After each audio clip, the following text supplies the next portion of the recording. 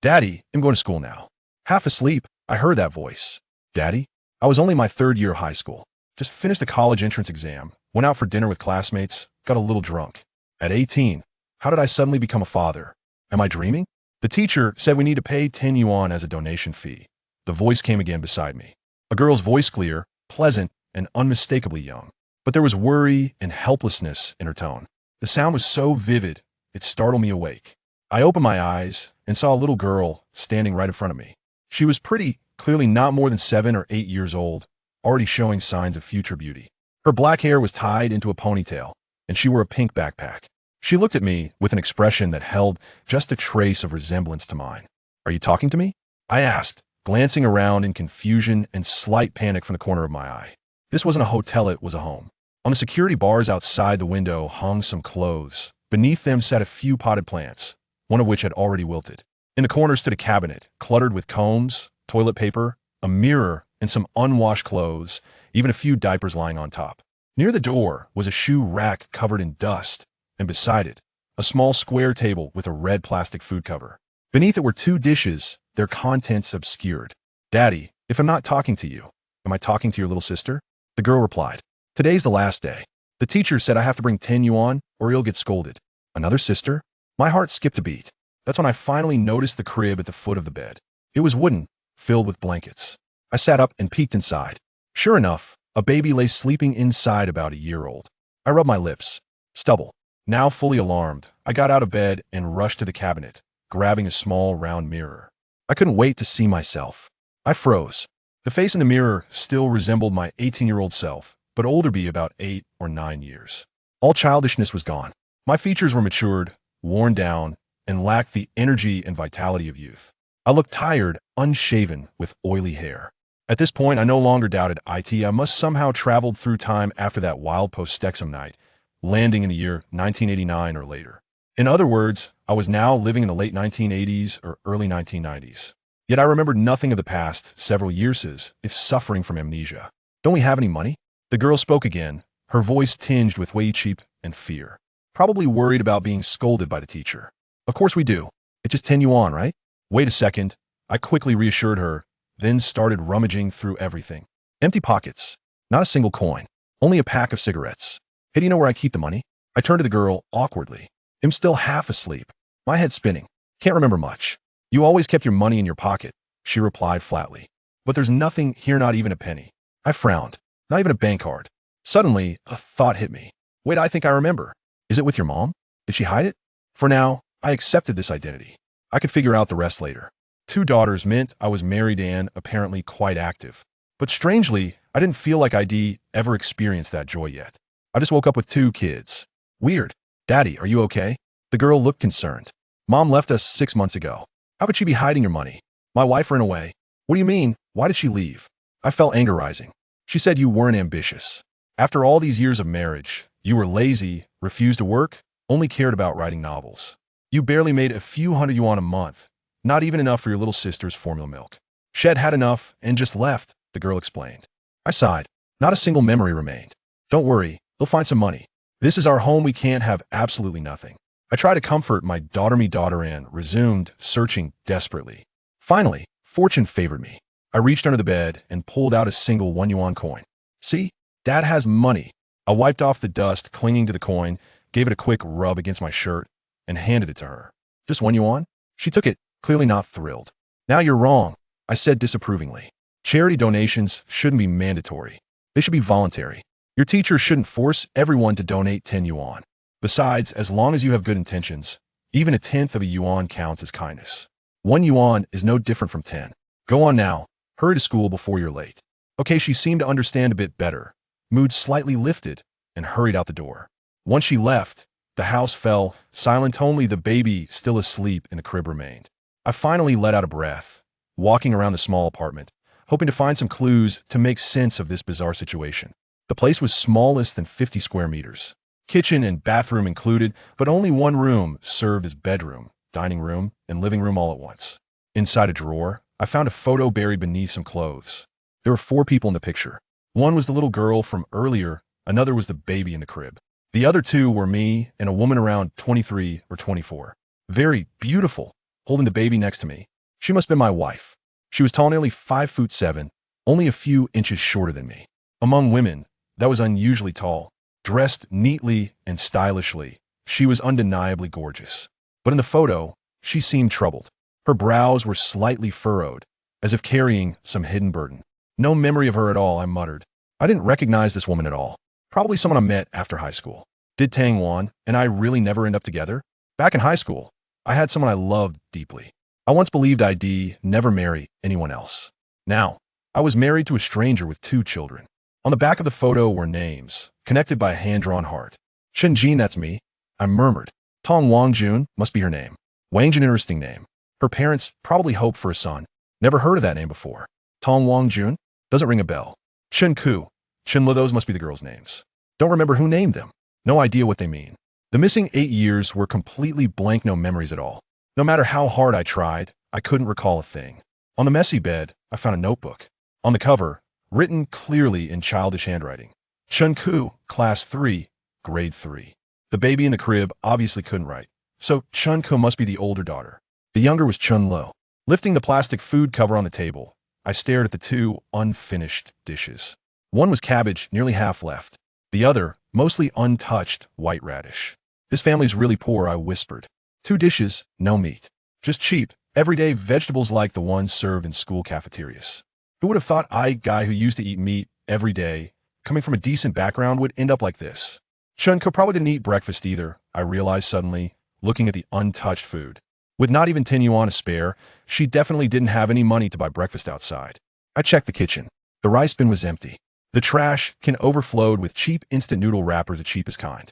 Back in high school, I lived comfortably.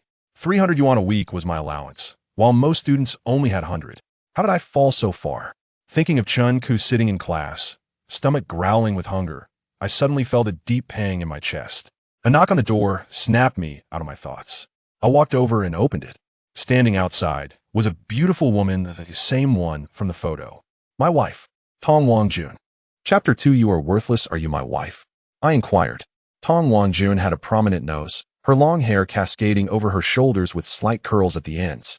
Dressed in professional attire and carrying a leather bag, she exuded the essence of a successful urban career woman, in contrast to the somewhat bewildered expression in her photograph. She appeared quite self-assured at this moment. Externally, one would never guess that Tong Wangjun had given birth to 2 children, one of whom was already 8 years old. Chen Jin, do you find amusement in such petty cleverness? Tong Wangjun cast a glance my way. We are divorced. There is no connection between us. I am not your wife, and you are not my husband. Can you not show some maturity? Stop engaging in these trivial antics. Being chastised by a woman for my lack of growth was somewhat humiliating, causing my demeanor to cool instantly. Since we are divorced, what are you doing here? I retorted. Have you perhaps drunk yourself into a stupor? Tong Wangjun looked at me. When we signed the divorce agreement, it was made clear that I have the right to visit Ake and Xiao at any time. You have no authority over that. There is such an agreement? I noted the formality in her words, which seemed genuine, despite her disdain for me and the belief that I lacked ambition. It was not surprising that there would be an agreement concerning her daughters, who were indeed her flesh and blood. You should have called ahead, after all. We are no longer husband and wife. What do you think this is, barging into my home without my permission? I could not show weakness in front of a woman, especially a beautiful one. I had to assert myself over her. Tong Wangjun scrutinized me, her expression akin to that of someone observing a fool. What? Did I say something wrong? Is it not customary to notify someone before visiting their home? With my memory a blank slate, I felt a twinge of guilt. Raising my voice slightly. You are not mistaken. One should indeed notify others before visiting. Tong Wangjun pushed me aside and approached the crib, picking up the startled Chen Lu. However, you might have forgotten that I am the one paying the rent for this place. The residence you are currently occupying is rented by me. This place is rented? I exclaimed in astonishment. Is it not rented, but rather purchased?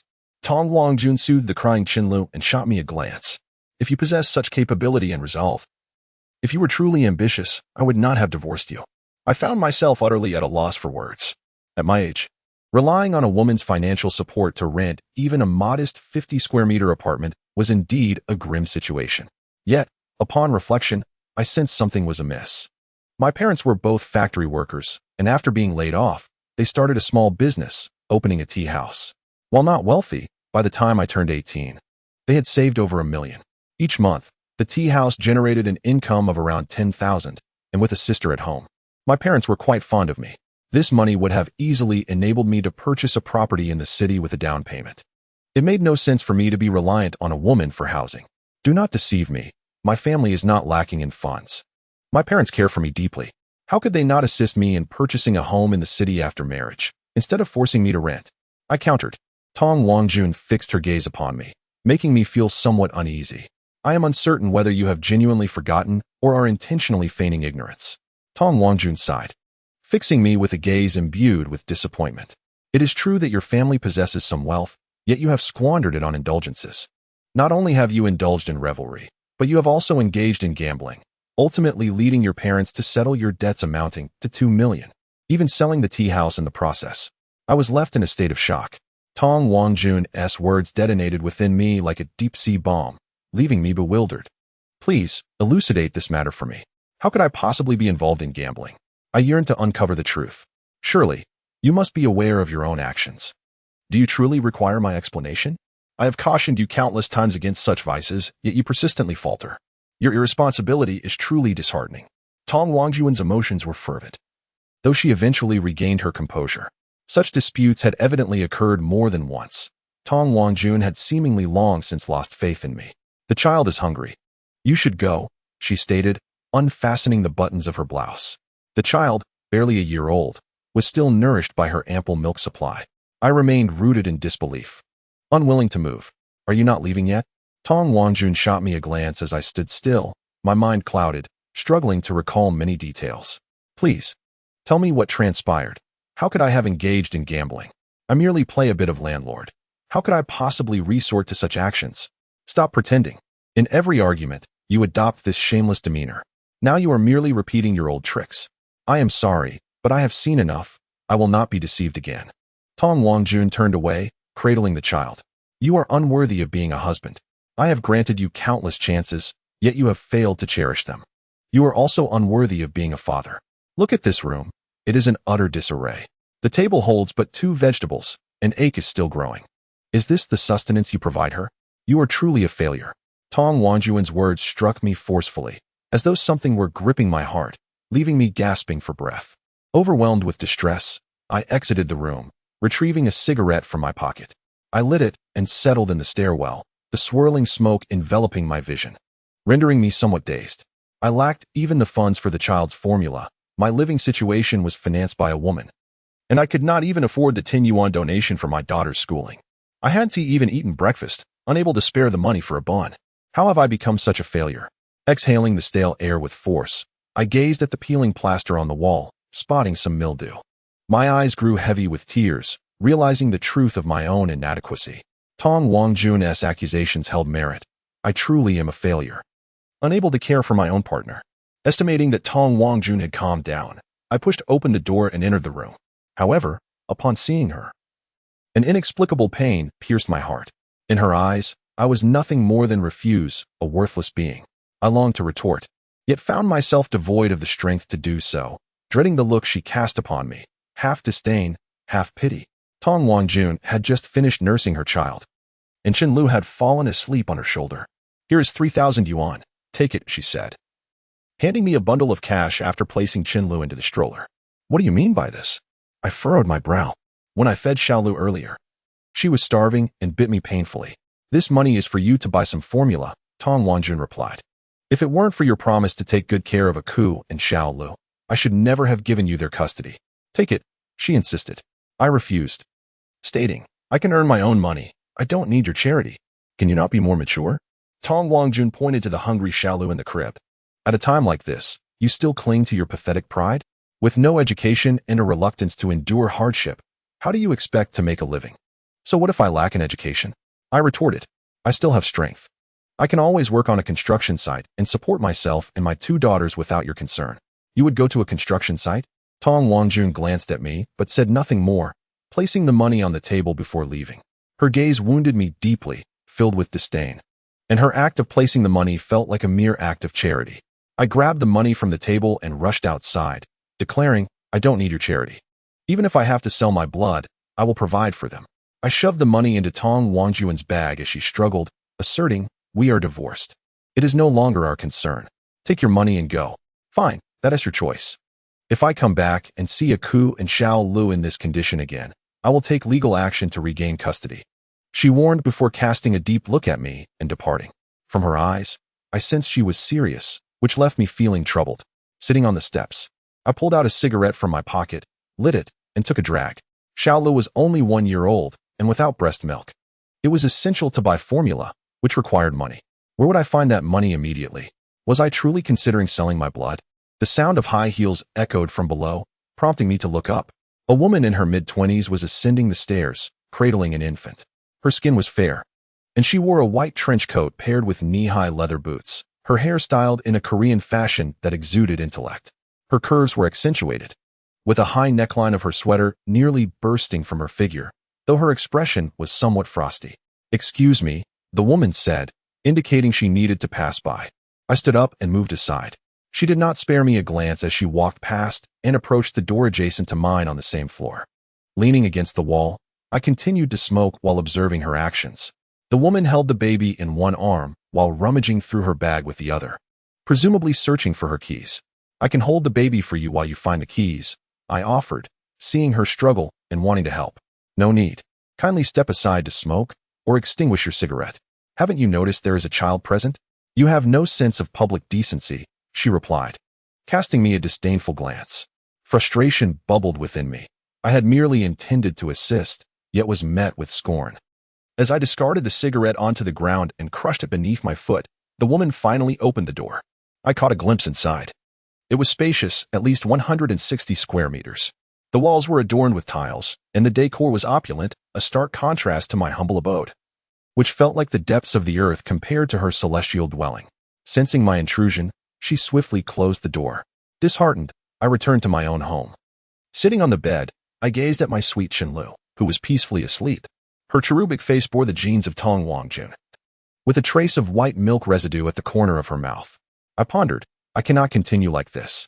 Today, Tong Wangjun came to assist in feeding Lu. What about tomorrow? The day after? Having divorced Tong Wangjun, it was unrealistic to expect her to come consistently.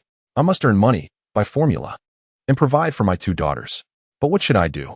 I murmured, furrowing my brow. I lacked any specialized skill.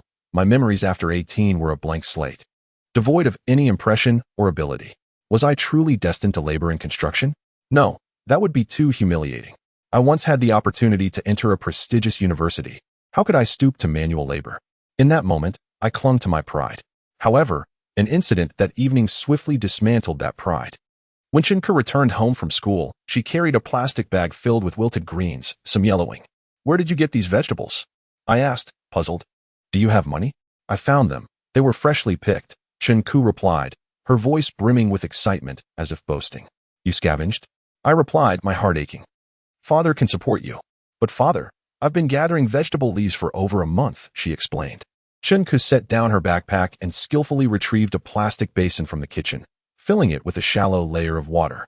She then began to wash the dirt from the leaves, gently picking away the yellowed parts, careful not to damage the green. Watching her tenderly clean the leaves, my eyes began to sting with emotion. "Did you also collect those 2 dishes on the table?" I asked softly. "Yes, father. That morning, I was so lucky. Those 2 beautiful white radishes were thrown away, and I just happened to see them in the trash, so I rescued them," she replied, her excitement palpable, though she soon expressed regret that they tasted a bit bitter. Of course, the radishes were not in season, thus the bitterness was understandable, explaining why others discarded them. The image of Chen Ke, with her backpack, rummaging through the refuse for radishes, broke me. I could no longer contain my emotions. I knelt down and embraced her tightly. "Aku, it is my fault. I have not taken proper care of you and your sister," I sobbed, my voice choked with grief. "Do not cry, father. I am all right. As long as you are with me and Xiao Lu, our family will always be together." "Yes," I replied, looking up and wiping my eyes. Forcing a smile. "Are you hungry? Shall I cook some rice for you? Is there rice?" Chen Ke's eyes suddenly sparkled with hope. But I remembered that our rice jar had been empty for quite some time. We had subsisted on noodles for over a month, and now even those had run out. As I spoke, Chen Ke's mood began to wane. "Don't worry, Dad has a plan. You stay here with your sister while I step out for a moment. I'll be right back." I added, and don't wash the vegetables. Just leave them be. I'll wash them when I return. All right. I'll wait for Dad to make rice for me, Chen Ke said, her gaze filled with anticipation. I stepped outside, not straying far. Stopping by the door of the woman next door. Hesitating for a moment, I contemplated knocking several times, raising my hand only to lower it again. I have always been quite prideful. I had never borrowed anything from anyone and disliked accepting favors. Back in high school, when dining out with friends, if they paid, I would insist on treating them next time and at a more upscale restaurant. Exhaling slowly, I recalled my daughter Ke's hopeful eyes and finally knocked on the door. What do you want? The door opened, revealing the woman I had encountered earlier, her expression wary. Don't be so tense. I live next door and am truly not a bad person, I reassured her, feeling somewhat awkward as I glanced past her. Your home is beautifully decorated. May I come in for a look? Are you planning to renovate your place? She inquired. Yes. I am considering renovations and thought I might gather some inspiration since your home is so well done. May I come in? I nodded, offering compliments. She stepped aside, allowing me entry. I lowered my gaze to the floor and pretended to survey my surroundings. This flooring is truly exquisite, warm-toned, and far from cold. I mused as I wandered, and the wall fabric complements the flooring wonderfully. I designed this house according to the renderings, supervising the construction myself, the woman replied. Oh, I'm somewhat surprised. So you are an interior designer? No wonder your home is so beautifully appointed. It truly feels like a home, I remarked. A hint of melancholy crossed her face. I continued to explore, entering the kitchen, where the open layout revealed a bag of rice resting by the cabinet, new and unopened. Your home is stunning. You are quite talented. By the way, may I borrow a bit of rice? I asked casually. The woman paused, clearly taken aback by my sudden shift in conversation, having just discussed renovations moments before. Your true intention for coming here isn't just to borrow rice, is it? She scrutinized me. Really, it's not. Your home's decor is genuinely impressive, and I aspire to achieve something similar. My rice jar is empty. And buying more isn't convenient at the moment, is it? There's a supermarket downstairs. It's quite convenient, she replied, still staring at me. That's not the point. Neighbors should help each other in times of need. Who among us doesn't face difficulties? I countered. I won't borrow much, just £1 will suffice. I won't lend you any, she said firmly, her refusal resolute. Are you truly going to be so unyielding? You must think carefully, as a woman. There will inevitably be times of inconvenience. Your current indifference may leave you without assistance when you face difficulties in the future, I remarked. I do not require your help. She replied, gesturing towards the door. You may leave. I felt a surge of urgency. If I were to leave like this, how could I face a coup? She was waiting for me to return and prepare rice. If I returned empty-handed, how heartbroken she would be. How can you lack even a shred of compassion? And to be so stingy. It is merely a kilogram of rice. If you lend it to me today, I shall repay you 10 kilograms tomorrow. What do you say? I refused to leave. The woman glanced at me, seemingly unwilling to continue our argument, and pointed towards the bag of rice in the kitchen, exasperated. There is an unopened bag of rice. Just take it and stop your ruckus. I did not hesitate. Compared to my daughter's hunger, my pride seemed trivial. I retrieved scissors, opened the bag, took a generous bowl of rice, and carefully resealed the opened bag. If I borrow this much rice, might I also borrow a bowl? I promised to return 10 kilograms tomorrow, I said to her before stepping outside. Chapter 4. Incompetence. As soon as I stepped out, a gust of wind rushed behind me, prompting me to hastily exit. With a clang, the door closed. Aku, look what Daddy has brought back, I exclaimed as I entered the house, holding a bowl of rice for my daughter, Chen Ke. On the kitchen table lay freshly washed greens. Though I had instructed Chen Ke not to wash the vegetables, she had done so nonetheless. The air was a bit chilly, and her small hands were reddened. It's rice. Daddy, you're amazing, Chen Ke exclaimed, rushing over to gaze at the bowl. Daddy, give it to me. I'll steam the rice. You stay warm and wrap your hands in the blanket. I shall handle the steaming, I replied, unwilling to let Chen Ke touch the water any longer. Our household possessed only an electric water heater, and the kitchen was supplied with cold water. The end of October brought a slight chill, and my heart ached for Chen Ke. Fetching water, rinsing the rice, and cooking it transpired seamlessly. Why aren't you wrapping your hands in the blanket? I asked, noticing Chen Ke peering from the kitchen doorway. It will take at least another 10 minutes for the rice to cook. Once it's done, I'll serve it to you. You should wait in the blanket. I still have homework to finish. I'm going to do it, Chen Ke replied, turning to fetch her backpack. She retrieved her textbooks and set up a small stool at the kitchen door. After a while of working on her homework, she would glance up at the rice cooker. Witnessing this scene made my eyes sting with emotion. Chen Ke's eagerness for a taste of rice revealed her deep longing. I felt like a failure for not being able to ensure my daughter's basic needs were met. As I estimated the rice was nearing completion, I stir-fried the greens and warmed up the 2 plates of leftover dishes on the table. Just in time, the rice was ready. There was no time to let it sit. I opened the rice cooker and filled a bowl for Chen Ke, heaping with rice. "Daddy, I can't eat so much. I only want half a bowl." "You can have the rest," Chen Ke said. "Eat up. If you can't finish it, you can share it with Daddy. There is plenty of rice. I have enough to eat," I reassured her. A large bowl of rice is sufficient to satisfy the appetite of a family of 4. The pot is abundant with rice. Chen Ke, cradling her bowl, takes a mouthful of rice and some greens, savoring the delightful flavors that cause her eyes to squint with pleasure. "This is delicious, truly delightful. This rice is more fragrant than any I have ever tasted," she comments as she eats. "If it's so good, have a bit more," I suggest with a smile, taking a bite of the radish, only to furrow my brow at its bitterness. I had just seen Chen Ke happily consuming 2 or 3 pieces of radish. She had previously mentioned the bitterness of radishes, but I hadn't anticipated it to be so intense. Perhaps she has grown accustomed to it, or maybe the fragrant rice masks the radish's sharp taste. "Don't eat the radish. It's too bitter. Have some greens instead," I advise as I notice her reaching for more radish. "It's all right. It's better than having no vegetables at all." Chen Ke replies with a smile, and the rice is truly fragrant. When eaten together, the bitterness disappears. My eyes begin to glisten with unshed tears. "My dear, this radish is far too bitter. Eating it is not good for your health. In the future, your father will surely earn plenty of money to buy you delicious meals and take you out to enjoy good food." I lift the radish and toss it into the trash bin. Chen Ke glances at the discarded radish with a hint of regret in her eyes. This sight deepens the ache in my heart. I vow, no matter what, I will ensure my daughters live a good life. "Daddy, when you earn money, can we go eat at KFC?" Chen Ke asks, chewing her rice and looking up at me. "Yes, we can go to KFC when Daddy earns money," I affirm with a nod. "Yay!" Chen Ke exclaims excitedly, leaping into my arms. "Daddy is the best." Together, we consume nearly half a pot of rice. Though only 8 years old, Chen Ke has filled her bowl, her belly round and content. As I begin to clear the table, I hear Chen Le crying from the wooden bed, her wails piercing the air. I hurriedly wipe my hands and rush to her side, carefully lifting her into my arms. After a considerable time of soothing her without success, it is only with Chen Ke's suggestion that I discover the cause. Chen Lu has soiled her diaper, causing her discomfort. I change her diaper and prepare some thin porridge from the pot, allowing it to cool before feeding it to Chen Lu in small spoonfuls. She seems genuinely hungry, consuming nearly half a bowl of porridge without complaint. I carry her around the room for a while, and soon, she drifts back into a deep sleep. By this time, it is already 11 o'clock at night. Lying in bed, covered by a somewhat musty quilt, with Chen Ke's small face beside me, I feel the weight of my responsibilities pressing down, the urgency of earning money palpable. My 2 daughters are at a stage of rapid growth.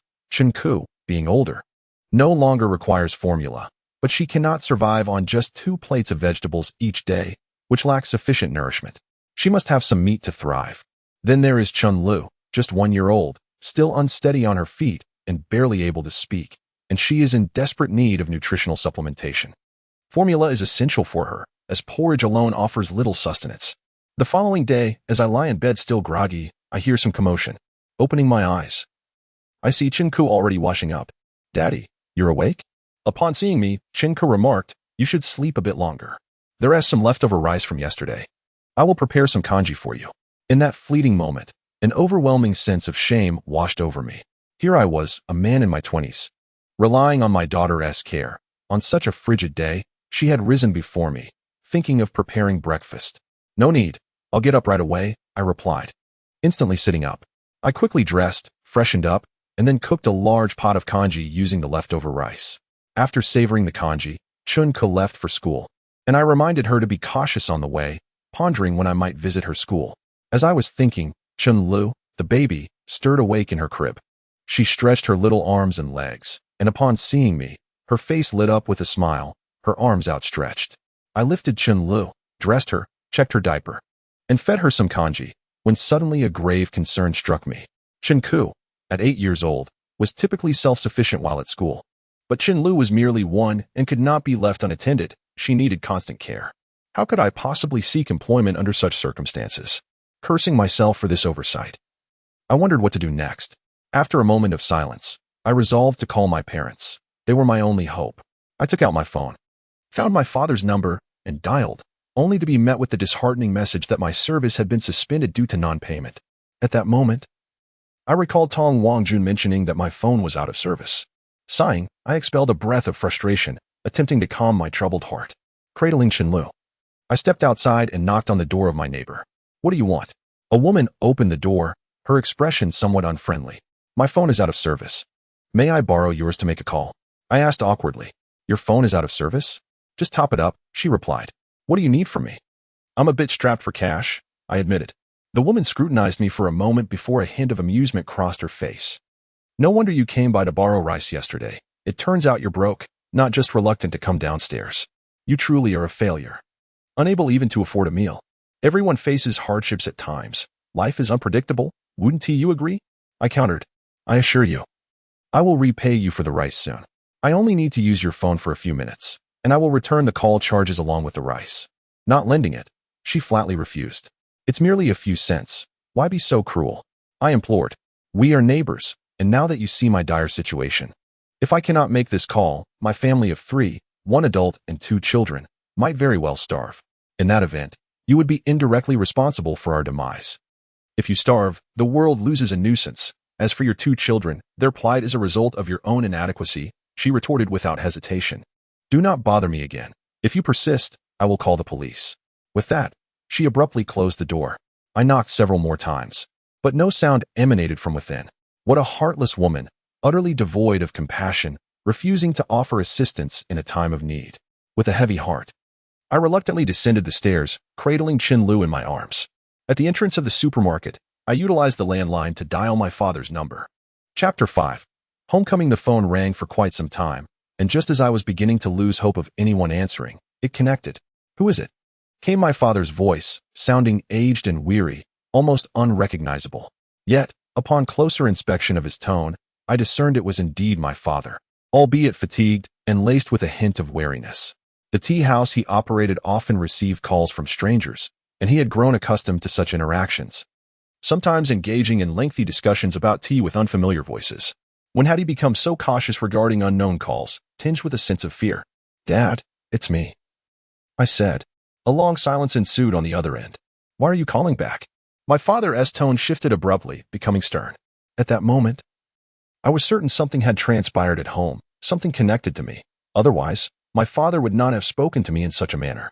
Could it be true, as Tong Wangjun suggested, that I had succumbed to the vice of gambling, burdening my parents with over 2 million in debts, even leading to the sale of the tea house? The thought ignited a desperate urge within me to return home and see my parents. I want to go back, I stated. What do you want to come back for? Have you incurred more gambling debts? I have no money to pay them off. Are you intent on driving your mother to despair? My father retorted angrily. My heart sank at his words, filled with frustration and deep resignation, leaving me astonished. When I was in elementary school, my father had used his severance pay and savings to open a tea house. Initially unfamiliar with the tea business, he fell victim to scams, losing 30 to 40,000 yuan, a considerable sum for our family at that time, which left us unable to afford groceries for an extended period.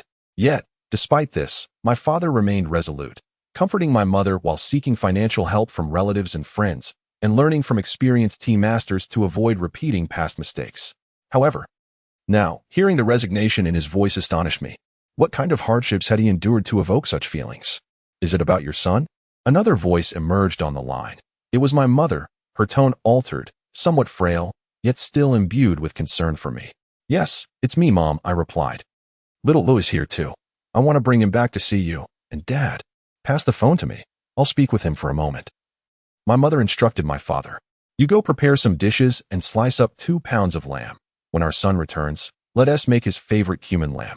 He.S. coming back, and you still want to make cumin lamb? You might as well throw it away, my father grumbled, yet after a moment, he reminded my mother. Make sure to tell him we've moved.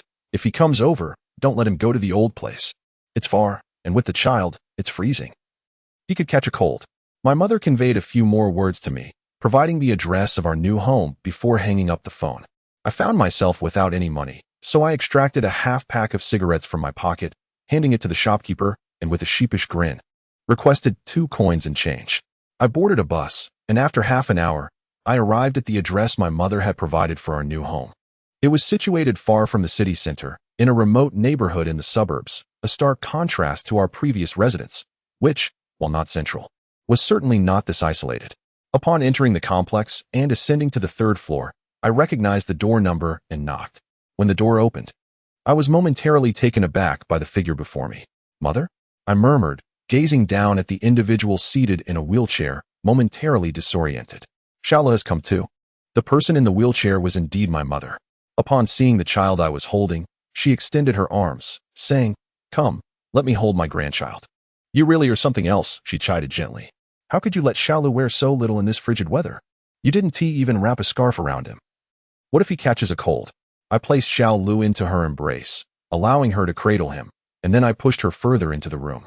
The space was modest and quite dilapidated, merely a single unit, even smaller than the one I had rented, measuring barely over 30 square meters. Yet, everything within was meticulously arranged and scrupulously clean. "Mother, what has happened to you? What is wrong with your legs?" I inquired. "How can you even ask?" She retorted. "If it weren't for you, would your mother have been forced to tumble down the stairs and break her leg?" Just then, my father returned, carrying groceries. Upon seeing me, his expression was devoid of warmth. "What brings you here?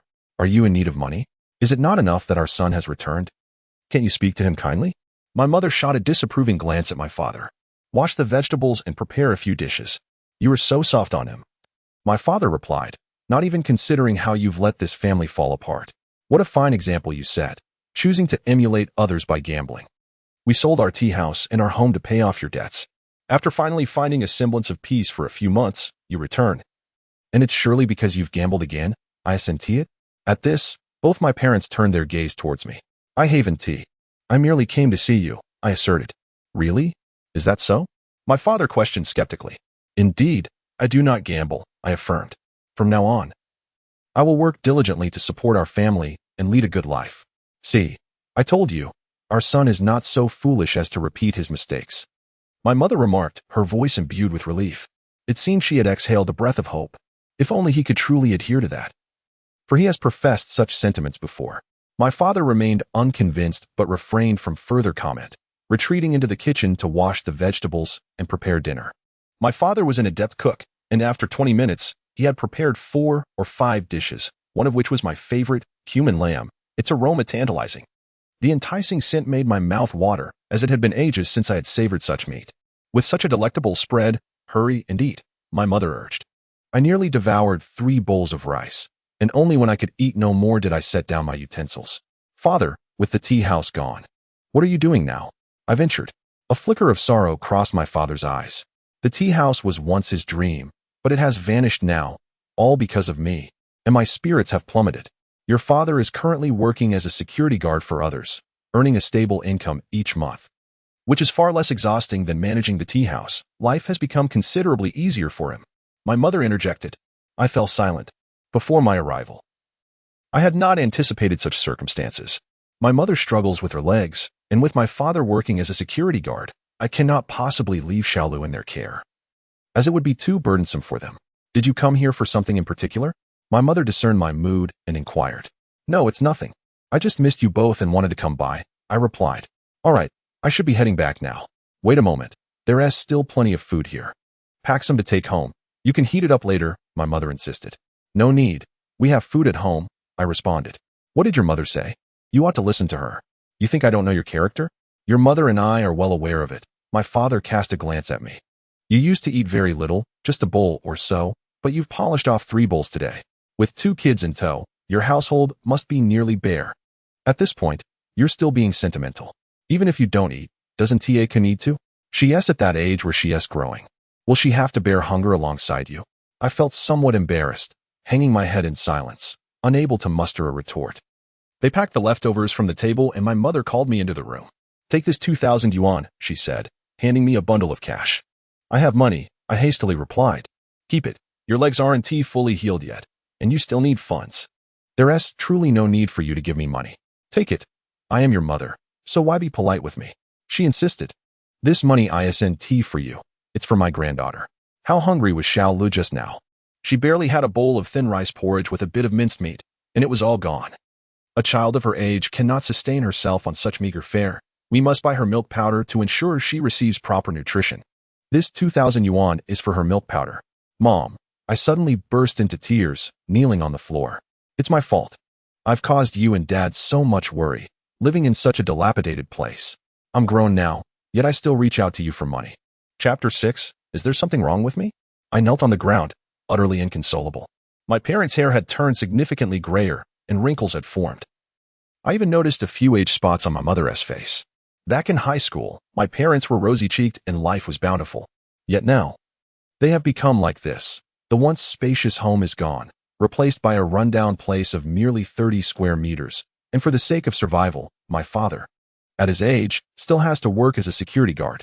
My heart ached profoundly, and I was perplexed about the reasons behind my descent into gambling, which has inflicted such severe repercussions on my family, forcing my parents to sell their home and tea house to pay off my debts.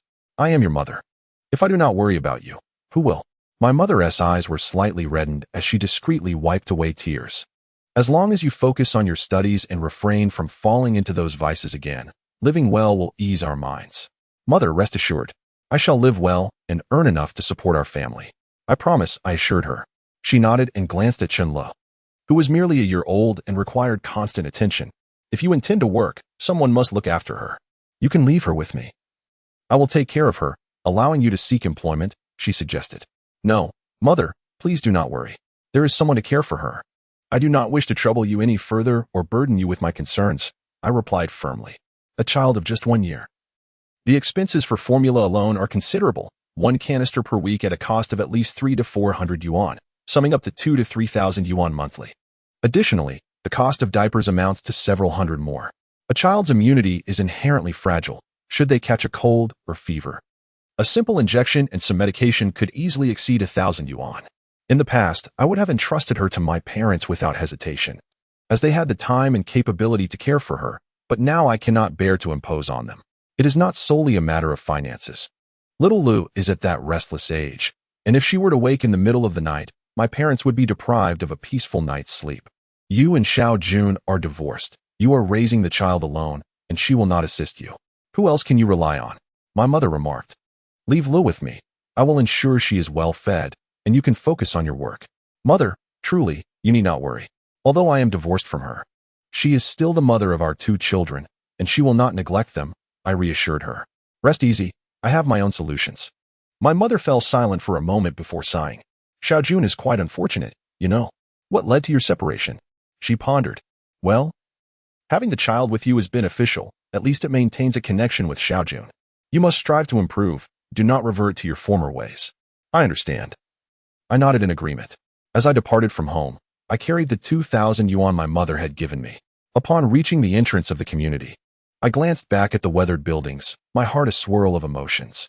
My parents had toiled for a lifetime, finally achieving a comfortable life, only for me to jeopardize it, leaving them to worry in their old age. I boarded a bus and alighted at a large supermarket in the city center, cradling Lu in my arms. We were out of formula at home, so I needed to purchase some immediately. Sir, this formula is excellent. It costs only 230 yuan per can. Currently, we have a promotion, buy 3 cans and receive 1 free, the supermarket attendant informed me, presenting a can from the shelf. 230 yuan per can? I hesitated, a twinge of doubt arising. I had not heard much about this brand. Perhaps it was a lesser-known one? In truth, I had little knowledge of infant formula, having only heard of Sanlu, and instinctively felt that a formula costing over 200 yuan might not be of good quality. However, the buy 3 get 1 free offer piqued my interest, leaving me indecisive. Sir, this brand of formula is quite reputable in the country. You can trust it completely. It is a well-known domestic brand with no issues whatsoever. My relatives have a child the same age as your daughter, and they frequently ask me to purchase this formula from the supermarket, the attendant confidently assured me. Such events are not commonplace. When my relative heard about my participation in this activity, they promptly purchased 2 boxes of milk powder, totaling 12 cans, and even received 4 cans as a bonus. What a bargain. They saved nearly 1,000 yuan in one go. Is there truly no issue with milk powder priced over 200 yuan? I inquired. Rest assured, if there were any problems, would we still sell it here? Replied the supermarket attendant. It made sense. I glanced at the array of milk powder on the shelves. The price of over 200 yuan wasn't excessively low, as there were options priced around 150 to 160. Given that the more expensive options were from reputable domestic brands, they should be reliable enough. All right. Then please fetch me 3 cans, and I'll receive 1 for free, correct? I stated. Absolutely. 3 cans with 1 complimentary. You have my word, you won't be deceived, assured the attendant. I'll place them in your shopping cart. You can proceed directly to the checkout. Do you require any other items? No. Thank you, I replied, shaking my head as I wheeled the cart to the checkout. Chen Jin? Someone called out to me. I turned to see Tong Wangjun. What a coincidence to encounter her in the supermarket. Xiaolu, come give mommy a hug, Tong Wangjun said as she approached and lifted Chen Lu into her arms. A man, impeccably dressed in a suit and tie, trailed behind her. Wangjun, won't you introduce us? He remarked, glancing at me.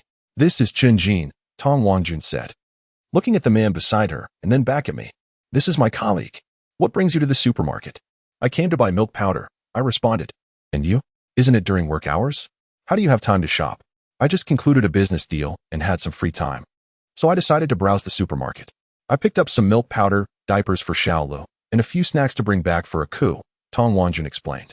I surveyed the contents of her shopping cart, which held 4 or 5 cans of milk powder, 2 packs of diapers, and some yogurt and snacks.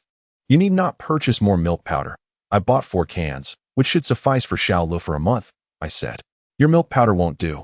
It's domestically produced and only costs over 200 yuan per can. I just noticed a promotion, buy 3 cans and get 1 free, which means the price per can comes to just over 100 yuan. At that moment, Tong Wangjun's colleague glanced at my shopping cart and interjected, Chen Jin, is your milk powder really only over 200 yuan per can? Tong Wangjun fixed her gaze on me. Upon hearing this, I felt a surge of irritation. What's wrong with milk powder priced over 200 yuan? It's also from a reputable domestic brand. Why can't it be consumed? That brand hardly qualifies as a leading brand. It's merely a second-tier one domestically, Tong Wangjun's colleague chuckled, addressing me. While the ingredients of milk powders are generally similar, some domestic products simply don't inspire the same confidence as imported ones. Spending an additional 200 or 300 yuan can secure you quality imported milk powder.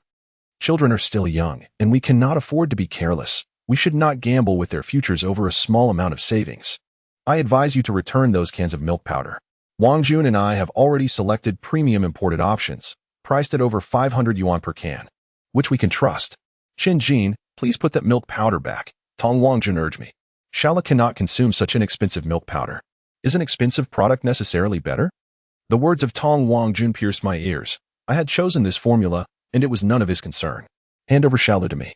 Furthermore, I possess the means to care for both Xiaolu and a Ke, so you needn't worry. Take your formula back.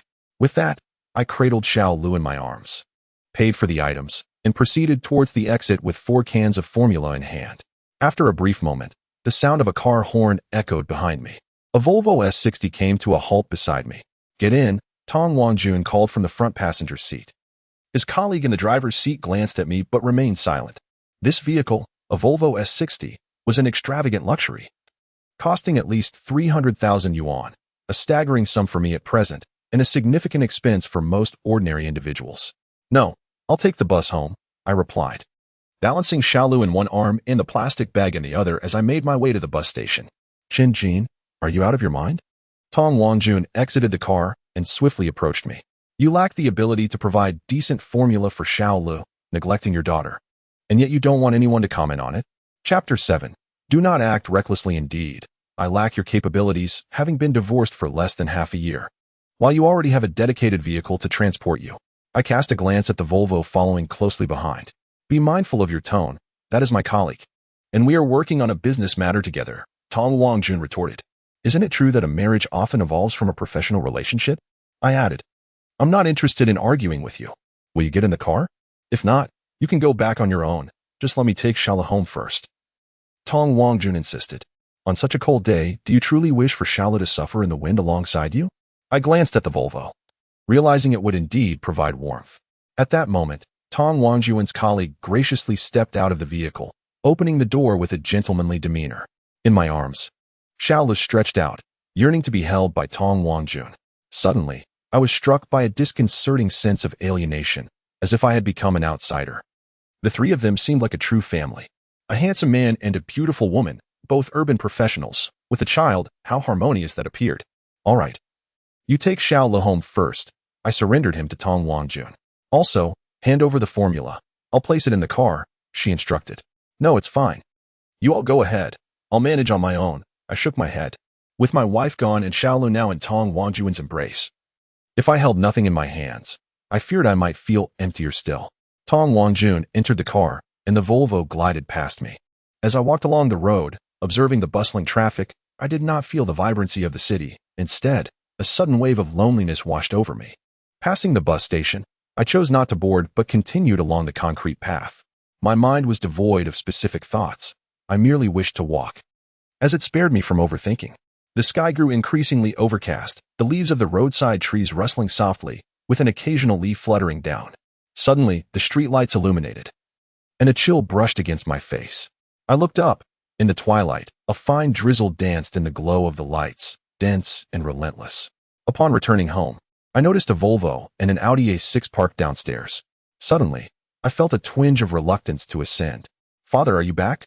Akko emerged from the stairway, holding 2 red bills in her hand. Spotting me, she exclaimed, Mother is here. She asked me to buy some vegetables at the supermarket, claiming she wants to prepare a delicious meal for you. Sure, I will accompany you, I replied, slightly apprehensive, and followed Chen Ke to the supermarket outside the community. After purchasing some vegetables, just as we were exiting the store, I realized our home seemed to be out of rice, so I retraced my steps, selected a bag of rice, and hefted it upstairs. Father, let me carry it for you. Chen Ke reached for the plastic bag containing the vegetables. No need. I can manage. You walk ahead, don't run, and be careful not to trip, I instructed. As we entered the elevator, I happened to see the woman from the neighboring apartment emerge. After dinner, I will return the rice and bowl I borrowed from you, I said to her. She glanced back at me without a word and hurriedly departed. Once inside, I pushed open the door and immediately set down the rice bag, weighing 25 kilograms. Although I took the elevator, it was still quite exhausting. I had never undertaken such laborious tasks before. Glancing around, I ventured into the kitchen. What about your colleague? I saw his car parked downstairs. Why isn't he here? I inquired. I asked him to head back first. Tong Wangjun replied as she took the vegetables from my hands, rolled up her sleeves, and began to busy herself. You two seem to have quite a good relationship. He left his car for you to use and went back alone. Are you not living together anymore? I remarked with a hint of intrigue. While I had no recollection of Tong Wangjun upon waking, she was still my nominal wife, even though we were divorced. It was disconcerting to see such a beautiful woman so close to another man. Of course, he is far superior to you. He is not only ambitious but also a gentleman. Tong Wangjun deftly scaled the fish, then gutted and cleaned it. He is merely a year older than you.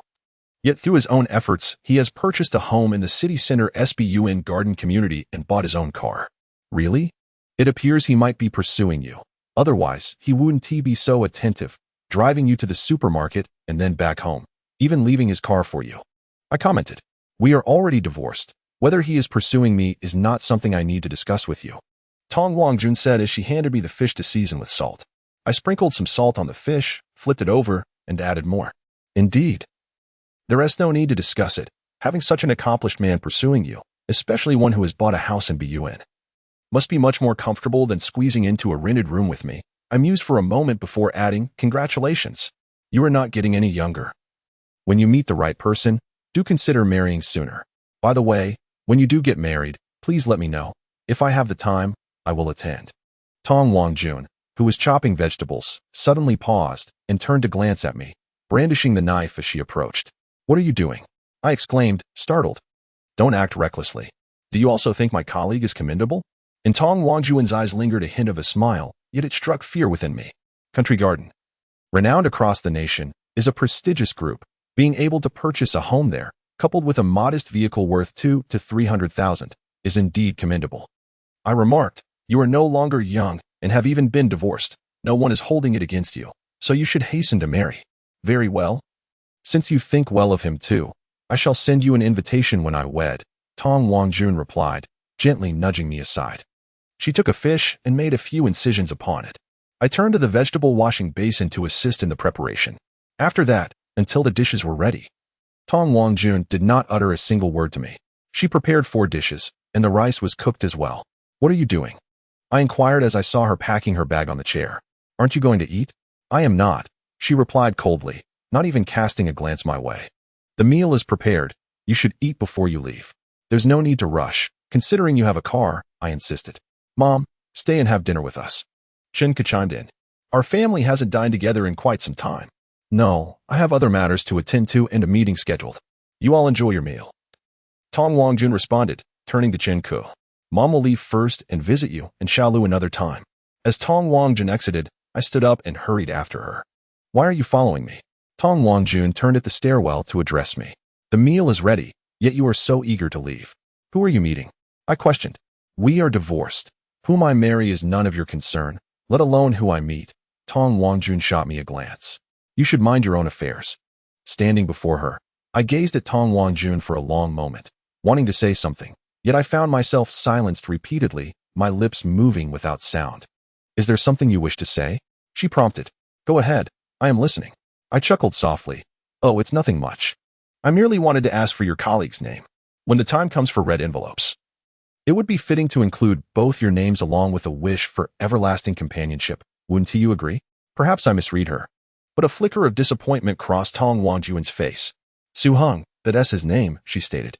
Is there anything else? Wait a moment, I called out, rummaging through my pocket to retrieve 2 red bills. This is the money you asked Aku to use for groceries earlier. I'm returning it to you. Tong Wangjun's brows furrowed instantly. What does this mean? Do you wish to keep everything so distinct, even the grocery money? It is best to maintain clarity since we are divorced. It prevents misunderstandings, I replied softly, extending the money toward her. Take it. Very well, you wish for clarity. Do you? Tong Wangjun's eyes glistened with unshed tears as she stared at me. I paid for this house as well. If you wish to keep things clear, then you should move out and not reside in a place I have rented. Chapter 8. Changing the light bulb. I felt a wave of awkwardness wash over me. The daughter is also yours. If we truly move out, won't it pain you? Others will say you lack compassion. I am not asking Aku and Xiaolu to leave. I am merely asking you to do so, Tong Wangjun replied, looking at me intently. I found myself momentarily at a loss for words, regretting the utterance of those previous remarks. Why have you fallen silent? Tong Wangjun inquired, gazing at me. Rest assured, once I secure employment and earn some money, I shall repay you for the rent, I replied. Tong Wangjun regarded me intently. Do you believe that now that we are divorced, we must sever all ties so distinctly? Not at all. I shook my head. It simply seems inappropriate for you. As a woman, to bear the burden of the rent, it ought to be a man's responsibility. Take this 200 yuan, I continued. You did not dine here today. And you have already spent money on baby formula. It would not be right to ask you to purchase groceries as well. Tong Wangjun paused, scrutinizing me with her gaze. What are you staring at? I asked, perplexed. Chen Jin, you have changed. This is not the man I once knew. Who would never assert that providing for the family is solely a man's duty, she remarked.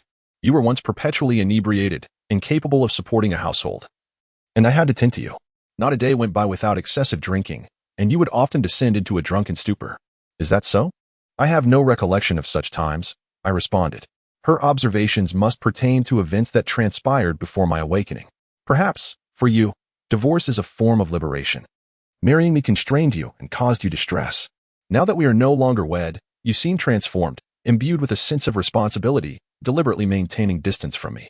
A glimmer of sorrow flickered in her eyes, her voice thick with emotion, yet after a moment, she managed to smile. I understand. The union between us was fundamentally flawed. If you wish to separate so clearly, then so be it. I shall keep this 200 yuan. As for the rent, let it be forgotten. Although I financed the apartment, we were not divorced at that time. Tong Wangjun took the money from my hand and turned to enter the elevator, her back to me. As the elevator doors began to close, I noticed her raise a hand to wipe away a tear from the corner of her eye. In that instant, I realized that I was not the only one who felt lonely. Tong Wangjun, within the confines of the elevator, was equally isolated. I yearned to rush to her side, to inquire how we came to know each other, how we ended up married, and what had transpired between us. Yet, I remained still. Whatever the reasons, the outcome was already determined. We had 2 children together, and now, divorced, Tong Wangjun was being pursued by a distinguished individual with both a home and a car. This outcome must be the best for her. I had no justification to intervene. for I could not provide her with the life she desired. The elevator doors opened once more, and the woman next door paused upon seeing me at the entrance. "Just a moment, I will fetch a bowl and some rice," I said, glancing at the light bulb she held. I then turned and dashed back to my own apartment.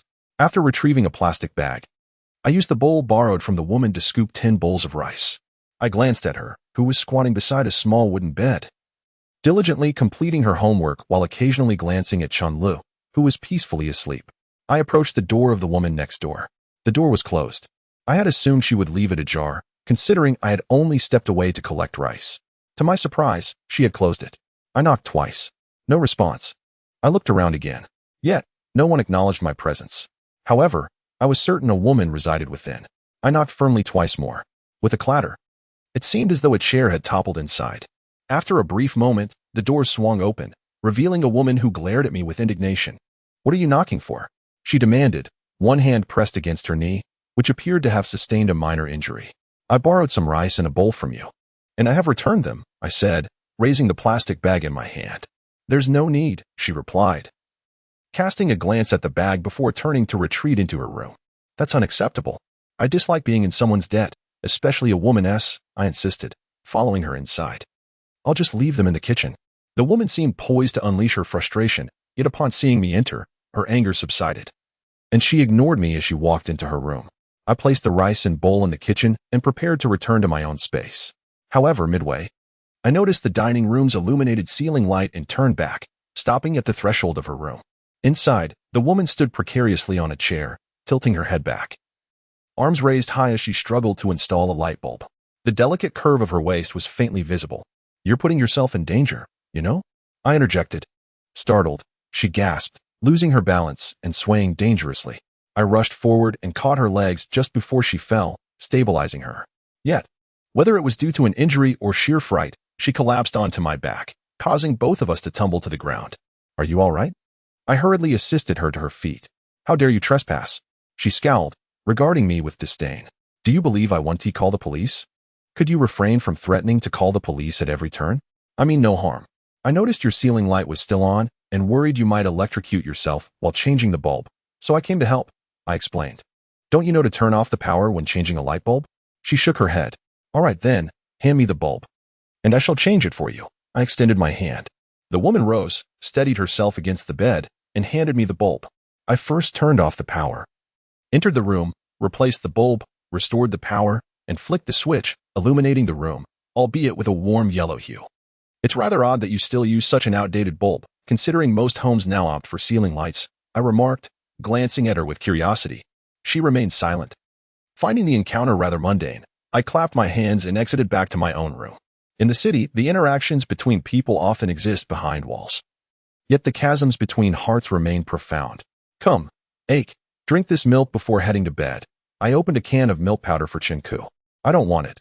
That's for my sister." Chen Ke shook her head. "There's more for Xiaolo." I pointed to several cans of milk powder on the table. "See? Imported. 500 to 600 per can. That's for Xiaolo." After a moment of contemplation, Chen Ke glanced between the cans on the table and the ones by the cupboard, then nodded and accepted the milk from my hand.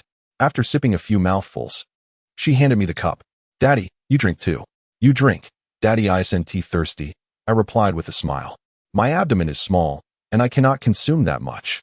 "You drink it, Father," Chen Ke insisted, licking the milk stains from her lips. "All right, then let us share it. 1/2 for each, shall we?" I suggested, fetching another cup for Chen Ke. She nodded in agreement. "Good." Thus, a cup of milk was divided into 2 portions, one for me and one for Chen Ke.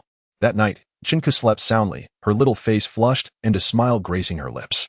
In the morning, I prepared breakfast and made a cup of milk powder for both Chen Ke and Chen Lu. After Chen Ke left for school, I carried Chen Lu out the door, wandering aimlessly on the streets, searching for a suitable job for my circumstances. However, after a round of fruitless exploration, I mustered the courage to enter a clothing store to apply for a sales position. Although we had initially come to an agreement, the moment I mentioned that I needed to bring my child to work, the owner promptly dismissed me. The wind was rather chilly, causing fallen leaves to swirl around. I shielded Chun Li's face against my chest, hunching my neck as I aimlessly roamed about. A sense of despair washed over me. In this vast city, among its multitude of inhabitants, Everyone around me seemed to be bustling with purpose, while I appeared idle, a stark contrast to the city's rhythm. It felt as though this city had abandoned our small family of 3. Was returning to my parents the only option? I shook my head. I am an adult now, married and a parent, and I must support my family rather than continue to seek assistance. As I passed a pedestrian overpass, I noticed the stalls on either side, and a spark of inspiration ignited within me. Perhaps I could try this approach. With a newfound direction, I did not rush into action but spent half a day observing the area. Ultimately, I discovered that shoe insoles were the best sellers, with many passers-by stopping to purchase 1 or 2 pairs of thicker insoles. In just 4 or 5 hours, I witnessed a vendor sell 30 or 40 pairs of insoles, each priced at 3 to 4 yuan, yielding at least half in profit. Over the course of a month, this could amount to 2 or 3,000 yuan, barely enough to support my 3-person family. Chapter 9. Elastic Sophie. After contemplating this plan, I went straight to the city's wholesale market and invested 500 yuan in insoles, acquiring over 100 pairs. I took an old bedsheet from home and scavenged a piece of cardboard, spending 2 yuan on a paint marker to label the prices. I then set up my stall on the overpass. "Brother, where's your wife? Why are you setting up a stall with a child?" A nearby vendor inquired upon seeing me with Chen Ke. "Separated," I replied candidly. "There is no need to hide the truth about a divorce if one cannot coexist harmoniously. Parting ways is the most sensible choice. It is a common occurrence. When a marriage reaches the point of divorce, it is evident that the partners are incompatible. Rather than endure mutual suffering, it is better to separate swiftly. Even if one party finds happiness thereafter, that is a positive outcome. Enduring hardship alone is certainly preferable to enduring it together. Women these days are far too pragmatic. It's difficult without money." The vendor sighed, offering words of encouragement. "Brother, do not lose heart. Hardships are temporary. With your determination, success is inevitable. Once you earn enough, there will be women flocking to you." I could only manage a wry smile in response. Is this what they call determination? I find myself compelled by the demands of life, leading me to set up a stall, as no company is willing to allow me to bring my child to work. This is a choice born out of necessity, not ambition. "How much for these insoles?" a woman inquired as she paused in front of my modest stall, sifting through the items. $3 for 1 pair. $5 for 2, I replied. "All right, I'll take 2 pairs, she said, handing me $5. She then smiled at Chen Lu and asked, "Is this your daughter? How old is she?" "She is truly adorable. She is 1 year old, I responded with a smile. "On such a cold day, how do you manage to bring your child while conducting business?" The woman stood up, shaking her head. If her mother saw this, wouldn't she argue with you? What parents would willingly subject their child to such hardship? After she departed, I cradled Chen Lu and gazed at the insoles for a considerable time. "Little Lu, are you cold?" I asked, leaning my face closer to her head. She held an insole in her tiny hands, waving it and playfully tapping it against my head. I embraced her tighter, unbuttoned my coat, and allowed her to snuggle in my arms while playing. By the end of the morning, I had sold 50 pairs of insoles, a quantity that surpassed my expectations. If this trend continued, perhaps I would sell out by the end of the day. Having a daughter is truly a blessing. Even in business, I receive care and support. As I packed up my stall, a nearby vendor, filled with envy, remarked, "You must have sold at least 60 or 70 pairs this morning." "Not that many, just over 50, I replied with a chuckle, pulling out a pack of cigarettes and shaking it gently. The vendor, unreserved, took a cigarette, tucked it behind his ear, and said, with business booming, "You want tea return this afternoon?" "Of course I will," I assured him, "but I need to go home first to prepare formula for my daughter." "That is simple. If you trust me, leave the insoles here. I'll keep an eye on them for you. It would save you the trouble of carrying them back and forth." "Wouldn't it?" the vendor suggested. After some consideration, I nodded in agreement. "Thank you. May I ask how to address you?" I inquired. "I'm older than you. My child is already in high school. My surname is Zheng, so you can call me Brother Zheng," he replied, waving his hand. "Now, hurry back to prepare the formula for your child. She has been quite well behaved, accompanying you for 3 or 4 hours without a fuss." As I carried little Lu home, I caught sight of an Audi A6 parked downstairs, just as it turned off. As the door opened, I turned to glance and was surprised to see the woman from next door. This woman is indeed affluent, living in a spacious home of over 160 square meters and driving an Audi A6, all while single-handedly caring for an infant without a man in sight. Quite peculiar. I couldn't help but ponder certain possibilities. A beautiful young woman, seemingly lacking in skills, after all. She didn't even know to turn off the electricity before changing a light bulb, yet residing in such a large home and driving an expensive car. Could she be a mistress? She noticed me too, but merely cast a fleeting glance before exiting the driver's seat, lifting a plastic bag and limping towards the building. I slowed my pace, trailing behind her, and couldn't help but admire this woman. Despite her injury, she was still capable of driving. And it appeared she had just returned from the supermarket with numerous purchases. Moreover, given our previous encounters, I was surprised she hadn't initiated a request for assistance. This woman was truly obstinate. Upon reaching the elevator, I noticed she stood motionless, her expression somewhat grim. "Why aren't you calling the elevator?" I inquired. Taking a few more steps, I finally noticed a yellow sign indicating that the elevator was under maintenance and advising us to use the stairs. I couldn't suppress a laugh. She shot me a disapproving glance. "So, would you like my help?" I suggested, observing her closely. This building, a high-rise with 19 floors, had us situated on the 10th. "Come on, let me carry your things while you steady yourself against the wall." Noticing her silence, I took the initiative to approach her. A beautiful woman invariably evokes a desire to assist, and aiding this stubborn woman felt gratifying. "Thank you," she replied, not rejecting my offer. Though her pallor suggested she was quite fatigued from her outing. "No need. It's only right for neighbors to look out for one another," I smiled. "You go ahead. I'll follow behind." She leaned against the wall, slowly ascending, while I cradled the child and carried her belongings, trailing closely behind. "Rest your hand on my shoulder." After climbing halfway up the stairs, I noticed her hair had become matted against her face, so I positioned myself alongside her. The wall was too smooth. Leaning on my shoulder would expedite her ascent and ease her burden. "Your leg is injured. You shouldn't exert too much effort." She hesitated momentarily. "What are you afraid of?" "I'm a father of 2, and you're a mother too. Do you really think I would harm you?" I urged. "Don't waste time. I still need to prepare formula for the children." She regarded me with a peculiar look, as if I had misspoken. Yet, she finally rested her hand on my shoulder. I assisted her upward, and soon her entire weight was nearly upon me. "Open the door. I'll help you with your things," I said as we reached her doorstep. This time, she did not decline, retrieving her keys from her bag to unlock the door. "Please, sit for a moment, and I'll make you a cup of tea," she offered. To my surprise, she was actually going to brew tea for me. Just the other day, when I had helped her change a light bulb, she hadn't even offered me a drink. "No need. Take a good rest. I must return to prepare formula for my child," I declined, placing the plastic bag on a nearby stool. After turning to leave, I took only 2 steps when I heard a crash behind me. The bag had not been secured, and its contents spilled onto the floor. "Stay seated. I'll help you pick it up," I said as I turned back to her. "No, I can manage," she replied, her tone tinged with urgency. I had already picked up one item from the ground, its pink packaging emblazoned with the words, "Elastic Fit, Soft Cotton, Safi." The name Safi struck a chord of familiarity within me. "Hand it over," she urged. The woman abruptly seized the object from my hand and began hastily gathering the scattered items on the floor, exhibiting a sense of panic. Suddenly, a realization struck me. Could it be Sophie? No wonder the woman appeared so fatigued while climbing the stairs, her legs trembling. It wasn't merely due to an injury, but perhaps a relative's visit had drained her energy. I felt a twinge of embarrassment.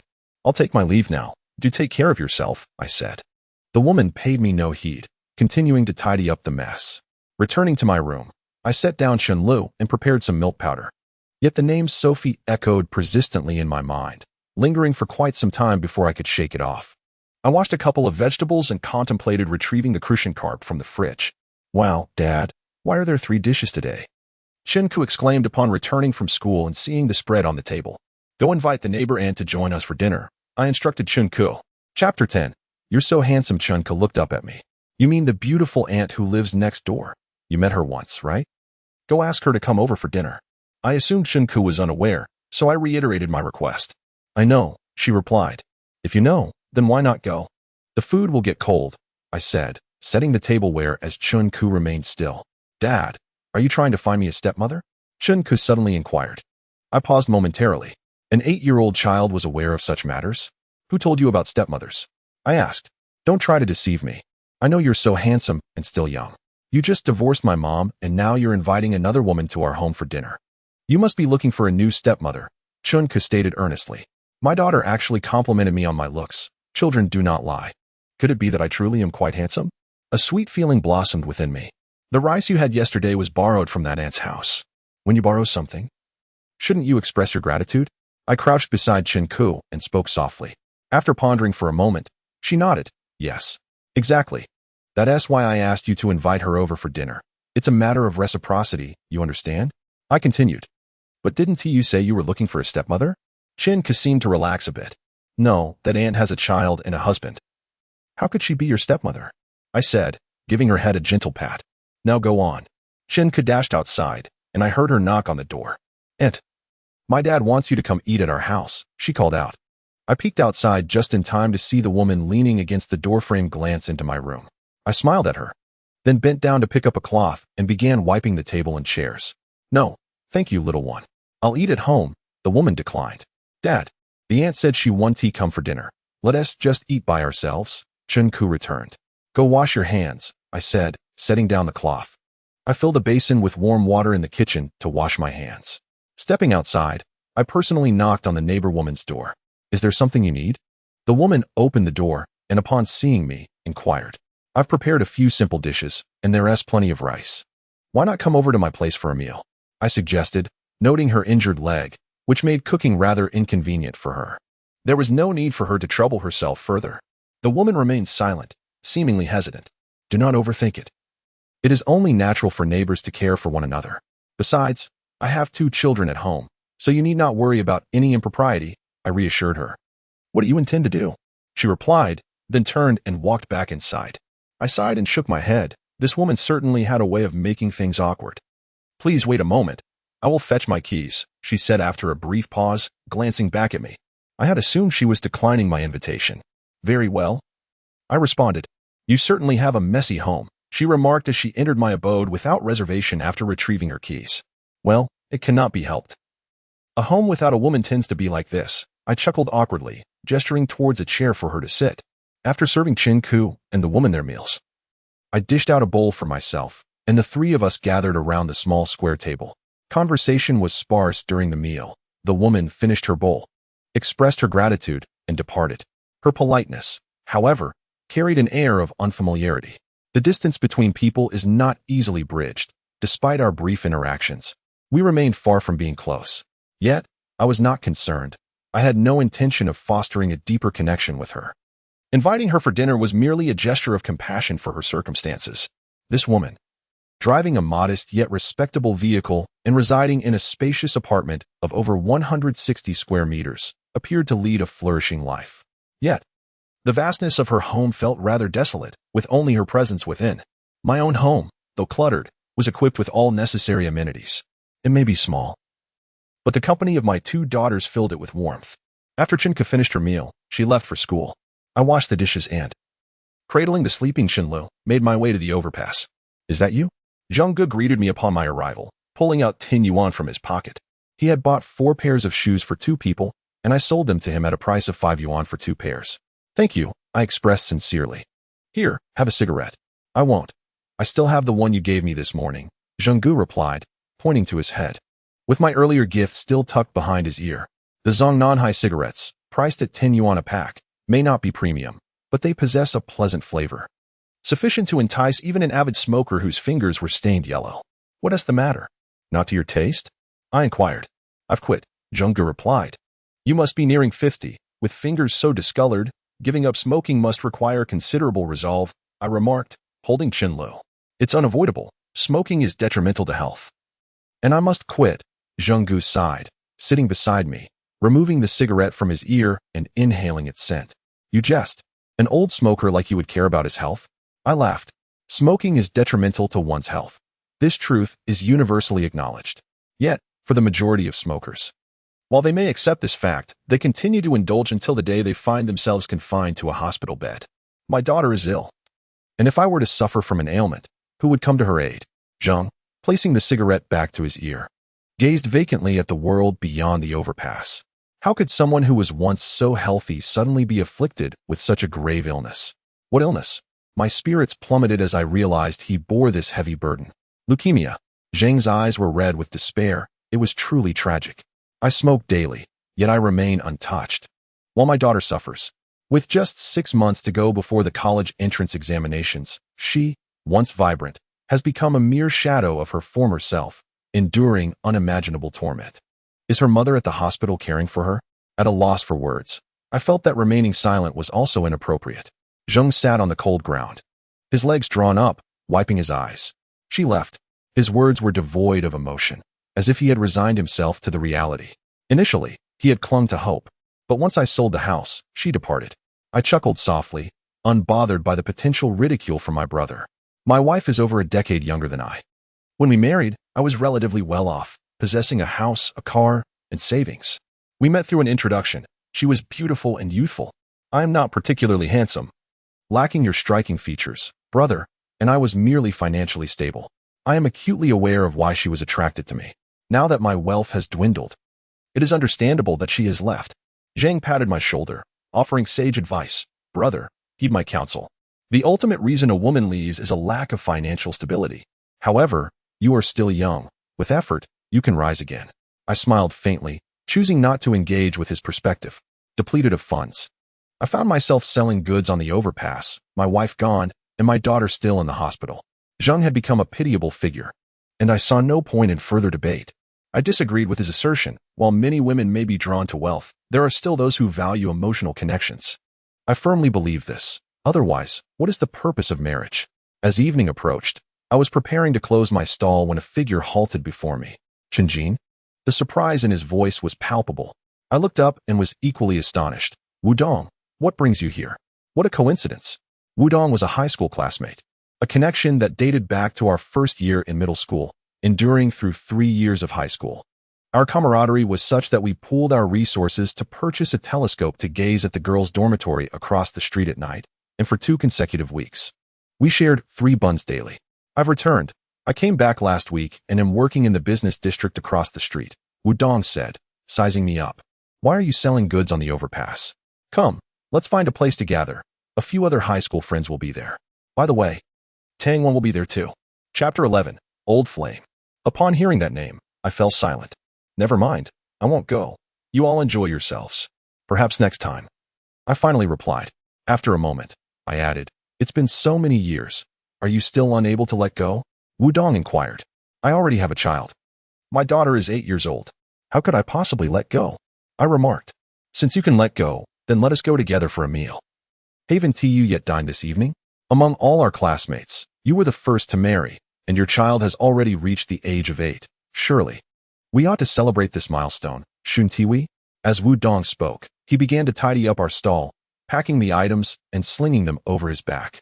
Clad in a suit yet shouldering old bedsheets, his peculiar attire drew curious glances from passers-by, but Wudong appeared utterly unfazed. After a moment's contemplation, I followed him.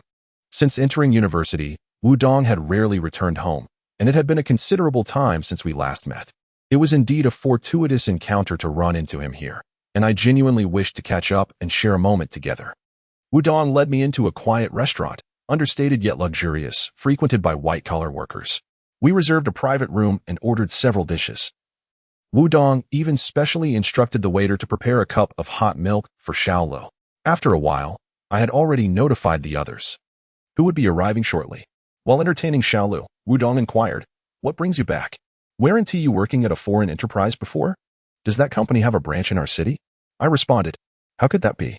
Given the limited scope and status of our city, with neither policies nor resources, and lacking geographical advantages, there's no way that foreign firm, being a publicly listed company primarily focused on coastal regions, would open a branch in an inland city like ours. Wudong chuckled. After a moment, he added, I resigned from that foreign company. Resigned? That firm had a 9-to-5 schedule, a 4.5-day work week, annual leave, and year-end bonuses. One could earn 200,000 to 300,000 a year. Why would you resign? I expressed my astonishment. An annual income of 200,000 to 300,000, along with commendable benefits, is indeed rare for someone who has only graduated 2 or 3 years prior. Wudong's family circumstances were significantly less favorable than mine. His family resided in the countryside, both parents engaged in farming. During our middle school years, he lived in the city for his studies, and every weekend, I would invite him over for a hearty meal. This continued through high school. I felt a sense of regret for him resigning from such a promising job. 200,000 to 300,000 could construct a fine 3-story house in the countryside, or even cover the down payment for a modest home in the city. To be a head of a chicken rather than the tail of a phoenix, Wudong harbored grand aspirations that one might not comprehend. Just then, the door swung open, and a person entered. I furrowed my brow. The newcomer was Zhou Kai, another high school classmate, though I had never been particularly close to him. I was surprised that Wudong greeted him. Zhou Kai's circumstances were quite different from ours. He was a bona fide second-generation wealthy individual. With his family involved in real estate, their influence behind most of the developments in our city. In high school, on weekends, luxury cars would pull up to the school gate to pick him up, and among our class of 60, he was the only one who could drive. A true scion of wealth, Zhou Kai, unlike most of the reported debauched heirs, is quite ambitious and has consistently excelled academically. You were intoxicated even before you had a sip of alcohol. Wudong and Chen Jin were so close in high school that they would share a steamed bun. How could Chen Jin possibly be unaware of Wudong? At that moment, another person followed closely behind Zhou Kai, linking her arm with his. The girl who linked her arm with Zhou Kai was Yu Lu, a student from the neighboring class, who frequently visited our class and was even more familiar with us than her own classmates. Have you two become a couple? I glanced at Yu Lu and said, congratulations. It was evident even back in high school that Yu Lu had feelings for Zhou Kai, but Zhou Kai had clearly rejected her, showing little interest. Unexpectedly, they ended up together. Although Zhou Kai often exhibited the demeanor of a wealthy young master and could sometimes come off as unlikable, he was at least prudent in matters of the heart. Otherwise, he could have easily brought a different girl home each week during high school and would not have firmly refused Yu Lu when she expressed her affection. Yu Lu was not unattractive. On the contrary, she was quite beautiful, being the belle of the class at that time. Yes, we got together during university, Yu Lu said, pulling Zhou Kai down to sit beside her with a beaming smile. She then produced a red envelope and handed it to me. Chen Jin, your marriage came as quite a surprise. You didn't even notify us. This is a little something for you. I was momentarily taken aback. No, it's unnecessary. I waved my hand, unwilling to accept. Take it. Yu Lu is thoughtful. I'll make it up to you next time. Wudong encouraged me. I'm not giving it to you, Zhou Kai remarked. We are of one family. My giving it to you is the same as you giving it to me. Yu Lu insisted, pushing the envelope towards me. Don't decline. It's not much. Just 3,000 yuan. When I marry, you'll be expected to give a gift too, will you not? Just then, the door swung open again, and a woman clad in a light yellow woolen coat entered. I looked up, my gaze lingering on her for an extended moment.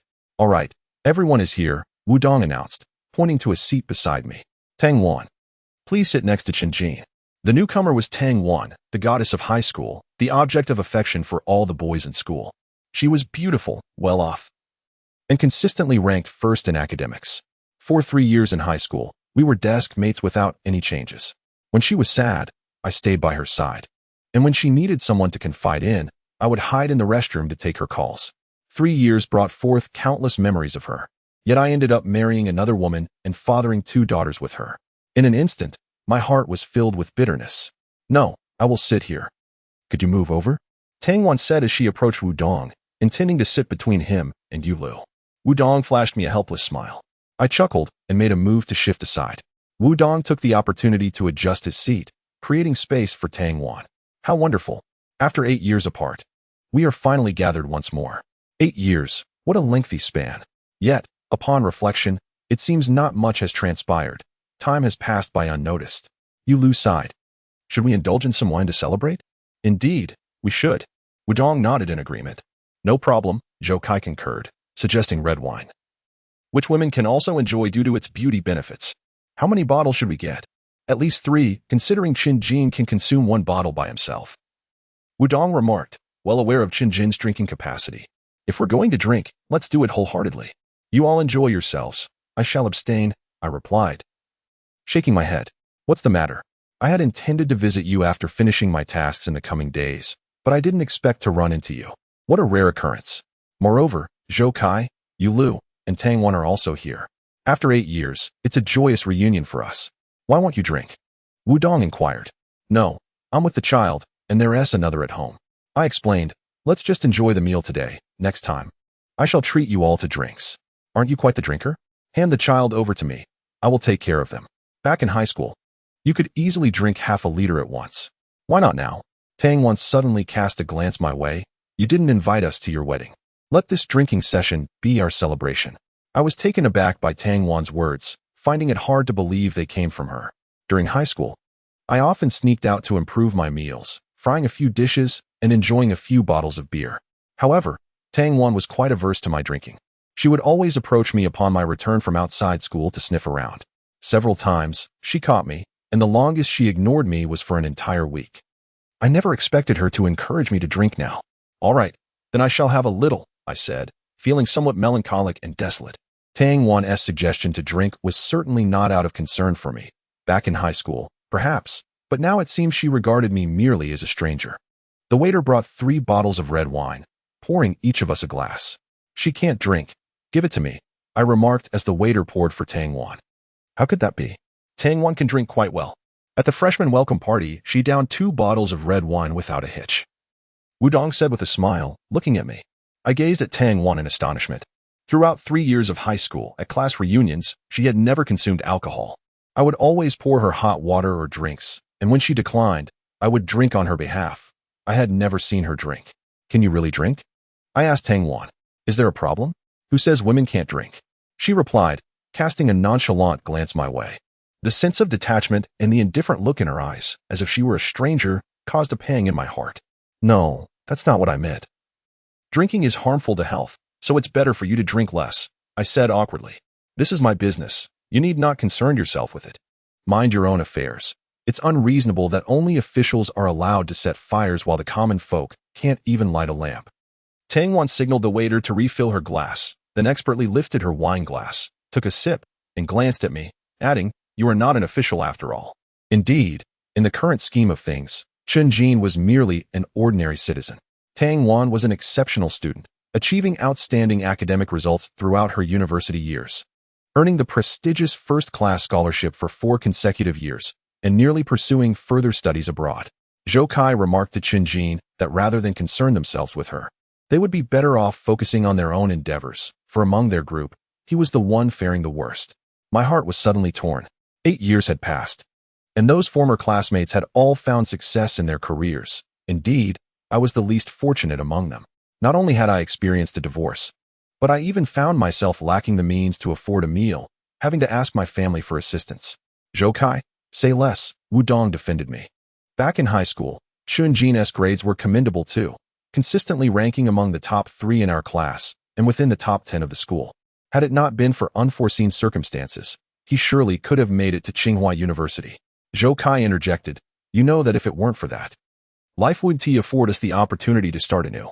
We are discussing facts, not hypotheticals. Wudong was about to further advocate for me when I patted his shoulder and said, Let it go. There is no point in arguing. Zhou Kai speaks the truth. And his words are quite reasonable. Life offers no if-only scenarios. What has happened. I realized I had spoken out of turn. All of you have attended university, with some excelling at Tsinghua, while I, a mere high school dropout, have no right to pass judgment. All right, let us drink. I'll start with a toast for my earlier indiscretion. I raised my glass, casting a glance at Tang Wan before downing the red wine in one gulp. The liquid spread warm through my throat, a slightly astringent taste that was not particularly pleasant, yet fitting for my current state. Drinking, after all, was an expression of emotion. Slow down. No one is competing with you for food, Wudong advised, gesturing toward the dishes on the table. I ordered a few of your favorites, scrambled eggs with onions, silky tofu, and stir-fried beef with green peppers. Don't just focus on drinking. Eat some food too. All right. I'll eat, I nodded, taking a piece of beef and chewing thoughtfully. Then, I poured myself another glass of red wine. Take it easy. You've only had one bite of food, Yulu cautioned. Don't fall asleep before we even start chatting. Do you think my tolerance is that poor? I can handle half a liter of white wine without issue, let alone this bottle of red, I asserted. Tang Wan raised her eyebrows, giving me a scrutinizing look. Just don't drink so quickly. Take your time, no one is rushing you, Yulu remarked. Let us share some amusing stories from high school. That plate of stir-fried beef with green peppers reminds me of something quite vivid. What is it? Is there something special about this beef? Zhou Kai asked Yulu, puzzled. Are you suggesting the beef is fake? Where are you going with that? Yulu shot Zhou Kai a glance before turning back to me. I remember that whenever there was a class gathering in high school, Chen Jin would always order a plate of stir-fried beef with green peppers.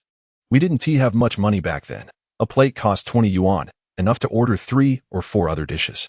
Indeed, prices were quite low back then. Even scrambled eggs with tomatoes were only 4 yuan, Wudong nodded. 20 yuan was indeed sufficient to order 3 or 4 dishes. Yet Chen Jin insisted on ordering the green pepper beef every time. I recall that meal we shared before the college entrance examination. Chen Jin had only 50 yuan left, yet he still ordered a plate of green pepper beef. Subsequently, leading up to the exam, we survived on nothing but steamed buns for a full fortnight, to the point of nearly being sick of them. He genuinely relished the green pepper beef.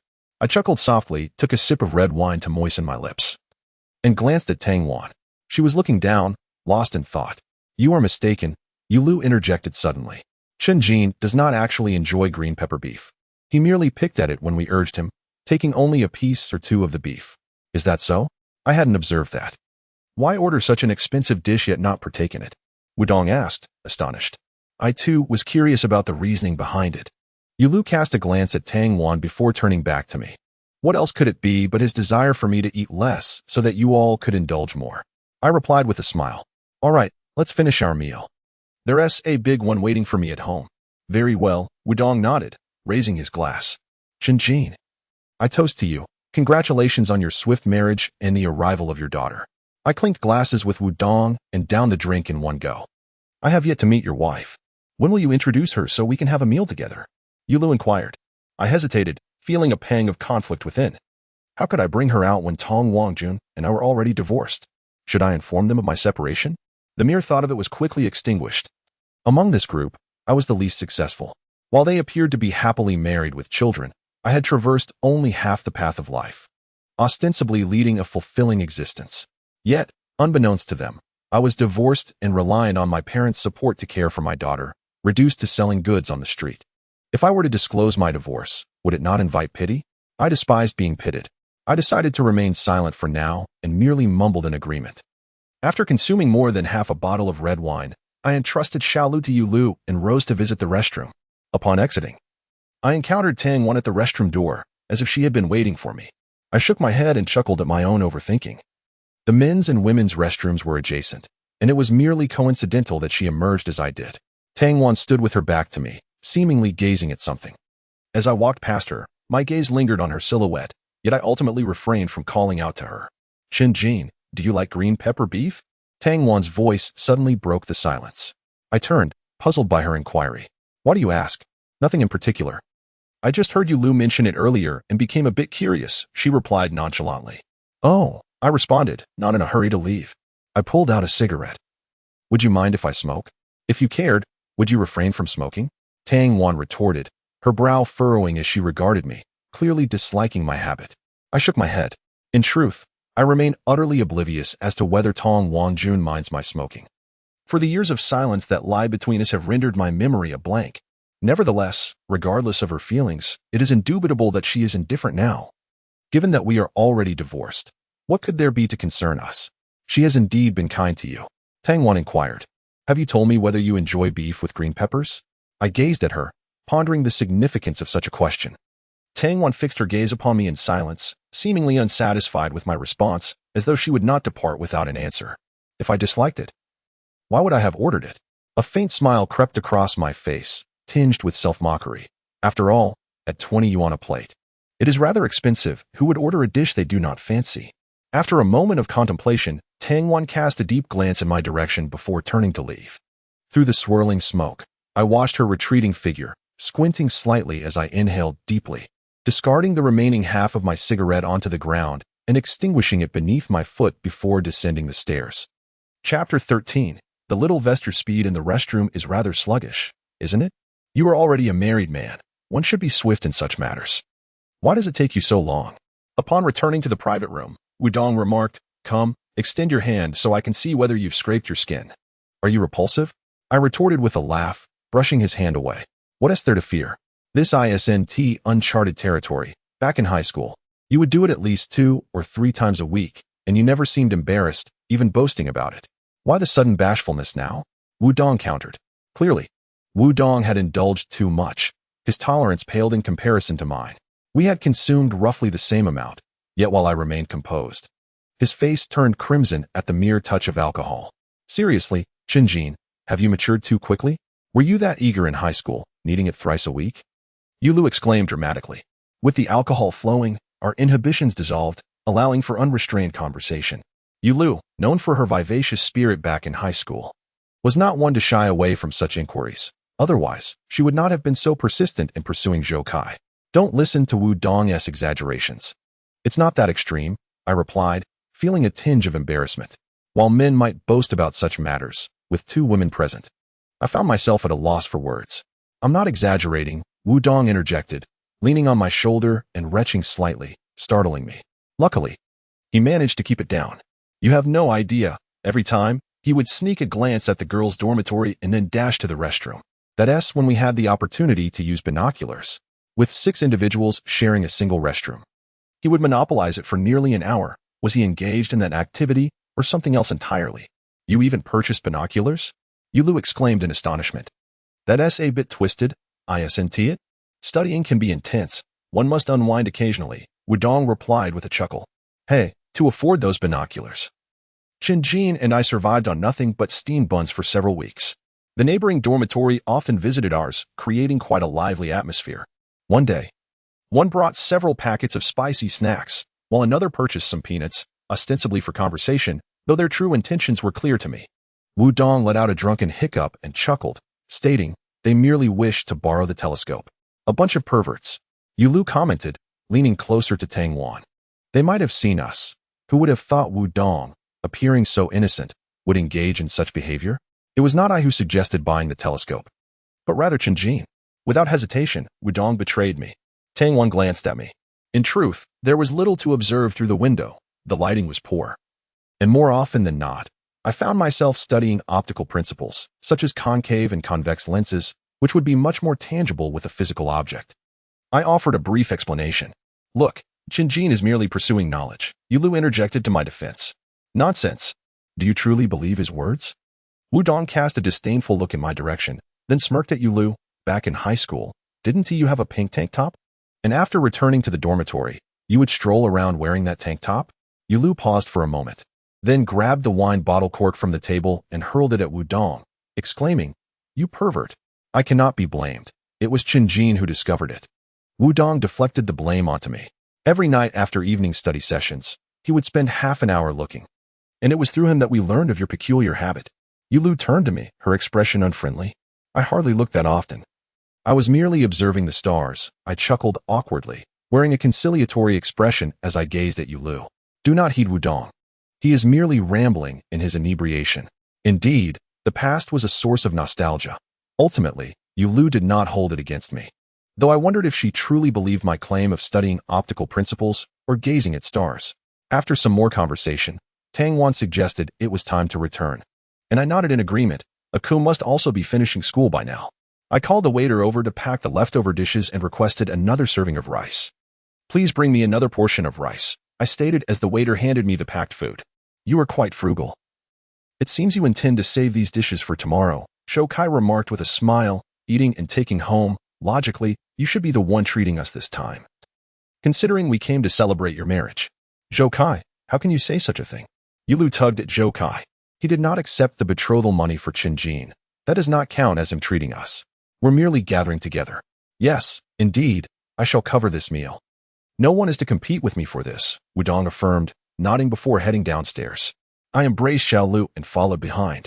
Let us settle the bill for room 203 and see how much it is, Wudong instructed the cashier. Sir, someone has already settled the bill for your room. The cashier replied. Someone has paid? Who is it? Wudong looked around. I did.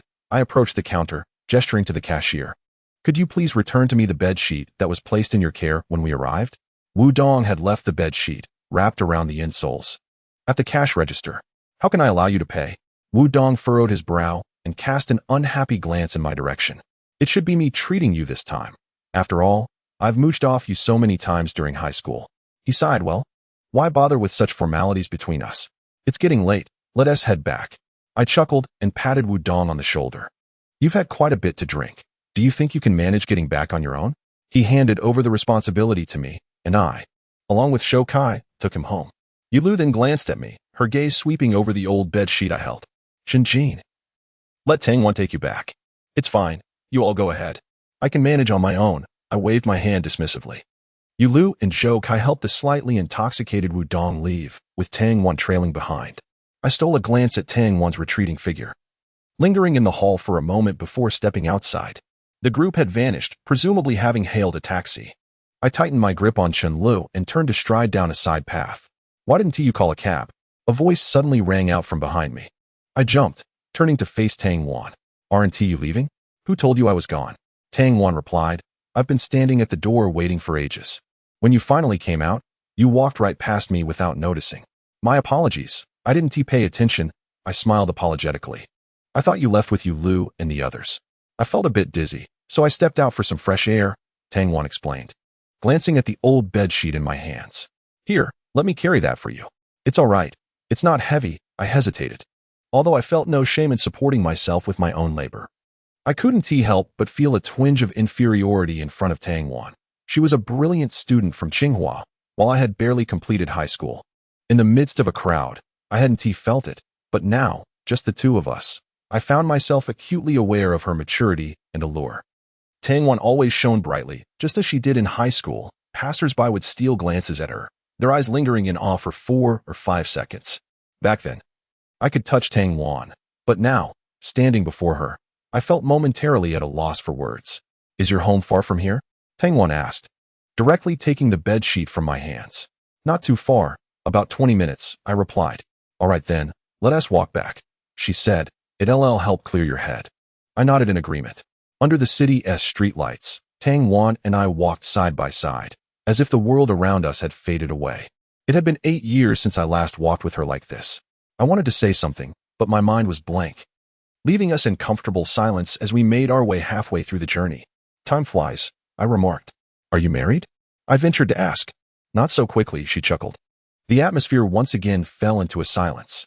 "Could you see our dormitory from yours in high school?" Tang Wan suddenly inquired. "Yes, I could.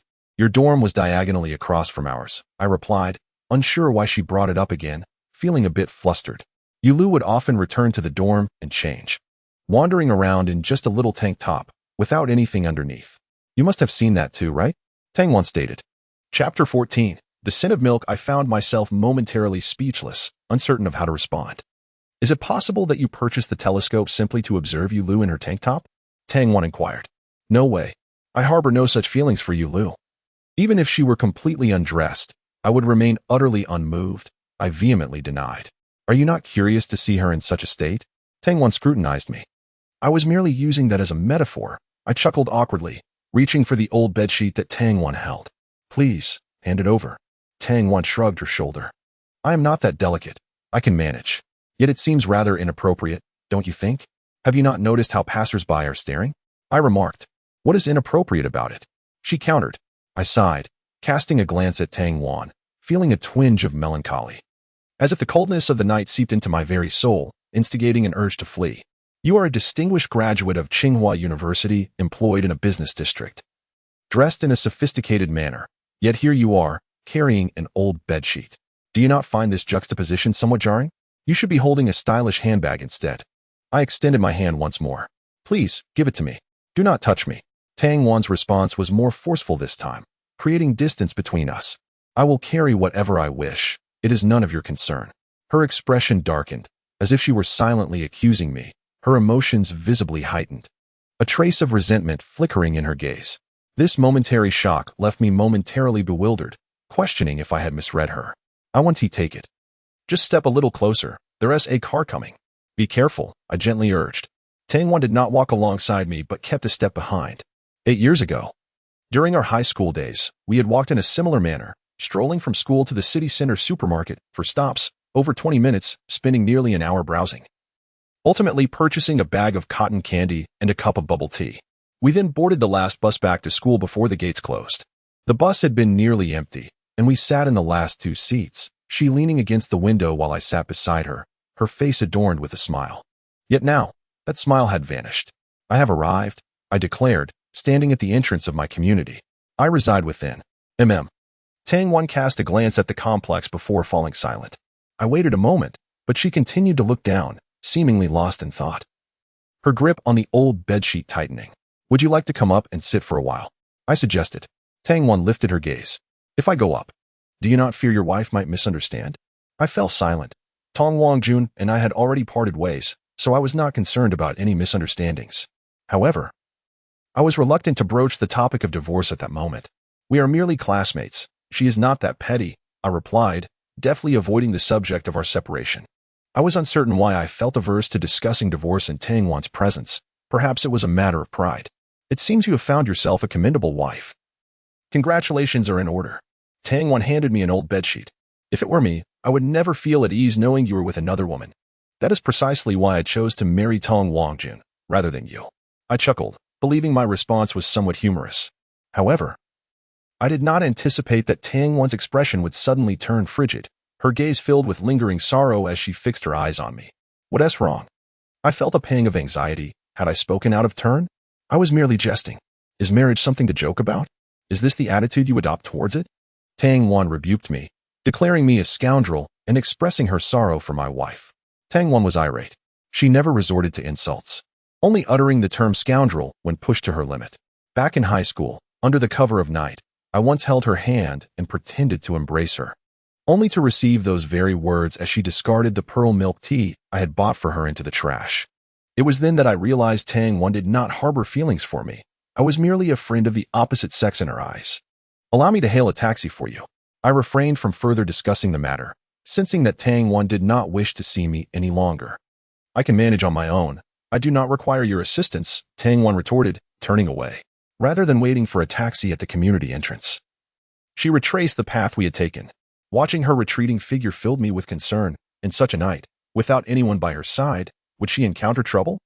I longed to follow her, to ensure she boarded a cab safely, but ultimately turned away. At home, Chen Ke awaited my return to prepare dinner.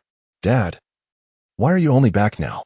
Chen Ke, who had been working on her homework, rushed to my side. Wow, Dad, did you buy groceries again? It smells delicious. Is it beef? Yes, it's beef, green pepper beef, I replied. I'll take Xiao Lu and let your sister play for a while. Then I'll wash the dishes and cook for you. I've already washed them, Chen Ke said, then took Xiao Lu aside to play. In the kitchen, seeing the clean and neatly arranged dishes, while outside Chen Ke was teaching Xiao Lu to count, an overwhelming sense of guilt washed over me. I had indulged in a feast, while poor Chen Ke had waited at home for so long. As I glanced at the packaged meal, my guilt intensified, coalescing in my chest and making it hard to breathe. The meal had cost 1,000 yuan, enough to buy 2 cans of premium imported milk powder for Xiao Lu or 2 sets of decent clothes for Chen Ke. If it were for groceries, it could cover the 3 of us for a month. My heart ached. After reheating the meal, I brought it out. Ke, you eat first. I prepared the bowls for Chen Ke. Okay, she nodded, scampering off to wash her hands. That is so nice, especially buying beef for me. When Mom comes back, I'll tell her. I felt a wave of shame wash over me. Xiao Lu, that's your sister's homework book. Don't tear it. I caught a glimpse of Xiao Lu tugging at the homework book, straining to rip it apart, and hurried over to scoop her up, snatching the book from her hands. Chen Ke rushed over with her bowl. My homework book is ruined. I just finished my work. It's all right. You eat first. I'll fix it for you later. I reassured Chen Ke. Chen Ke mumbled to herself, sitting at the dining table, her eyes fixated on the torn homework. Look at the mess you've made. You've ripped your sister's homework apart. Are your hands not under control? I gently tapped Chen Li's small hand before stepping out. Chen Li's lips immediately puckered, and in an instant, she burst into tears. Oh dear, I hurriedly gathered Chen Lu in my arms, softly patting her back. Don't cry, little Lu. Daddy was just teasing you. It's only a homework book. If you want to tear it, go ahead. We're just helping your sister lighten her load, right? Chen Lu continued to sob. While I gently rocked her, I knocked on the door of the woman next door. What's the matter? The woman opened the door, glanced at me, and then at Chen Lu. What did you do to make her cry? She tore up Ke's homework, and I frightened her a bit. Which led to this, I replied with a wry smile. You haven't eaten yet, have you? I brought back some food. If you don't mind, come join us. Let me hold her, the woman said, eyeing me. She might not want you to, I countered. During dinner, Chen Lu had cried in Yulu's arms, and then clung to me, refusing to let go.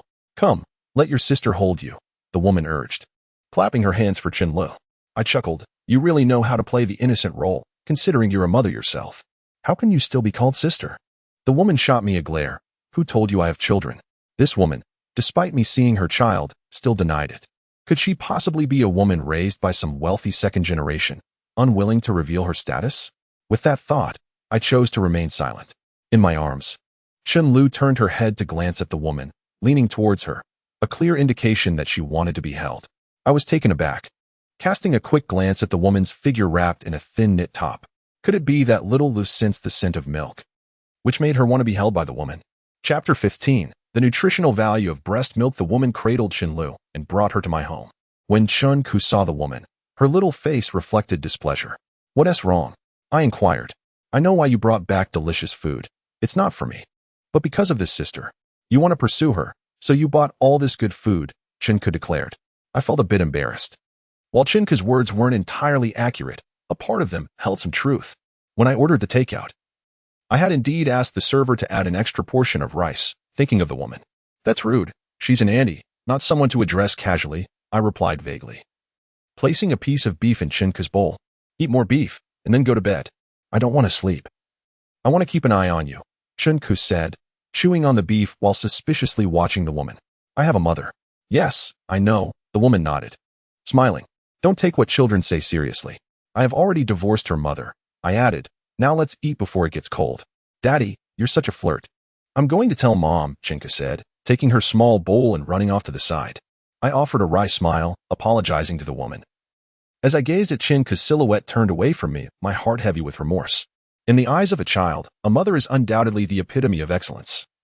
And Tong Wangjun indeed possesses many admirable qualities. She is well-built, a white-collar worker, and an adept cook.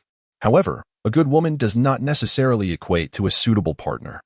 And moreover, a commendable woman may not be destined to be mine. The fact that Tong Wangjun and I could part ways signifies an irreconcilable discord between us. Yet, Chen Ke remains oblivious to this reality and would not comprehend it, nor could I elucidate the matter to her. I could only hope that, with the passage of time, she would gradually acclimatize. After dinner, I escorted the woman to the door. "Your leg has been injured for 2 days now and shows no signs of healing. You ought to see a doctor," I remarked. "It's nothing. I've bought some medicine," she replied with a smile, lifting one leg gingerly as she made her way home. "You should go spend some time with the child. It seems she is still upset." "It's fine. Children are capricious. She will be fine in a while," I reassured her. "Allow me to assist you inside. If you walk like that, you might aggravate your injury." After a moment's hesitation, she seemed to share my concern about worsening her pain and nodded. "Thank you. No need for thanks. It is only right for neighbors to help one another." I smiled as I approached her. She instinctively placed her hand on my shoulder for support, and together we made our way into the house. Just as we opened the door, the sound of a child's cries erupted from within. "Please sit. I will go fetch the child," I said to her before stepping into the room and retrieving the infant from the crib. As I cradled the baby, I took a moment to observe. There were indeed certain features that resembled the woman, yet she adamantly denied the child was hers. Something was amiss. However, this was not my concern, and it was prudent not to pry too deeply. After handing the child back to her, I turned to leave. "Could you do me a favor and prepare a bottle of formula?" she asked hesitantly. I looked at her with slight confusion. "I thought you had plenty of milk. Why the need for formula? The child is still young. It's too early to wean her." She appeared momentarily taken aback, regarding me with a puzzled expression. "What do you mean I have plenty of milk? Just look down. Your shirt is practically bursting. Surely you must feel discomfort?" I pointed out, indicating her chest. She glanced down, a look of realization dawning in her eyes, accompanied by a hint of shyness. "No wonder your daughter is concerned. You've only recently divorced and are already eyeing other women," she retorted sharply. "If you don't want to prepare the formula, then just leave. I can manage on my own." With that, she attempted to rise. "Who told you to be so prominent?" "It's hard not to notice," I chuckled lightly, interjecting before she could fully process my words. "Please, remain seated. I will prepare the formula for you. The formula is in the room, and there is hot water in the dispenser," she instructed.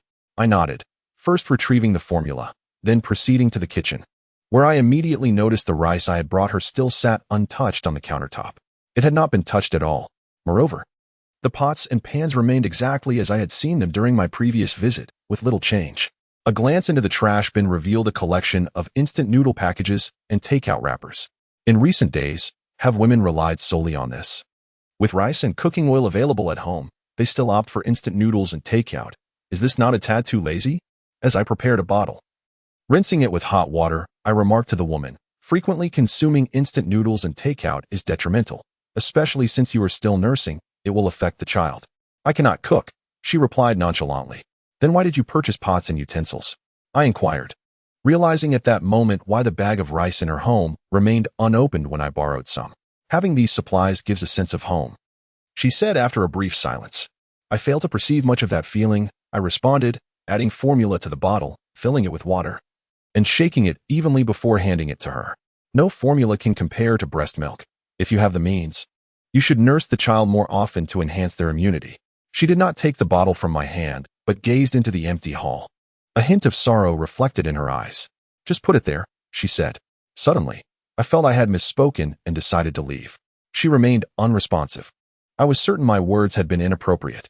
Upon reflection, it made sense. She was a woman kept by someone, had a child, yet lacked a rightful status, merely a man's plaything, hidden from the world. How could she possibly feel at home? My mention of this was akin to pouring salt on her wounds. I sighed as I glanced at her. Such a beautiful woman. Why would she choose to be a mistress? Yet, I chuckled to myself. Was it not rather common for such a stunning woman to take on that role? Stop eating instant noodles. Outside food cannot be a regular diet. From now on, let us dine together, I said as I left. The woman turned to look at me. I said no more, closed the door, and returned to my own home. Sounds emerged from the kitchen, and the dishes on the dining table had been cleared. Upon entering the kitchen, I found Chen Ke rolling up her sleeves, standing on a small stool, washing the dishes. Beside her, Chen Lu gnawed on a bottle, tugging at Chen Ke's clothes incessantly. Take your sister outside. I will finish washing, I offered. Chen Ke continued her task, not responding. The water is cold. Let me wash, I said, lifting Chen Ke down from the stool. When she turned around, I was taken aback to see her in tears. What's wrong? Why are you crying? Is it because your homework is ruined, and you fear being scolded by the teacher? I wiped her tears away. Don't worry. I will help you fix it, and you won't be reprimanded. Daddy, do you not love mommy anymore? Chen Ke sniffled, questioning me. You are still young. Why ponder such things? I set her down. Are you still angry with Daddy? I told you. I have no relationship with that lady. I only invited her to our home for dinner after borrowing rice from her last time. But you have already invited her once, Chen Ke replied. She is so beautiful. I fear you might lose control and do something to hurt mommy. Your mother and I are already divorced, a Ke. Do you understand what divorce means? It signifies that your mother and I can no longer be together. I gazed earnestly at Chen Ke, hoping she could accept this reality. But that is my mother. Don't you want her? Chen Ke appeared anxious. A sudden pang of sorrow struck my heart, and I held Chen Ke tightly.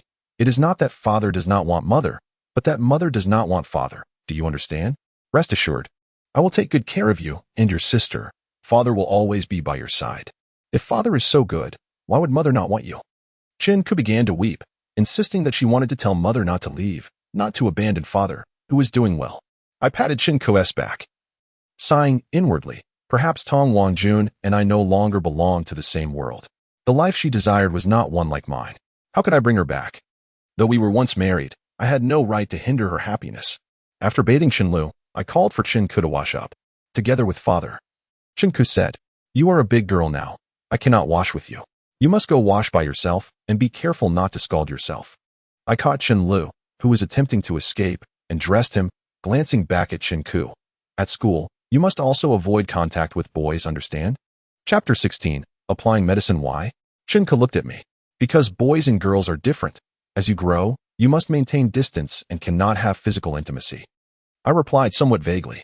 I could not provide Chen Ke with a detailed explanation, but I wished to take this opportunity to instill some ideas in her regarding this matter. Is that so? Chen Ke inquired. Indeed, I nodded. Although Chen Ke did not fully comprehend, it seemed my paternal authority had taken effect, compelling her to comply. But how can father and mother be close together? Chen Ke suddenly asked. I was momentarily taken aback by Chen Ke's question. Father, you are lying. You are taking advantage of me as a child, trying to deceive me. I saw you and mother embracing, and you bit mother, causing her great pain. She kept crying out. Chen Ke looked at me with pride, as if she had seen through my scheme.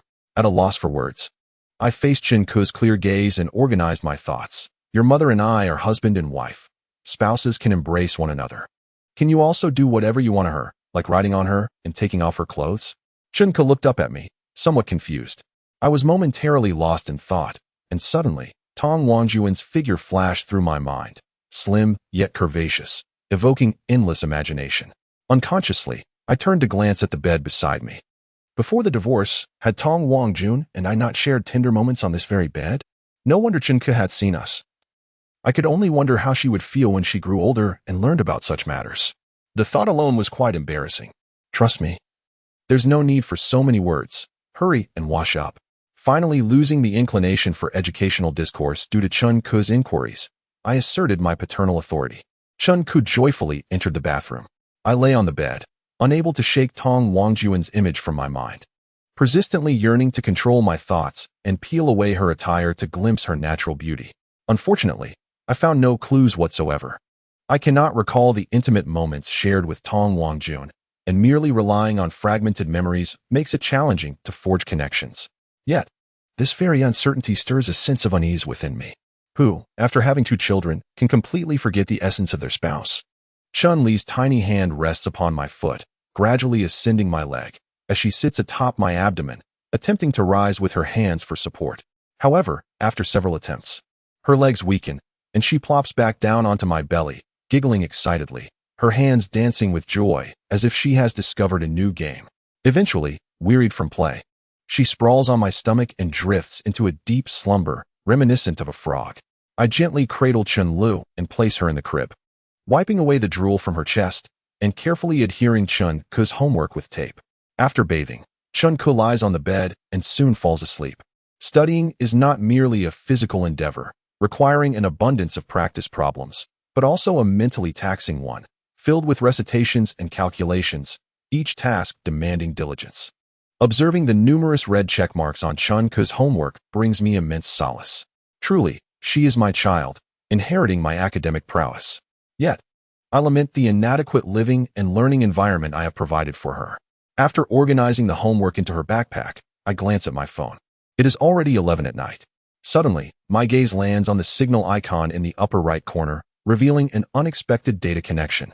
My phone balance has been depleted, and I have not recharged it.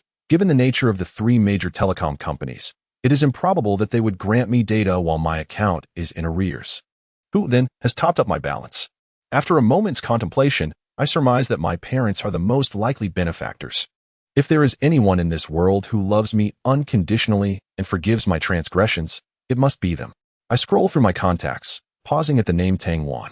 This number belonged to her during high school. The events that transpired post-graduation are but a blur in my memory. After all this time, having spent 4 years studying in a different city, she has undoubtedly acquired a new phone number and new acquaintances. Under the night sky of the capital, she must have many companions to stroll with, no longer requiring my presence. She is a graceful swan, destined to associate with her kind, while I remain an ugly duckling, content within my modest nest. To aspire to soar alongside the swans would be a folly of self-ignorance. I switch off my phone, pull the blanket down around Chun-Li's head to expose her face, and tuck Chen Ke's legs under the covers before lying down myself. The unexpected encounter today has indeed stirred some emotions within me. However, life must persist. Tomorrow, I must continue to toil for a living, striving to provide a good life for my 2 daughters. Tang Wan is but a relic of the past, and today's meeting may well be our only intersection in this city. At dawn, she will head to her business district, while I return to my humble stall. Little did I know, my assumptions were misplaced. The next morning, as I powered on my phone, a message awaited me. It was a message from Tang Wan, consisting of merely 4 words. I have returned. I was astonished that she was still using this account. The message was sent around 11:30 last night, a time when I had already turned off my phone to sleep, thus missing it. I held my phone in silence for a moment, my gaze lingering on those 4 words, attempting to extract some useful information to deduce the reason behind Tang Wan's message. After much contemplation, I found myself at a loss. Yet I recalled how I had let her return alone last night, without even sending a message to her, expecting her to reach out to me for reassurance. A sudden wave of guilt washed over me. I had slept through the night and had not received her message. I felt sorry. I quickly replied to her. Before long, Tang Wan responded to my text. The word exchange seemed insufficient for further conversation. I prepared breakfast for Chen Ke, and after she finished and left for school, I took a bowl of congee to the woman next door. As I opened the door, a pungent scent of medicinal oil wafted towards me, intertwined with a subtle floral fragrance. Are you applying medicine? I glanced at the woman. One leg of her pants was rolled up, and she held a bottle of red flower oil. Was it not obvious? There was no need to ask. The woman shot me a glare and hobbled back inside. I casually closed the door and placed the congee on the coffee table. Please wash your hands and have some kanji. I will apply the medicine for you, I said, extending my hand. She handed me the medicine and stood up. Never mind, you sit down. I will fetch a towel, I replied and walked toward the bathroom. Upon pushing open the bathroom door, I was momentarily taken aback. On a small stool lay some black garments adorned with lace. The white mist in the bathroom had not yet fully dissipated, and a delicate fragrance lingered in the air, reminiscent of the scent the woman wore when I entered. She must have just bathed, her discarded clothes still awaiting tidying. My gaze lingered on the pile of garments for a few seconds before I felt a piercing glare directed at me from behind. I hastily averted my eyes, grabbed a towel, soaked it in warm water, wrung it out, and exited the bathroom, approaching the woman. Please dry your hands, I instructed her. The woman appeared somewhat uneasy, but it was clear that maintaining silence was the best course of action. We both chose to feign ignorance about the earlier incident. I felt a profound sense of regret. Such a beautiful woman, elegant and poised, would be truly enchanting in those garments. The man who kept her as a pet truly possessed discerning taste. Give it to me. I will set it aside, I said after she dried her hands. She looked up, irritation etching her features. Haven't you seen enough? It was merely an accident, nothing more. I chuckled awkwardly, chiding myself for my momentary lapse. Though my intention was purely altruistic when I offered to return the towel, it was clearly an inappropriate moment for such actions. Drink your kanji. I will apply the medicine, I said as I squatted down, pouring a bit of the red flower oil onto my hand before gently applying it to the woman's leg. The woman's ankle was bruised, surrounded by an unusually fair complexion.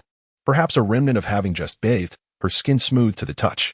She consumed her porridge rapidly, and I withdrew my hand, taking the empty bowl from her. You should rest well. In your condition, do not move around too much.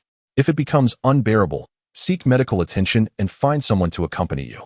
She responded ambiguously, leaving me uncertain whether she comprehended my words. Chapter 17. We are strangers. The atmosphere was somewhat surreal, and I chose not to linger, refraining from uttering further words of concern as I exited. The woman and I were merely neighbors, and to this day, I did not even know her name.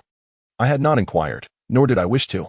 Residing in a spacious 160 square meter home, driving an Audi 6, youthful and beautiful, accompanied by a child. Yet her household felt desolate, devoid of a man's presence. All signs indicated that she was likely being kept by someone. Such a woman would typically be an ideal candidate for an affair. Perhaps a few $100s could suffice to fulfill her physical needs. Yet, I felt no such inclination towards her. My desire to assist stemmed solely from a sense of her profound loneliness and a twinge of pity. A woman, burdened with a child, maintaining such a large residence without care, falling ill without anyone by her side, perhaps this is the price one pays for being a mistress? After feeding Chen Lu formula, I gathered the old bed sheets, brought the bottle, and packed some formula in a plastic bag, cradling Chen Lu once more as I made my way to the overpass. Business had been fair the previous day, and I resolved to persevere. You can't keep doing this. The child is too young. Occasionally, taking the child out is manageable, but doing so every day is unfeasible. The child could become ill, and by then, it would be too late for regrets, Brother Zheng remarked upon seeing me with Chen Lu once more. He surely thought of his daughter. Life is arduous. Who does not desire a moment of respite? Yet reality often presents relentless challenges that leave one weary and exhausted. It is said that hardships can hasten maturity. Yet such tribulations are better avoided. I smiled faintly, unsure how to respond, rendered speechless. Was that person yesterday your friend? Brother Zheng squatted beside me. Got a cigarette? Weren't you trying to quit smoking? I asked, puzzled, as I pulled out a cigarette and offered him one. Need a light? I have one, he replied, retrieving a lighter to ignite the cigarette. He glanced at Chen Lu in my arms and shifted slightly away, inhaling deeply before exhaling a thin veil of smoke. I wish to quit, but what purpose does it serve?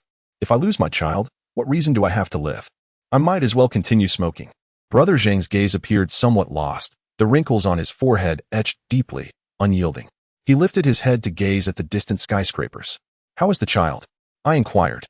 Undergoing chemotherapy, he sighed. A once healthy child, now emaciated beyond recognition. I fear you might mock me, but I dread going to the hospital each day. I am terrified to see my child. Her gaze upon me feels like a knife to my heart. Truly, I feel as though my heart is bleeding slowly. At times, when I observe the expression on the child's face, I find myself contemplating that if she were to depart just like this, perhaps it would be a blessing, sparing her from the endless agony. Yet, I refrain from voicing such thoughts, For as long as one lives, hope persists. I urged, without life, one truly has nothing left. Indeed, I share the same sentiment, harboring a hope for miracles. Brother Zhang nodded and sighed, expressing a genuine wish for a true miracle to unfold.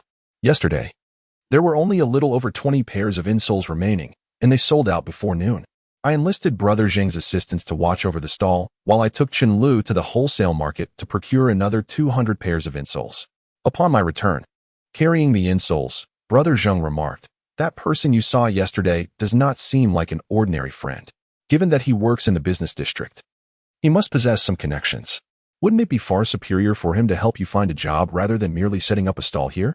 Brother Zhang was referring to Wu Dong, who also gained admission to Tsinghua University, attending the same school as Tang Wan. During our high school years, the three of us often studied together. Wu Dong's grades were somewhat lower, ranking in the 20s upon entering the class, while I held the third position, and Tang Wan excelled as the top student in both the class and the year. Nevertheless, Wu Dong was diligent in his studies, and by the time of the final monthly examination before the college entrance exams, his overall performance had securely placed him within the top 10 of the entire school, sometimes even surpassing my rank. In those days, we three vowed to enter Tsinghua together and envisioned visiting the nearby spring garden to bask in the moonlit lotus pond. We even fantasized about working for the same company after graduation, playfully threatening that they must hire all three of us, or none at all. Yet now, I find myself alone on the overpass, while Wu Dong and Tang Wan have achieved the ambitions we once shared. While I feel a sense of joy and pride for them, I also grapple with feelings of inferiority, as the gap between us has widened, leading our lives into two distinct worlds. No, he has only been working for 3 or 4 years. How could he possibly find me a job so quickly? I shook my head. That may not be the case. Chinese society is one rooted in personal connections. While he may not have reached a level where he can directly arrange a job for you, what about the people he knows? Brother Zheng countered. Trust my words. Since you possess this resource, make good use of it and do not waste it. Do not feel embarrassed. Beyond sharing drinks and meals, shouldn't friends assist one another? But I only wish to enjoy drinks, meals, and conversation, I replied.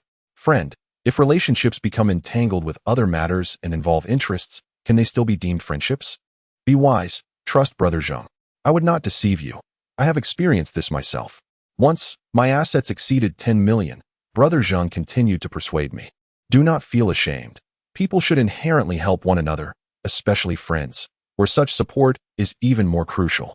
The wheel of fortune turns. Today he aids you, and tomorrow it may be you who offers him assistance, at which point you can reciprocate this kindness. I lowered my head in silence, pondering for a moment before glancing at Brother Zheng and smiling. What assistance could I possibly offer him, being someone who hasn't even graduated high school? I too did not graduate from high school, yet I have also enjoyed my share of success, Brother Zheng replied. This is a special case. We are all human. Yet not everyone can become a Jack Ma.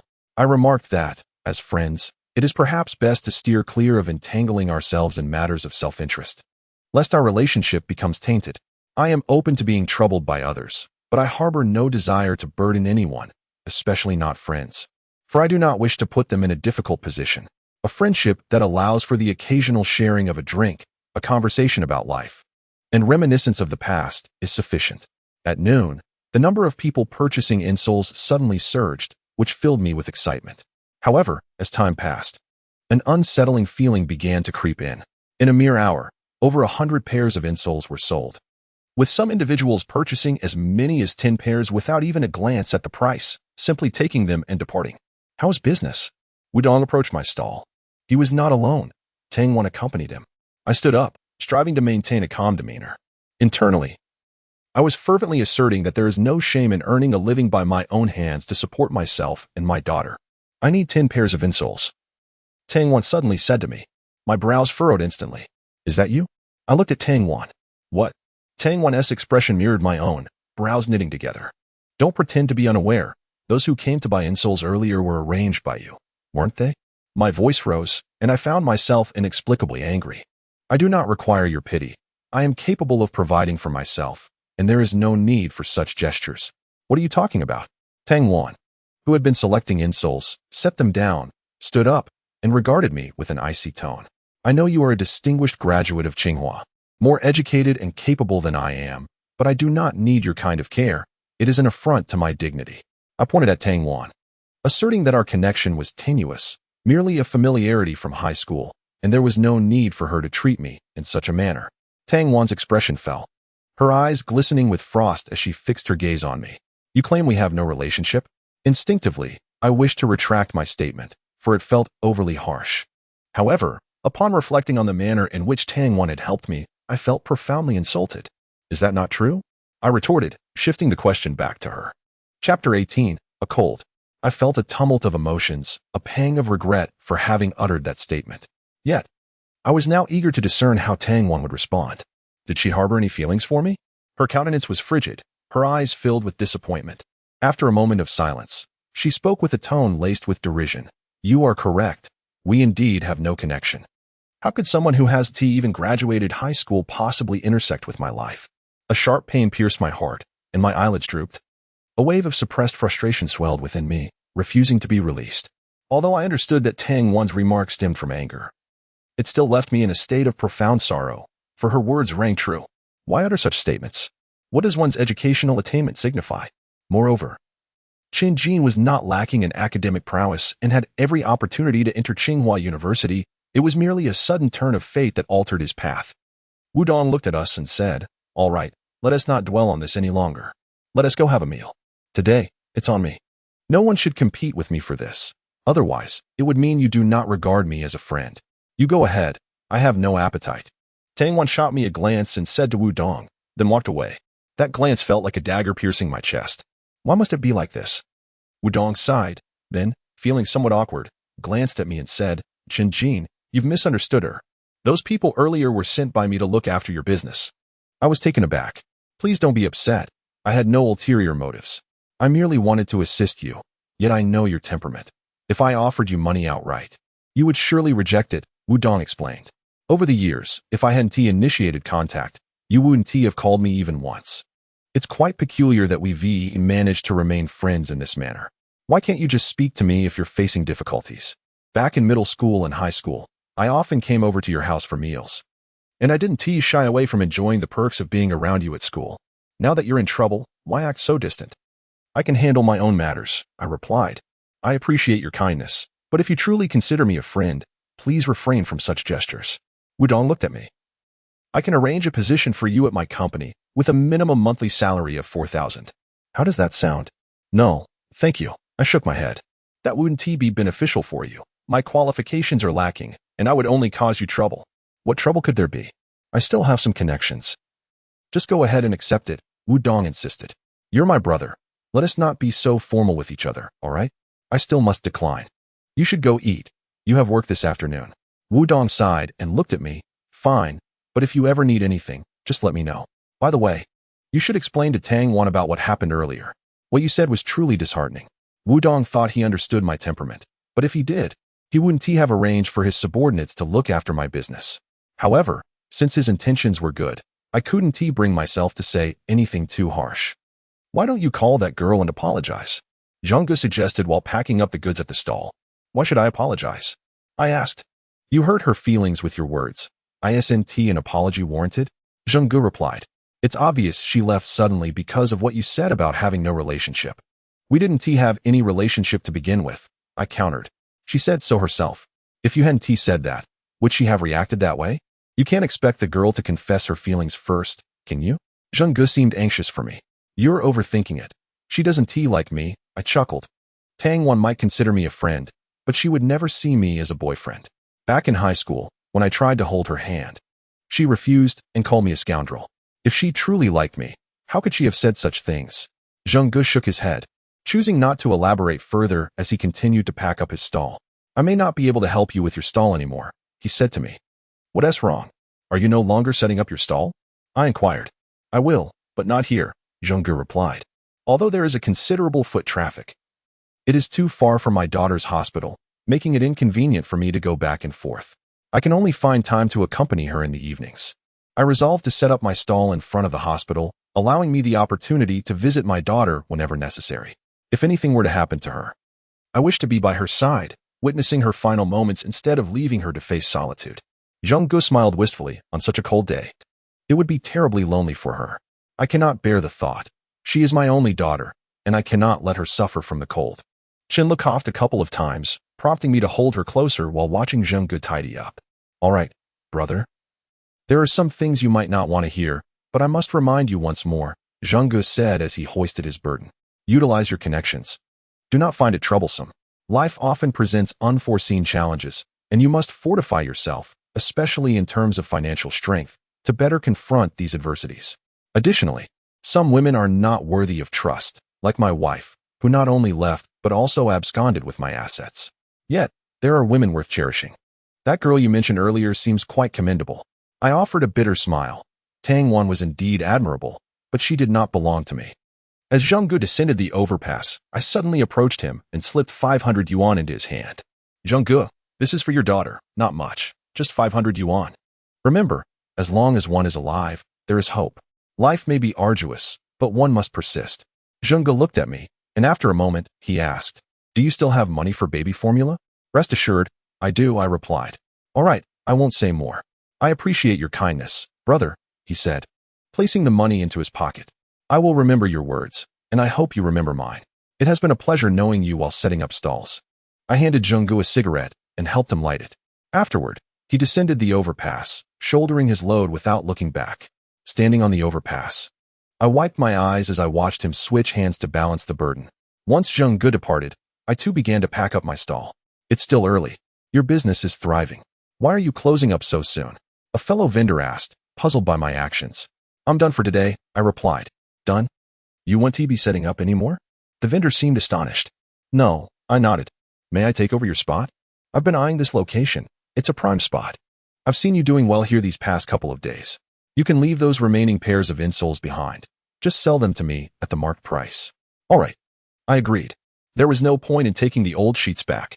I could let them go at cost price. Thank you, brother. When I have some free time, I'll treat you to a meal, the vendor said warmly.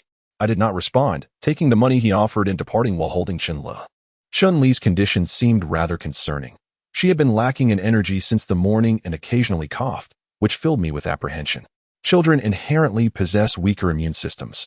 And with the chill of the weather, positioned as we were on the windward side of the overpass, I had taken great care to bundle Chen Lu up warmly. This morning, I even draped her in one of my down jackets, yet she still appeared to have caught a chill. I fervently hoped it was merely a slight cough that would dissipate in a few days. After returning home, I promptly prepared a pot of ginger water for her to drink. That night, the usually well-behaved Chen Lu cried several times. Her face felt warm to the touch, and she was restless during her sleep, frequently waking. It was not until around 3 or 4 in the morning that she finally settled down and fell into a deep slumber, which provided me with a slight sense of relief, leading me to believe the ginger water had begun to take effect. However, upon waking the next morning and seeing Chen Li's condition, panic seized me. Her face was flushed, and she appeared quite unwell, despite my calling her name multiple times. She hardly responded. Okay, please go downstairs to buy some breakfast. Shaola seems to have caught a cold, and I will take her to the hospital, I instructed, handing her 5 yuan for the breakfast. All right, Daddy, you go ahead. I can manage. Akai nodded and headed downstairs with her backpack. I dressed Chen Lu warmly before stepping outside, but then turned back to the house to prepare a bottle of formula and pack some extra powder before finally leaving. At the entrance of the community, I hailed a taxi. Driver, to the first municipal hospital, please, I stated directly. The first hospital? The driver glanced at me. That'll be 30 yuan. Isn't that a bit excessive? I frowned. The taxi fare from our community to the first municipal hospital should not exceed 15 yuan. Even accounting for a longer route, a shortcut would bring it down to about 13. I could feel my temper rising. Wishing to deliver a punch to the driver's face for clearly capitalizing on my urgency, seeing me with Chen Lu in my arms. Meter's fine. But I need to take a longer route. Business is tough. I need to pick up more passengers along the way. If you're not in a hurry, go with the meter. It's your choice. The driver responded nonchalantly. I touched Chen Li's face in my arms. It was burning. Fine, 30 it is. Let's go, I conceded. Now that's more reasonable. Money pales in comparison to my daughter's well-being, the driver replied, finally starting the car. Upon arriving at the hospital, before I even had the chance to register, a young female medical guide approached me, appearing as though she had only recently graduated. How could you wait until now to bring your child to the hospital when she is in such a state? She said, glancing at Chen Lu in my arms as she followed me. A wave of warmth surged through me, calming my previously fraught mind.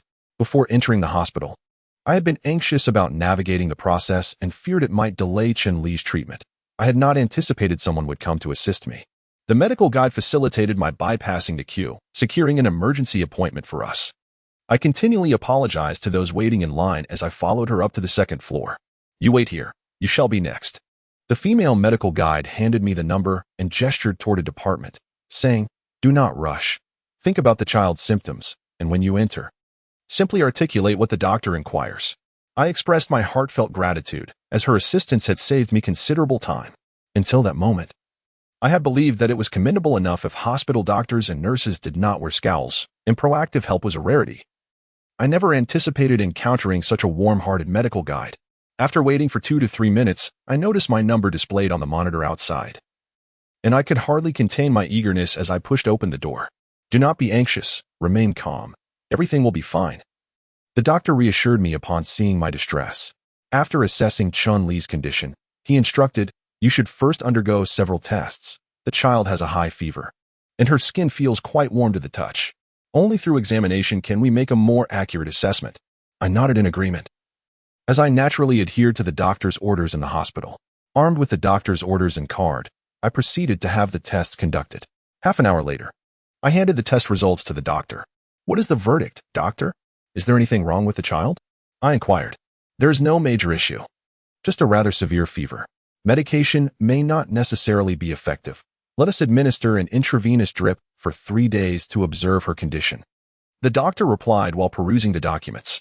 He raised his gaze to me and added, "Children are prone to colds in this weather. Utmost caution is required." Upon hearing that there was no significant problem, I breathed a sigh of relief and carried Chen Lu to the infusion room on the first floor. "Excuse me. Can I give my child milk while she is receiving the infusion?" I asked the nurse, my eyes fixated on the bottles in her cart, apprehensive that she might select the wrong medication. The infusion room was bustling, filled not only with Chen Lu and me, but also with 2 to 3 dozen others, the majority of whom were parents accompanying their children for treatment. "If the child can drink, then offer her a small amount," the nurse advised. The nurse's technique was quite adept. She succeeded on the first attempt. However, when the needle was inserted into Chen Li's hand, I felt a pang of pain as if it were my own. Chen Lu merely pursed her lips. "Dad," she whimpered softly, calling out to me. It was evident she was in pain, yet her illness rendered her too weak to cry out loudly, only able to produce these faint sounds. "Hold her hand firmly. Do not let her move, or the needle may shift," the nurse cautioned before pushing the cart away to attend to another patient. I carefully grasped Chen Li's hand, my gaze fixed on the needle embedded in her skin, secured with white tape. Regret washed over me. She was so young and yet enduring such suffering. This ordeal could have been averted. It was my decision to take her to the overpass that led to her catching a cold. My heart was heavy with guilt, and I longed to embrace Chen Li tightly, yet I feared touching her arm. Instead, I lowered my head and gently brushed my face against hers. "Dad." Chen Lu opened her eyes and called out to me. "Yes, I am here, my dear. You are so brave, not crying during the injection. Once you feel better, I will take you out to play. How does that sound?" My voice quivered with emotion. I retrieved the milk bottle from my pocket, tested its warmth, and brought it to Chen Li's lips. "Have a little milk." Chen Lu opened her mouth, made a few motions, and rejected the nipple. She lacked the energy even to drink. I cradled the milk bottle against my chest and looked up at the 4-bag overhead, mentally reciting the names of the medications, recalling the news of intravenous errors I had come across. Heaven has not favored me. After merely 2 days on the overpass, Chen Li fell ill, and I dread the prospect of further misfortunes. My obsessive-compulsive tendencies seem to have resurfaced, as I find myself alternating between gazing at the 4-drip and inspecting Chen Li's hand. "Is this your child?" A woman nearby glanced at Chen Lu and inquired. I nodded. "She is my daughter. Your child is truly well behaved. With the weather turning cooler, children are prone to catching colds, so one must be vigilant," the woman remarked. "Where is the child's mother?" "You have come alone. It must be quite inconvenient." "It's all right. I can manage on my own," I replied. "How can one manage alone? What if you need to use the restroom?" "And 4-drip does not finish in an instant," she responded. "Moreover, given the child's age, she surely hasn't been weaned. If she doesn't take formula, she will still need breast milk. Breast milk is rich in nutrients and contains antibodies that are beneficial for the child." "Does breast milk really help a child recover more swiftly from a cold?" I turned to the woman, seeking her insight. "Absolutely. No matter how natural. Processed formulas cannot compare to breast milk, she affirmed. My grandson frequently ends up in the hospital because he consumed too much formula. There's a family next door with a grandson who is even 2 months younger than mine and weighed only 5 pounds at birth, 1 full pound lighter than my grandson. Yet now, that child is plump and healthy, all thanks to breast milk. Wouldn't you agree that breast milk is crucial?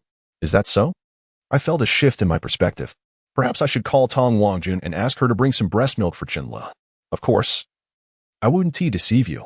I have been through this myself, raising both children and grandchildren, the woman nodded. In the past, there was no such thing as formula. It was all breast milk. Children ran around freely without a care. Nowadays, children consume formula and seem to suffer more ailments than before. Listening to the aunt's words, I felt compelled to summon the child's mother to provide breast milk for Chen Ke. What could be more important than the well-being of a child? I remained silent for a moment, glancing down at Chen Ke in my arms. She had dozed off again, her little face still flushed and warm, her brow furrowed, indicating her restless slumber. She had woken up hungry in the morning, and now, despite my efforts to feed her breast milk, she had not consumed a drop. I pulled out my phone and called Tong Wangjun. What is it? She answered quietly, seemingly in a meeting during work hours. Xiaolu is unwell. Could you come and feed her? I said. If you are busy, then forget it. There was a pause on the other end, and her voice turned anxious. Where are you? At the hospital, first floor, infusion room, I replied. I had intended to say more, but the call disconnected. Half an hour later, Tong Wangjun entered the infusion room, scanning the area until she spotted me. She hurried over and squatted in front of me, examining Chen Ke for quite some time. Is everything all right? The doctor said we should observe her for 3 days with the 4. I offered to reassure her, noticing her unease. Is that really all right? Her face is burning red.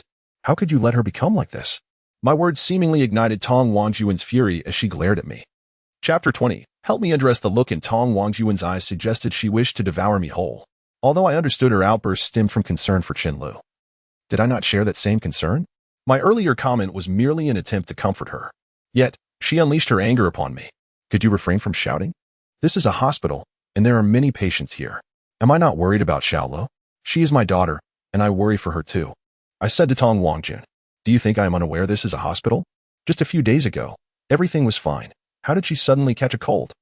Tong Wangjun rubbed her hands together before placing one on Chen Ke's forehead. She is burning up. How on earth have you been caring for her? The weather has turned cooler, and children are naturally more susceptible to colds. I have already taken her to the emergency room and had her examined. The doctor assured me there is no cause for alarm. I refrained from revealing that I had taken Chen Ke to the overpass to sell goods. This deliberate concealment felt like a knife twisting in my heart. I felt immense guilt towards the child in my arms. It was undeniably my fault that Chen Ke had fallen ill, yet I had lied. If you put in a bit more effort and ambition, if you could afford a better house and spare the use of air conditioning, would Xiaolu still be ill? Tong Wangjun persisted. Chen Jin, why are you so complacent? Her words pierced me deeply, and I fell silent. Young lady, you mustn't speak so harshly of the young man. He cares deeply for his daughter. For over an hour, he has held the child without changing position, constantly gazing at the 4 drip. A woman nearby interjected. When the nurse administered the injection, this great man had tears in his eyes. If he did not care for the child, would he react that way? Children have weak immune systems. Fevers and colds are entirely normal. My grandson is 2 or 3 years old, and we have to rush to the hospital every couple of months. Whether for a cold or a bump, such things are inevitable.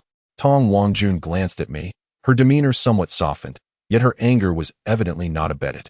Feed Xiaolu. She hasn't eaten since this morning, I said. Is it time to feed the child? There is a mother and baby room over there, and it's empty. You two can take the child there. The nurse approached us. Tong Wangjun frowned slightly. Can't you accompany her? I inquired of the nurse. Why would I go with her?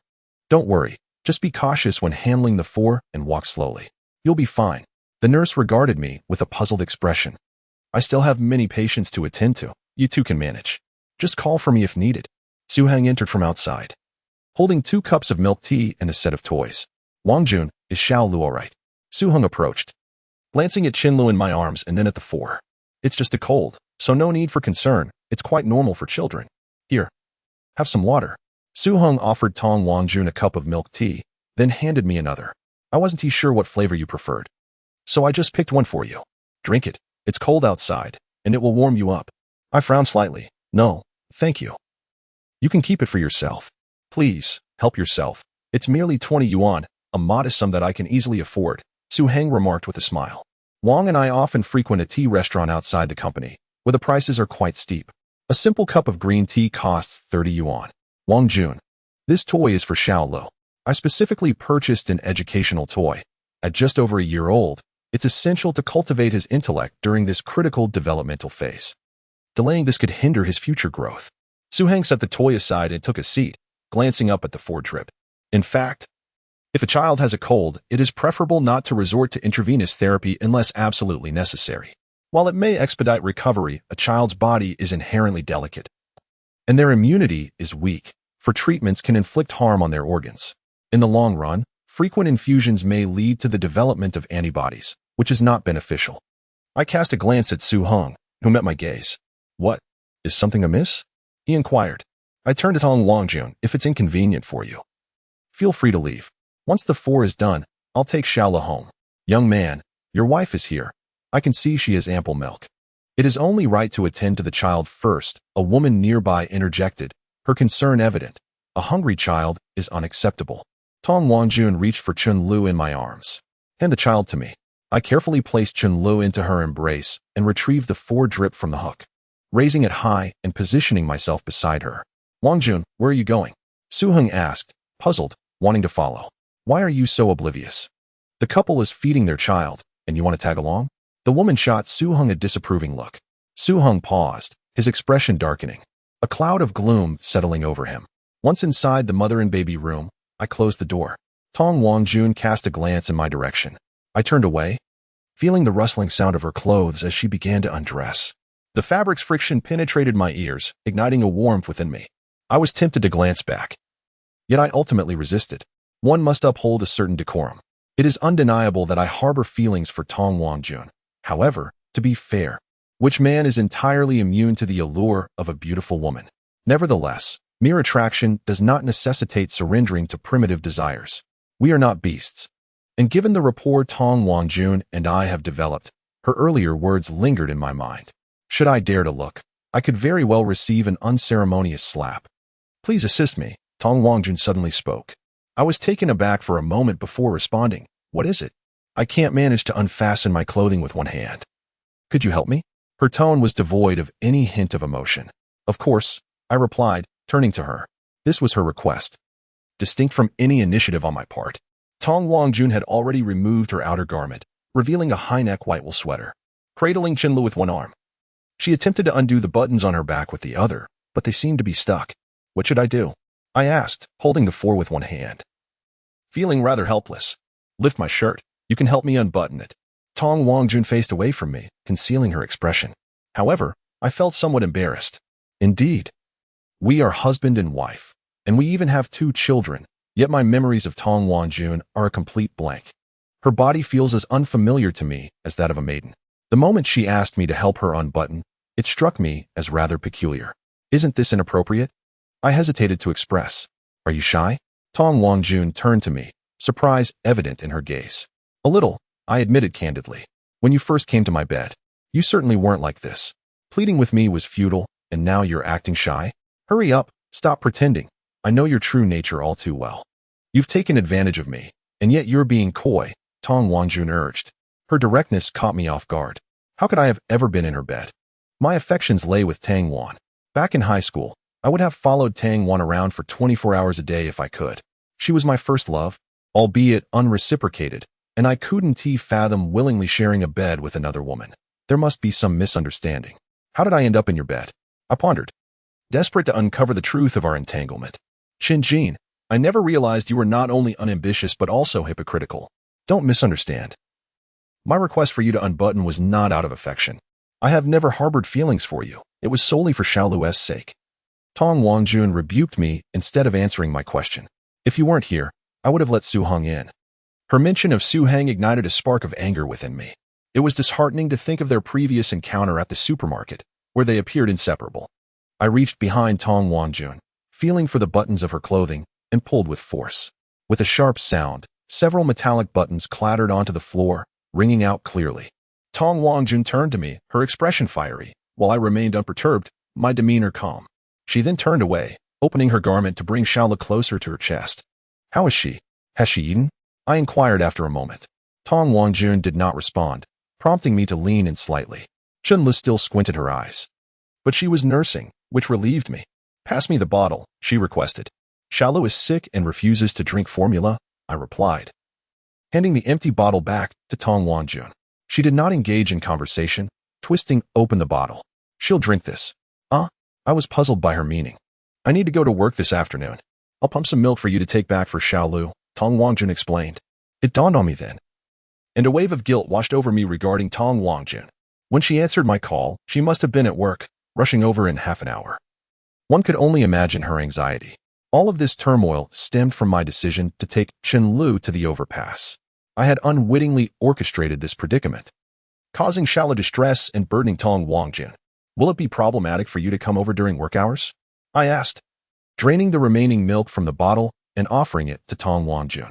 Tong Wangjun squeezed milk into the bottle, ignoring my presence. After a while, she handed me the bottle, now filled with breast milk. I held it in my hand. It was still warm. The medicine is almost finished. Why are you still standing here? Tong Wangjun remarked. Her demeanor clearly indicated her desire to refrain from further conversation with me. I pushed open the mother and baby room and stepped out behind her. Su Hong was waiting outside, and upon seeing us, hurried over to Tong Wangjun. Are you all right? Let us go, Tong Wangjun replied, shaking her head, and handed me Chen Lo. Chen Jin, I solemnly warn you, if you cannot provide a good life for Aku and Xiaolu, I will enlist the help of lawyers to take their custody from you. You are truly a failure. I thought that after having a daughter, you would strive to improve, yet you remain idle, incapable of even caring for your own child. Do you not feel ashamed? Tong Wangjun chastised me further. I felt a surge of defiance. Safety is a blessing. Wealth does not necessarily equate to happiness. And you dare speak of such things? Is Xiaolu's current situation safe? Isn't it your poverty that has led to this? Tong Wangjun shot me a disdainful glance. Take care of yourself. If this occurs again, I will send you a letter from my lawyer. I will not allow an irresponsible person to care for my daughter. She must not be ruined in your hands. Having said this, Tong Wangjun left with Su Hong. A nurse approached and removed the 4 from Chun Li's hand. I took a cotton swab, pressed it against the injection site, and proceeded to the medication pickup area. After collecting some medication, I carried Chen Lu out of the hospital. Where to? Taking a taxi? A cab stopped in front of me, and the driver leaned out to ask. I shook my head, crossed the pedestrian crossing, and began to walk slowly homeward. I had not a penny to my name. Even lacking bus fare, I was truly destitute. After nearly half an hour, I arrived home. On the table lay a plate of cabbage, and the rice cooker in the kitchen kept the rice warm. Since I had not returned for lunch, Chen Ke had prepared the meal herself. I placed Chen Lu in the crib, feeling her back, which was damp with sweat. Though her rosy complexion had faded somewhat, her cough persisted, occasionally erupting into fits. I took a few bites of rice, studied the medication instructions, and administered a dose of children's paracetamol to Chen Lu, forcing her to drink half a cup. The remainder she spat out, covering her clothes. I dared not attempt to feed her again and cleaned the remnants of the medication from her mouth and garments. Sitting beside the crib, I observed Chen Lu, who had received the 4. She seemed to be improving slightly, yet the cough remained, even in sleep, manifesting in sporadic coughs. I was uncertain whether this condition was normal, but I reasoned that with 2 more injections to go, she should feel much better afterward. Considering it had only been 1 day of treatment, I touched Chen Li's forehead. It felt less feverish than in the morning. Carefully, I moved the crib closer to the bed, propping it against the side, and then stepped outside to knock on the door of the woman next door. What is it? She asked as she opened the door. Is your leg feeling any better? I observed her limping and inquired. Are you feeling better? Her response was nonchalant, almost dismissive. By the way, would you like me to prepare some formula? I attempted to fill the silence. No need. The child is no longer here, she replied, shaking her head. No longer here? I was taken aback, wondering what had transpired. Instinctively, I feared the worst for her child. Nothing happened. I've sent them away, she clarified, casting a glance at me. Would you like to come in and sit down? At this moment, I scrutinized her more closely. She wore cotton slippers and a knee-length beige down coat over her pajamas. It seemed she had just awakened from slumber. This woman appeared to lead a leisurely life, seemingly unoccupied day by day, always available at the door. I could almost ascertain that she was being kept by someone. Perhaps that man had visited and taken the child away. Your leg has been injured for quite some time. He took the child, but didn't he bother to take you to the hospital? I ventured to ask. She looked at me with a puzzled expression. It's nothing. I quickly added, realizing that as an outsider, it was inappropriate for me to delve into such sensitive matters. Perhaps the man's interest in her extended beyond her youth and beauty. Perhaps he desired a child as well. Viewed through that lens, she appeared even more pitiable. I'll close the door if there's nothing else, she stated, making a motion to shut the door.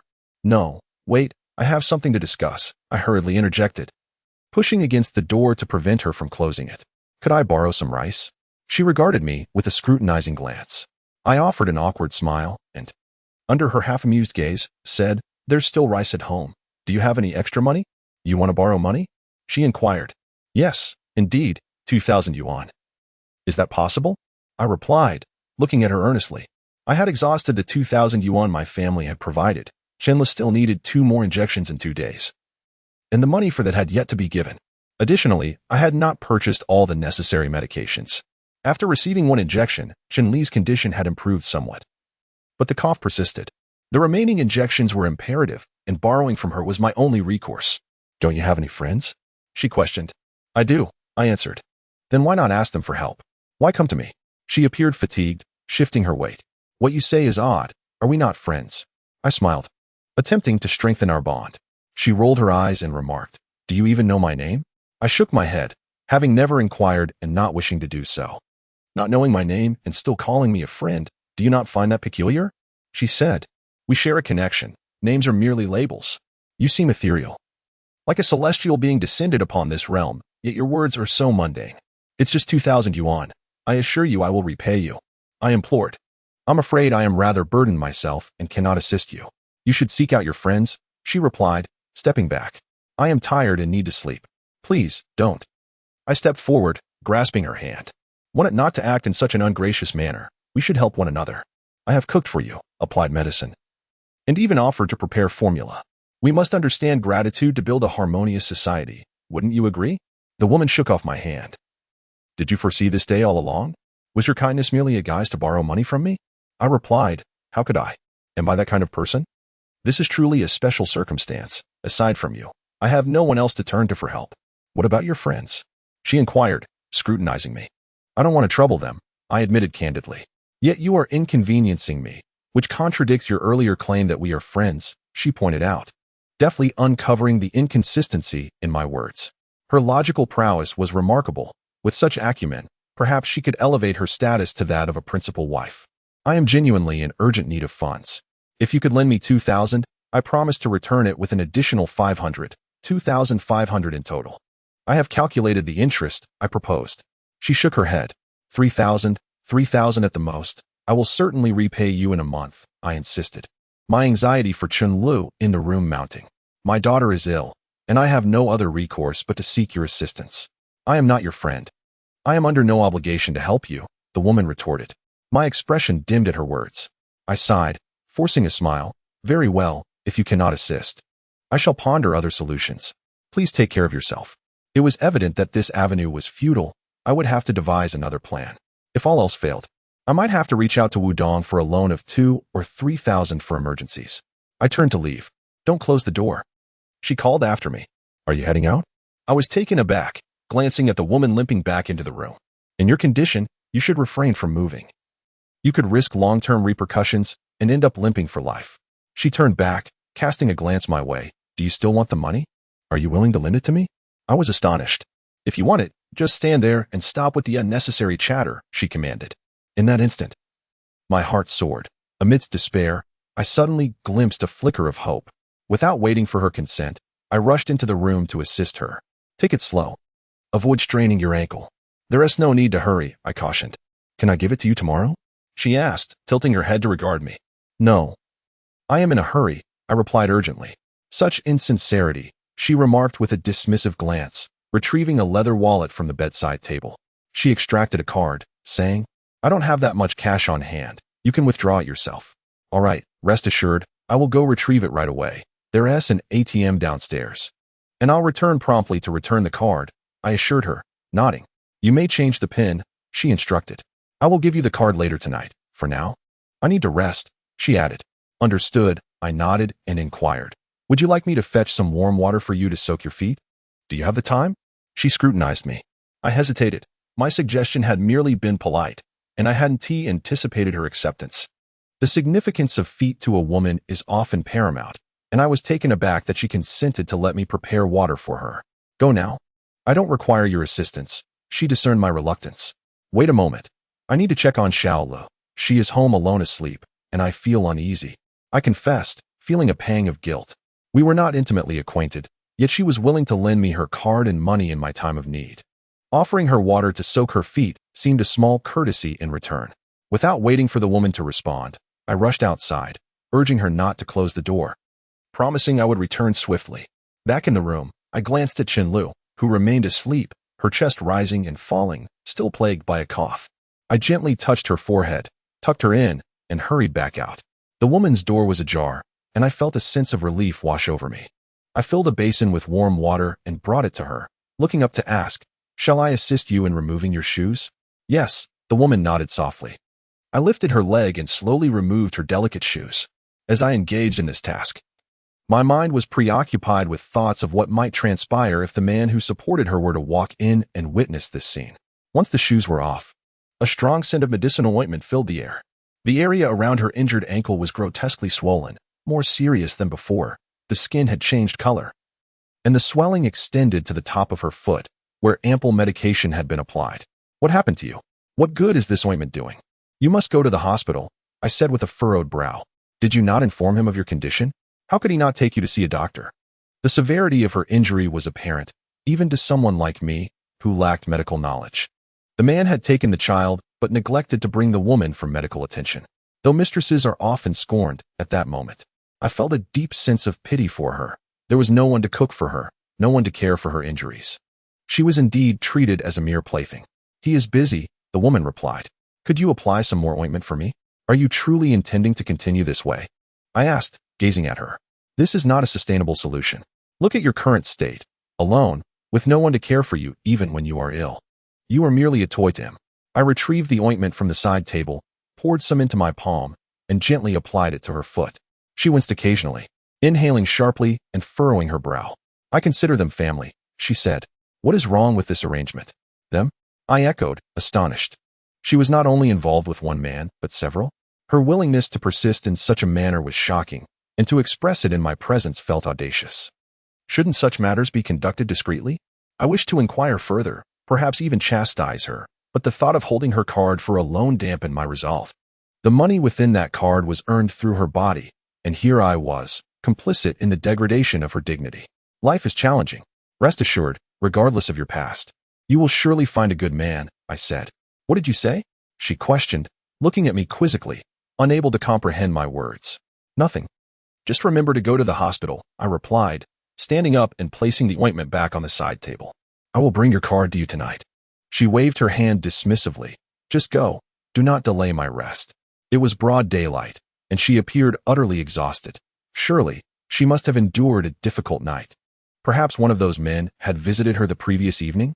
As I contemplated this, my heart ached. I cast a few glances at the woman and sighed before departing. Each person leads their own life. I could barely attend to my own, let alone concern myself with the affairs of others. When Chen Ke returned in the evening, I asked her to return the card to the woman next door. "Dad, have you been kept by someone?" Chen Ke inquired, glancing at the bank card. "Where did you learn such things? What do your teachers teach you at school?" I felt that Chen Ke was rather precocious for her age. "How could I be kept? You have a card, money, and you are quite close to that sister, isn't that so?" Chen Ke looked at me intently. "Is that enough reason for you to suspect that your father is being kept?" I replied, "Do you even understand what being kept means? Don't just parrot what you hear. Focus on your studies and ignore the nonsense. Otherwise, I will have to speak to your homeroom teacher. The sister next door is wealthy, you are not. And you are quite handsome. If you are not being kept, how do you have her bank card?" Chen Ke reasoned astutely. "Dad, please don't do such things. When I grow up, I will earn plenty of money for you." Her gaze was serious, as if she truly believed it. I dared not dismiss her lightly. Instead, I looked at her earnestly. "Dad is not being kept. Little Lou is ill, so I borrowed money from the lady next door. It is a loan, not being kept. Understand? Really?" Chen Ke leaned forward. "When have I ever deceived you?" I affirmed. Chen Ke nodded, then after a moment, looked up at me again. Dad, don't worry. When I grow up, you won't have to work so hard anymore. I will help take care of little Lu and earn money for you. Chen Ke spoke with such sincerity before heading out to return the card. By the way, call the lady over for dinner, I instructed. She was just next door, so I wasn't concerned about any issues arising. I hesitated to leave the room. Chun Li's condition had not improved. Her cough was worsening, and her temperature, which had somewhat subsided, was rising again. When Chen Ke returned, she informed me that the woman refused to eat. You eat first, Dad will eat later. I told Chen Ke, who was waiting for me to join her. I prepared a dose of medicine for Chen Lu, but she refused to drink it. Shaking her head persistently, I rubbed my hands together and touched my face, finding it warm. Then I felt Chen Li's back, which was drenched in sweat. I warmed some breast milk from Tong Wangjun and offered it to Chen Lu. She took a couple of sips, but then shook her head again, refusing to drink. Young children digest quickly, and formula does not satisfy hunger for long. Typically, Chen Lu would consume milk 6 or 7 times a day. Yet today she had only had 1 serving of breast milk. It was clear that her lack of appetite stemmed from her discomfort rather than hunger. Aku, if there are strangers at home, do not open the door. I am taking little Lu to the hospital. I could not wait until tomorrow. I needed to return to the hospital. Chapter 23, Raising the Child. I wrapped little Lu securely, threw on a jacket haphazardly, and stepped outside. Little Lu. I called out her name as I walked. Chen Lu exhibited no response whatsoever, not even managing to lift her eyelids, and was persistently coughing. I began to doubt whether, with another bout of coughing, her lungs might not give way. The elevator remained stationary on the 7th floor. After half a minute of waiting, my patience waned. I cradled Chen Lu and turned to the nearby staircase, my footsteps quickening. A fierce burn spread across my chest. My legs felt weak, yet I dared not pause. I was terrified, fearful that something might happen to Chen Lu, apprehensive about delaying her treatment. In the dim light of the corridor, I turned a corner and coughed violently. The pale yellow lights flickering to life sequentially, sending tremors through my heart. The ground floor corridor was cluttered with furniture and scattered household items. Someone was moving. I navigated over several plastic barrels, my pace hastening, when my foot caught, causing me to stumble. I instinctively tightened my grip around Chen Lu, hunching down to shield her against my chest. A sharp pain radiated from my head, as if it had grazed something. My arm striking the ground and colliding with the furniture, my bones feeling as if they might shatter. Watch where you're going. Didn't you see all this stuff on the floor? A woman yelled at me as the elevator doors opened, her voice filled with exasperation. I glanced back at her, my eyes cold. She faltered momentarily, fell silent, and continued moving her belongings. I hailed a taxi and made my way to the first municipal hospital.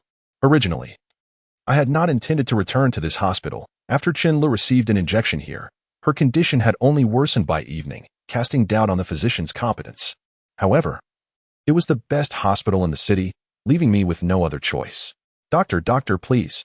My daughter is ill and has been coughing incessantly. She received an 4 this morning, but has shown no improvement since returning home. Upon entering the hospital, I scanned the vicinity. Failing to spot the attending physician from the morning, I hurried to the registration desk, simultaneously speaking and revealing Chen Li's face for the doctor to examine. I had recited this plea repeatedly during the taxi ride. I will arrange for you to see the emergency department, the doctor stated, his expression growing serious as he assessed Chen Lu. Has she been coughing continuously? Has she persisted in coughing after the injection? Yes, she has not stopped, this morning. She could still respond when I called her, but now she lacks the strength to react. She has hardly eaten all day, I replied anxiously. Please wait a moment. I will call someone for you. Try not to panic. The more anxious you become, the more chaotic it will be, the doctor reassured me after gathering some details. He then made a phone call, summoning another physician to the hospital. After a quarter of an hour, Director Wang arrived promptly. All right, I nodded repeatedly, my gaze fixed on the entrance. Shortly thereafter, a woman in her 40s entered the lobby, immediately spotting me and approaching. How old is the child? She glanced at Chen Lu, then looked up at me. She received an injection this morning, and she is still in this state? Just over a year. Yes. She has not improved. The doctor this morning mentioned administering 3 injections, yet after just 1, she has deteriorated, I explained, realizing that this woman must indeed be Director Wang. The doctor was indeed correct. Under normal circumstances, 3 injections would suffice. However, Director Wang remarked, your situation is different and more severe. It may have progressed to pneumonia. Hence, even after 1 injection, the condition remains unchanged. Pneumonia? My heart sank, and my voice trembled. Since the examination was already conducted in the morning, there is no need for excessive tests now. We shall only proceed with 2 or 3 essential procedures. The child's condition cannot be delayed, Director Wang advised me. Very well. I nodded vigorously. Director Wang arranged for someone to accompany me as we conducted a checkup on Chen Le. After swiftly obtaining the test results, I sought out Director Wang. By this time, she had donned her white coat. The situation appears somewhat grave. However, you arrived in a timely manner. If we had delayed for another day or two, even if we managed to treat it, there could be lingering repercussions, she informed me. I will prepare a prescription for you. Take the child for an infusion. Director Wang glanced at me and added, let us also clean and dress the wound on your forehead. It is entirely normal for parents to worry when their child is unwell, but you must also take care of yourself. Should anything happen to you, what would become of the child? Very well. I hastily took the prescription and hurried down to the infusion room. The medication was different from the mornings, and despite the late hour, there were still some patients in the infusion room, though considerably fewer than during the day. Let's use the other hand, the nurse suggested as she examined Chun Li's palm, noting the needle marks and bruising. I nodded and presented Chun Li's other arm from beneath her down jacket. Holding Chun Li close, I observed her weary demeanor and reflected upon how she had consumed only a meager amount of breast milk throughout the day. She must be hungry now, yet unable to drink. A wave of guilt washed over me. The nurse approached to clean the wound on my forehead, but I lifted my eyelids and waved her off. At that moment, I desired nothing more than to remain by Chen Li's side. The will to attend to anything else, including my own injury, had vanished. I felt as though my entire foundation had crumbled. Daddy, someone called out. Chen Ke rushed in from the doorway. What brings you here?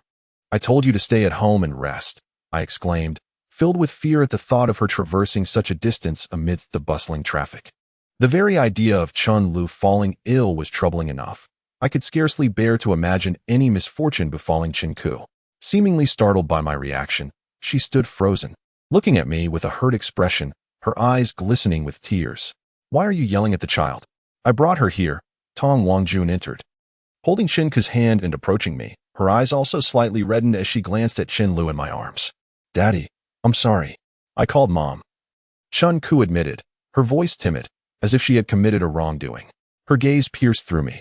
Reflecting on the past few days, I realized I had scarcely paid attention to Chen Ke. Though she had started school, she was merely 8 years old. I had failed to accompany her, and at times, I was unable to prepare her breakfast, leaving her to fend for herself. She was so young, yet she helped with washing vegetables and dishes, her little hands cold and red. It is fine to follow your mother, but you must not venture out alone. Do you understand? I grasped Chen Ke's hand and checked her temperature. Is it cold? Not at all. Mom drove to pick me up. The car had heating, and it was warm. I am not cold, Chen Ke replied. I glanced at the doorway and saw no one. Lifting my gaze to Tong Wangjun, I asked, has he gone out for bubble tea again? He hasn't arrived. Tong Wangjun fixed her stare upon me. Chen Jin, tell me honestly, why has Xiao Le caught such a bad cold? She caught a chill, hence the cold, I replied, avoiding her gaze. Chen Jin. Tong Wangjun suppressed her anger. Even now, you still wish to deceive me? Xiao Le fell because you took her to the overpass to sell insoles, exposed to the cold wind. How could she not catch a cold? I fell silent. Chen Ke lowered her head. Dad, I'm sorry, I shouldn't have said that. Do not apologize to him. He is unworthy of being your father. Tong Wangjun embraced Chen Ke, turning her eyes upon me. Had it not been for a Ke calling me, I would have remained oblivious to your callousness. Xiao Lu is barely over a year old, and you took her to sell goods. I dressed her in many layers, even wrapped her in a down jacket, I defended. Are you out of your mind? Tong Wangjun pointed at me. How old is she? Even inside with the air conditioning, she could catch a cold, let alone being outside. How am I out of my mind? I have to make a living, don't I? If I don't sell, how do I earn? I couldn't help but retort. You claim to care for Xiao Lu as her father. Do you not feel pain seeing her like this? Life. Life? Is that what you call life? I truly question whether Xiao Lu is your biological child. You act without thinking. Can't you show a bit of spirit and consider your daughter and family? Tong Wangjun was relentless. Her words weighed heavily on my heart, stirring a sense of injustice within me. I am trying. How can you say I'm not? It seemed in Tong Wangjun's eyes, a mere effort should guarantee success. She understood none of my struggles, and I wished to cease the quarrel, responding only with silence. Let me raise the children, Tong Wangjun suddenly declared. Chapter 24. Await for me, what did you say? I heard her, yet still asked for clarification. You lack the capability to care for a Ke and Xiaolu. You have not fulfilled your responsibilities as a father. Being with you will only bring them suffering, Tong Wangjun stated. What makes you think I've not fulfilled my responsibilities as a father? I retorted. Must one possess wealth and power to be deemed a responsible father? I was infuriated. Tong Wangjun's relentless demeanor drained me. I never demanded that you be exceedingly wealthy, nor did I pressure you to compare yourself to Jack Ma. I only hope for your ambition. Why can't you comprehend that?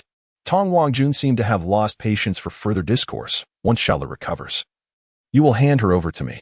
I will also take a Ke. Do you have to force me like this? I glared at her. It is not I who am forcing you.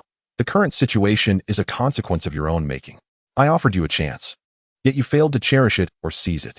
Tong Wangjun cast me a fleeting glance, turning her head away, her gaze fixed on the distance. You should leave.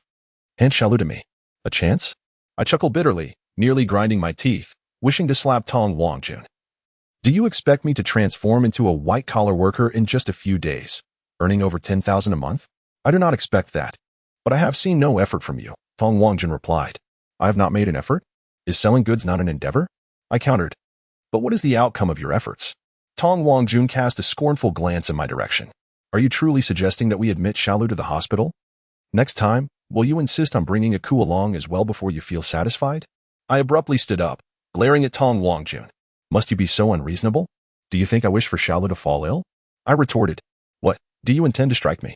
Tong Wangjun regarded me coolly, stating, incapable people resort to aggression against women. If you genuinely wish to avoid this predicament, why have you accomplished nothing thus far? Allowing Xiaolu to accompany you in your petty endeavors? Taking a deep breath, I suppressed my urge to retaliate. Please, cease your provocations. I fear I may lose control. Tong Wangjun glanced at my forehead, then sat across from me, her gaze fixed on Chen Lu, lost in thought. Wipe the blood from your father's head, she instructed.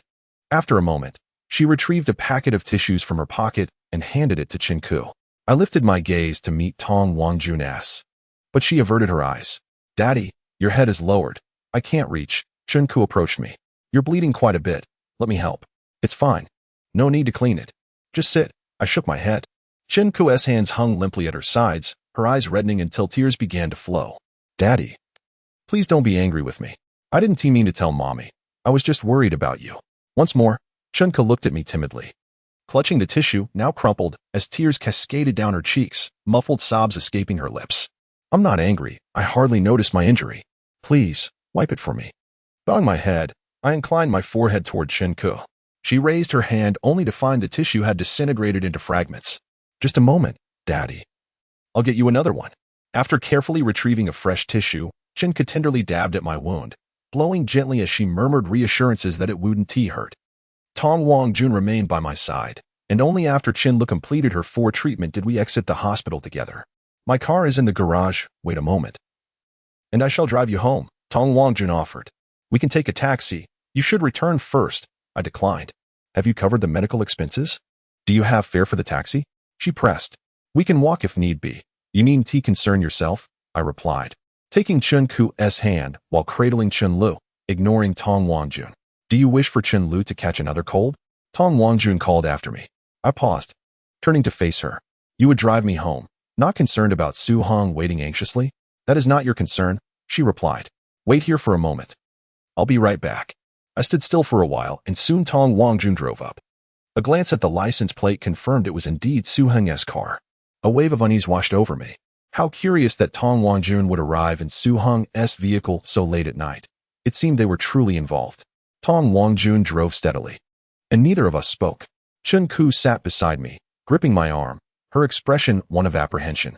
Upon entering the community and arriving at the base of the building, I exited the car, only for Tong Wangjun to call after me. Consider this carefully. It would be best to reflect on what you can provide for a Ke and Xiaolu when they are with you. I shall grant you 3 days to contemplate. Should you remain indecisive, I will resort to sending you a lawyer's letter, and at that juncture, do not hold it against me. Upon returning home, Chen Ke engaged in her homework while I tended to Chen Lu, offering him some milk. Yet, lying in bed, sleep eluded me. Father, I do not wish to go with Mother. I desire to stay with you, Chen Ke expressed. Fear not, for Father shall not allow her to take you away. I reassured, gently patting Chen Ke's back. Today, Father raised his voice at you, which was indeed my fault, and I apologize. It's all right. I do not blame you. Father, Chen Ke replied. The city's nocturnal glow filtered through the window, casting light upon the disarrayed furnishings and worn-out furniture, evoking a sense of heaviness in my heart. Perhaps Tong Wangjun was right. I truly did not deserve to be the father of Chen Ke and Chen Lu, having failed to fulfill my paternal duties. After enduring 2 more days of injections, Chen Li's tiny hands were marked with needle pricks, the delicate veins on the back of his hand visible, causing him to pout at the slightest touch. Fortunately, the 3 days of intravenous therapy bore fruit. As Chen Li's condition improved significantly, he gradually regained his vitality, no longer appearing listless, and was able to drink the milk offered. What have you decided? Tong Wangjun timely inquired via message. I gazed at Chen Lu, who was crawling around on the bed, clutching a blanket to his face, and fell silent. After a considerable time, Tong Wangjun sent another message. Prepare for my lawyer's letter. I set my phone down, cradled Chen Lu, and stood by the window, observing the bustling traffic in the distance, where well-dressed figures navigated the urban landscape. That was a realm of glamour and confidence, while beneath my feet lay another world, filled with helplessness and humility. With a soft tap, Chen Lu struck my head with a milk powder lid. Even his toys consisted only of bottle caps. I began to tidy up the room, and then called Tong Wangjun. What more do you wish to say? She asked. Come over tonight. I have packed everything. You can take Chen Ke and Chen Lu back, I replied. There was a moment of silence on the other end, as if she were surprised by my acquiescence. Very well, it is good to see you have come to terms. I shall visit after work, around 6:30. After ending the call, I sat before the heaps of belongings, rendered speechless, as if a sour plum seed had lodged in my heart, causing an intense ache. Father, why have you gathered so many things? Chen Ke queried upon returning home, momentarily taken aback by the sight of the numerous bags. I am waiting for your mother, I responded. Oh, she acknowledged, setting down her backpack, still somewhat puzzled, as I proceeded to wash the dishes. Aku, come here, I called to Chen Ke. You need not wash the dishes. Your mother will be here soon, and you can eat afterward. Is mother coming over? Chen Ke exclaimed excitedly. Shall we dine together? Indeed, I nodded. Chen Ke, Chen Lu, Tong Wangjun, and perhaps Su Hong would partake in the meal together. As for me, I would remain ensconced in a corner of this city, continuing my solitary existence. Life without Chen Ke and Chen Lu might afford me some ease, yet it would inevitably deepen my isolation, much like the woman next door. Tong Wangjun arrived as promised. Mother, are we going out to eat? I am hungry. Chen Ke leaped into Tong Wangjun's embrace. Yes, mother will take you out to dine, she responded. Tong Wangjun nodded and glanced at me. Let's go together. I'll help you carry things down. Ake, take your backpack and go down with your mother first. I approached Tong Wangjun and placed Chen Lu in her arms. There's nothing valuable. I'll buy something for Ake and Xiao Lu. No need to take it. Tong Wangjun said to me. I furrowed my brow and stared at her. You go down and wait for me. I'll be down shortly. Chapter 25. Incompetence Dad. Hurry up and come down. Mom and I are going first, Chen Ke called out, following Tong Wangjun. All right, I'll be down soon. You go ahead with your mother. I replied with a nod. The bags and packages were filled with Chen Ke and Chen Li's belongings, and I struggled to carry them out the door. Tong Wangjun's car was already parked downstairs. Dad, let me help you. Chen Ke got out of the car, took a package from my hands, and placed it in the back seat. She noticed the contents and asked curiously, Dad, I'm already wearing a down jacket. Why did you bring me another one? I'm afraid you might be cold, I replied with a smile, placing all the packages into the back seat. Let the child hold on to me. I'm not cold. I'm dressed warmly, Chen Ke said, extending her sleeve to show me. The car drove out of the community, entering a vibrant world illuminated by orange lights. The rental area was not in the city center, but Tong Wangjun was heading towards a bustling part of the city. The lights flickered and shadows danced. Chen Ke leaned against the window, happily gazing at the scenery outside. Let us stop here and grab a bite, Tong Wangjun said as she parked the car. I hesitated for a moment, glancing at Chen Lu in my arms, feeling uneasy about Tong Wangjun taking the 2 children to such a crowded place alone. There was a charming restaurant nearby, its exterior exuding an air of sophistication that I felt I might never enter in my lifetime. It wasn't a matter of money. I could manage a meal, but I would feel out of place. Let us go, Dad. I'm hungry. Can't you hear my stomach growling? Chen Ke tugged at my arm and patted her belly to emphasize her point. Chen Ke grasped my hand and took a few steps towards the restaurant. Mom, hold my hand. We're all eating together. Tong Wangjun glanced at me and took Chen Ke's hand. Miss Tong, welcome. The waiter greeted us upon seeing Tong Wangjun, casting a curious glance at me, but wisely refraining from asking further. Would you like to order something, or the usual menu? Yes, Tong Wangjun replied, then called the waiter back as he turned to fetch the dishes. Please add a portion of green pepper beef and a cup of hot milk. Certainly, the waiter nodded. Please have a seat in the private room. I'll arrange for your food right away. 2 adults and 2 children were led to a private room. Tong Wangjun must have frequented this restaurant with Su-hung. Sitting on the soft chairs, I felt somewhat uncomfortable. The dishes were served promptly. Tong Wangjun shifted the green pepper beef in front of her, placing it before Chen Ke and me, and opened the hot milk for Chen Ke. Why aren't you eating? Tong Wangjun glanced at me. Let the child hold on to me. You should eat. Go ahead and eat. Don't mind me, I said, shaking my head, devoid of any appetite. Dad, have some beef, Chen Ke urged, placing a piece of beef into my bowl. This is your favorite. I smiled faintly. Yes. Do eat quickly. We will head back with Mom afterward. All right. Chen Ke nodded. We'll go back together later. The meal lasted for half an hour. Once Chen Ke was satiated, Tong Wangjun set down her chopsticks and glanced at the untouched green pepper beef before me. Shall I pack this for you to take home? It would save you from cooking again. No, it's fine, I declined. Waitstaff, please pack the green pepper beef. Tong Wangjun disregarded my refusal and called for the staff. Are there any other dishes to pack as well? The waiter inquired, surveying the table. No, just the green pepper beef, Tong Wangjun replied. After we got into the car and traveled a short distance, Chen Ke turned around. Mom, you've taken the wrong route. Our home isn't this way. This is to Mom's new house, Tong Wangjun said with a smile. You will sleep with Mom later, all right? Mom's new house. Chen Ke looked at me. Are you coming too, Dad? Tong Wangjun remained silent. Dad will take you there, I responded vaguely. Chen Ke's expression shifted to one of discontent. He no longer gazed out the window and sat in the front passenger seat with his head lowered, lost in thought. After more than 10 minutes, the car entered an upscale residential community, the Yuan garden. I stared at the 3 characters at the entrance, feeling a twinge of discomfort. You can carry your things upstairs. I won't follow you, I said, handing Chen Lu to Tong Wangjun. Chen Ke quietly slung his backpack over his shoulder and came to grasp my hand. You can take this back, just heat it up to eat, Tong Wangjun said, giving me the packed green pepper beef. Ku, come and stay with Mom, she added. Chen Ke tightened his grip on me. Dad is coming too. I did not take the food from Tong Wangjun, instead gazing down at Chen Ke. From now on, you will stay with Mom, all right? Be good, and if anything happens, just call Dad. Chen Ke shook his head, tears streaming down his face, his other hand clutching me tightly. Did you not used to enjoy this? Tong Wangjun queried, looking down at Chen Ke before raising her gaze to me. Tastes do change, I replied coolly, crouching down. Ke, I cannot take care of you well. It's better for you to stay with Mom in a big house where you can also ride in a car. No, I want to stay with Dad. Chen Ke insisted, wrapping his arms around my leg. What about Mom? Don't you want to be with her? Tong Wangjun asked. I want both Mom and Dad. Together as a family, Chen Ke responded, turning to look at Tong Wangjun again. Ke, you know that your mother and I are divorced. We cannot be together anymore. I explained gently. Dad doesn't have money. You need to go to school and eat.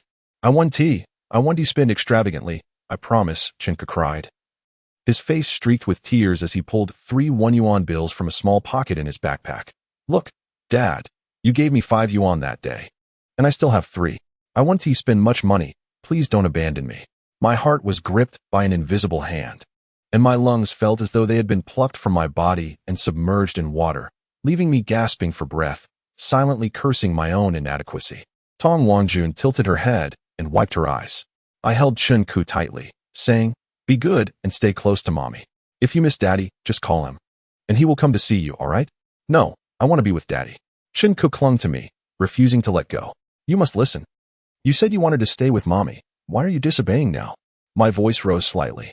You lied to me. You don't want me anymore. You want to give me to Mommy. I don't want that. I don't want to eat. I want to go back with Daddy. Chen Ke cried, looking up at me.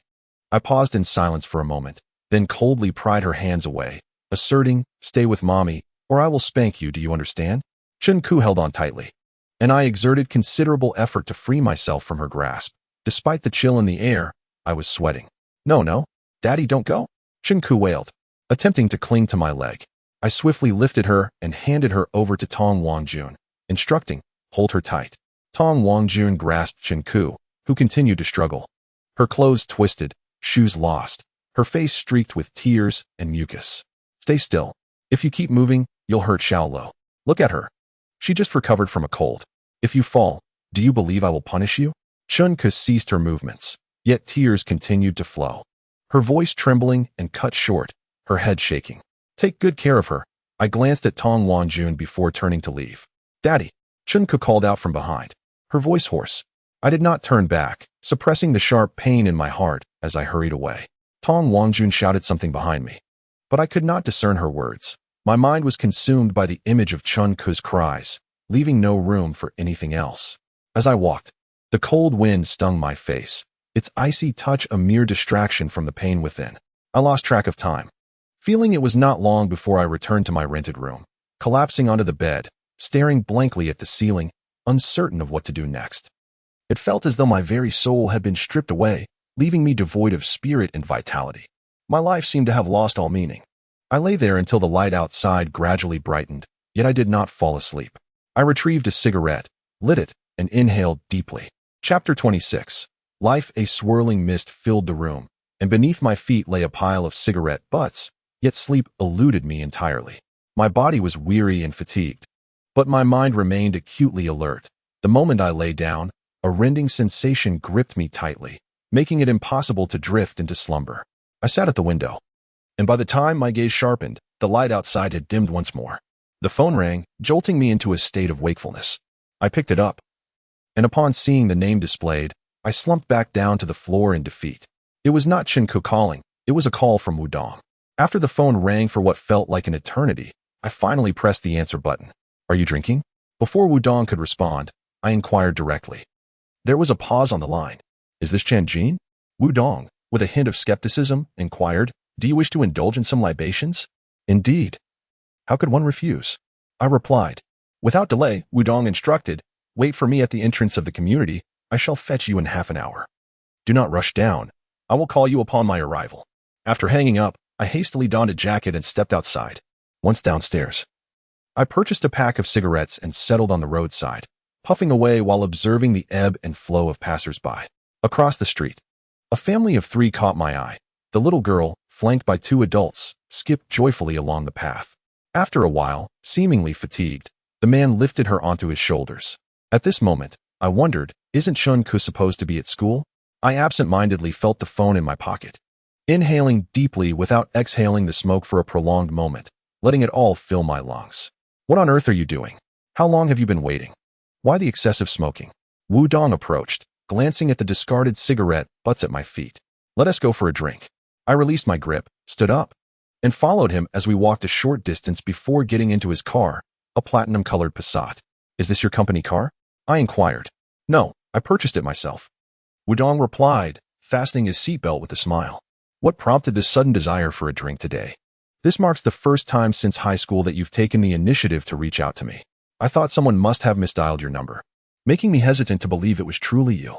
Wudong drove steadily, maneuvering effortlessly through the city streets while engaging in casual conversation. Impressive. This car must have cost upwards of 200,000 to 300,000. Was it financed?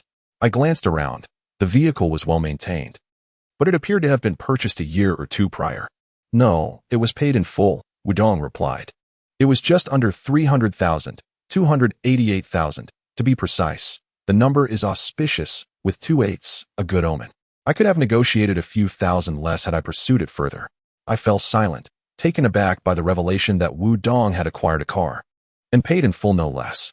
His tone suggested that the price was a mere trifling matter, comfortably within his means, while I had barely a fraction of that amount. Reflecting on my earlier eagerness to cover the bill, I suddenly felt rather absurd. Wasn't it comical for a pauper to vie for the honor of paying? Let's go to Yizhong, I suggested. Huh? Wudong seemed puzzled. Aren't we going for drinks? Yes, we are, just across from Yizhong. We can find a place. Order a couple of small dishes, and enjoy some drinks without needing to venture elsewhere, I explained. No way, that's simply one tea do, Wudong countered, shaking his head.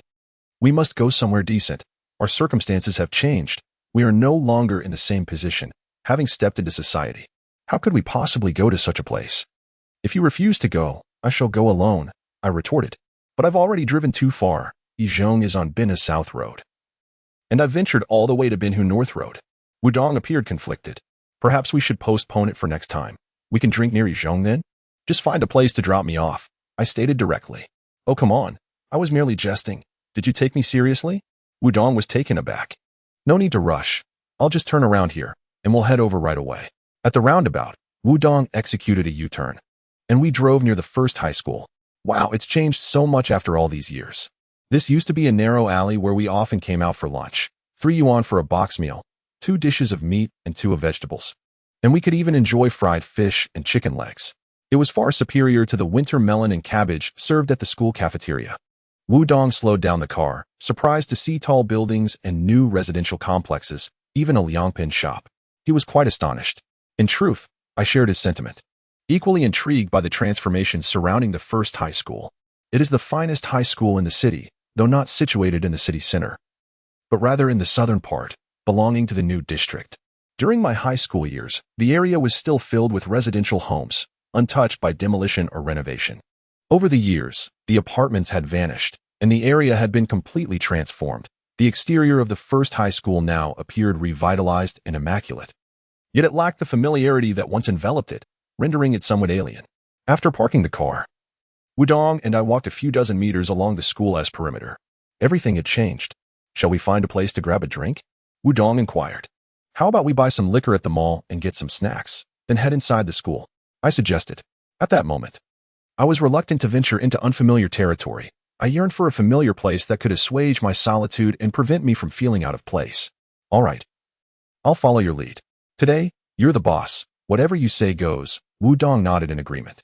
We went to the supermarket, purchased 2 bags of snacks, 3 bottles of Erguo 2, and a case of beer, and carried them into the school. Where to? Wudong asked. The school had not changed much. The teaching building appeared somewhat aged, yet everything still resembled the familiar visage of yore. As we entered the school gate, a row of honor rolls greeted us. My name often graced those lists during high school. Let us head to the bleachers, I proposed. It's freezing. Are you sure you want to go there? Wudong shivered slightly. A little liquor will warm us up, I replied, leading the way toward the playground. Wudong reluctantly followed behind. Here, have a drink. I opened a bottle and passed it to Wudong, then opened one for myself. Wudong glanced at the bottle in his hand, then looked at me. Are we really going to drink it all? Who said to chug it? Just take a sip, I replied, raising my bottle to clink with his. Congratulations. You've achieved great success. I took a swig from my bottle. The faint urban light could not penetrate the darkness of the bleachers, allowing me to envelop myself in shadow, feeling safe and at ease in this familiar environment. The world outside the school felt distant, and as I observed a few students passing under the campus lights, I felt transported back to my high school days. Life was so pleasant and effortless, and it seemed as though all adversity was far removed from me. You're incredible, downing half a bottle at once. Since when did your drinking capacity become so formidable? You can drink liquor like that? Wudong exclaimed, astonished. And what do you mean by achieved great success? I'm still far from it. I did not respond. Instead, gazing at the shadow of the teaching building in the distance, taking another swig of liquor. Don't drink so much. We shouldn't waste all this food. Wudong opened the plastic bag and retrieved some spicy strips and peanuts, laying them before me. I popped a few peanuts into my mouth, chewing thoughtfully, then raised my glass to Wudong. Do you think one must possess wealth to qualify for a fulfilling life? I pondered aloud. This question was not easily answered. Wudong fell silent for a moment, taking a sip of his drink before responding in a contemplative tone. I observed him closely. It depends on the kind of life one aspires to. If it's a simple existence like that in the village, merely aiming to avoid hunger, then one could indeed live. However, he continued, his eyes reflecting a deeper understanding, if one desires the ability to frequent hotels and elegant venues, then financial means are essential for a more comfortable and pleasant life. I believe such a life embodies true living. My words seemed to evoke memories for Wudong, prompting him to share further. Chen Jin, you must know that my family's circumstances are quite dire. Coming from a rural background, my parents lack education and ambition, tending to a mere plot of land that yields only a few thousand yuan a year. After accounting for social obligations and other expenses, little remains. And my tuition fees are often delayed. Each time attendance is taken in class, my name appears on the list of those who have not paid. Initially, I thought my parents were simply too busy to handle the payments, but I later realized it was due to our financial struggles. He took another sip of his drink. From that moment on, I silently vowed that I would never allow my children to endure such hardship. If it came to that, I would rather not have children at all. Chapter 27. Early morning by your logic. Does that mean the poor should not have children? I asked, munching on the spicy strips as I regarded Wudong. It's not that they shouldn't, he replied, squinting his eyes as he glanced at the pitch-black sky. His words laden with depth. Would you wish to witness your child carrying 2 jars of pickled vegetables each week, scurrying away at mealtime to eat in a corner? Terrified of being seen, I had intended to take another sip of my drink, but upon hearing this, I set the bottle down. Wudong's description resonated with a reality that seemed more fitting for the struggles of the past generations, yet was vividly present in his own life. During his middle school years, he would always bring 2 jars of pickled vegetables to school, one filled with radish and the other with pickles. Throughout his 3 years in junior high, he never once changed the jars. Chen Jin, I am truly grateful to you. Back then, you often invited me to your home for meals, and it was my first experience tasting beef. I couldn't believe how delicious it was, Wudong expressed. The sole joy during those 3 years of middle school came from visiting your house for dinner. At your place, I could savor meat and even seafood, which brought me more happiness than any academic achievement. I sincerely appreciate your kindness. Please, don't mention it. I was simply craving your pickled vegetables. Hoping to reciprocate your generosity, I replied, I know your heart is in the right place. You are loyal and considerate of others' feelings, Wudong said, clinking his glass with mine and taking a hearty gulp. It's precisely because of your character that I consider you my friend. You might not realize it, but throughout my 4 years in university, I have not encountered anyone whom I deem worthy of friendship as I do with you. Those individuals are either driven by utilitarian motives or simply exude a sense of exhaustion. Yet, you are different. You instill in me a profound sense of guilt. To be candid, Chen Jin, I harbor resentment towards you. Resentment towards me? I licked the residue of wine from my lips. Back in middle school, you initiated a conversation with me, requesting a share of the pickled vegetables from my jar, claiming you had never tasted them and wished to try. The pickles your parents make are truly delightful, I remarked. Indeed, they are quite exceptional, but consuming them at every meal, and exclusively so. Do you comprehend the nature of that experience? Wudong chuckled self-deprecatingly, a hint of sadness in his tone. In truth, that is not the most distressing aspect. What truly pains one are the gazes from others. When you observe someone sauntering by with a meal worth a couple of dollars, perhaps a meat dish with 2 vegetables, or even 2 meat dishes and 2 vegetables, and they inadvertently cast a glance your way, it can be utterly devastating. Could it be that you are overthinking it? I suggested. Perhaps they are merely curious. Wudong smiled faintly.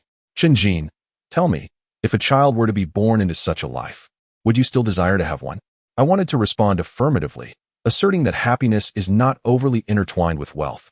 But the words caught in my throat as I recalled Chen Ke and Chen Lu. Their current situation at Tong Wangjun's place is precisely because of my financial inadequacies, is it not? Congratulations, you have finally achieved the expectations set long ago. I diverted the conversation. No, that is insufficient. My current circumstances barely allow for basic sustenance, preventing me from being in a situation where I cannot afford something I desire. Wudong shook the bottle of liquor in his hand, indicating that he remains far from his aspirations. As we chatted and drank, 3 bottles of white liquor were consumed, followed by a round of beer. Chen Jin, heed my advice. Regardless of what transpires, never relinquish your pursuit of wealth. When you possess sufficient riches, all problems cease to be problems and will resolve effortlessly. Wudong's tongue had become somewhat heavy, and I discerned that something was amiss with him today. He undoubtedly had matters weighing on his mind that he was reluctant to disclose. No worries. If you prefer silence, I shall accompany you in drinking. Whenever you feel inclined to share, I shall be all ears. No matter the time, you shall always be my brother, and I hope you regard me as such too. It vexes me that you harbor your troubles within, unwilling to confide in me or seek assistance. Wudong rambled on, eventually resting his head against his knees, mumbling incoherently. His words indistinguishable.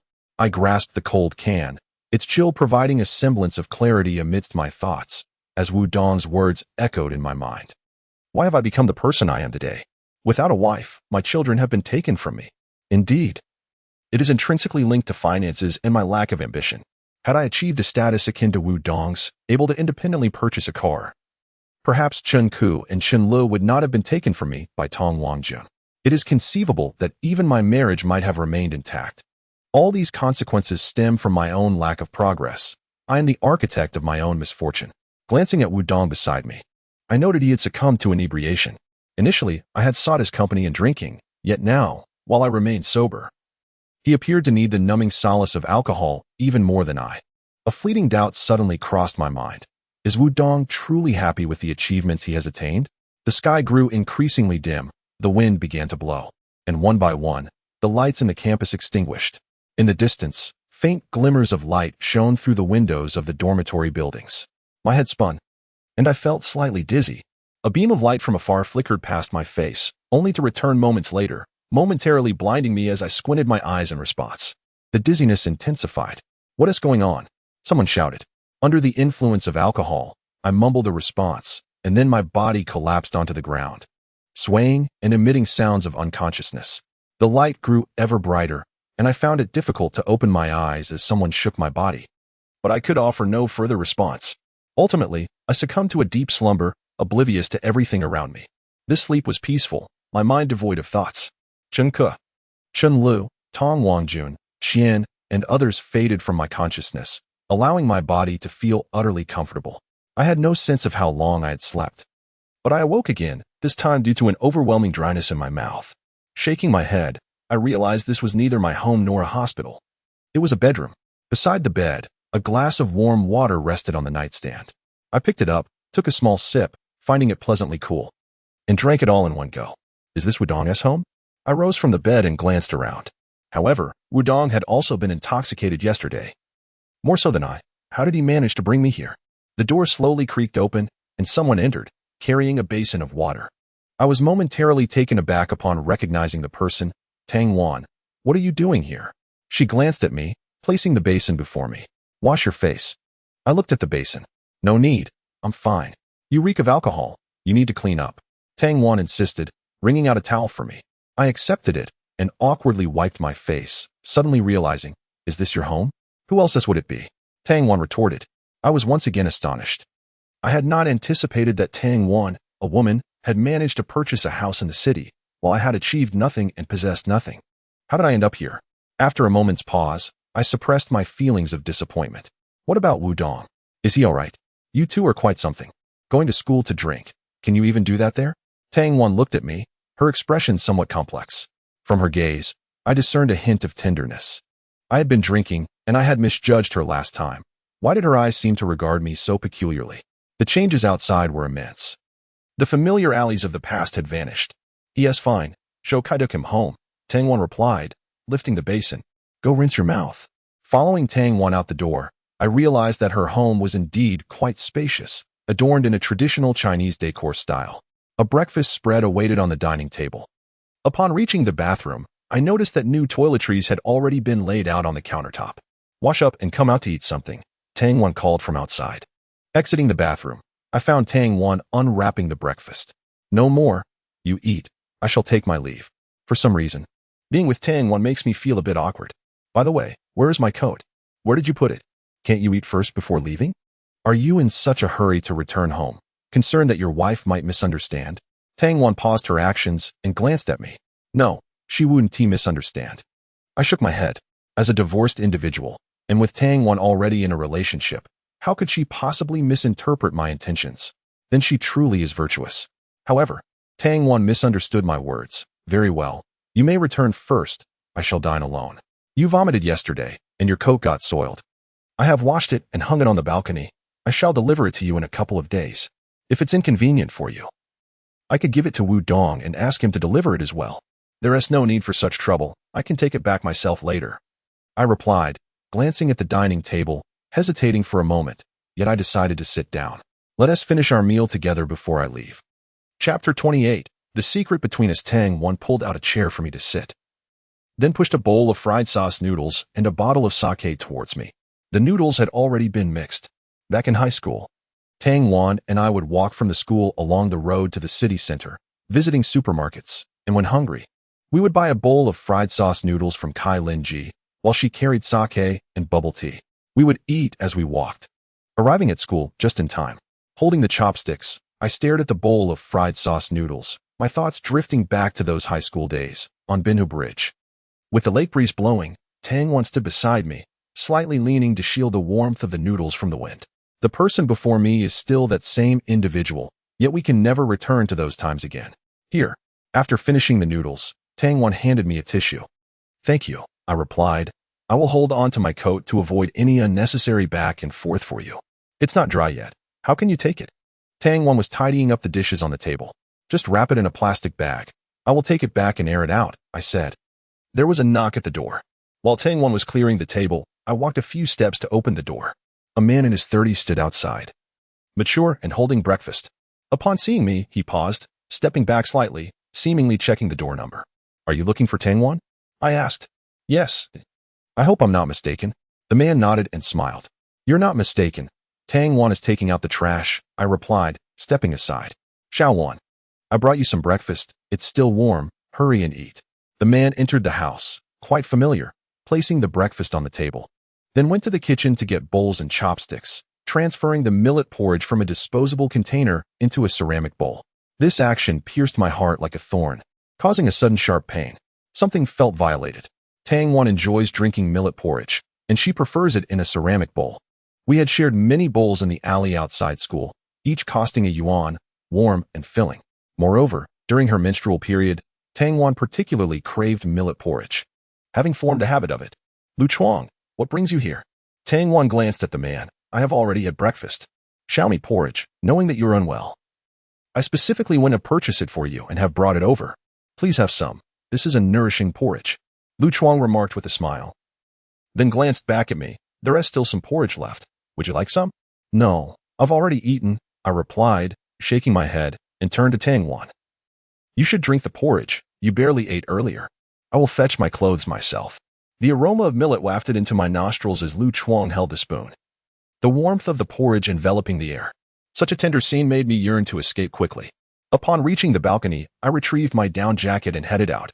Wait a moment, I just washed it last night. It's still damp. Let me get you a plastic bag, Tang Wan called after me.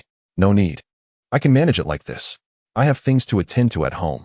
I'll be leaving now, I said, not waiting for Tang Wan, and stepping directly out the door. Tang Wan, initially intending to fetch a plastic bag, stood still upon hearing my words. After exiting the community, I glanced around and boarded a bus, clutching the damp, cold jacket while settling into a window seat. My mind was somewhat dazed. Many things unfolded unexpectedly. Wudong had bought a car, and Tang Wan had purchased a house. Not only that, but she also seemed to be in a relationship, even if not. Her connection with Lu Chuang was evidently intricate. Such a private matter as a menstrual cycle, which I had presumed to be a secret shared solely between Tang Wan and myself, now felt as if that bond had been severed at this moment. The faint connection I once felt with Tang Wan shattered within my heart, dissipating like smoke. Arriving home, I was startled to find an elderly lady standing at my door. The dim light of the corridor illuminated her sudden appearance, causing me a momentary fright. Once I regained my composure, I suppressed the irrational thoughts swirling in my mind. Auntie, could you please step aside? You're blocking my way to open the door, I said politely. Who are you calling, Auntie? She retorted, her temper seemingly short. Should I call you Grandma then? I asked, puzzled by her preference to be addressed in a way that suggested she was older. The elderly lady before me appeared somewhat unconventional. Calling me great-grandma want tea help? She nearly shouted. You've already delayed your rent for 2 months. Are you planning to continue feigning ignorance? Dragging it on for another 2 months until the year end? You're the landlord? I began to grasp why she was blocking my door. Stop pretending. I'm not the landlord. Are you really going to insist I'm your great-grandma? She retorted fiercely. You must pay the rent today, or you won't be entering this door. I furrowed my brow, scrutinizing the elderly lady with concern. If it came to a confrontation, her demeanor suggested I might not be able to hold my own against her. That's not accurate. I've already paid my rent. How could it be that I owe you 2 months? I countered. Tong Wangjun mentioned to me that she had taken care of the rent. This matter seemed unlikely for Tong Wangjun to deceive me. The rent may have been paid, but the items inside the house are damaged. You must compensate for that. The elderly lady insisted. Everything is in perfect condition. There is no way anything could be broken. That is impossible, I asserted confidently. The cabinet has a broken panel. The wall is peeling. 2 tiles in the bathroom have fallen off. The ceiling is scratched. The mirror is shattered. One of the window hinges is broken. And the clothes drying rod on the balcony is also snapped. The elderly lady took out a notebook, handed it to me, and incessantly murmured that all these items were new before I moved in, but now they are all damaged, and she insists on replacing them, which must cost money, right? I am in awe of the lady's memory. Being a landlord is indeed no simple task. But does it require such an exorbitant sum? I replied. The monthly rent is 800 for 2 months. That amounts to 1,600. I can't shake the feeling that the lady is trying to take advantage of me. I want to ask for more money from you, she continued. The cabinet panel is made of high-quality, paint-free material worth over 200 apiece, and with labor costs totaling 100, I am only asking for 300. Which is not excessive. That panel is merely the size of a palm. A whole sheet of paint-free board could produce 10 such panels. How can you justify charging me over 200? I promptly countered. The elderly lady is not being honest. She seems intent on deceiving me. Would a store sell you 1/10 of a board? Would they? She retorted. I was momentarily taken aback. Her reasoning was quite sound. Furthermore, regarding the ceiling, each piece requires individual specifications, with distinct patterns that may not be available in stores and must be procured directly from the manufacturer. I did not even charge you extra for shipping, only 5 yuan. The elderly lady pressed on. Can we wait until after you vacate to settle the compensation? I conceded. Tomorrow is the move-out date. I had forewarned you over a month ago, reminding you to pay the upcoming rent promptly if you wish to continue renting. Now, you have not done so, and if I do not keep a close watch, should you abscond, who will I turn to? The elderly lady stated. The rent is due tomorrow. Another thunderbolt struck. Panic set in. Auntie, could you possibly be more lenient? I assure you I will pay the rent. There is no room for negotiation, the elderly lady replied without an ounce of sympathy. I have already rented the house out. Someone will be moving in the day after tomorrow. You must settle the 1,600 yuan by tomorrow evening, or I will keep all your belongings. With that, she delivered her final ultimatum and departed. I followed her, trying to smooth things over, but even as she entered the elevator, she did not glance back. Lying in bed, I lit a cigarette, remaining prostrate, allowing the ashes to fall onto the sheets. After all, I would soon be ousted, and I felt no concern for potentially scorching the fabric. My feelings of frustration coalesced with the smoke rising in my mind.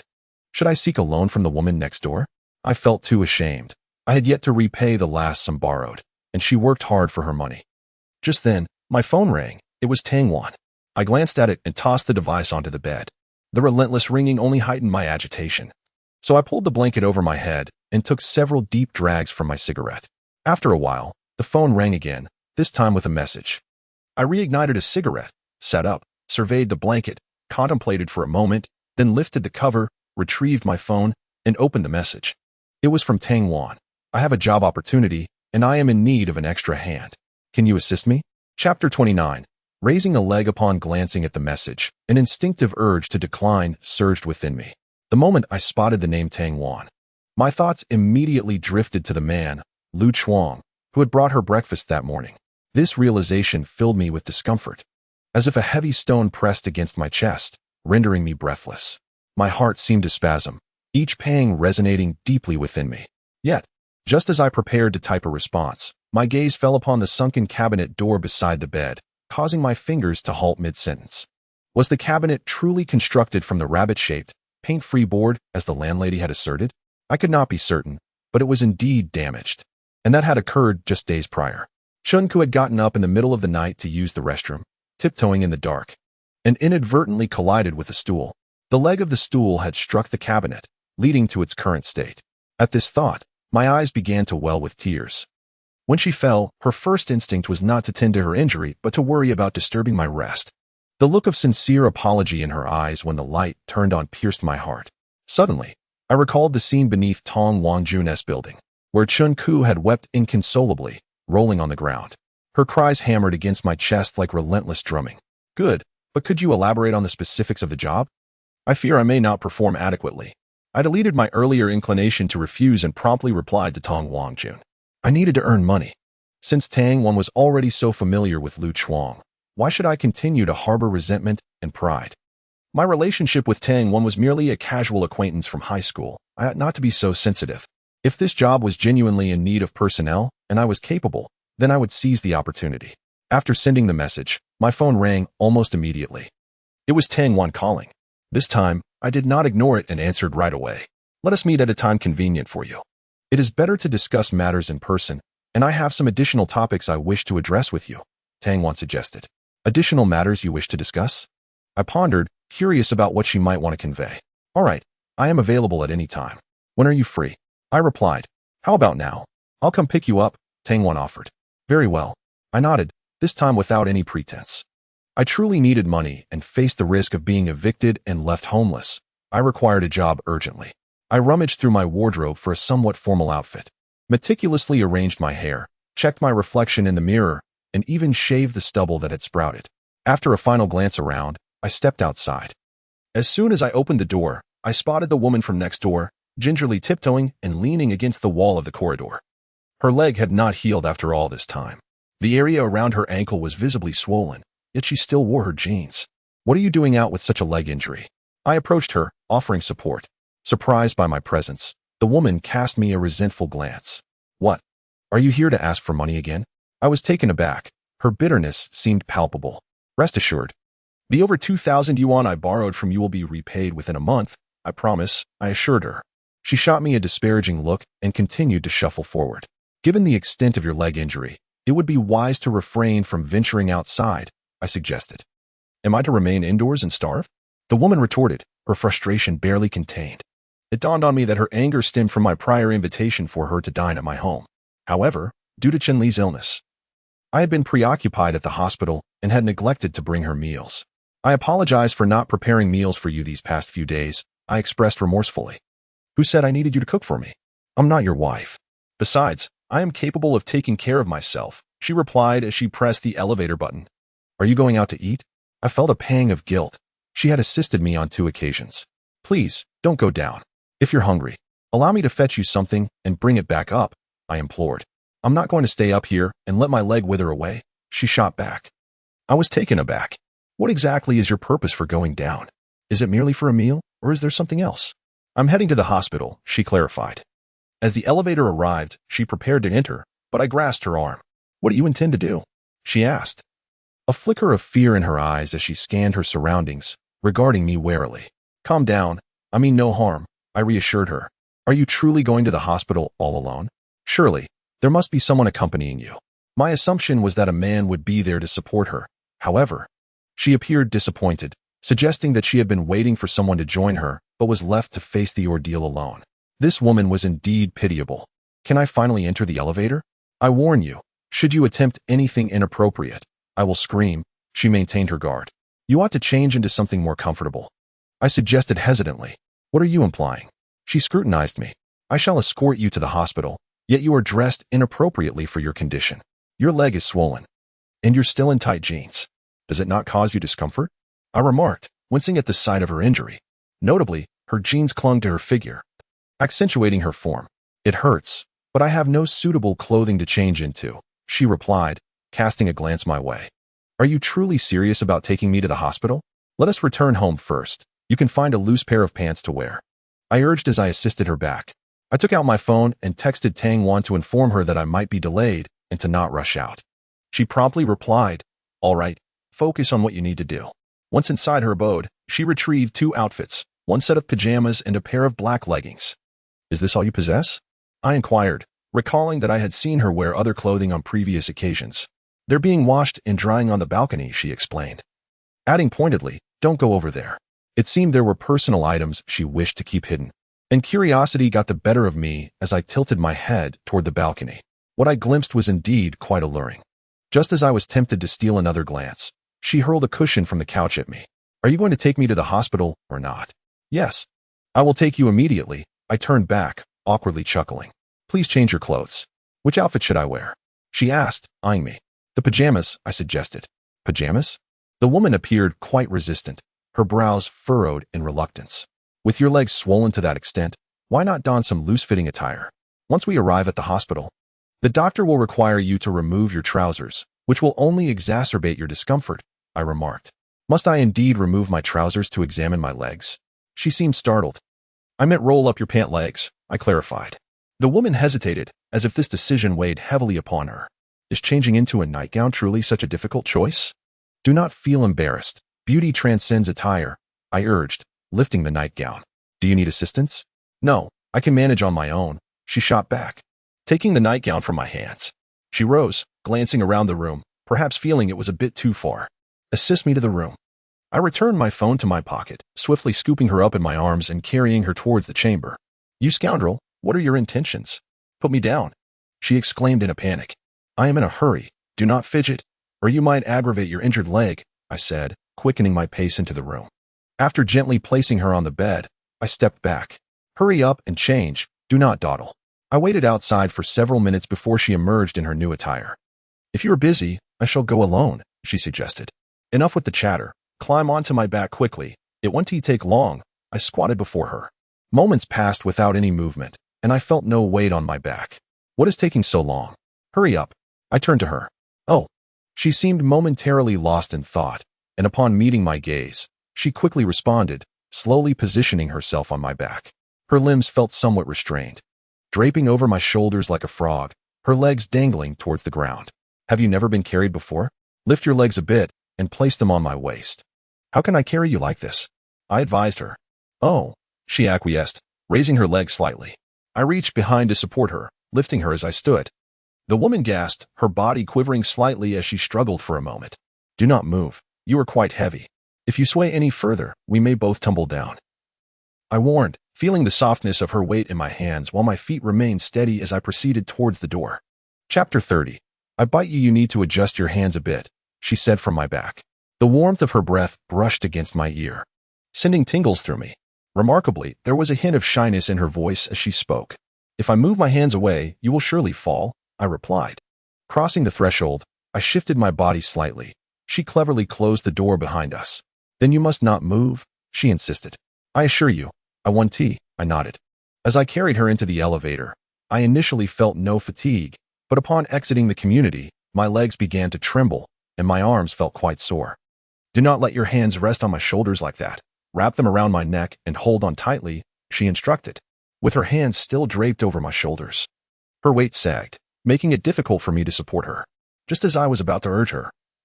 An itch at my neck prompted her to encircle my neck with her arms, clasping her hands at my chest. Instantly, I felt a surge of relief. I lifted my hands slightly, elevating her weight. The elasticity was remarkable. I adjusted my hand slightly. If you dare move again, I shall bite you, the woman pouted, resting her chin upon my shoulder. You have too much flesh. If I do not shift, you might just tumble down, I replied. Who has too much flesh? She retorted, her anger palpable. Whoever knows, knows. I took a few steps and stood by the roadside awaiting a taxi. Suddenly, a sharp pain pierced my shoulder. This woman truly bit me. Have you no shame? Such beauty, yet you display such behavior in public. Do you not fear becoming the subject of ridicule? I exclaimed. What is there to fear? I am merely nestled against your shoulder. No one can see me, she argued.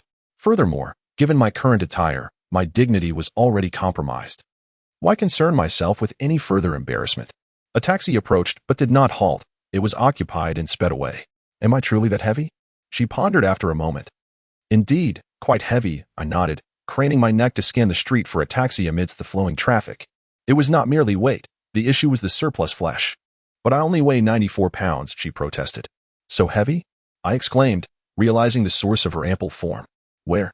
She inquired, lifting her head, seemingly eager to discern the source of her weight. When you stand and look down, can you see the ground? I asked.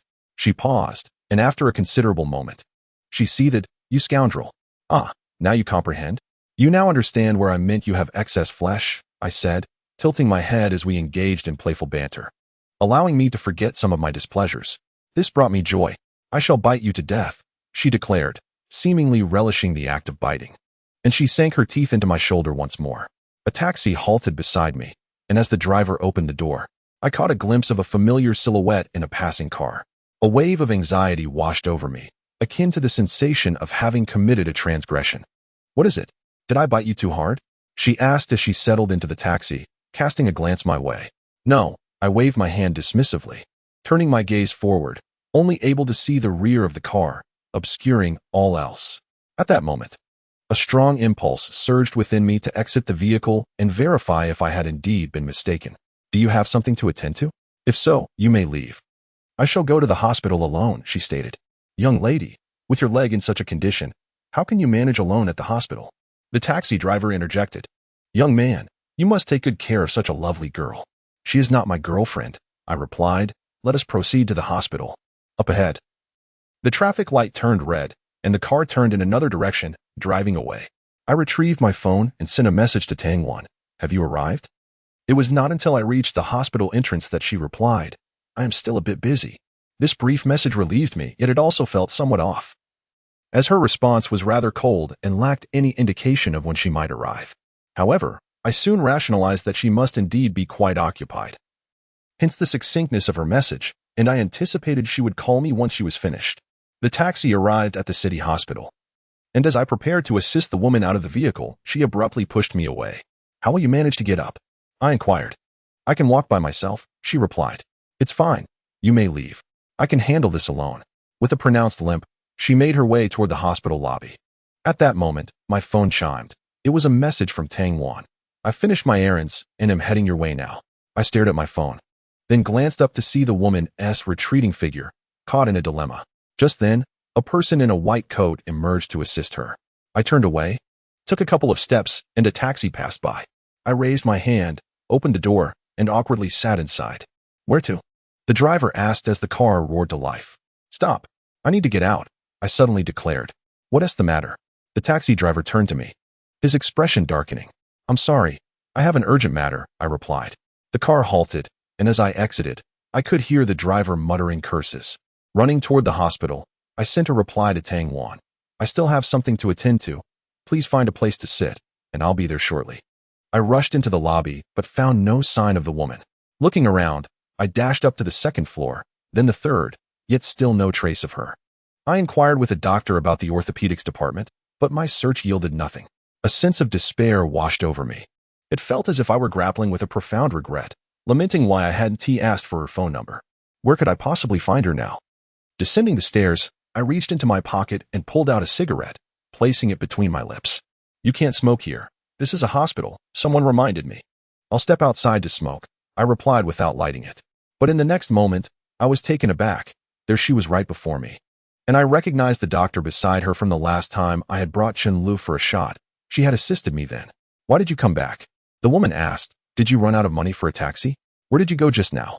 "I searched everywhere for you," I responded. "I went to the restroom," she replied, pulling out 20 yuan from her pocket and offering it to me. I declined and turned to the nearby doctor. "I still need your help. Her leg is severely swollen and has improved for days. Applying ointment hasn't worked. I noticed it might be a bone injury. You should have brought her to the hospital sooner," the doctor chided me. "Is this how you act as a husband?" "He is not my husband," the woman interjected. "With children involved, how could he not be your husband?" The doctor retorted. "All right, I'll help you register, but you must wait in line this time." "Okay, understood." I nodded, stepping forward. "Come help her. How could you let her run ahead alone? No wonder she doesn't acknowledge you as her husband. You're quite careless." The doctor scolded me. I paused and assisted the woman. "Why did you come back? Aren't you busy with your own matters?" she asked. "I'll wait until you've seen the doctor before continuing with my tasks," I replied. "Am I delaying you?" She looked at me. "Not at all." I shook my head. "You have assisted me on 2 occasions, and since we are neighbors, it is only natural for me to accompany you to the doctor." At that moment, the woman's previously stoic expression softened into a smile, but she quickly shot me a reproachful glance, stating, "Let me make it clear. I will not lend you money just because you have returned. You still owe me from before." I managed a wry smile. After registering and undergoing an X-ray examination, the doctor diagnosed a dislocation. There was no need for hospitalization. He simply manipulated the bone back into place with his hands. I heard there was some red flower oil at home, and he didn't even prescribe medication, allowing me to return home directly. I remarked to her, "If only you had come sooner, you wouldn't have endured so much unnecessary pain." Carrying the woman on my back once more, I noted that it took nearly 20 minutes for the treatment, yet she had suffered at home for an interminable time. "No one came to see me," she replied. I sighed. "This is not a viable approach. How can you expect those people to genuinely care for you? They are merely drawn to your youth and beauty." The woman fell silent. After a while, I felt a sudden, sharp pain in my shoulder. She had bitten me with all her might. "Would it be all right to accompany you until old age?" I inquired. "The book is set to be published and will require payment for viewing. There may be slight obstacles between me and the woman I hold dear." "Which woman from the book do you favor?" 1. Tong Wangjun, a mature woman with ample nurturing qualities. 2. The woman next door has a penchant for biting. 3. Tang, a distinguished graduate from Tsinghua University, a professional woman. 4. Chen Ke, a little girl, give her 5 yuan, keep 3, the affectionate little darling of her father. 5. Chen Le, a lively spirit. 6. The young female doctor from the hospital, an enthusiastic new graduate. Whichever character you prefer. Please leave a comment with the corresponding number to let them know you are always there for them. Will you continue to support the woman you cherish? Will you remain by her side, unwavering in your devotion?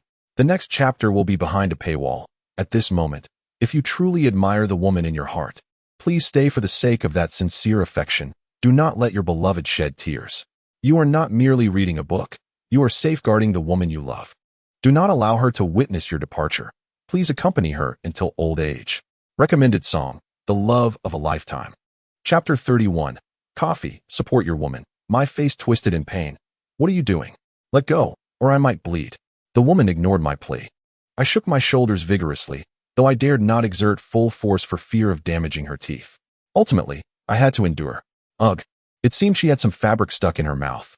You are truly ruthless. After all my concern for you, this is how you repay me?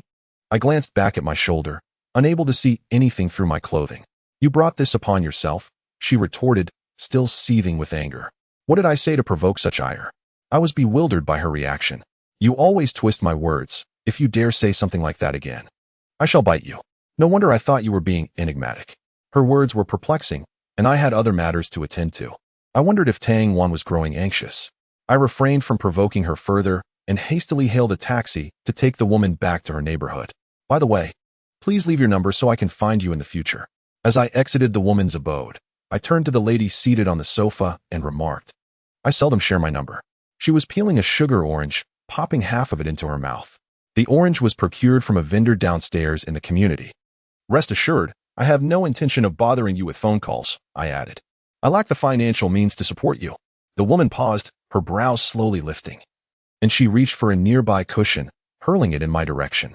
I caught it, only for her to retaliate by throwing another sugar orange at me. Why are you being unreasonable? I placed the cushion aside on the entryway cabinet. If you choose not to give it, that's your prerogative. I may not be here in a couple of days. Where are you going? She inquired, her gaze fixed on me. I am being evicted, I sighed. Well then, I shall refrain from further conversation. You should take care of yourself. The doctor advised that you remain off your feet for the next couple of days. If you feel hungry, consider ordering takeout. A couple of days should not pose a significant issue. If all else fails, consume some fruit to satiate your hunger, and perhaps shed some of that excess weight. Her eyes wandered over the sofa. I hastily made my exit.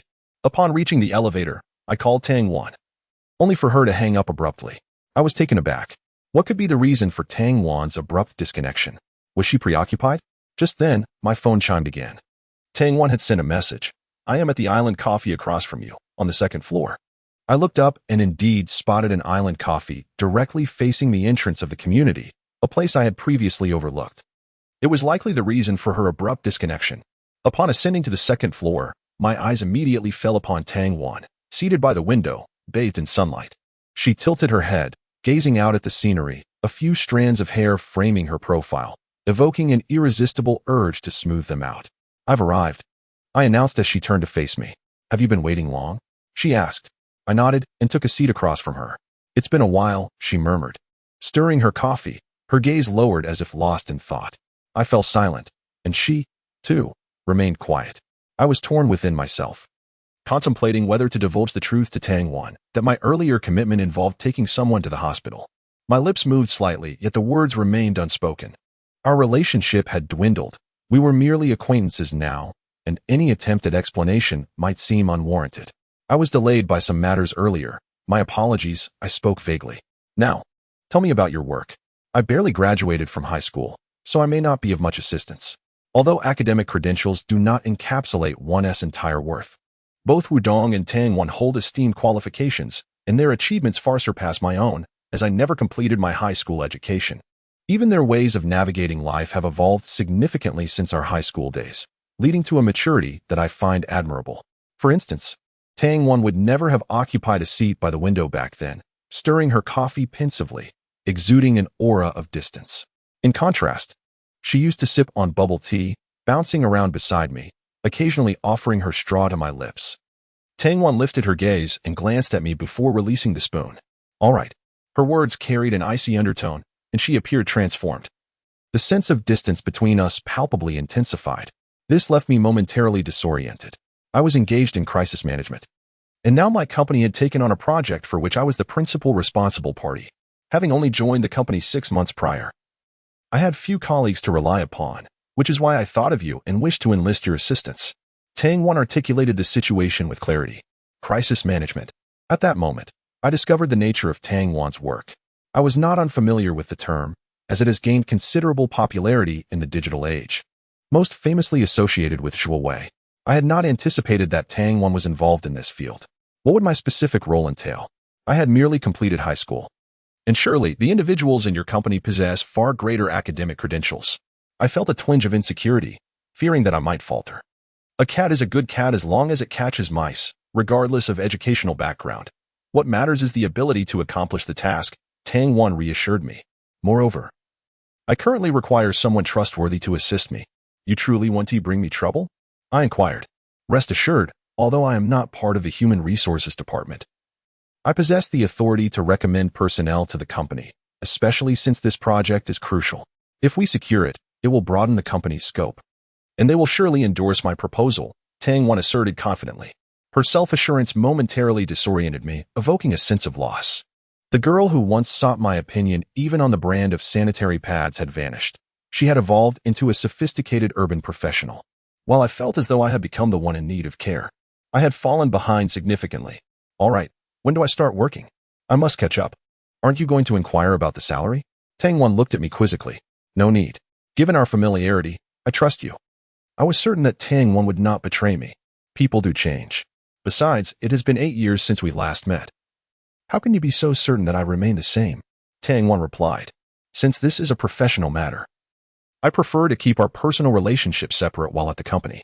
Rest assured, I will not mention it. I nodded.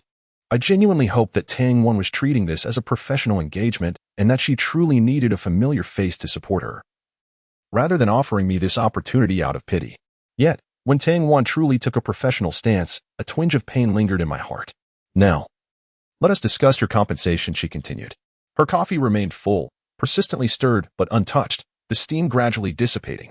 The probation period lasts for 1 month, with a basic salary of 4,500. Upon successful completion, the salary will rise to 5,000, with social insurance and housing fund included. Typically, weekends are off, and holidays follow national regulations. Should overtime be required, compensation will also adhere to the law. Tang Wan looked up at me. Crisis management often entails unpredictable hours and frequent overtime. Are you up for it? No problem, I nodded. Chen Ke and Chen Lenong gazed at June, expressing their solitude. I am now a solitary individual, and upon my return today, I may find myself cast out. Do not even suggest overtime. I would gladly remain at the office overnight. Should the project succeed, a commission awaits, ranging from 5 to 10%, determined by one's contribution to the project team. Tang Wan stated that the client has allocated a public relations budget of 1 million. 1 million. I was astonished, unable to fathom that merely addressing a crisis could demand such a sum, such a substantial amount. I pondered aloud, if successful, does that not imply a minimum commission of 50,000? While not exorbitant, my intention is to leverage this to expand the company's business scope. I refrained from requesting more, as the severity of their crisis warranted at least 2 million for effective public relations, as Tang Wan pointed out. I found myself increasingly unsettled. This felt akin to extortion. The earnings of an ordinary person over an entire year could pale in comparison to the commission earned by someone like Tang Wan for a single project. I sensed my disconnection from society had rendered me devoid of even basic understanding. Is there an issue with work tomorrow? Tang Wan inquired. No problem, I replied, my mind solely focused on the task at hand. Well then, let us depart, she said, rising from her seat. Are you not going to drink your coffee? I gestured towards the untouched cup on the table. You want it? Tang Wan looked at me, suggesting we linger a while longer until I finished my coffee. Chapter 32. Fragments of hair. Tang Wan pushed the coffee towards me. Would you like some sugar? No, thank you, I shook my head, misinterpreting my response. She assumed I merely wished to forego sugar and sat down, waiting for me to drink. I clarified. I mean, I won't drink it. Let's go.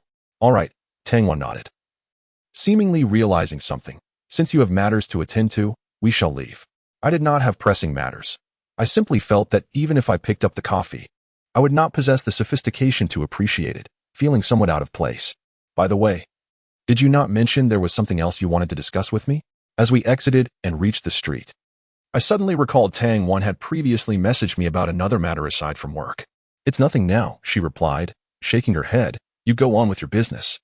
Tang Wan appeared somewhat downcast as we walked along the street, the wind tousling her hair, creating a scene that tugged at the heartstrings.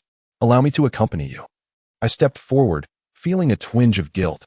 She had surely waited for more than just a moment while I attended to another woman at the hospital. Though there was nothing inappropriate between me and the woman next door, I still felt a sense of remorse for concealing the reason for my tardiness. No need. The car is just ahead, a few steps, and I shall arrive. You should head back. Tang Wan declined. Do not be so formal. Consider it a casual stroll, I said, matching her pace. Suddenly, Tang Wan halted, fixing her gaze upon me. What is it? I inquired, puzzled. I have sent some materials regarding this project to your email. Please review them when you return. There are people waiting for me in the car. And it would be inappropriate for you to accompany me, Tang Wan explained. I chuckled awkwardly, saying, all right, then I won't see you off. Take your time. Tang Wan nodded, turned her back, and tucked a stray lock of hair behind her ear as she continued down the street. The adjacent road had only a few scattered cars. This was not a bustling urban area, and parking spaces were ample. I found it peculiar that Tang Wan had chosen to park further away. Wait, I have something to discuss. I called out to her, and she paused, turning to look at me. I couldn't shake the feeling that I detected a glimmer of anticipation in her eyes. What was she hoping for? I hesitated and asked, regarding the salary. Would it be possible for me to receive in advance? My voice was tinged with anxiety. Oh, is that what you meant? Tang Wan's eyes seemed to lose their luster once more. Is it difficult? I inquired, concerned about burdening her. Forget it, it's not important. You can go ahead and drive. I'll make my way home. Shall I transfer it directly to you? Do you still use your high school bank account? Tang Wan asked. Yes, I do. I'll send it to you. I nodded, wondering if this would pose any issues. No need to send it. I already know your account number. I'll transfer it shortly. The money will simply be deducted from your salary later. It's no trouble at all. Thank you, thank you. I expressed my gratitude repeatedly. The prospect of receiving an advance on my wages would alleviate my pressing concerns. I chose not to follow Tang Wan any further. She had someone to meet, and I had my own matters to attend to. 8 years later, in our reunion, we had both acquired new facets of ourselves. Much like the frosted glass on a winter's day, always veiled in a mist that obscured those on either side. Everyone leads a different life. The beauty of the past ultimately becomes a memory, stranded in some corner, cloaked in dust. As I entered the community, my phone chimed with a message alerting me to a receipt of 500 yuan. Gazing at the suddenly augmented balance, my previously weighed down spirits lifted considerably. Yet, a hint of curiosity nagged at me. It had only been 10 minutes since parting ways with Tang Wan. How could she have transferred the money so swiftly? This was not a payment via Alipay, but a bank transfer, indicating she must have utilized a 24-hour ATM. Did she not mention someone was waiting for her in the car? The elevator doors opened, and I stepped inside, still pondering the rapidity of her transaction. Just then, a person burdened with numerous packages rushed towards me, interrupting my thoughts. I pressed the button to keep the doors open, allowing the man to enter. Thank you, he panted, placing his belongings in the elevator. I apologize. My girlfriend is just behind me, and I need to get her. I'll be right back. Go ahead, I nodded. Having noticed a woman outside the elevator, carrying a bag and dragging a suitcase, hurrying towards us, as the doors began to close again.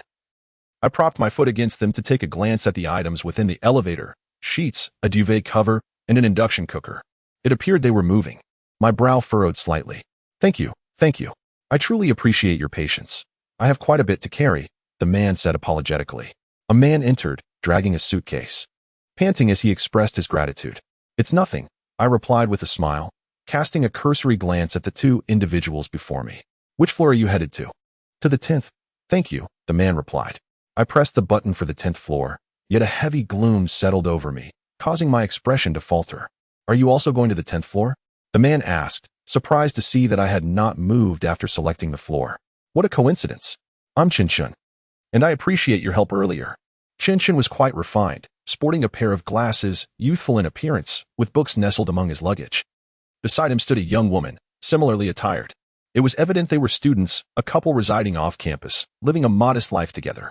Are you headed to room 1003? I inquired. How did you know? Chen Jin asked, astonished. Because I live there, I sighed, reflecting on the elderly lady's peculiarities. When did you sign the lease with the landlord? Tomorrow. he replied, but we have classes then, so we only had time to move our things today. Chen Jin appeared to realize something. I'm sorry. I didn't know you hadn't moved out yet. The landlord told me she had informed you. As the elevator doors opened, Chen Jin hesitated. What are you standing there for? Are you coming out? I took the initiative to help him with his luggage. But you still live here. It would be inappropriate for me to move my things in, Chen Jin countered. Perhaps I should just wait until tomorrow morning to move in. I lack the strength for further moving, Chen Jin's girlfriend interjected, frustration evident in her voice. I told you to confirm with the landlord. But you refused to make the call. Now look, someone is still living here. What are we going to do? Chen Jin frowned, caught in a dilemma. Let's just put the things inside for now. Moving them back and forth is too troublesome, I suggested. All right, then I appreciate your help. Chen Jin nodded, genuinely apologetic. His girlfriend, still miffed, shouldered her bag and walked ahead, leaving her belongings behind. I assisted Chen Jin in maneuvering the items out of the elevator into the entrance. The door was ajar, and his girlfriend stood inside, surveying her surroundings. The elderly lady even gave you the keys, she remarked. Their belongings were numerous, and my room, already cluttered, felt even more cramped once they were added. Everything is in disarray. How did you find this place? His girlfriend complained. And with such chaos. We won't finish moving today. How will we manage tomorrow? We can come back around noon tomorrow to tidy everything up. It's merely a temporary stay. In a little over a month, we'll have a break. Chen Jin reassured her as he set their things aside. All right, we've brought everything over. Let us go. Go where? His girlfriend's voice rose slightly. I've told you repeatedly to confirm, but you wouldn't. Now we've given up our previous place. And this one still has someone living in it. Where will we stay tonight? Chen Jin cast an awkward glance my way, continuing to comfort his girlfriend. It's just accommodation. It's quite simple. We could just book a hotel room. Doesn't that cost money? She seemed dissatisfied with their current predicament. Enough of the bickering. You two can stay here tonight. I'll move my things out shortly, I interjected. In this room, I have become an outsider. In truth, I find it hard to part with this place. Everything here is so familiar and comforting that the thought of leaving is unbearable. However, life unfolds as it does. And many matters are beyond my control. I stepped outside and knocked on the door of the woman next door. Chapter 33. Truly foolish. The woman opened the door, still clad in her night attire, casting a glance at my hand as she did so. What are you looking at? I inquired, perplexed. I thought your urgent knocking was to bring me a meal, she replied. I shall go buy it for you shortly, I said with a smile. How about we discuss something? What is it? She asked. Let me make it clear. I do not lend money, she asserted. I am aware that your earnings are hard-earned and not easily acquired. Moreover, I can repay the money I owe you immediately, I replied. Did you just go out to collect money? How is it that you can repay me so quickly? She scrutinized me. I found a job and received an advance on my wages, I explained. Did I not mention to you before that my rent is due? And I might find myself without a place to stay? When your rent is due, simply renew it. Why are you seeking me out? She retorted. I am not your landlord. I chuckled. Do not laugh. Let me tell you, it is out of the question. She exclaimed, I will not allow you to move in. So do not even think about it. This woman is truly astute. I had barely hinted at my intentions, and she had already deciphered my thoughts. Please. I am not asking to move in permanently. I merely wish to store some belongings in your room temporarily, I said, glancing inside. Your space is so ample that it would hardly inconvenience you. No, I cannot allow another man's possessions in my room. Who knows if this is part of your scheme to move in under the guise of storing your things? She shook her head. I genuinely have no other options. My landlord betrayed me, handing the keys to someone else and signing a lease with them. I have no place to renew my contract. I lowered my voice, adding. A couple has arrived, just starting university, full of passion. Would you have them wait indefinitely? So, you were doing this to accommodate others? She looked at me. Absolutely. I nodded. That is still not permissible, she declared, closing the door without room for negotiation. I stood before the firmly shut door, somewhat bewildered.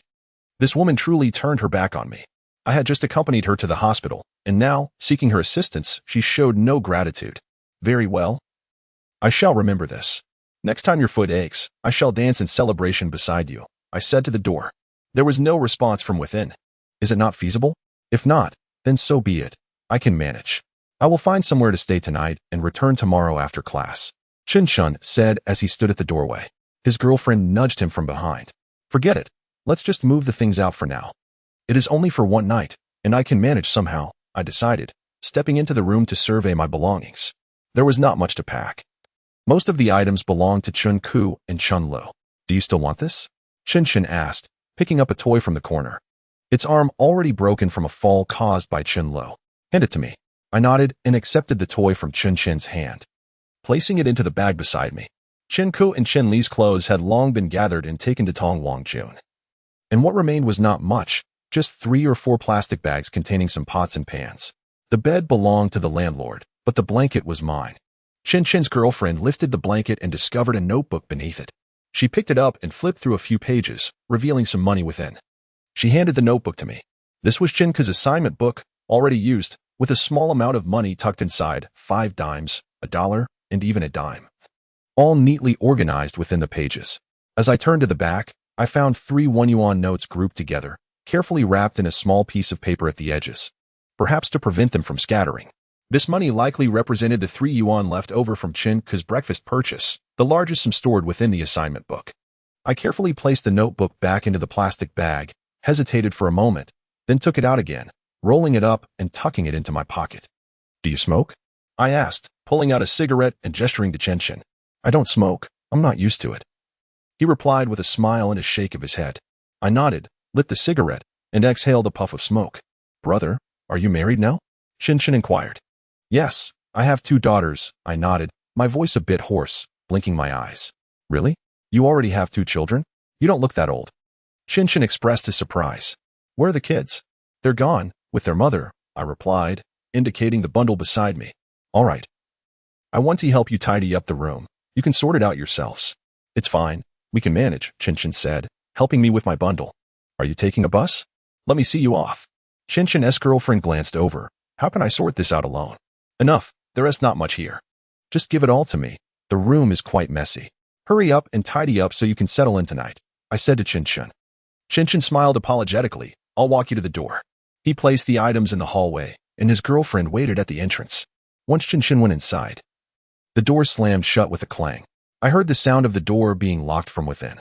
Looking at the items in the hallway, I felt somewhat at a loss. Where should I go? Should I find a hotel or return home? I didn't have much money and was reluctant to spend on a hotel. But I also didn't want to go home and let my parents see me in such a disheveled state. For a moment, I felt utterly lost. I tossed the cigarette butt to the ground, stepped on it, picked up my belongings, and realized that standing there was not a solution. I should head downstairs first.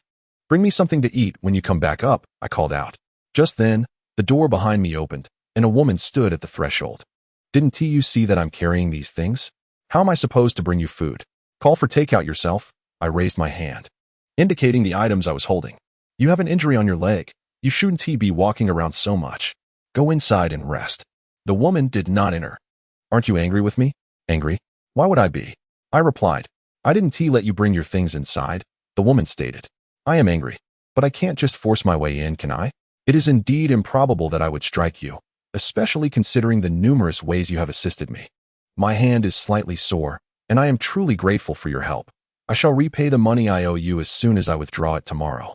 Though the items I carry may not appear substantial, their weight becomes quite burdensome when held continuously. What would you do if I were to leave? The woman seems somewhat unreasonable. How could that be? Previously, when I borrowed rice from your household, I promised to return tenfold. Did I not fulfill my promise? And when I borrowed 2,000 yuan later, did I not repay you as well? I assure you, you need not worry. I have principles and will certainly repay my debts. The rice you returned to me was merely 2 yuan per jin, whereas the rice at my home costs over 5 yuan per jin. The woman questioned, Do you not owe me? I was momentarily speechless. I had never witnessed her cooking and presumed she lacked culinary skills, yet she discerned this difference and was aware that the 2 types of rice were not the same. What do you wish to do? Should I offer additional compensation? I proposed.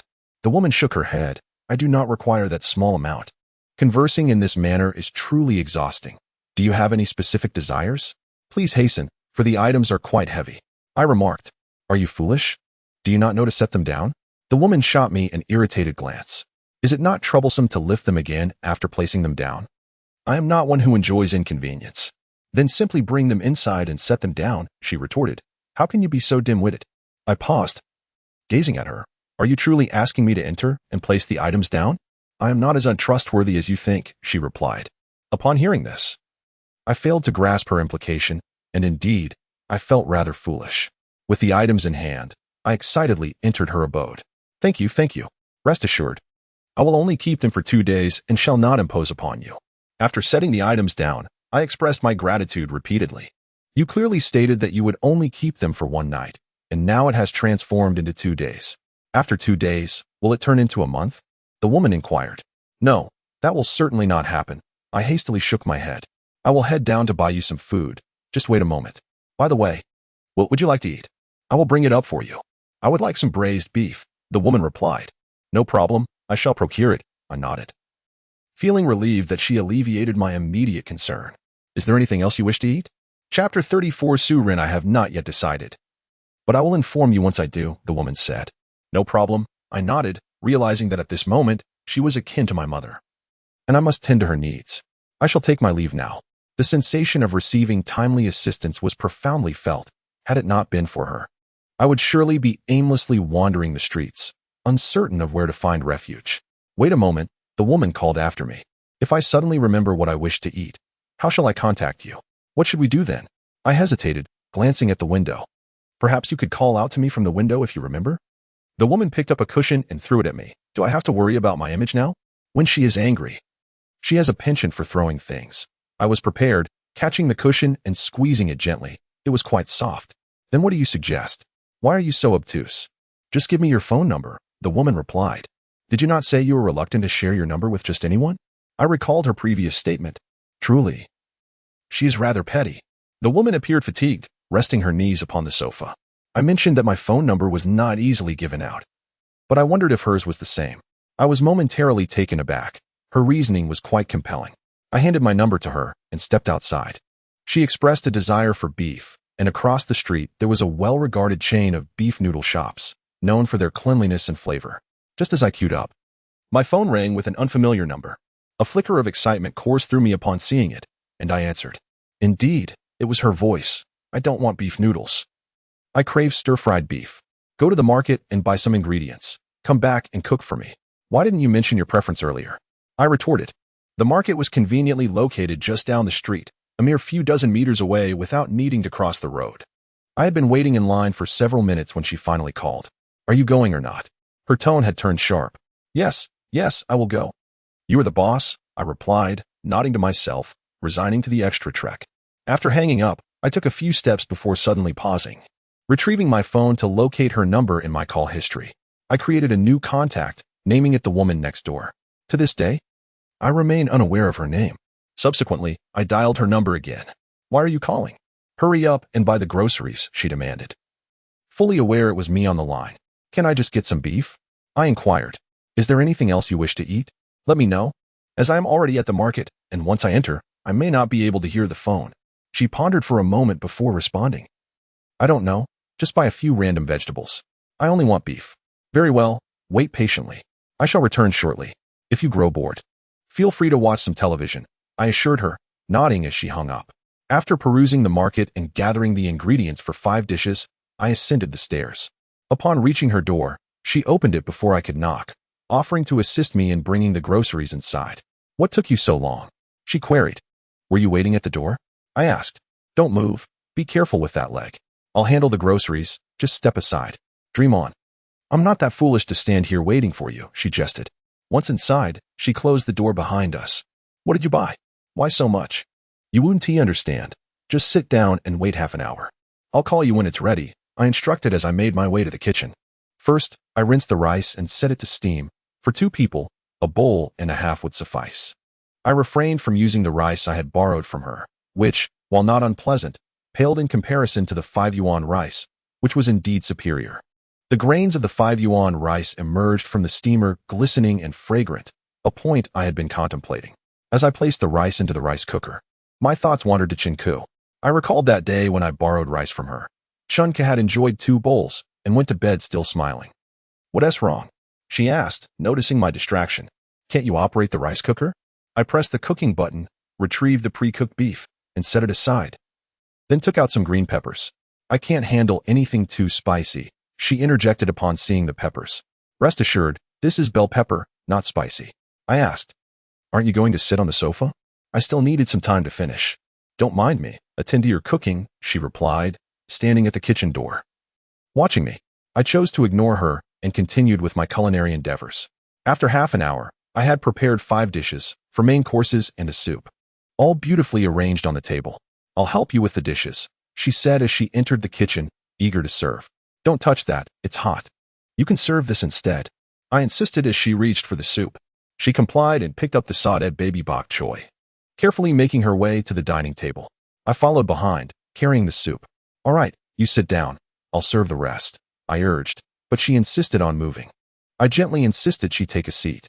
When I turned back after entering the kitchen, I found her sitting sideways on the chair, gazing at me lost in thought.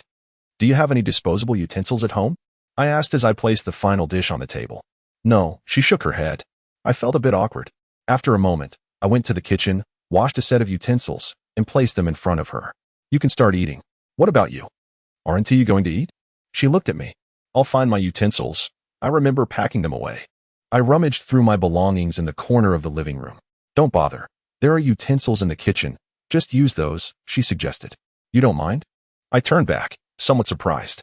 She rarely shares her phone number, and only did so earlier to buy groceries. Surely she would care more about sharing utensils. It's not as if we would be using the same pair of chopsticks or bowl. "You're overthinking it." She shot me an exasperated glance. "All right, then thank you." I nodded, realizing I didn't even know where my utensils were buried among my bags. I decided to heed her advice and washed another set in the kitchen. She picked up a slice of beef, seemingly apprehensive about the spiciness, took a small bite to test, and then stuffed the whole piece into her mouth. I was taken aback by her boldness. I had no idea this beautiful woman, living in a well-furnished 160 square meter apartment and driving an Audi A6, had such a side to her. She appeared to genuinely enjoy the beef, devouring 3 slices in quick succession. "Not spicy, right?" I inquired. "Not at all," she replied, shaking her head. "You should try the peppers. They are quite flavorful and rich in vitamins. Very nutritious," I suggested, picking up a piece of green pepper. "Really?" She seemed skeptical. "But it looks so tough. Can it be eaten?" "Just give it a try. A tiny bite is all you need. If you don't like it, you can discard it," I encouraged her.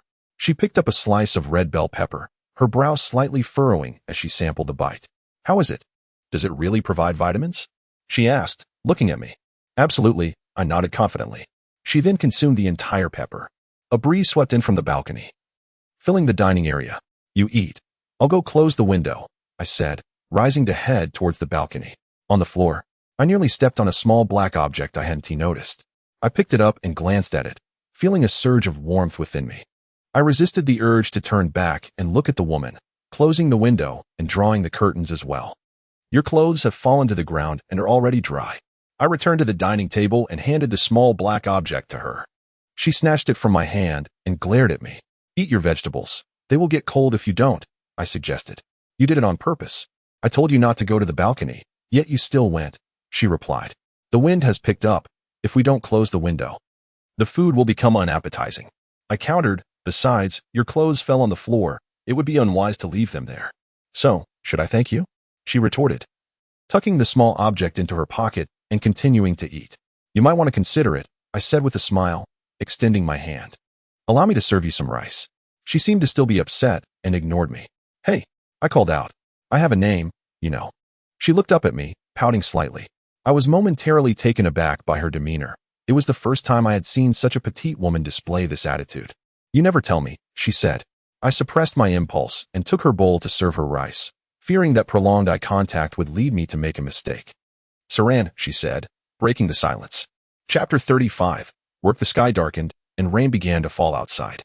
After tidying up the dishes, I sat on the sofa with Saran. "I'm afraid I won't be able to leave tonight," I stated. Saran tilted her head and looked at me with a somewhat unfriendly gaze. "It's a special circumstance. I wish I could leave as well, but it's raining outside, and I have so many things to carry. How can I possibly go?" I said with a conciliatory smile. "Perhaps I could stay here for the night. I promise to leave tomorrow." "I seriously suspect this is intentional on your part. First, you said you were just dropping off some things, and now you're asking to stay the night. Are you planning to move in permanently?" Saran said, wrapping her arms around a cushion as if feeling a bit cold. "None of us anticipated the rain, did we?" I remarked, sensing that her tone was not as harsh as before. "You have plenty of rooms. Just let me sleep in one for the night. I can cook for you, sparing you from having to eat instant noodles all day." Saran turned off the television, stood up, and headed toward the balcony. What is the matter? I hurried after her, inquiring. Don't follow me. I'm going to collect my clothes. Saran shot me a glare. All right. Take your time and be careful not to trip, I replied, fully aware of why she didn't want me to follow. Several of her personal items were hanging on the balcony, and it would indeed be inappropriate for me to intrude. Saran's house was quite spacious, with 4 rooms. She hadn't mentioned which room I could use, so I hesitated to enter any of them. Instead, I stayed by her side, attempting to offer assistance and convey my goodwill. I'll take the master bedroom. You cannot enter without my consent, Saran said, noticing my continual presence beside her, which seemed to irritate her. You can sleep in the second bedroom tonight. There are blankets you can use, but I only have 1 set of toiletries, and you cannot use mine. That is fine. I brought my own, I replied quickly. You're leaving tomorrow? Saran asked as she reached her bedroom door, turning to look at me. Yes, I'll leave tomorrow, I nodded in affirmation. All right, she said, nodding before entering her room and closing the door behind her. After taking a refreshing shower, I entered the room assigned to me by Saran and lay upon the soft bed, feeling utterly at ease. On this rainy night, I was immensely grateful for Saran's kindness in taking me in. Otherwise, my predicament would have been far more dire than merely being stranded on the streets. However, as I lay on the bed, sleep eluded me, my mind wandering to other matters. The couple next door had likely climbed into bed by now, perhaps engaged in passionate intimacy, and yet that very bed was one I had occupied, that room one I had lingered in. Contemplating this, I felt a twinge of discomfort, a sense of unease settling in my heart. I took out Chen Ke's notebook and began to peruse it silently. When had Chen Ke begun saving money so diligently? I had been utterly oblivious to it. My own finances were scant. I had to borrow even rice, and opportunities to give the child pocket money were few and far between. Clearly, Chen Ke had been saving for a considerable time.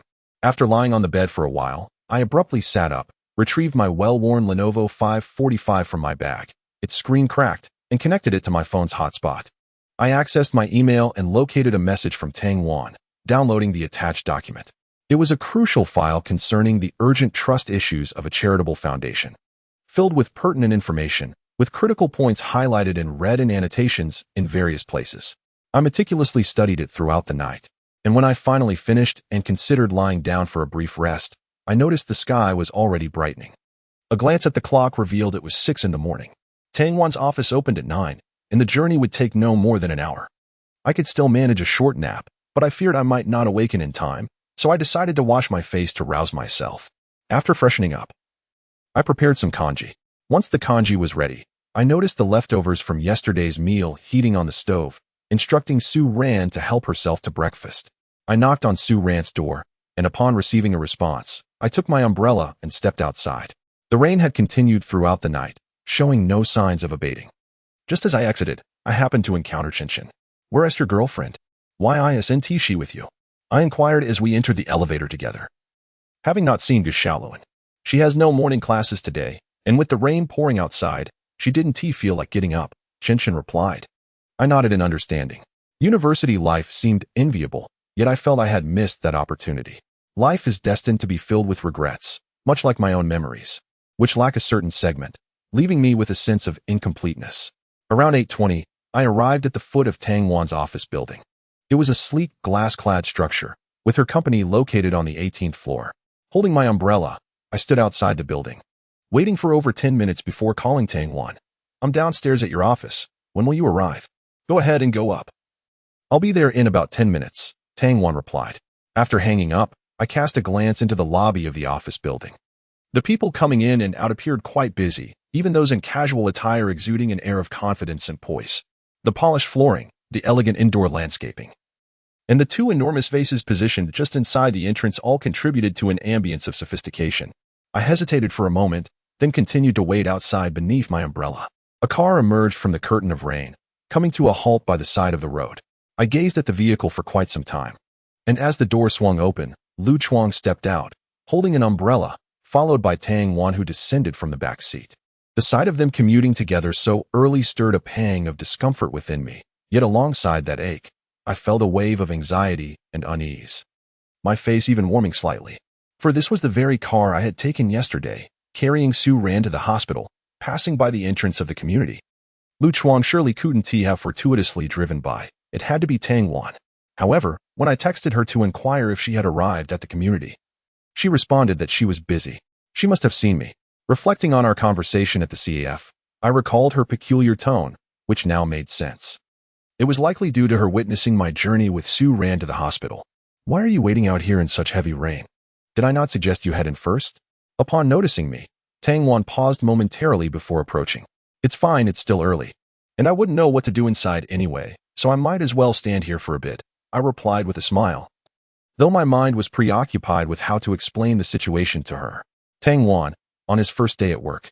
Did you not remind him to wear something a bit more formal? Lu Chuang glanced at me before addressing her. I forgot. Tang Wan frowned slightly. I felt a twinge of embarrassment, unsure of how to respond. The outfit I was wearing was the best I could muster. However, judging by their appearance, it seemed insufficient. I happened to have a suit at the office. Perhaps I should retrieve it for him? After all, it's his first day, and a formal attire would make a good impression. Once they become familiar with each other, they can dress more casually, Lu Chuang suggested. The proximity of this man to Tang Wan pricked at my heart like a thorn, yet during our encounters, his demeanor and words were impeccable, even endearing. It was no wonder he had captured Tang Wan's affection. Both working in the same environment, Lu Chuang's educational background must also be commendable. They truly appeared well suited for each other. In that moment, my urgency to clarify matters with Tang Wan began to dissipate. He can't wear that. It doesn't fit. Tang Wan shook her head, then added, come with me for a moment. I just happen to have a suit in my car. You can change into it. Lu Chuang cast a curious glance at Tang Wan. Is it new? I asked, but then reconsidered. Forget it, let us leave it as is. It's nothing to worry about. You really shouldn't be dressed like this for meeting clients. The suit isn't new, it belonged to my father. You can change in the car, Tang Wan insisted, stepping closer to me, then addressing Lu Chuang. You go ahead. I'll join Chen Jin shortly. Lu Chuang seemed reluctant to leave. Should I stay and help? You can go in. No need. You go ahead. Tang Wan declined. All right, then you both hurry up. There isn't much time left before work starts. Lu Chuang nodded, flashed a smile at me, and entered the office building. Tang Wan stood a short distance away. Her hair dampened by the rain, droplets trickling onto her arm. I tilted the umbrella more towards her. Tang Wan and I entered the back seat of the car together. She unzipped the suit bag and handed me the suit, yet she did not exit the vehicle. Instead, she remained beside me, observing my actions. Chapter 36, Classmates. I contemplated reminding her to leave, but the torrential rain outside had already drenched her, and I knew that remaining wet would be uncomfortable for her. The confined space of the car, occupied by two individuals, made it difficult for me to stretch my limbs. Don't move. Adjusting your clothes in this manner might cause them to tear. Allow me to hold it for you. As I attempted to don the jacket, I struggled to fit my hand into the sleeve, leading Tang Wan to take the sleeve from me. With a slight lift of my arm, I managed to slip my hand into the opening. However, as I withdrew my hand, I inadvertently brushed against Tang Wan's chest, feeling the softness beneath my fingertips.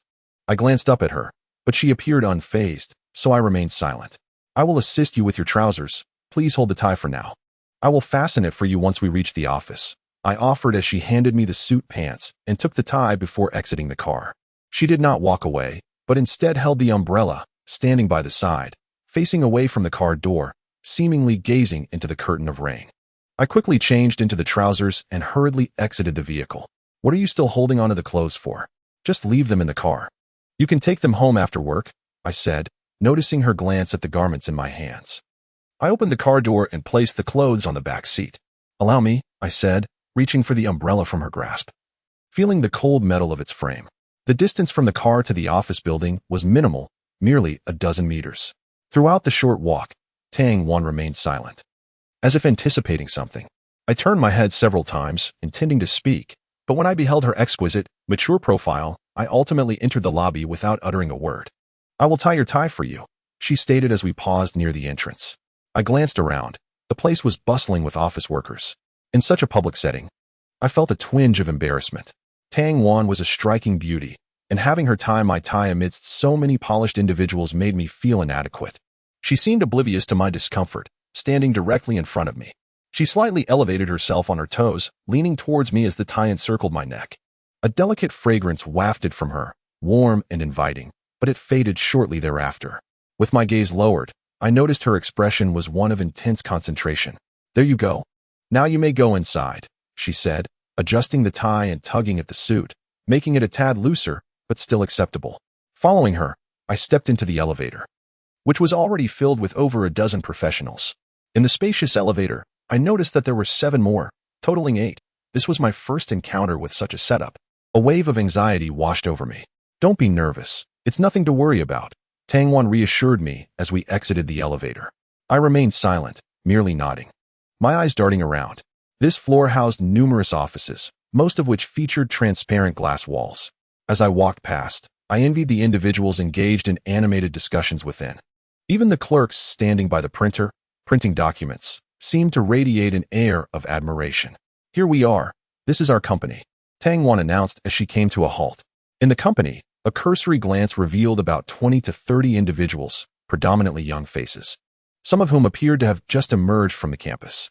Their gazes fleetingly brushed over me before they resumed their respective tasks, which brought me a sense of relief. What should I do? I inquired softly of Tang Wan. You should head to the conference room. I will bring a few team members over shortly, she replied, gesturing towards a room. All right. I nodded and pushed open the door to the conference room. Inside, there was a square table surrounded by wooden chairs, with a projector mounted on one wall. I chose a seat in the middle. After a brief wait, I heard footsteps approaching, and I immediately straightened my posture. It's so cold outside. Perhaps you should have some water. A woman entered, her hair tied in a ponytail, her round face not conventionally beautiful, yet exuding a sunny disposition. She held a paper cup and offered it to me. Thank you, I said hurriedly, accepting the cup. No need to be so formal.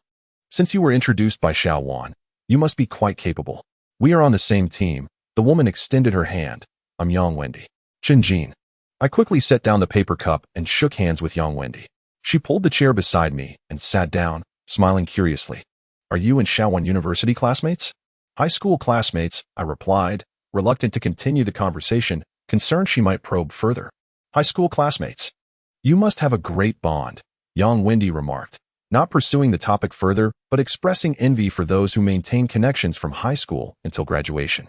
I smiled in acknowledgement. It was indeed a joy to reunite with Wu Dong, Tang Wan, Yu Lu, and Zhou Kai. And to know we were all in the same city, albeit a small circle, it was sufficient for me. By the way, do you have the project materials? Yang Wendy asked. Shall I print you a copy? I have them, I replied. Tang Wan sent them to my email. Yang Wendy nodded and after a moment, suddenly smiled at me. Can I ask you something? Did you and Shaowan date in high school? Her curiosity seemed rather uncharacteristic for someone newly acquainted and even more so for an employee in such a prestigious setting. However, this dialogue alleviated my earlier tension considerably. No. We were just ordinary classmates, I responded. A romantic relationship? It was never the case. Throughout, I had thought it was something more. Yet when I attempted to hold Tang Wan's hand, she had pushed me away. We could share a cup of milk tea, but she refused to hold hands, which took me by surprise. For a long time, I could not comprehend the reasons behind it until just before the college entrance examination when our relationship, strained by that incident, could never return to its previous intimacy. Occasionally accompanying her back to the dormitory, we maintained a certain distance, and our conversations lost the carefree nature they once had. I yearned to inquire of Tang Wan regarding the reasons behind her actions. However, the thought of my pride being wounded renders me too timid to ask. Now, Tang Wan has become an accomplished student and is accompanied by another man, leading me to believe that further inquiry is unnecessary. Otherwise, should we revisit this matter, it is likely that we would struggle to maintain our current state of affairs, a scenario I wish to avoid. As the door opened, Tang Wan entered, accompanied by Lu Chuang and an unfamiliar gentleman. Upon noticing the man, Yang Wendy promptly pulled out a chair beside her for him to occupy. Their connection appeared to be significant, possibly romantic in nature. This is my boyfriend, Liang Fanghong, a graduate of Zhejiang University. We are classmates. Yang Wendy introduced the gentleman beside her. Hello, I extended my hand, recognizing the caliber of our company. Hello, Liang Fanghong replied, shaking my hand briefly. With the door closed, the meeting room contained only 5 individuals, which struck me as rather surprising. For a million yuan project, this felt insufficient, particularly since this was a brainstorming initiative where a greater number of participants could yield a plethora of suggestions. After all, 3 humble craftsmen can rival Zhuge Liang. A new colleague has joined us, and since you are already acquainted, I shall refrain from further introductions, Tang Wan stated as she took her seat. She glanced at me briefly before succinctly transitioning into the agenda. I have already sent you all the project materials. Our objective is to assist the client through this crisis. Please share your thoughts. This client holds significant importance. The contract amounts to 1 million, which is not particularly large, yet our company has no prior experience in this domain. Should we succeed, it will open a gateway for expanding our business, Lu Chuang remarked. This opportunity is advantageous for the company and represents a personal achievement for each of us, underscoring the necessity for our utmost dedication. I have reviewed the materials. And this client is a charitable foundation known as Etienne Fund, which has garnered national recognition. A fortnight ago, a prominent account on Weibo alleged that the head of a charitable organization embezzled 100 million from the fund, Wendy noted. While this may seem a commonplace occurrence, what charitable institution is devoid of scrutiny? The Etienne Fund initially dismissed the situation, believing it would soon dissipate without any response. However, the matter quickly escalated. Over a dozen influential accounts shared the post, and contrary to the Etienne Fund's expectations, the issue did not subside but intensified, placing the foundation in a precarious position. Indeed, the Etienne Charity Fund underestimated the potency of the internet, faltering in their judgment of the situation by failing to respond promptly and missing the critical 24-hour window. By the time they issued a lengthy rebuttal via their official Weibo account, it was too late. Public trust had eroded, and any response from the Etienne Fund was perceived as mere evasion. Liang Fanghong furrowed his brow, recognizing the complexity of the situation. If it were simple, they would not have sought our assistance. Lu Chuang smiled and remarked, though the situation is challenging, it is not insurmountable. Every few days, there arises a turning point. Our focus should be on how to leverage our abilities to create a reversal in this matter. You make a valid point, Wendy nodded. It was hard to believe that the girl who had just been gossiping moments ago had transformed entirely into a professional demeanor. My suggestion is to have the head of the charity foundation publicly apologize, holding a press conference in front of numerous media outlets. I have studied the attitudes of netizens. Those who are willing to acknowledge their mistakes tend to be forgiven with great magnanimity. At this juncture, if the charity foundation can convey an image of accountability, perhaps a breakthrough could emerge. This approach may not be feasible, Liang Fanghong interjected, shaking his head. Why not? Wendy inquired. While your method might work for ordinary matters, the essence of this situation is different.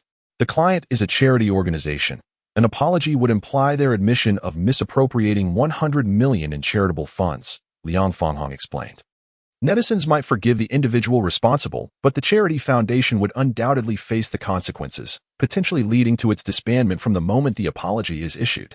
I sat in silence, absorbing the discussion around me. The individuals nearby were all graduates of prestigious institutions, and much of what they spoke about eluded my understanding. What was this golden 24 hours? Was there such a term in public opinion? I thought it was only used in rescue operations, specifically the 72-hour window. Not comprehending, I opted to listen quietly, feeling like an outsider, superfluous in this moment. Indeed, Fanghong's considerations were thorough, and his concerns were justified. The fundamental premise of this situation was to never admit to the embezzlement of 100 million in charitable funds. Lu Chuang nodded in agreement with Liang Fanghong. Do you have any plans in mind? I appreciated the atmosphere of this discussion. Everyone was encouraged to voice their opinions for collective consideration, devoid of autocratic tendencies. In that moment, I genuinely wished to remain and work in such a company. Online commentators, Liang Fanghong said succinctly. I propose we allocate funds to hire online commentators to flood the comment sections beneath posts related to the charity foundation, pushing negative comments down. People in our country tend to follow the crowd, conservatively estimating. At least half of those criticizing the charity foundation likely had no grasp of the entire situation and might not have even read the article, merely reacting to the headline. We could exploit this tendency, disseminating more positive news about the charity foundation and even persuading influential figures to publish favorable reports, utilizing online commentators to elevate these stories to trending status. This strategy is indeed commendable and commonly employed in crisis management, Lu Chuang acknowledged, though he noted. Implementing this will likely incur substantial costs. Isn't there a budget of 1 million for public relations? Let us utilize that. If we succeed, the expenditure will be inconsequential. Yang Fanghong remarked. Such clients will undoubtedly arise in the future. We should adopt a broader perspective. Fanghong's proposal is commendable, and I wholeheartedly support it. However, a mere 1 million in funding is undoubtedly insufficient. Securing influential voices on our behalf is no trivial task. Lu Chuang fell silent for a moment, then nodded, glancing at Tang Wan. Furthermore, to engage the services of online commentators, we would require at least 300,000 to 400,000 yuan. My suggestion is to invest in prominent headlines on several major portals, all of which necessitate substantial funds. It seems we may need to seek corporate sponsorship for this initiative. Upon hearing this, I felt somewhat bewildered. Was 1 million so easily dissipated? What about the promised commission from half a layer to a full layer? Yet, I dared not voice my doubts, as these individuals were seasoned collaborators, appearing to be well-versed in the professional realm. I could only passively listen and accept the arrangements. I felt as though I had become merely a peripheral participant in this endeavor.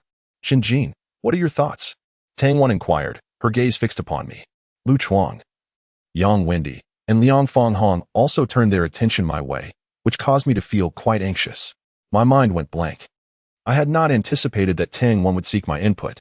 I had never been in such a situation before, where highly accomplished graduates from Tsinghua and Zhejiang University would solicit my opinion. It's perfectly fine if you haven't formed a complete thought. After all, this is your first exposure to such matters. Take your time, there is no rush, Lu Chuang said with a gentle smile, looking at me kindly.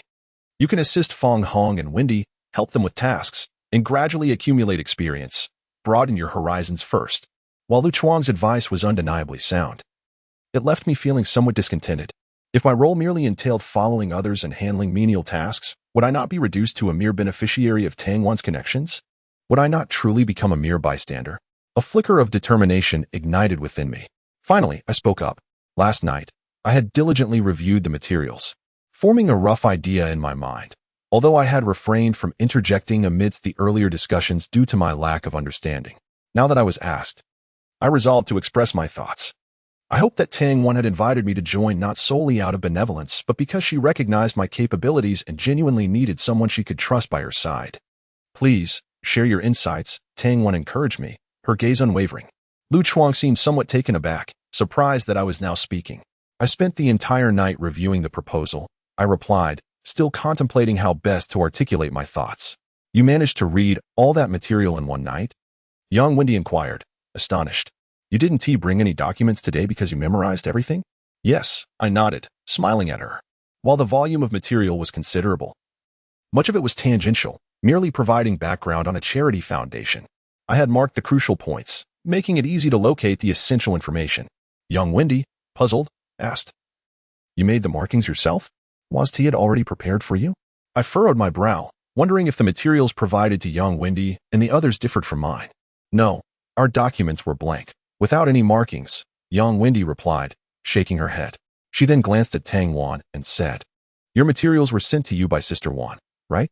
Her expression suggested she had uncovered some secret, tinged with a hint of mischief. I understood. The materials provided to me by Tang Wan were marked, while those in the hands of young Wendy and her companions were not. It was evident that the markings were made solely by Tang Wan herself. She had given me a special consideration. Since this is your first encounter with the material, I've annotated it for you. It will be much easier, Tang Wan explained. Little Sister Wan, you are quite biased. You only marked the materials for Chen Jin and not for us, young Wendy remarked. Indeed, since a document has been annotated, it seems unreasonable to provide it solely to me, excluding young Wendy and the others. I had just finished marking it a couple of days ago. By that time, you all had already reviewed the materials and didn't require me to annotate them again, Tang Wan responded. So that was the case, indeed. The time when Tang Wan sent me the materials was quite brief, almost as if a spontaneous decision driven by her concern that I might miss the key points and waste time. Hence, she took the extra step to annotate it for me. Nevertheless, it seemed that I had received special treatment. Tang Wan looked at me, and I understood her implication, urging me to continue. I took a moment to gather my thoughts before speaking. I believe it is best not to employ online trolls or to bribe anyone. With that, I dismissed the suggestions made by Liang Fanghong and Lu Chuang. I share the same sentiment, I noted, observing that Chen Jin echoed my thoughts.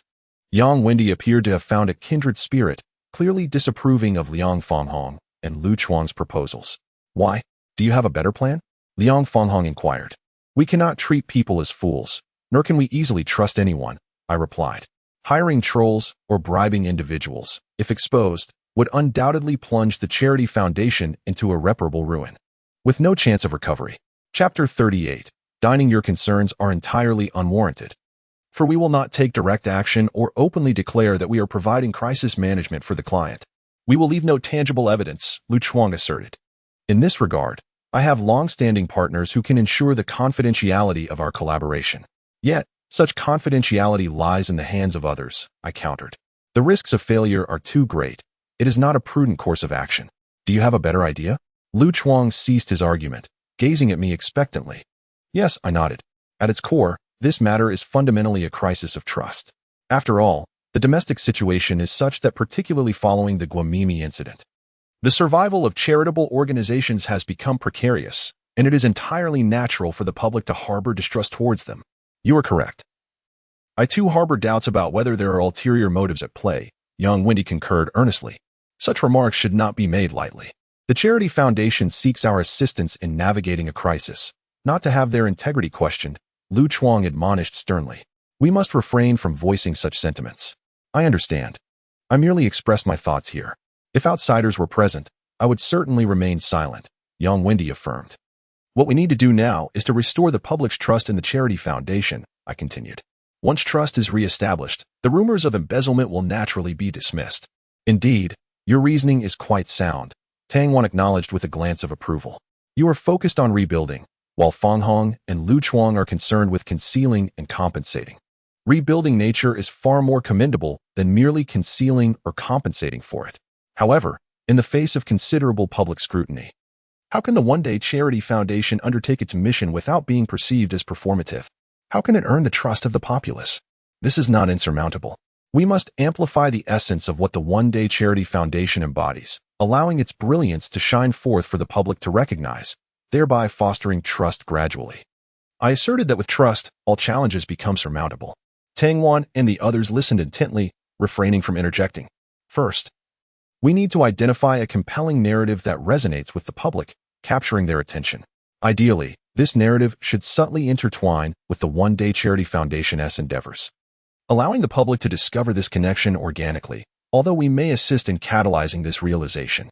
I articulated my plan, which, if executed successfully, would not only fulfill our objectives, but also aid someone in need. I picked up a sheet of A4 paper from the table and smiled at young Wendy, asking to borrow his pen. He handed me his pen, and I marked a small black dot in the center of the blank page. Instantly, everyone's gaze gravitated toward the dot. I raised the paper. But imagine if what I held were not a single sheet but thousands of such sheets adorning an entire office building. Would that solitary black dot still capture your notice? A silence enveloped the group. Are you suggesting that the crisis faced by the One Day Charity Foundation is akin to this black dot? Our task is not to obscure it, but rather to expand the white space, diverting attention from its existence? Young Fang Hong grasped my intent. Precisely. The black dot is already present. No amount of covering can eradicate it entirely. Instead, why not approach the matter from a different angle? I nodded in agreement. No individual is without flaw, nor is any organization devoid of missteps. We must learn to magnify the virtues of others while overlooking their shortcomings. Do you already have potential candidates in mind for the narrative? Tang Wan inquired. I have some preliminary options, I replied, though specifics were yet to be discussed. Well then, this part of the task is yours to handle, Tang Wan said, glancing at young Wendy and the others. However, merely having a narrative is insufficient. It must also reach the public consciousness. The work of contacting major media outlets and trending on social platforms must not falter. So this responsibility will fall to the three of you. The arrangements were promptly established. My role would focus solely on identifying a narrative that could elevate the One Day Charity Foundation's prominence. After the meeting, Tang Wan guided me around the office, introducing me to various individuals, demonstrating her influence within the company. Do you have time for lunch? She asked as we returned to the conference room. Just the two of us? I inquired. Tang Wan glanced at me and remarked, Wendy, Fang Hong, and Lu Chuang, 5 of us in total. This indicated it was a gathering among colleagues. I, however, harbored a certain aversion to dining with acquaintances I scarcely knew. Yet, considering they were my colleagues and we would inevitably interact in future work scenarios, I nodded in agreement. I made a phone call, recalling Sue Rand, who was utterly inept in the kitchen. I wouldn't return home, so I felt it necessary to inform her to order takeout for herself. Reporting back to the family, Yang Wendy approached. More or less, I smiled, providing no further elaboration. You're married? Yang Wendy expressed surprise. What is so strange about that? I have 2 daughters. I acknowledged without denial. I now believe your words. You and Xiao Wanjie are truly not in a romantic relationship. Otherwise, you could not be so nonchalant. With that, Yang Wendi departed, clutching his documents. Nonchalant? In the face of reality, what was there for me to be anything but?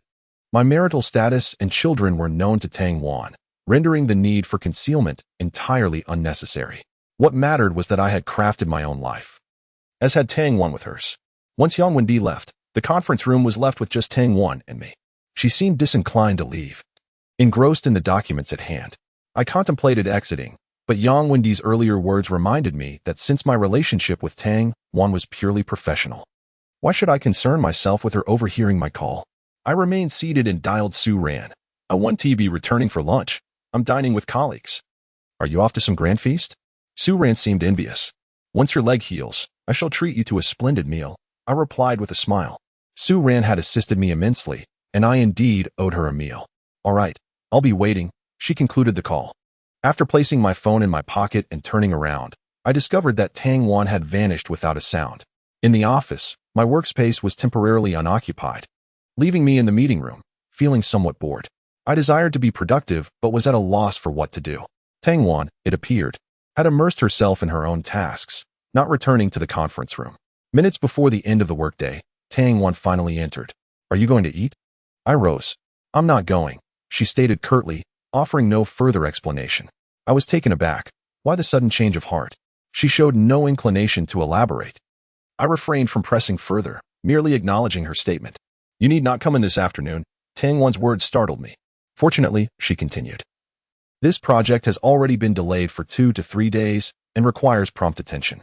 Within 2 days, you must resolve the matters under your purview and identify suitable achievements. Only then can we proceed to the next phase of work. Understood. I will expedite my efforts, I nodded, a twinge of concern creeping in. Is it all right if I don't come to the office? Rest assured, your attendance will not be penalized. Our working hours are quite flexible as long as you complete your responsibilities, Tang Wan clarified. Her tone shifted abruptly to one of coldness, leaving me somewhat perplexed by this sudden change in demeanor. As the office emptied, I found myself swept along with the crowd into the elevator, feeling a sense of disquiet as I noticed the absence of Tang Wan and her companions. Upon exiting the elevator, I spotted Tang Wan, Yang Wendi, Liang Fahong, and Lu Chuang, who were all heading toward the area where Tang Wan had parked. Although the rain had not ceased, it had lessened significantly. I hurried over to them. Chen Jin, weren't you busy with something? What brings you here? Yang Wendi inquired upon seeing me. Chapter 39, Benevolence on your first day at work. You are working so tirelessly, even neglecting your meals, Liang Fanghong added with a smile, a gesture I recognized as one of goodwill. His approval of the proposal I had presented in the meeting had evidently led to a favorable view of me as a person. This was encouraging, and I felt a wave of joy. My night of deep contemplation had not been in vain. Gaining the acknowledgement of such a talented individual was indeed a validation for me. However, Liang Fanghong's subsequent question puzzled me. Are you all planning to dine together? Yes. We initially intended to invite you, but Sister Wan mentioned you had other commitments, Yang Wendi explained. I paused for a moment, glancing at Tang Wan. This contradicted what she had told me. She had said we would not be dining out, leading me to believe that everyone would be absent, not just myself at her behest. What do you have to attend to? Tang Wan did not elaborate, and her inquiry felt like a subtle nudge for me to leave. Was she deliberately excluding me from this meal, considering the lack of common ground between me and the others?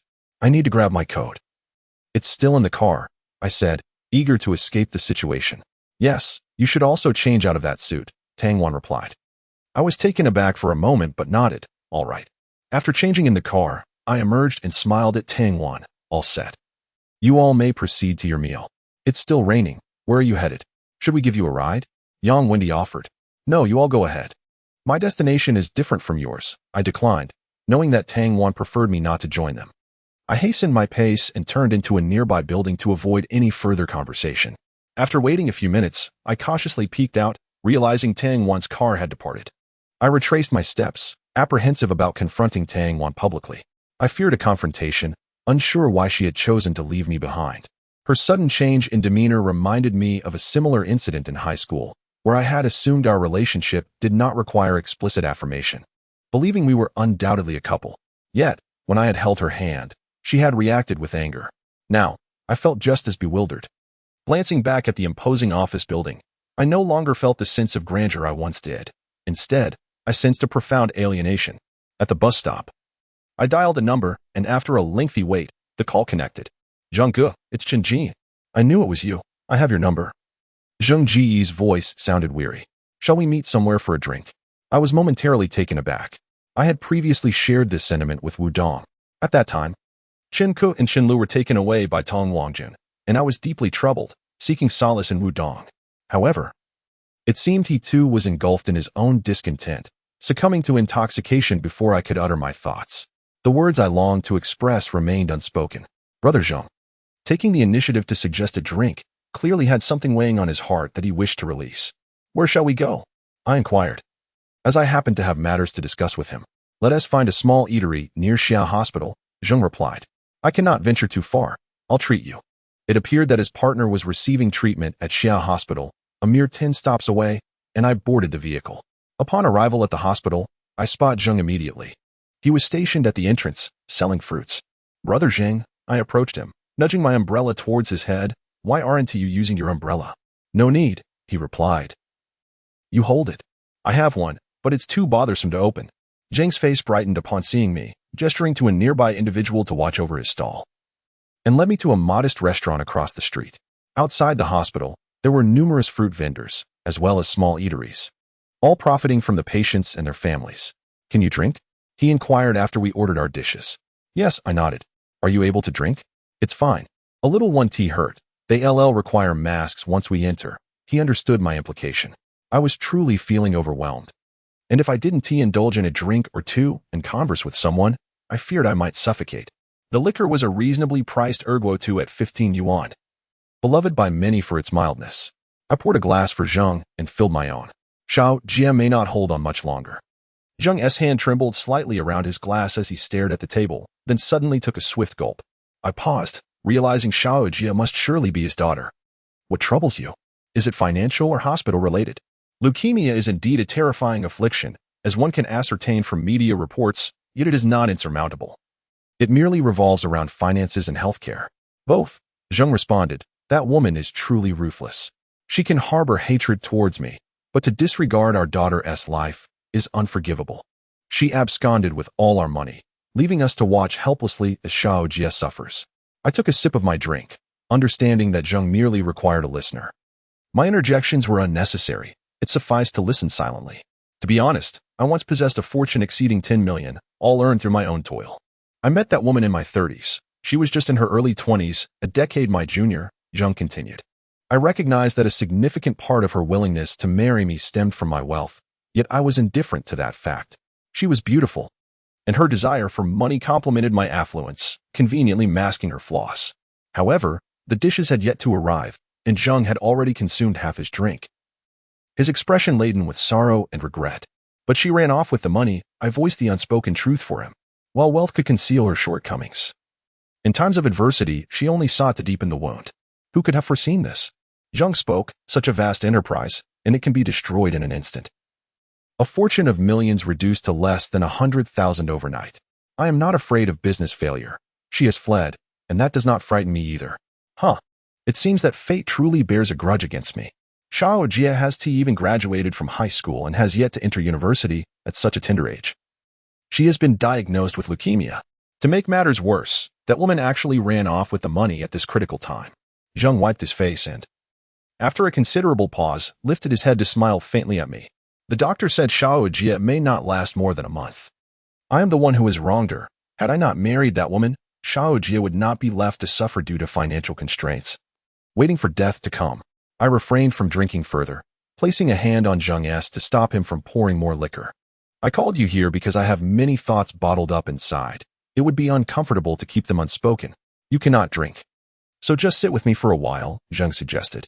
You should eat something, perhaps some vegetables or rice. I can drink, but not now, I replied. If I get drunk, I want to be able to discuss anything.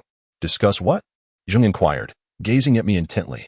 Isn't it possible that a change of hospital could improve Xiao Jia's condition? I asked. Do you have a way? Zheng suddenly became animated. His gaze fixed on me, as if any movement would shatter the glimmer of hope. There is a method, but I cannot guarantee 100% success, I replied. Hope is all that matters. Tell me, do you know anyone who can facilitate Xiao Jie's transfer? Zhang implored, his desperation palpable, as if grasping at the last straw of survival. If I truly knew someone, would I be peddling on the streets? I shook my head. Do not rush. Let us save the drinking for later. I will explain everything slowly. All right, I want tea drink. Just tell me, Zhang said, his eyes fixed on me.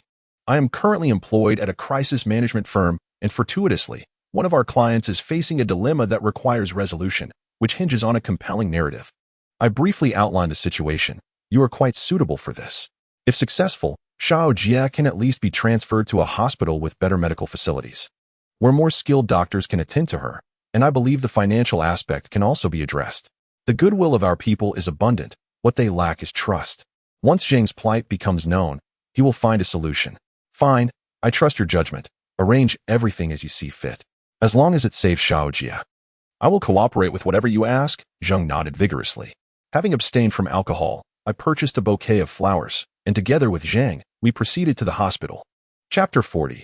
He is not my father. In the hospital bed lay a frail girl, her countenance weary, her hair gone, adorned with a mask that obscured her face. Despite her poor condition, her eyes sparkled momentarily upon Zhang's entrance. I placed the flowers on the bedside table and stood quietly to the side. As I gazed at the girl, I suddenly thought of Chen Ke and Chen Lu. I pondered how I would react if they too fell ill and found themselves confined to a hospital bed. Life is unpredictable. No one can foresee what the next moment may bring. Entering the hospital, the weight of life's uncertainties enveloped me, growing heavier with each passing moment. A wave of pessimism that made it difficult to breathe. Dad, I want to be discharged. I don't want to stay here any longer. Xiao Jie gazed at Zhenggu, her voice weak, each word requiring immense effort to utter. How can that be? You will soon recover. How can you leave the hospital now? Once you are better, I will take you home, all right? Wherever you wish to go, I shall take you, Zhenggu gently coaxed. His tone subdued, fearful that raising his voice might startle his daughter. I want to go now, Xiao Jie insisted, urgency tinging her words. You must listen. If you obey, I will take you, all right? Zhenggu continued to soothe her, his hand resting lightly on the blanket covering the girl. No, I must go now. If I don't leave soon, I fear I may never have the chance, she pleaded. Father, please promise me. I do not wish to die on this hospital bed, cold and alone. With a maturity beyond her years, Xiao Jie seemed to grasp the fragile line between life and death, her eyes devoid of the fervor for life, replaced instead by a profound urgency. You will not die? Do not worry. Father will not allow it. I will save you. You must believe in me. Zhenggu choked out, his voice thick with emotion. Xiao Jie withdrew her hand and placed it gently on the back of Zhenggu's hand. I know you are doing your best, Father. I am aware of my condition. I wish to spend the remaining time by your side, sharing joy together. Rather than lying on this bed, inhaling the sin of antiseptics, waiting to succumb in this frigid room. She tilted her head towards the window. Father, do you know? From that spot, I can see you. Zhenggu paused, turning to the window, and then stood, walking over to it. The view revealed the hospital entrance and a fruit stall below. Outside, the rain continued to fall in a gentle drizzle. Xiao Jie, I confess, I had deceived you earlier. Our family is not well off. However, this time, I speak the truth. There is hope for your recovery. You must hold on, Zhenggu said, glancing at me before addressing his daughter. This is a friend of mine. He knows ways to transfer you to a better hospital for superior treatment. Once you are well, I will take you out for a fun day, all right? After a while, Xiao Jie appeared extremely fatigued, each word draining her strength. She looked at me, her originally dim eyes flickering with a glimmer of life. No one wishes to embrace death. When there is hope for life, who would willingly relinquish it? Yet, it is often the case that numerous helpless circumstances and attachments compel one to make sacrifices, even unto death. Live well, you will not die? I uttered softly before exiting the room, leaving space for the father and daughter to share their moment. I could not bear to meet Xiao Jie's gaze directly. It was not that I doubted the plan's success, but rather I worried whether such suffering could truly be alleviated by merely changing hospitals. If it did not work, would I bear the burden of their plight? In their final moments, the two of them longed for the opportunity to escape this room, to flee this cold place and witness the warmth of the world once more. It is only in the face of death that one comprehends the value of life, its rarity and its splendor. I thought of Chen Ke and Chen Lu, my two daughters, for the sake of pride and dignity. Must I truly persist in this standoff with Tong Wangjun, allowing the years to pass without any contact, even refusing to see my daughter? Life is rife with unexpected twists. No one can predict what the next moment may bring.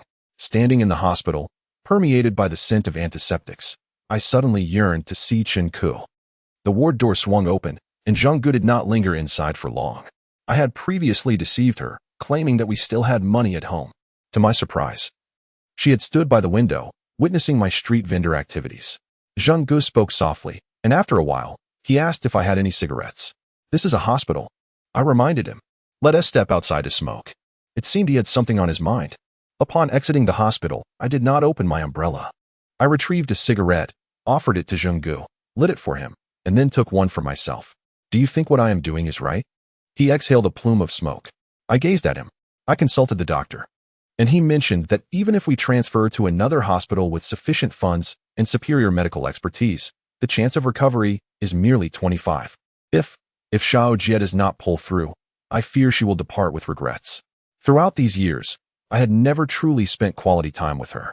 Not even a week before her illness, which coincided with her birthday. I had promised to celebrate with her, yet I failed to do so. At that time, my business was in dire straits, and I thought that once things improved, I would take her to the Maldives, a place she had long desired to visit. Yet I kept postponing. During busy periods, I insisted on earning more money. During lean times, my own spirits were too low to go. I kept delaying until now, and as a result, the money is gone, and Xiao Jie lies in a hospital bed. Zheng Ji's gaze appeared vacant and numb as he continued to smoke. Let us think positively. Once she recovers, we'll take her to the Maldives, I suggested. I cannot bear to consider what might happen if things turn for the worse. Some thoughts are too painful to dwell upon. After bidding farewell to Zheng Ge, I took a bus to Chen Ke's school. It was still early before dismissal, so I found a spot facing the school gate, holding up my umbrella as the rain poured down heavily, silently watching the building. Never before had I felt such an urgent desire to see my daughter, to ask Chen Ke about her wishes, her cravings, and her desires for play. I had a little extra money, and I wanted to bestow it all upon her. The cold wind and rain chilled my hands, seeping through my shoes, leaving me icy and uncomfortable, yet I was unwilling to leave. I reminisced about my fleeting moments with Chen Ke, merely a handful of memories spanning a few weeks. Yet it felt as though we had known each other for many years. Perhaps this is the bond of blood that runs deeper than water. Even in the absence of memory, emotions remain, etched into my very being, and longing cannot cease for even a moment. This period of waiting was torturous for me. On several occasions, I contemplated scaling the school wall to sneak a glance at Chen Ke through the window to see if she was faring well, if she had lost weight, or if she was cold, just to observe. The number of parents outside the school continued to swell, all there to pick up their children. The bell rang, signaling the end of the school day. I craned my neck, deftly maneuvering around an array of umbrellas, following the throng towards the school gate. Rising on my toes, I peered intently ahead. There, amidst the crowd, I spotted Chen Ke, walking slowly, her backpack slung over one shoulder. Her backpack had been replaced, and her attire was refreshingly new, yet her demeanor appeared far from jubilant. With her umbrella held low and her head downcast, she ambled towards the gate, while students rushed past her in a flurry. Ke. Before she could reach the entrance, I raised my arm and called out. She seemed to hear something, glancing around. I withdrew the umbrella from over my head, allowing the rain to drench me, and called her name again. Chen Ke lifted her umbrella, her gaze meeting mine. However, the expression on her face pierced my heart. There was no joy, no excitement, only resentment. My own elation evaporated, replaced by a wave of anxiety. As Chen Ke walked past me without acknowledging my presence, I panicked and hurried a few steps forward, exclaiming, "It's Dad. Dad has come to see you." She continued on, ignoring my words. Ke. I followed closely behind, nearly colliding with a moving electric scooter. "No, you are not my father," Chen Ke finally halted, glaring at me. I reached out to grab her arm, but a few parents approached, pointing and casting disapproving looks in my direction. "Who is this person? Do you know him?" A figure resembling a teacher approached. "Mr. Liu, I don't know him. He isn't my father," Chen Ke reiterated, her words laced with a fierce defiance. Chapter 41. Selfishness. Voices erupted, accusing me of being a human trafficker, threatening to call the police. Ke. It was wrong of Dad before. Please don't be angry with him. I paid no heed to the crowd. My sole concern was Chen Ke. "Catch the trafficker," someone shouted, delivering a kick to my leg. "Don't hit him." He is not a trafficker. He is someone I know. At that moment, Su Heng appeared. He glanced at me, said nothing, and then reached for Chen Ke's hand. Come on, let us go home. Your mother has prepared a meal. Chen Ke left without sparing me a glance, climbing into the parked Volvo. The vehicle disappeared into the curtain of rain, slipping from my sight. My heart felt as frigid and agonizing as the weather. I gazed longingly at the receding Volvo, my mind fervently wishing for it to halt, for her to step out and rush into my embrace. Yet, nothing transpired. The car vanished, and Chen Ke did not reappear. Are you Chen Ke's father? A young woman approached me. She appeared to be in her 20s, her features pleasant but not striking, yet she exuded a refreshing cleanliness and an endearing charm. Imbued with an air of scholarly grace, Chen Ke had referred to her as Teacher Lu, indicating that she was likely a faculty member at Chen Ke's school. I am her father, I nodded. You haven't had dinner yet, have you? Let us find somewhere to sit and talk, she suggested. I am Chen Ke's teacher. Lu Xuan. I was taken aback. Why would Lu Xuan wish to dine with me? Was she perhaps seeking a monetary favor? A thought arose within me.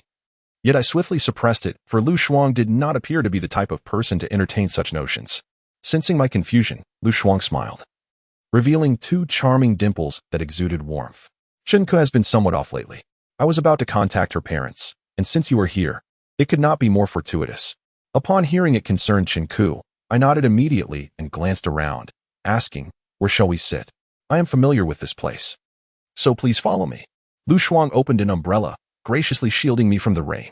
We entered a steamed cuisine restaurant. What would you like to eat? Lu Xuan inquired.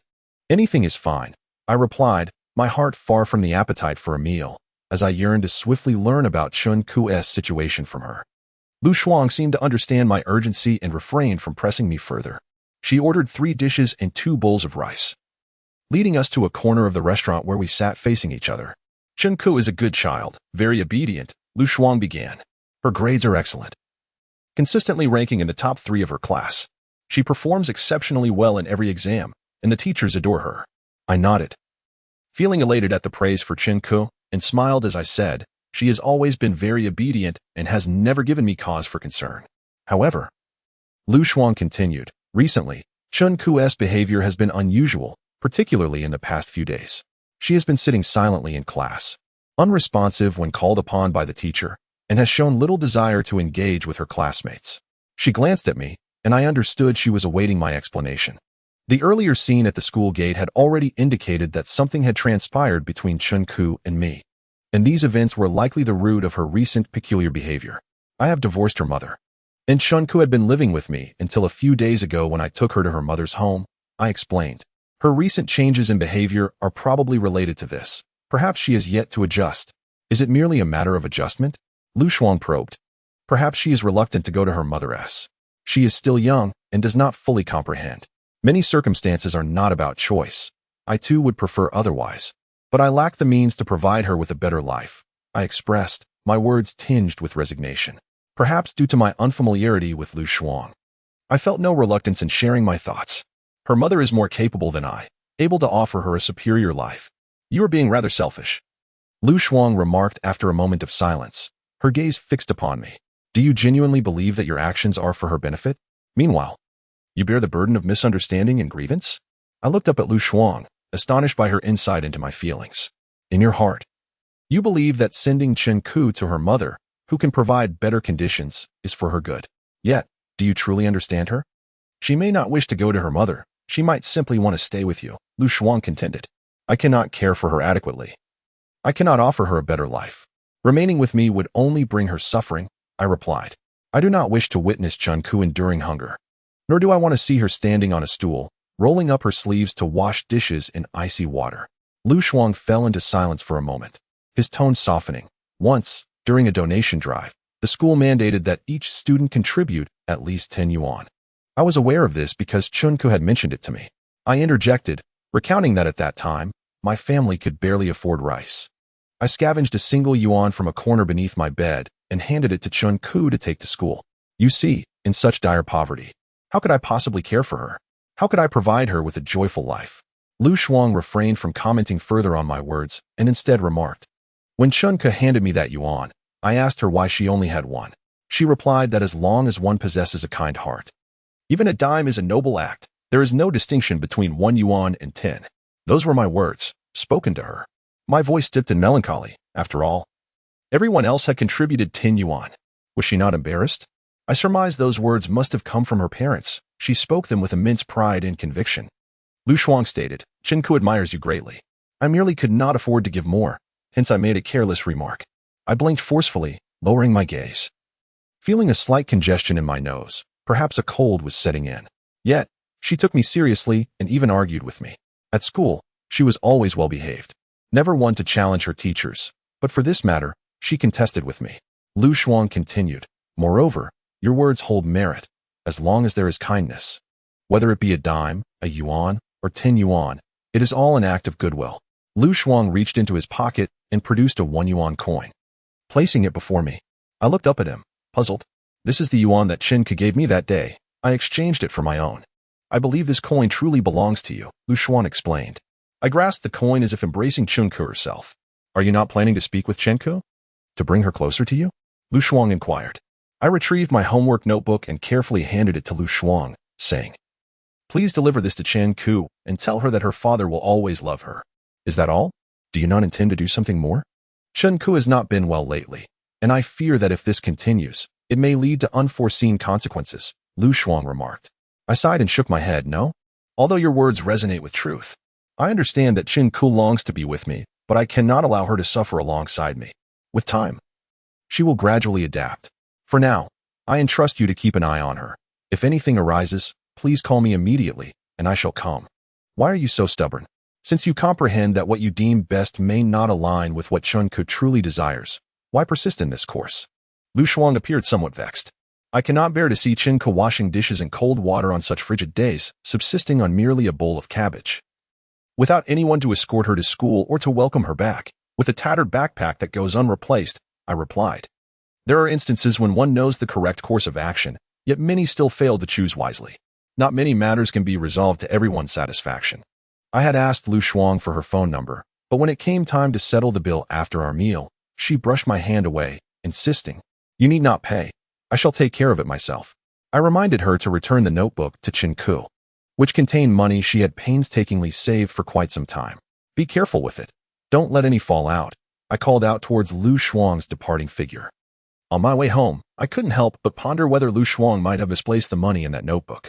It held significant value for Chen Ke, and should she discover any missing funds, it would surely cause her distress. I called Lu Shuang again, asking, The money in the notebook hasn't been lost, has it? Rest assured, if it is lost, I will compensate you, Lu Shuang replied, a hint of annoyance in her tone. The nature of those funds is different. They were accumulated by Chen Ke bit by bit, holding great significance for her. If it were replaced by your money, it would lose its meaning, I explained. Who would have thought you understood her so well, recognizing that those funds are not merely a question of amount? Lu Shuang's words seemed laced with sarcasm. Then why can't you comprehend that her unhappiness these past few days stems from a desire to be with you? It is not about money at all. Being with family is what brings her the greatest joy. I sighed. Have you ever heard the saying? When I hold you, I cannot grasp the brick. When I grasp the brick, I cannot hold you. My current situation epitomizes this sentiment. That phrase is meant to describe couples, Lu Shuang remarked. My daughter is the love of my past life, I replied. I give her 5 yuan for breakfast. She saves 3. Do you think a father can feel at ease seeing his daughter in such a state? I cannot even provide her with basic living security. Allowing her to stay with me is the greatest irresponsibility. But she may not necessarily understand. She might resent you, Lu Shuang countered. I will wait for her to comprehend my intentions, I said resolutely. At that moment, I alighted from the vehicle and entered the community. My eyes caught sight of the landlady sitting downstairs, and I hastily concluded my conversation with Lu Shuang, ending the call. The elderly lady had positioned a chair for herself, watching the rain fall with dimmed eyes, seemingly lost in thought. Gone was the sharpness she had displayed when discussing rent with me. She now appeared somewhat weary. A wave of guilt washed over me. She had to endure this cold day outside, and I should have proactively handed over the rent. Auntie, I apologize for my busyness these past few days. I haven't had the chance to deliver the rent to you. Here, this is for you. 600 yuan, I said, pulling the neatly packaged money from my pocket. Only then did the old lady seem to notice me, her demeanor brightening instantly. Young man, one must be decent in life. You disappeared without a word, At my age, I rely on this rent to get by. Is it easy for me? I had no intention of running away. I hadn't even moved out when you gave the keys to someone else. Who is truly being unreasonable here? I felt a spark of irritation. This old lady was being unreasonable. If I didn't press you, you would have vanished, and I'd be left to fend for myself. The old lady's spirit seemed to revive. Are you going to support me in my old age?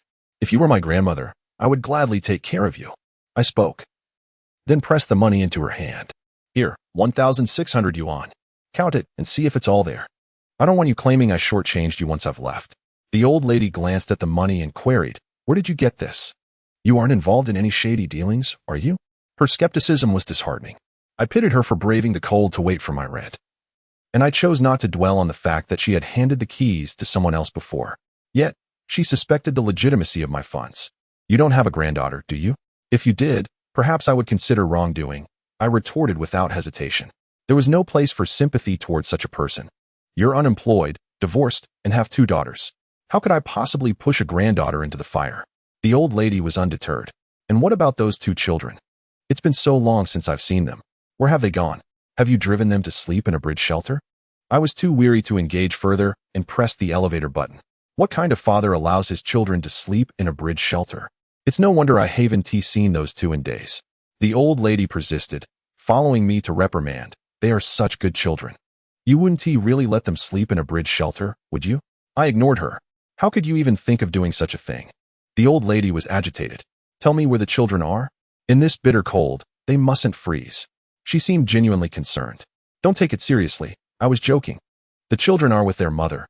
I reassured her, pulling her along. Really? Her doubtful gaze met mine.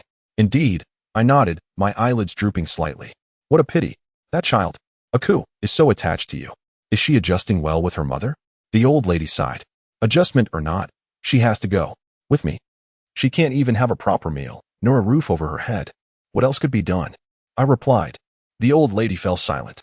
After a moment, she extended the plastic bag in her hand toward me. Take this. I was somewhat taken aback, glancing nervously at her. What was her true intention in refusing to keep the money? For a moment, I was at a loss. Take it. Why are you stepping back? Are you afraid I'll snatch it from you? The old lady, noticing my hesitation, grew irritated. What are you doing? Didn't you say you owed me this money? Why are you giving it back now? I asked, perplexed. No need for compensation, she replied. No need for compensation? Why? I was baffled.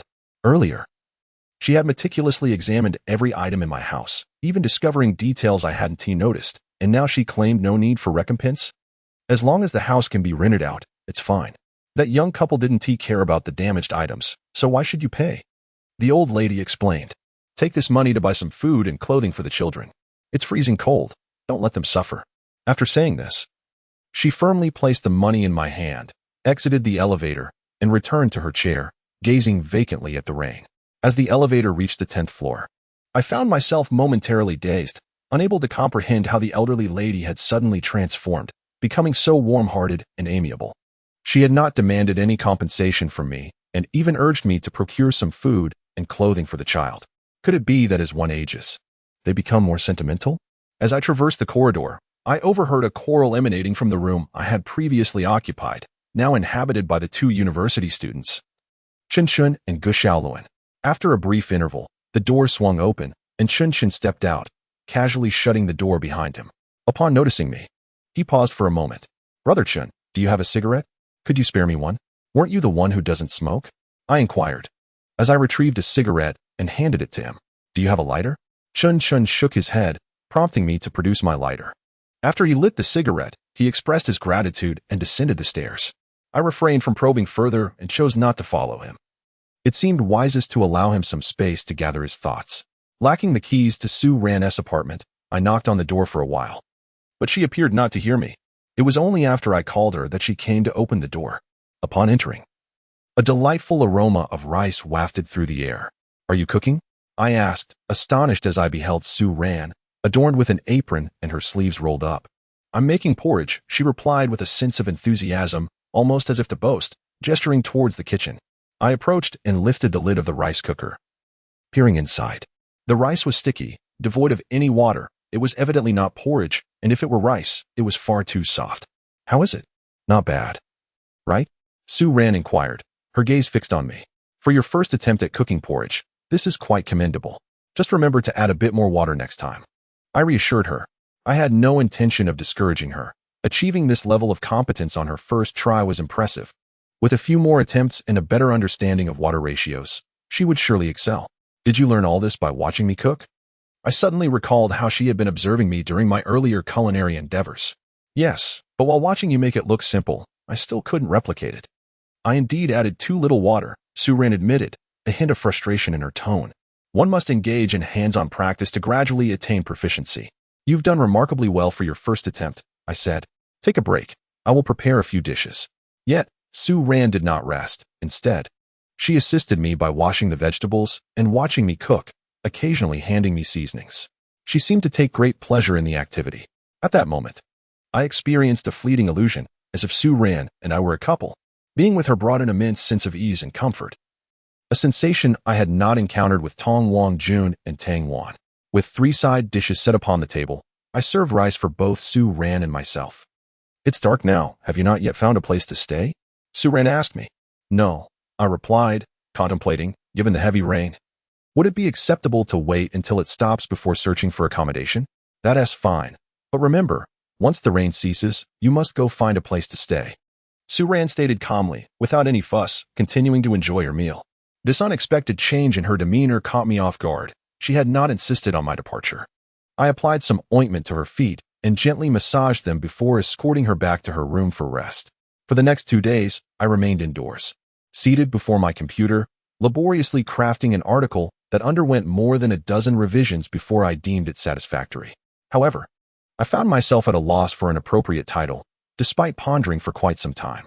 After lighting 3 cigarettes on the balcony, my thoughts remained disordered, leaving me unable to conceive a fitting title, which hindered my sleep. Chen Jin, I have already told you not to smoke inside the house. The balcony is off limits. Yet, not only did you smoke indoors, but you also went outside. Su-ran appeared behind me in her pajamas, glaring at me like a fierce little lioness. I opened the window and gestured towards it. Do not forget, you are merely a temporary guest in my home. Su-ran paid no heed to my words. Don't say that. I have taught you how to cook, haven't I? We are in a mutually beneficial relationship now. I extinguished the cigarette and tossed it out the window. Su-ran squinted her eyes, clearly displeased with my actions. I won't smoke anymore. I truly won't.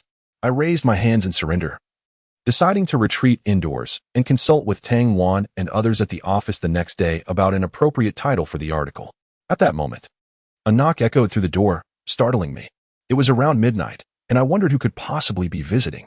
I glanced at Su-ran, wondering if someone had come looking for her. Just as I contemplated whether to avoid the situation, Su-ran went to open the door, revealing Chen Jin. His gaze turned towards me. Chen Ke, could you step outside for a moment? I approached him, asking what's the matter. A little girl knocked on the door a while ago. She said she was looking for someone, but when I asked who, she wouldn't say anything and just left in tears, Chen Jin explained. I thought she might be looking for you, so I came to ask. How old was the girl? I inquired hastily, a sense of foreboding creeping in. About 8 or 9. Carrying a backpack, Chen Jin replied. Could it be Chen Ke? But why would she suddenly come here at such a late hour? Anxiety gripped me. Where did she go? She went downstairs. It's been about 20 minutes, Chen Jin said. With no time for further discussion, I dashed downstairs.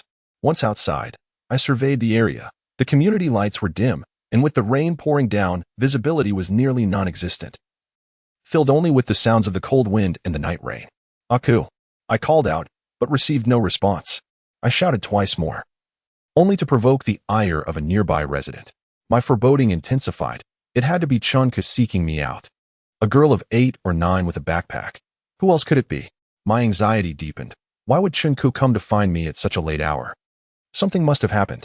I plunged into the rain, racing out of the community and down the street, the raindrops streaming down my face, but I paid them no mind, my eyes wide open in fear of missing any sign of her. Yet, despite my efforts, I saw no trace of Chen Ke. I turned back and tried another route. But still, there was no sign of her. Standing still, I spun around, attempting to catch a glimpse of Chen Ke in the enveloping darkness. Yet, there was no sign of her anywhere. At that moment, I remembered I needed to call Tong Wangjun to inquire about what had transpired. However, when I searched my pockets, I found nothing. My phone was left upstairs. I hurriedly ascended the stairs, but halfway up, I suddenly spotted a shadow huddled in the corner of a building. I halted in my tracks and approached. Aku? The figure lifted her head. I rushed over and embraced her tightly. Where have you been? Why didn't you inform your father of your arrival? Chen Ke was drenched, sobbing uncontrollably, her body trembling with deep sorrow, ultimately wrapping her arms around my neck. I attempted to set her down, but she clung to me obstinately. Tell Daddy, did something happen? Did someone bully you? I inquired softly. Chen Ke was crying, wanting to speak, but her words were lost amidst her sobs, her hands gripping her backpack tightly. I carried her into the elevator, ascending to knock on Su Rant's door. Could you please take the child in for a warm bath? I stated as soon as the door opened. Su Ran glanced at Chen Ke in my arms, remained silent, nodded, and led Chen Ke towards the bathroom. Give me your backpack. What do you need it for? Hurry and take a warm bath. You mustn't catch a cold. We can talk later. I attempted to take the backpack from Chen Ke, but she gripped it firmly, unwilling to let go. Not wanting to force her, I allowed her to bring it into the bathroom. My mind was filled with questions. How had Chen Ke ended up here? I returned to my room and dialed Tong Wangjun's number repeatedly, 5 or 6 times, but no one answered. In that moment, I felt an overwhelming urge to confront Tong Wangjun, to slap her and demand to know how she could let a child venture out alone in such heavy rain on a frigid night. The bathroom door swung open, and Chen Ke emerged wearing Su Rant's oversized clothes. Are you cold? Go lie down on the bed. I hurried to her, crouching down to embrace her. But as soon as I touched her, I realized my own clothes were soaked and withdrew my hands. Chen Ke still clutched her backpack, and I lost my temper. What do you need that wretched backpack for? Tears streamed down her face as she stared at me in silence, her hands gripping the backpack, turning pale. You should take a shower as well. You're soaked, Su Rant suggested. I had no inclination to bathe. My sole focus was unraveling the mystery of what had occurred. I looked at Chen Ke. Tell Daddy what happened. Did your mother hit you, prompting you to run over? Chen Ke shook her head. Was it Su-hong? Did he strike you? I speculated. No, Chen Ke finally managed to utter. Then why did you come running here in the middle of the night? My voice rose slightly. At such a late hour. An 8-year-old child coming from so far away is frightening. I missed you, Daddy, Chen Ke cried. Is that why you came here in the dead of night? I was infuriated, wondering how you could become so inconsiderate. Do you realize how much worry you have caused? I have been searching for you for nearly an hour. Father, please change your clothes. They are soaked, and you might catch a cold. Chen Ke looked at me timidly. Her demeanor only fueled my anger. I was genuinely frightened that something might happen to her. She had recklessly come over in the dead of night just because she missed me. I pulled her closer and smacked her lightly on the backside, hoping to impart a lesson that would deter her from such foolishness in the future. Why would you strike a child? Su Ran tugged at my sleeve. She needs to learn a lesson to prevent her from acting so recklessly again, I replied sternly. Chen Ke burst into tears, large droplets cascading to the ground, and in mere moments, the clothes I had just changed her into were soaked once more. Are you still crying? Tell me, will you dare to do this again? I admonished. Chen Ke merely wept, her hands clutching the straps of her backpack, twisting them as if she bore an immense grievance. Seeing her refusal to admit her fault and her silence only intensified my anger. I yanked the backpack from her grasp and hurled it aside, then struck her backside a few more times. Do you understand your mistake? Is it acceptable to venture out at such a late hour? Chen Ke's sobs trembled through her throat. Tomorrow is your birthday, Daddy. I wanted to celebrate it with you. I paused, taken aback. I briefly recalled that indeed, today was my birthday. I had never made a habit of celebrating my birthday, having only done so once at the age of 10, yet I was astonished that Chen Ke remembered. She had come over in the middle of the night solely to celebrate my birthday? Chen Ke freed herself from my grip and ran to the discarded backpack, carefully cradling it before slowly opening it. Inside lay a cake, albeit one that was somewhat disfigured. I stood there, utterly stunned. Daddy, this is your birthday gift from me. I bought you a cake, but it got damaged, she said, cradling the backpack and looking quite dejected. Chapter 44. Sleeping together with father. The cake had tilted, and the cream smeared across the backpack. Chen Ke clutched it, appearing quite lost. My eyes reddened, and I sniffled. Who gave you the money to buy this cake? I don't eat this. I saved it myself, Chen Ke replied. Teacher Lu returned the homework notebook you gave me, and I saved up some money from it to buy you this cake. It wasn't tea from Mom. I didn't ask her for anything. You came over in the middle of the night just to celebrate my birthday? Guilt washed over me as I gazed at Chen Ke. Yes, she nodded. I always remember your birthday, Daddy. I'm sorry for that day. I got on Uncle Su's car because I was angry at you for sending me to Mom. You didn't want me, and I was so upset, but I regretted it afterward. Daddy doesn't blame you, I said. It is I who wronged you. I misunderstood you, and I am the one at fault. I could no longer hold back my tears. Daddy, don't cry. I'm fine. It doesn't hurt at all, Chen Ke comforted me. But the cake is ruined and cannot be eaten. Who says it can't be eaten? It can still be enjoyed. Aku, please wait for Daddy a moment. I'm just going to take a shower, and then we can enjoy some cake together, alright? I stood up, asking Su Ran to watch over Chen Ke.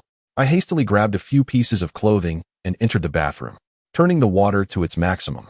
I tilted my head back, allowing the water to cascade over my face.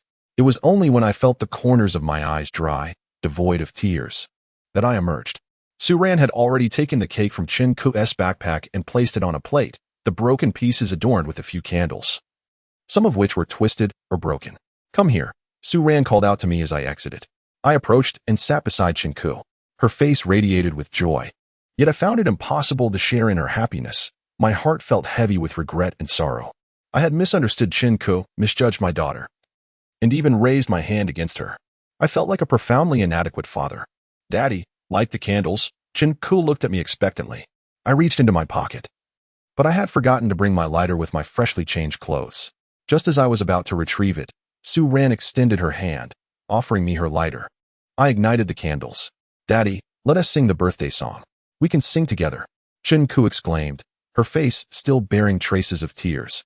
Hold on a moment. Su Ran suddenly stood up and walked over to the wall to turn off the lights. Instantly, the room was enveloped in darkness. While the wind and rain outside continued to howl, we three gathered around the dining table, huddled close to the flickering candlelight, the small flames casting a warm glow. All right. We can sing now, Su Ran resumed her seat, looking at me. I felt a bit embarrassed. As a grown man, singing a birthday song to myself seemed somewhat awkward. Happy birthday to you, Su Ran initiated softly, her expression solemn as she fixated on the candle flames. Her gaze seemed lost in thought, perhaps recalling something. Chen Ke joined in, clapping her hands. Daddy, you should sing too. Let us all sing together. Noticing I had yet to join in, she encouraged me. All right, I nodded, finally finding my voice. Blow out the candles, Daddy, blow them out. Chen Ke cheered, her delight evident. Throughout the night, she had repeatedly called out Daddy, as if uttering those words brought her a sense of comfort.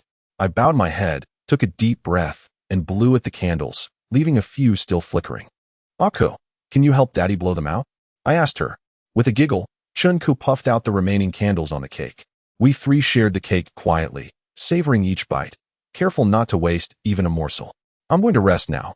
You two should sleep early, Su Ran said, her mood noticeably dimming. After finishing the cake, she retreated to her room. Perhaps it was my imagination, but when Chen Ke had taken out the cake, Su Ran's demeanor had shifted significantly, a hint of sorrow glimmering in her eyes, perhaps recalling some unpleasant memories. She didn't speak, and I didn't pry. I knew she would share when she was ready. Inquiring before that seemed futile. Would you like to sleep with Daddy tonight? I asked Chen Ke. Yes, I want to sleep with Daddy, she nodded. As we lay in bed, neither of us fell asleep, facing each other. Does your bottom still hurt? I felt a pang of guilt in my heart. Chen Ke shook her head, insisting, it doesn't hurt, not at all. Daddy, you wouldn't leave without telling me, would you? Of course not. How could I do such a thing? I replied, shaking my head. But you moved, and you didn't even let me know. When I knocked on the door and saw someone else come out, I felt so heartbroken. I thought you didn't want me anymore, that you had slipped away in secret. I promise I will be good from now on and won't make you angry. As she spoke, Chen Ke's eyes grew red again. I wept downstairs for quite a while, fearing that I might never see her again. You won't, Daddy is not living there anymore. We just moved because the lease expired, I consoled Chen Ke. My heart ached anew. On such a cold day, Chen Ke had come alone with the cake. Imagining her standing outside, feeling the profound disappointment upon seeing someone who was not me filled me with deep remorse. Why hadn't I informed her in advance that I would no longer be living there? If I had told her earlier, this wouldn't have happened. Daddy, I want to cuddle with you to sleep, Chen Ke said, looking at me timidly, as if fearing my reproach. I shifted slightly, wrapping her in my embrace. Did you tell Mama you were coming over? I inquired.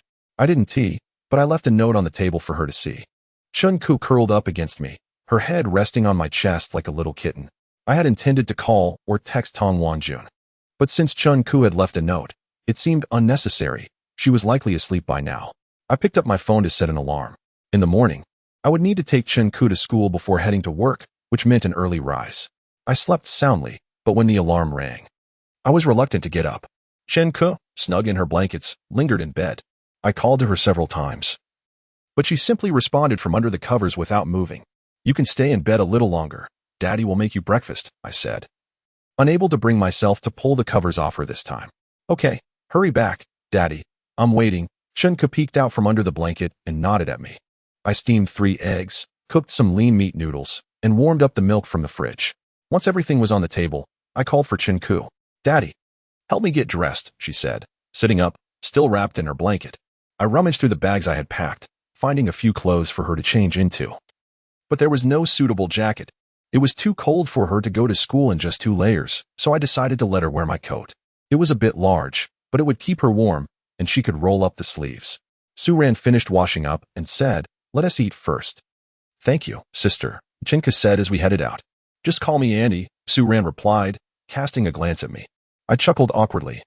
I had always asked Chen Ke to call Su-ran Andy, and it seemed Su-ran remembered that detail. "I washed your backpack," Su-ran said, handing it to Chen Ke from the balcony.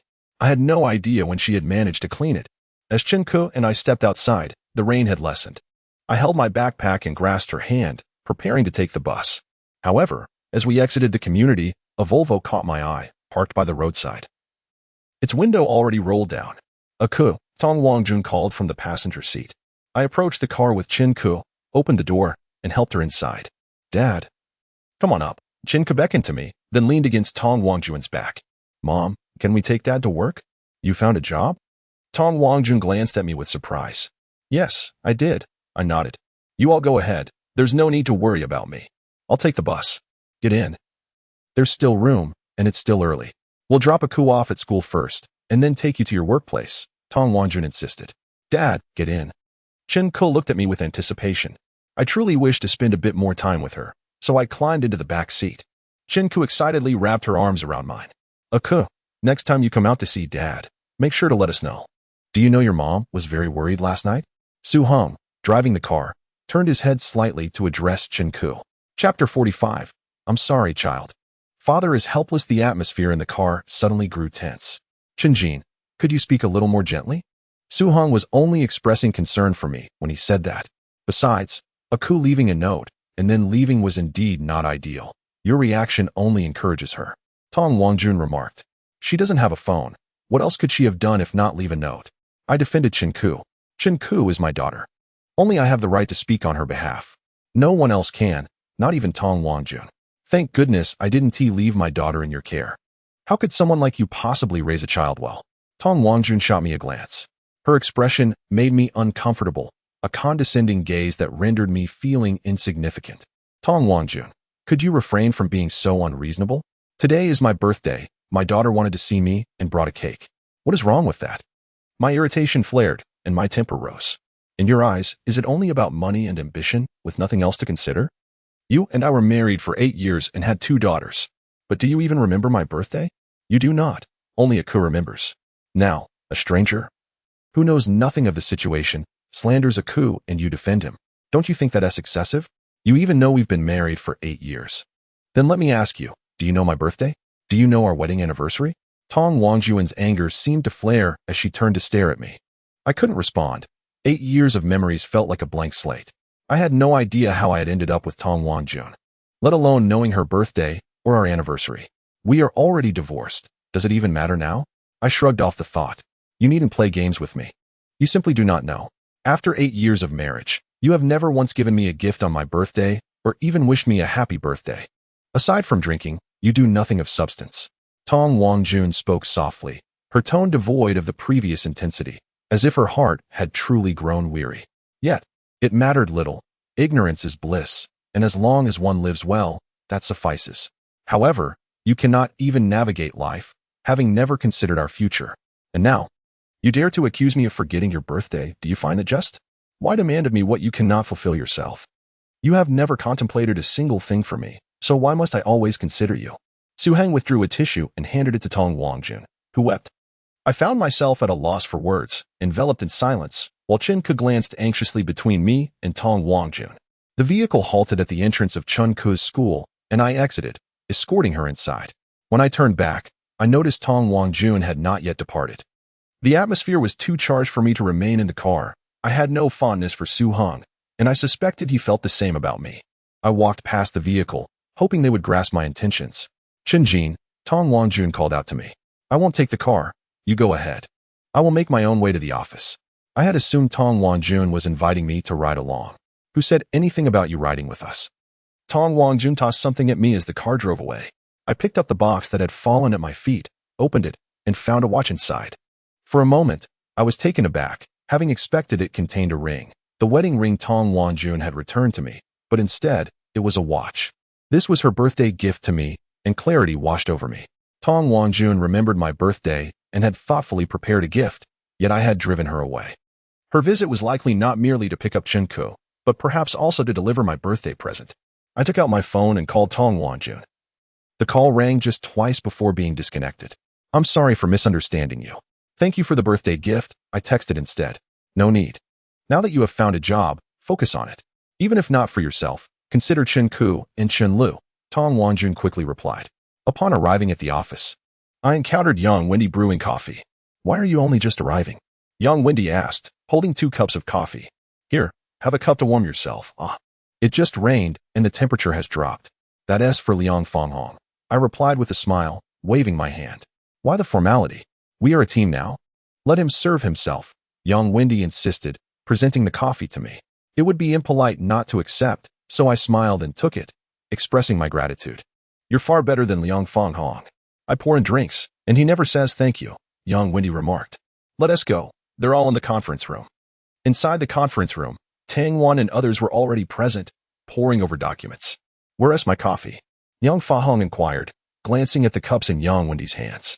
Drinking coffee all day is bad for sleep. You should cut back, young Wendy replied. Just as I was feeling a bit speechless, young Wendy smiled at me again, saying, You're different. Your eyes are puffy, and you don't seem well. This coffee will help perk you up. After delivering my coffee with such grandiloquence, Liang Fanghong looked somewhat exasperated. I have yet to drink. Should I offer you some? I feel somewhat embarrassed intruding upon a couple's affair. Don't be so polite. You truly seem a bit weary. A cup of coffee will invigorate you, especially since we need to discuss the Charity Foundation's matters shortly. Liang Fanghong chuckled as he lightly patted my arm. Such a gesture made me feel our relationship had grown slightly more familiar. Thank you, I replied graciously. Do you see? Take a lesson. Look how courteous Chen Jin is, unlike you. I serve you tea and water, yet you don't even express gratitude, Yang Wendy remarked, settling beside Liang Fanghong. Liang Fanghong sighed with a smile. Chen Jin, was that article you pinned based on true events? Tang Wan initiated the formal proceedings of the meeting. Indeed, it is true. I affirmed. The individual, Brother Zhang, whom I mentioned in the article, you have met. He was beside me while I sold goods on the overpass. But later he sold fruit outside the hospital. The Charity Foundation's public relations crisis required such narratives, and I utilized Brother Zhang's story to compose the article. We are now in the final stages of deliberation. Did Brother Zhang truly say he didn't want his daughter to walk alone, and that he set up a stall outside the hospital to accompany her during her illness? Young Wendy inquired, having likely received the article I wrote from Tang Wan. Yes, everything in the article is authentic. I made no alterations, merely documenting the events in words. Only genuine stories can evoke belief and stir emotions. Brother Zhang's situation is truly tragic, young Wendy remarked, having immersed himself in the narrative, a fortune lost in business, a sick daughter, and a young wife who disappeared with the money. You see, this is a lesson. One should not marry someone too beautiful. You must not fixate on the young female students at your school. Young Wendy directed his gaze at Liang Fanghong. What does this have to do with me? Liang Fanghong replied with a wry smile. I don't possess enough wealth to attract anyone. Just as long as you understand, I'm merely offering a cautionary word. A preventive measure to avoid future mistakes once you achieve success, Yang Wendy stated. I won't, I assure you, Liang Fanghong replied earnestly, swiftly changing the subject. Chen Jin's article is quite remarkable. After reading it, I felt compelled to donate. Using this article for promotion will undoubtedly garner significant attention. Indeed, with attention, we can timely reveal to the public that the Charity Foundation has been supporting Brother Zhang, thus restoring its image. Yang Wendy returned to his professional demeanor. May I inquire whether the Charity Foundation has genuinely assisted Brother Zhang? Lu Chuang looked at me. Whether help was given or not is inconsequential. No one will delve deeply. As long as the story is true, Liang Fanghong responded. Next, we must contact the major outlets we previously arranged to have them publish this article. Weibo has a vast following. If they post this article, it will surely lead to considerable sharing and attention. The article still lacks a title, Chen Jin. Haven't you thought of one? Tang Wan looked at me. Moreover, if we could include some photographs, the effect might be even better. Until yesterday, I had not settled on a title, but last night, a fitting one came to me. I apologize, child, for your father's incompetence. Chapter 46, Hunger. This title emerged in my mind after I encountered Chen Ke, inspired by my sentiments. Chen Ke had been saving her money, pennies, dimes, and yuan, hesitant to spend it on breakfast. Instead accumulating it to buy me a birthday cake. Her filial piety and love for me, her father, run deep. Yet, the weight of such love fills me with profound shame. I would rather she indulge in a couple more meat buns at breakfast, or enjoy a cup of soy milk or milk, rather than saving her money to surprise me. Such surprises bear a heavy burden, causing me heartache. It is my inadequacy that compels Chen Ke to express her affection in this manner, and for that, I feel remorse. I suspect that Brother Zheng harbors similar thoughts as he gazes upon the sickbed of Xiao Jia. He is not incompetent. He has given everything for his child. How could he be deemed inept? Tang Wan cast a glance in my direction. Indeed, it is his wife's heartlessness that has led to this predicament. Otherwise, such a situation would not arise. Liang Fanghong nodded in agreement, yet remarked that the title is compelling and eye-catching. One cannot entirely blame his wife. Zheng also bears some responsibility. If he had not pursued the allure of youthful beauty, marrying a woman over a decade younger than himself, this predicament might have been avoided. At the very least, he would have had the funds for his daughter's medical treatment, without resorting to street vending. Yang Wendy expressed some criticism towards Zheng. That cannot be said. Which man wouldn't be captivated by a young and beautiful woman? Liang Fanghong interjected, noticing the discontent on Yang Wendy's face, and quickly amended his statement. Of course, I would never act in such a manner. Yang Wendy's warning expression finally softened. Did the charity fund really donate money for Zheng Wensun's daughter? Lu Chuang looked at me. Zheng Wensun is Brother Zhang's full name. I inquired deliberately, as mentioning names lends credibility to the narrative. This question does not require excessive deliberation. Whether or not donations were made, as long as the story is poignant enough to evoke public sympathy, it has already succeeded. We can later present the charity fund, which will undoubtedly help restore its reputation. Liang Fanghong asserted that this is a positive endeavor, one that the public would undoubtedly welcome and not scrutinize too deeply. Indeed, you are correct. I was overthinking. Lu Chuang nodded, smiling as he regarded me. I did not anticipate your writing to be so exquisite and moving. Importantly, you happen to know such individuals. It was indeed wise of Xiao Wan to approach you. I met them while vending, I replied. Xiao Jia has only just begun high school. Her life should not be curtailed in such a manner. Given this opportunity, I thought of him. Gaining the approval of Tang Wan and the others eased my heart. After all, I had some personal motives intertwined with this matter. Hoping to assist Brother Zheng in the ailing Xiao Jia, I yearned to see a photograph of Brother Zheng and Xiao Jia together at the Eiffel Tower or beside the Zhanqiu in Qingdao, far removed from the hospital room and the pervasive scent of medicine, surrounded by vibrant greenery and the lively buzz of a bustling crowd. Should I send the photos to your email, or how would you prefer I deliver them? I inquired of Tang Wan. I added you on WeChat. You sent me a message indicating that both Tang Wan and I have each other's phone numbers, and there was a prompt to add her in the friend list. Yet I never did. On my way back, I took the initiative to add Tang Wan and captured 3 photographs, which I am now sending to you. I shared a few images from my album with Tang Wan and accompanied them with a message. Please let me know if it seems appropriate. It is indeed suitable. Tang Wan replied to me. Holding my phone, I stared at her few words for a moment and ultimately said nothing further, slipping my phone back into my pocket. There was little left to discuss between Tang Wan and me. On such a frigid day, what are you doing standing downstairs? At the entrance of the community, I encountered Chen Shun, who was alone and did not see Gu Xiaolun. Brother Chen, you've finally returned. Do you have your keys with you? Chen Chen inquired. Keys? I replied, puzzled. Did you lose them? No, they are with my girlfriend. She is not coming over tonight, so I cannot get in, Chen Chen explained. I wanted to find the landlord, but I couldn't. Wait a moment, I don't have the keys on me. I haven't returned them to the elderly landlord yet. I will get them for you when I go upstairs. That way, there is no need for me to seek out the landlord again. You can keep them, and we can return them together when I vacate the place. Did you have a quarrel? I asked casually while retrieving the keys for Chen Jin. Yes, he nodded. She wanted to buy cosmetics, and I didn't allow it. So we had a few words, and she went to stay with a classmate. It's normal for girls to want cosmetics, I remarked. 500 yuan is nearly my entire monthly living expense. If I had the money, I would certainly buy them for her, but I don't, and I feel that purchasing cosmetics holds little significance. Her skin is fine. And there is no need to follow trends. Chen Jin expressed some discontent, explaining that she desired them after seeing her classmates using cosmetics. I chose not to interject further.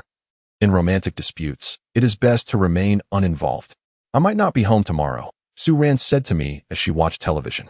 Oh, I replied, somewhat surprised. Where will you be? Work. Su Ran glanced at me.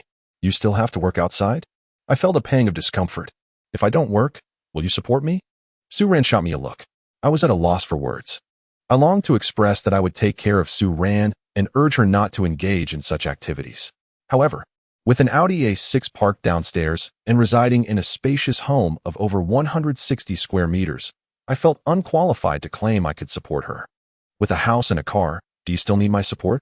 After a considerable pause, I managed an awkward smile and replied, I cannot afford to support you. Su Ran ignored me thereafter and returned her attention to the television. I will be moving out tomorrow, I stated.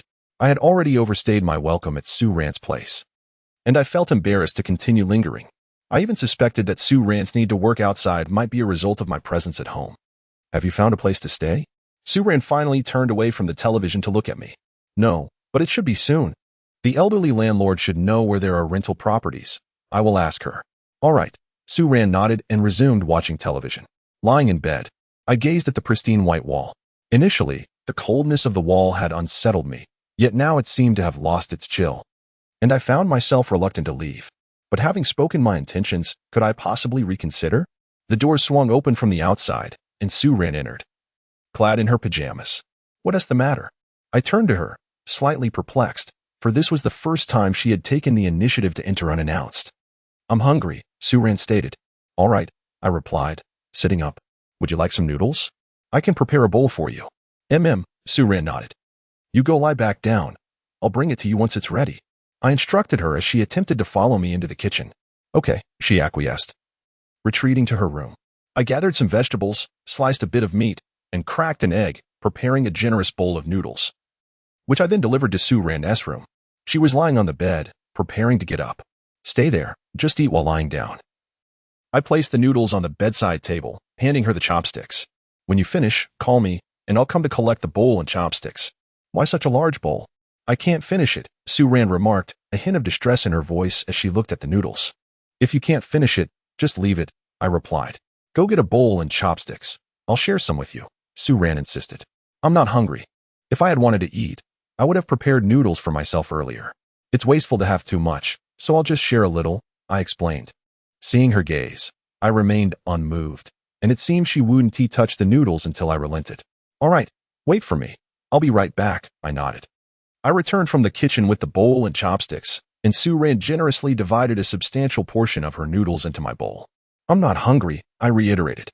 Neither am I, she countered, placing some meat into my bowl. You're asking me to cook noodles when you're not hungry? I looked at her in astonishment. Su Ran added an egg to my bowl, leaving only a few vegetables in hers. I didn't ask you to cook. You offered to do so. I don't eat eggs, I attempted to protest. Neither do I, Su Ran declared with conviction. But you cooked them, so you must take responsibility for eating them. Chapter 47. Petulance. You're being a bit unreasonable. Had you not mentioned being hungry, would I have cooked for you? I was at a loss for words. Will you eat, or not? Su Ran nestled deeper into her blanket, looking up at me. From my position, I could catch a glimpse of a delicate sight beneath her round-collared pajama, a hint of alabaster. Her tone was somewhat playful, akin to a child trying to bargain. What are you staring at? Su Ran noticed my gaze and covered her neckline. With a tinge of regret, I withdrew my eyes, offering a sheepish chuckle as I attempted to negotiate with her once more. I enjoy eating vegetables. Perhaps you could share some with me and take the egg for yourself? No way, the vegetables are mine. You can have the egg, Su Ran replied firmly, leaving no room for negotiation. Otherwise, you can forget about staying here again. I looked up at her. What are you looking at? There's no chance now. I'm on to you. Su Ran shot me a playful glare, her tone reminiscent of a spoiled child. Her cheeks appeared slightly flushed, perhaps from the warmth emanating from the noodles. I could not discern. So, you mean you're not kicking me out? I ventured, hoping I had not misheard her. Finish this bowl of noodles, Su Ran instructed. Will eating them allow me to stay? I inquired, and my heart felt invigorated once more. Consider it. Su Ran nodded, taking a bite of green vegetable.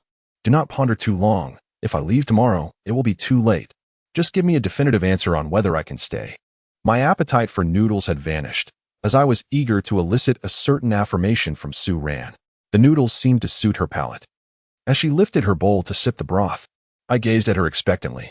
There is an egg here. Would you care to have it? I pointed to the untouched egg in my bowl. Have I ever urged you to leave? Su Ran cast a glance my way. But you are going out tomorrow. I replied. Am I to remain cooped up indoors indefinitely? Do you think this is a gilded cage? Su Ran retorted. I have work to attend to. I lack a key. I cannot simply linger in the hallway awaiting your return, I said, hesitating for a moment as I looked at Su Ran. Perhaps you should skip work today. And who will support you if I do not? Su Ran shot back. With a home and a car. One ought to be content and not toil excessively. Life should be savored. I refrained from being too forthright with my words. I am an ambitious person. I do not work solely for monetary gain, Su Ran expressed. I was taken aback. Was she being too candid? If her work was not motivated by financial incentives, was it for mere enjoyment? Such a sentiment from her was rather difficult for me to digest. If it is not for money, then perhaps you should consider not working at all, I gently advised Su Ran. I will place the key under the doormat. You may let yourself in when I am away. Su Ran did not respond to my suggestion. Thank you very much. I expressed my gratitude. How pretentious. Clearly you do not wish to leave, yet you insist on feigning a desire to depart, Su Ran teased. Is it not somewhat embarrassing to have stayed here for several days? I chuckled. Indeed, it is pretentious, Su Ran maintained her assessment, pointing to the bowl in front of me. You finished it all. I glanced at the noodles, lacking the desire to consume more. Su Ran poured the broth from her bowl into mine. What are you staring at? Now that it is broth, it's no longer dry. You can eat it, she remarked, transferring a leaf of vegetable from her bowl to mine, with the greens now included. I found myself at a loss for words and raised the bowl to my lips. Just eat. Isn't it exhausting to hold it up? Su Ran asked. After consuming an entire bowl of noodles, my stomach felt uncomfortably full, to the point where I hesitated to dispose of the last remnants of broth. But Su Ran insisted I drink it. You are trying to make me burst, I said, struggling to stand. I suspect you are doing this on purpose. Su Ran had devoured only a small portion of the noodles, leaving the majority to fill my own belly. Indeed, I did it intentionally. Let us see if you remain so pretentious in the future, she acknowledged, unabashed. You are ruthless, I said as I tidied up the dishes and exited Su Ran's room. That night, I slept soundly, and upon waking, I found Su Ran was no longer in the room. She had already left. The space was imbued with a gentle, sweet fragrance, so warm that it made one reluctant to depart. Lifting the doormat, I discovered a key quietly resting there, adorned with a fresh red ribbon, seemingly ensuring its visibility. I picked it up, squeezed it slightly, and then set it back down. As I stepped outside, I encountered Chen Jin, who was dressed in an unusual outfit. What on earth are you doing dressed like that? Are you attending an event? I inquired, observing his son Yuan costume. There are hardly any classes today, just one in the afternoon.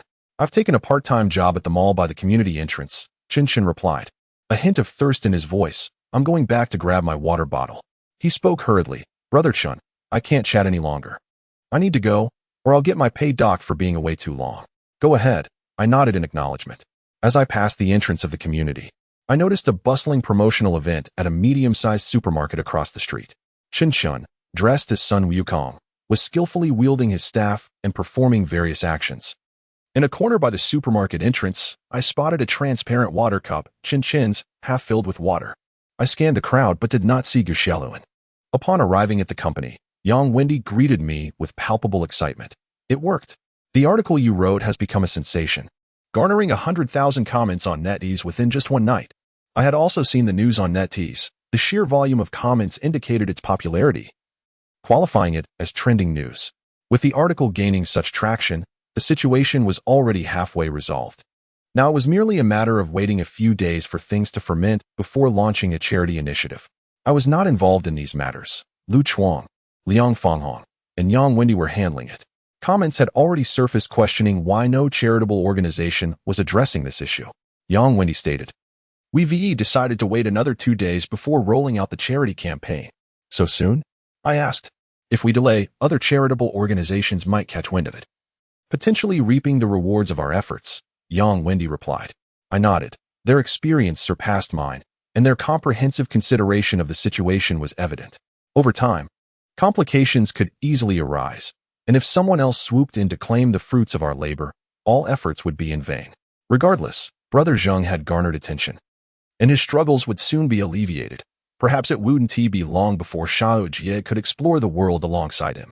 By the way, Sister Xiaowen asked you to visit her office, Wendy informed me. What for? I wondered. I'm not sure. You'll find out when you get there.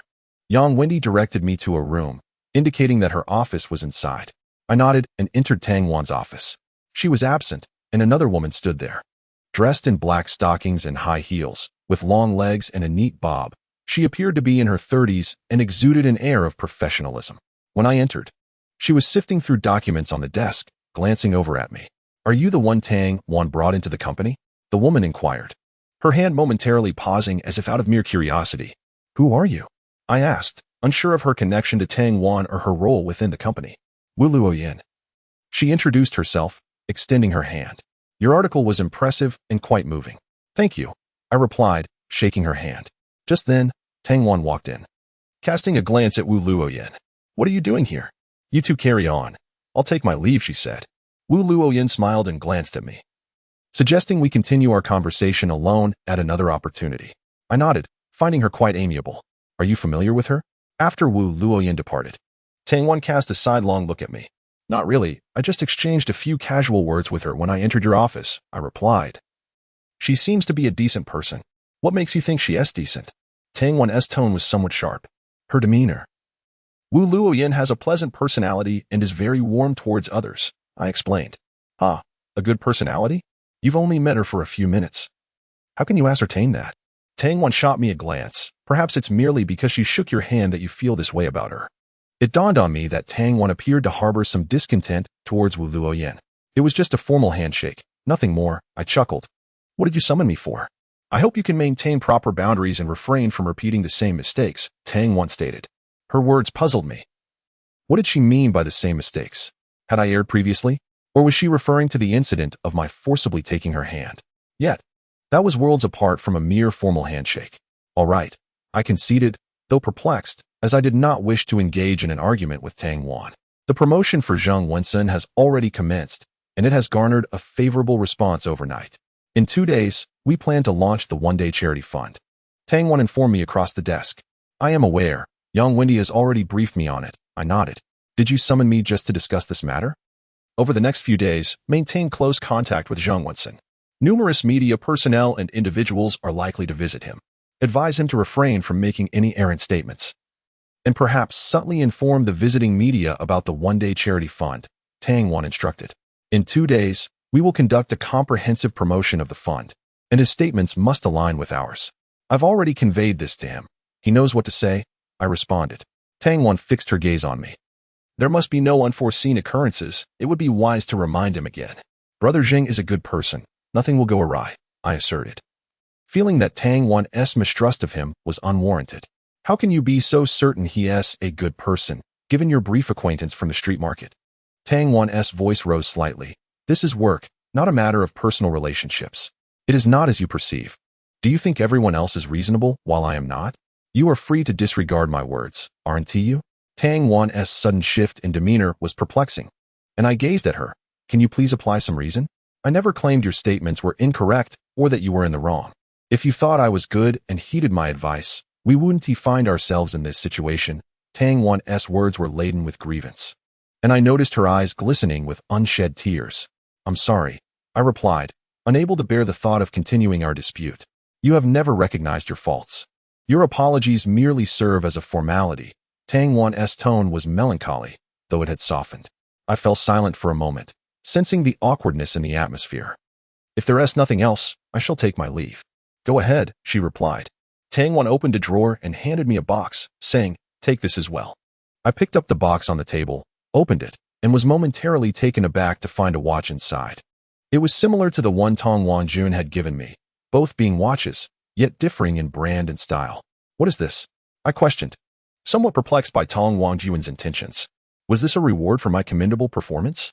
Yes, it is a reward for you, Tong Wangjun replied, casting a brief glance my way. Do Yang Wendy and the others have one too? I inquired. No, Tong Wangjun shook his head. Is that fair? I expressed my concern.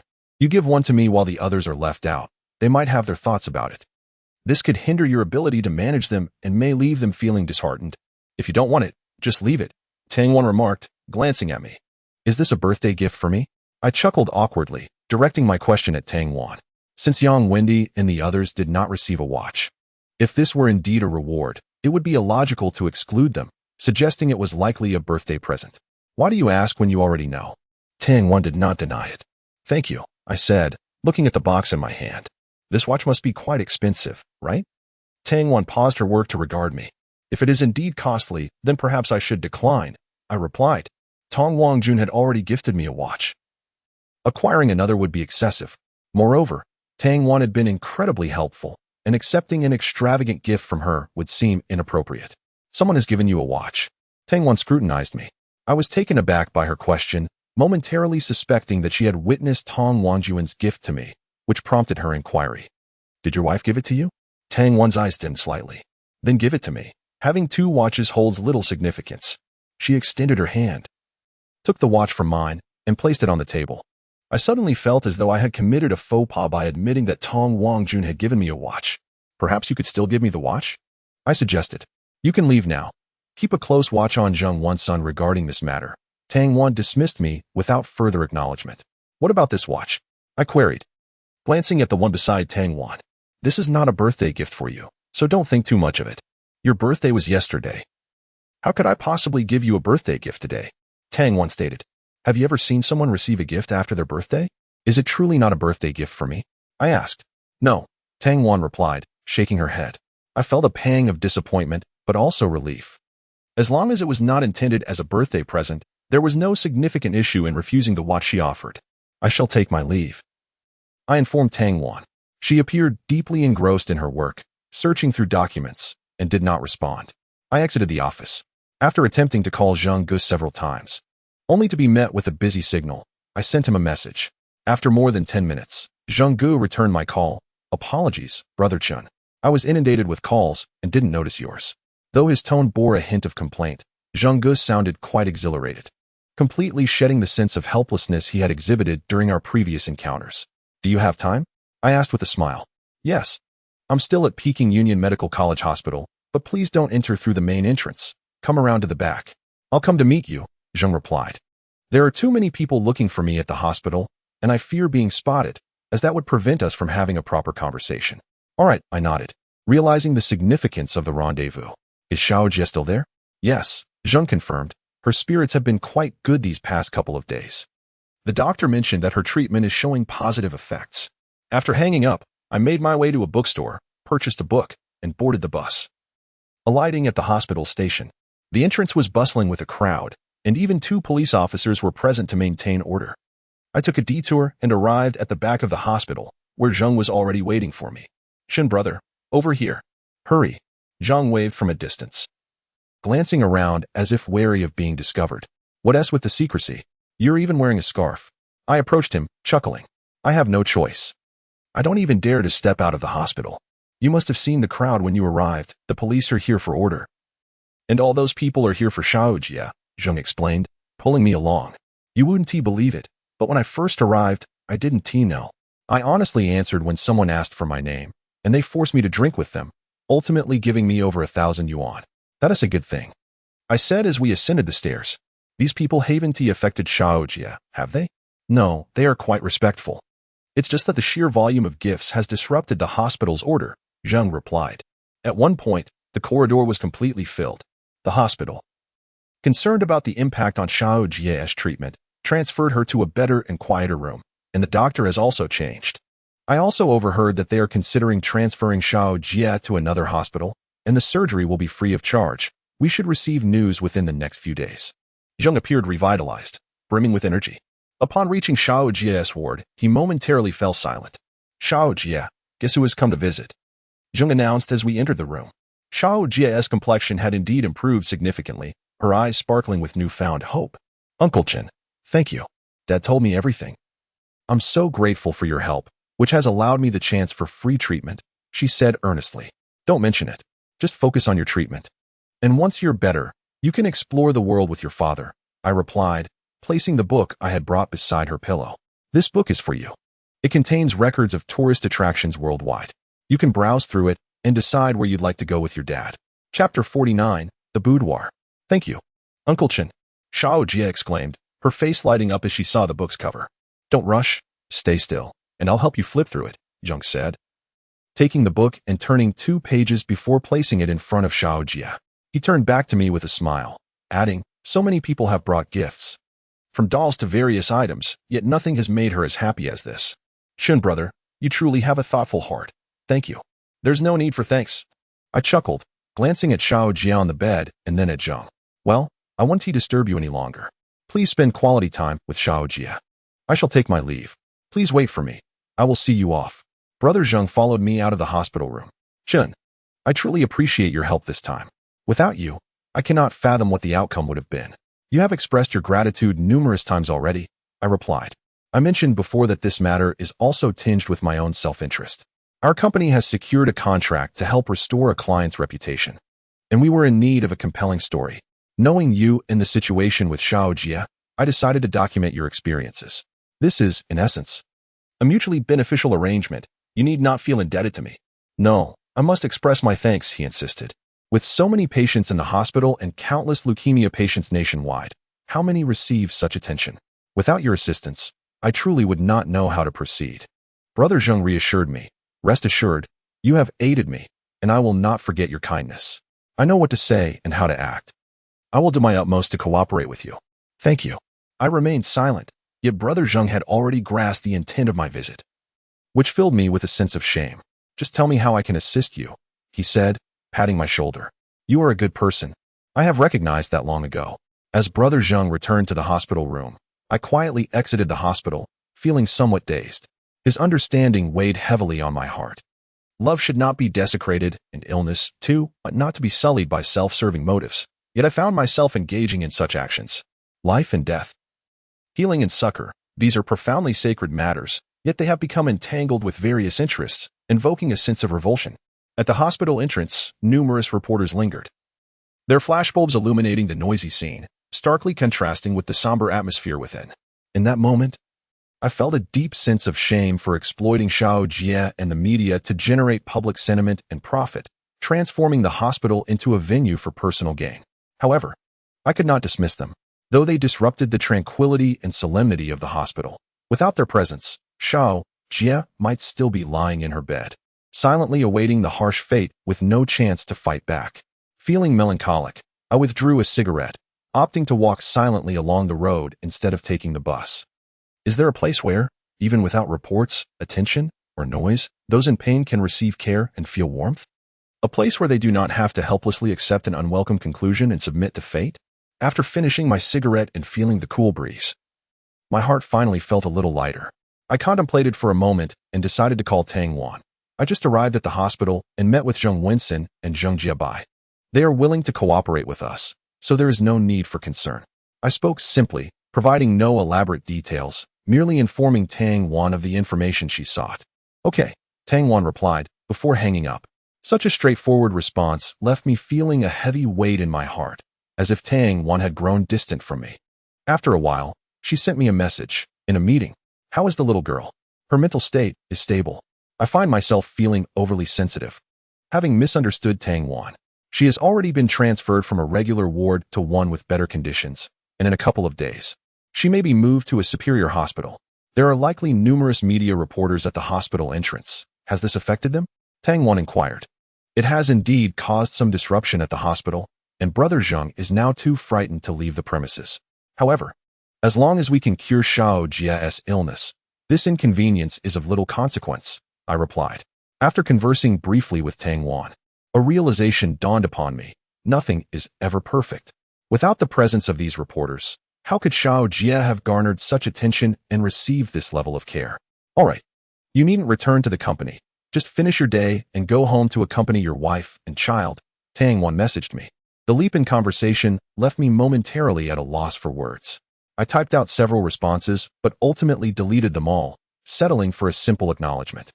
Upon arriving at the community, I deliberately looked around but did not see the white Audi. Su Ran must not have returned yet. As I entered the hallway, I encountered Chen Jin and Ge Xiaolun, cozily nestled together and preparing to go out. I paused for a moment, then quickly realized they had reconciled. Brother Chen. Chen Jin greeted me warmly. Are you two off to dinner? I replied with a smile. Yes, we plan to stroll around the city center and perhaps grab a bite. Would you care to join us? Chen Jin invited cheerfully. I glanced at Ge Xiaolun, whose expression had soured, and shook my head. No. I'll be cooking for myself shortly, so you two enjoy your outing. All right, then we shall be on our way, Chen Jin said, wrapping an arm around Ge Xiaolun as they walked past me. The wind is quite strong. Should I fetch a scarf for you? Ge Xiaolun suggested to Chen Jin as the wind whistled through the hallway. No need. We'll be browsing inside the mall where the heating is on. It won't be cold, Chen Jin replied nonchalantly. Okay, Ge Xiaolun nodded, and they stepped into the elevator. Perhaps I should call Xiao Jing. She knows more about cosmetics and could offer us some advice. The elevator doors closed, and I could no longer hear their conversation. I found the key beneath the doormat and entered my home. I prepared dinner, waiting for Su Ran. However, by 7 or 8 o'clock, she had still not returned. And the food was starting to cool. I sent Su Ran a message. Dinner is ready and has gotten a bit cold. Please hurry back to eat. I won't be back tonight. You can eat by yourself, Su Ran quickly replied. I stared at my phone in silence for a while. Then sent another message. On such a cold night, you want to come back to sleep? Are you really going to sleep in your car? This time. Su Ran took a long while to respond. Are you actually concerned about me? After a moment of contemplation, I replied with a simple yes. After sending this brief message, I felt a twinge of anxiety, wondering if such a short reply would deter her from responding altogether. If you come to pick me up now, I'll return with you, she texted, alleviating my concerns. However, her words left me uncertain. Was she genuinely hoping for me to fetch her? Or was it simply a jest? I rose to my feet and hurried to the window, casting a glance at the night sky before messaging her. All right. Send me the address, and I shall come to fetch you. Are you truly coming to pick me up? She replied. No need, I was merely jesting. I have a place to sleep. Rest well, I'm off to take a shower. Indeed, Su Ran was just teasing me. A tinge of disappointment washed over me as I set my phone aside, made my way to the kitchen, and served myself some rice. Sitting at the dining table to eat slowly. The emptiness of the house enveloped me in a sense of solitude, making me ponder whether Su Ran ever felt this way when she was alone in this place. I couldn't finish my meal, so I stored the leftovers in the refrigerator. After taking a shower, I lay down on my bed when suddenly my phone chimed. A message from Su Ran appeared. You are not allowed to rummage through my things while alone at home. A pointed warning, indeed. I was taken aback. Su Ran was concerned about this. I had no such intentions. That's for the best. I'm at my cousin's place now, so I won't keep you. Get some rest. I shall chat with her for a while, she informed me. Upon reading her message, my earlier vexation dissipated, replaced by a warm sensation in my heart. It felt as though Su Ran's words were a deliberate explanation aimed at me, easing my loneliness and wrapping me in warmth. Suddenly, an impulse surged within me, urging me to sneak a peek into Su Ran's room. Chapter 50. Caught this thought surge forth like a dam bursting, the floodgates of desire widening uncontrollably. I knew that such actions were beneath me, yet curiosity compelled me to pry. I strolled around the hall and passed by Su Ran's room multiple times, hesitating at the threshold. However, when my gaze fell upon the garments hanging on the balcony, I finally twisted the doorknob and stepped inside. The darkness enveloped me, and instead of turning on the light, I allowed my eyes to adjust slowly, aided by the faint glow of the city light seeping through the window. I could discern the outline of Su Ran's room. A subtle fragrance lingered in the air. The bed was impeccably arranged, the quilt neatly folded. Though I knew I was alone in the room, I still approached the wardrobe cautiously, wary of making the slightest sound. Inside, I found it mostly empty, save for a few pieces of clothing. I gazed at them for a long while, ultimately managing to divert my intense curiosity, withdrawing my gaze from the garments and closing the wardrobe door. Beside the bedside table, I noticed a picture frame. I had visited Su Ran's room before, but those times were hurried due to her limited mobility, and I hadn't taken the time to observe closely. Now, with Su Ran absent, I approached the bedside table and picked up the frame. It contained a photograph of 3 individuals. One was Su Ran, cradling an infant, while beside her stood a man in his 50s. I studied the frame intently. Su Ran's smile was radiant, and the man had his hand gently resting on her shoulder, looking warmly at the camera. In that moment, My desire to pry diminished, and I set the frame down. Just then, the room's lights flickered on abruptly. I turned in astonishment to find Su Ran glaring at me from the doorway. "Listen, I need to clarify," she began. "You speak, and I shall listen," I replied, meeting her gaze. Su Ran did not directly rush towards me, which left me somewhat disconcerted. This was not characteristic of her. "Why have you returned so suddenly?" I inquired. "This is my home. Am I not allowed to come back?" She retorted, her gaze fixed upon me. "You have a point." I conceded. Su Ran's calmness resembled the eerie stillness preceding a tempest. I offered a nervous chuckle, suggesting hastily, "You should take a shower. I'll retreat to my room for a bit." However, Su Ran blocked the doorway, refusing to yield. "Please move aside," I pleaded softly. "Aren't you going to explain your midnight intrusion into my room? What were your intentions?" Su Ran's voice was laced with barely restrained ire. "Fortunately, I returned. Had I not, who knows what you might have been up to in my absence, Chen Jin? You are utterly revolting." "I was merely curious. I did nothing," I replied. "What else do you intend to do?" Su Ran's expression was unwelcoming. "I have no intentions, truly.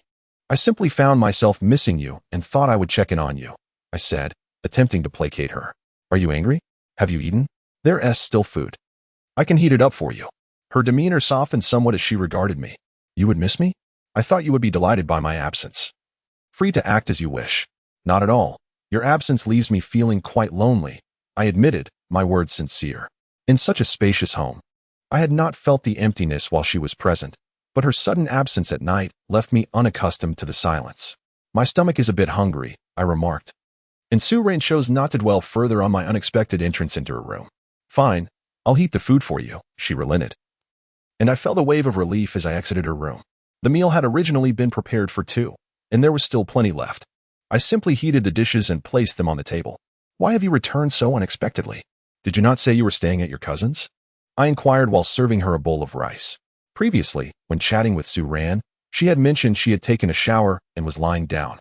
As I passed by her earlier, I had indeed caught a whiff of her delightful fragrance. It was perplexing that she had come back at this hour. Could it be that she had installed a camera in her room, observing my presence and thus returned? I couldn't sleep well at my cousin's. So I came back. "Do I need your permission to do so?" Su Ran shot me a glance, taking a couple of bites of rice. "You've served me such a large portion. Do you wish to make me ill? Did you not say you were hungry?" I had an ominous premonition. "Indeed. I am hungry. Did you not see me take 2 bites?" Su Ran looked at me. "But you have given me too much rice. I cannot finish it." She was smiling, her expression hinting at mischief. "If you cannot finish it, simply discard it. It's no trouble. There is plenty of rice at home. No need to worry about waste," I suggested. Su Ran pushed the bowl closer to me. "This rice costs money, 5 yuan per pound. How can we allow it to go to waste? You must eat it all. Please, I truly am not that hungry." Indeed. Here it came again, her attempt to persuade me to eat, as if she wished to stuff me to the brim. "If you refuse to eat, you must explain why you entered my room. If your explanation does not satisfy me, I shall report you." Su Ran glared at me. "Do not think I am unaware of your intentions for entering my room. I have not sought retribution, which is already generous of me. But you must consume this meal entirely. Nothing can be left." Gazing at the bowl of rice before me, I felt a tinge of helplessness, as if I had unwittingly lifted a stone only to crush my own foot. Had I not cooked so much rice, I would not find myself in this predicament. Though I had little desire to eat, I had been caught red-handed when I entered Su Ran's room, leaving me unable to voice my true thoughts in her presence. Once again, I succumbed, picking up my chopsticks and slowly picking at my food. "Don't just eat rice, have some vegetables too." She piled an abundance of greens into my bowl. I looked up at her, puzzled by her apparent concern. "Why do you glare at me?" Su Ran, unperturbed by my discomfort, added more vegetables to my bowl. It was only when I felt on the verge of vomiting that she finally relented, commenting, "Let us see if you dare to enter my room again. Consider this your punishment." She had finally calmed down. As I lay in bed, sleep eluded me. Not only due to my overindulgence, but also because the photograph I had seen in Su Ran's room unsettled me. She had placed it prominently on her bedside table, indicating its significant place in her heart. During dinner, I refrained from inquiring who the man in the photo was, or about the child, realizing that some matters are best left unspoken. Asking could lead to an awkwardness that might irreparably alter our relationship. It reminded me of my high school days with Tang. Had I not rashly taken her hand, our connection would not have soured to the point that, 8 years later, a veil still hung between us, impossible to lift. I feared that if I broached the subject with Su Ran, history might repeat itself. Some things are better left in a state of ambiguity. The following morning, Su Ran was nowhere to be found, her increasing busyness evident over the past few days. I hastily prepared a simple meal before heading to the office. Though I had been working at Tang Wan's company for several days, I had yet to fully integrate. Feeling only a slight familiarity with Yang Wendy and a few others, my designated workspace was previously occupied by another employee who was on maternity leave, leaving me with a rather unkempt desk filled with remnants of her belongings. However, this did not bother me, as I possessed little to store, merely a notebook and a pen, the latter of which Yang Wendy had kindly procured for me. Observing my colleagues bustling about, I sat awkwardly on my chair, feeling somewhat out of place and embarrassed. My stomach ached slightly, prompting me to borrow some tissue from Liang Fanghong and rush to the restroom. Squatting in the furthest stall, the previous awkwardness began to dissipate, and I felt a sense of relief wash over me. It seemed that Tang Wan was on the verge of a promotion.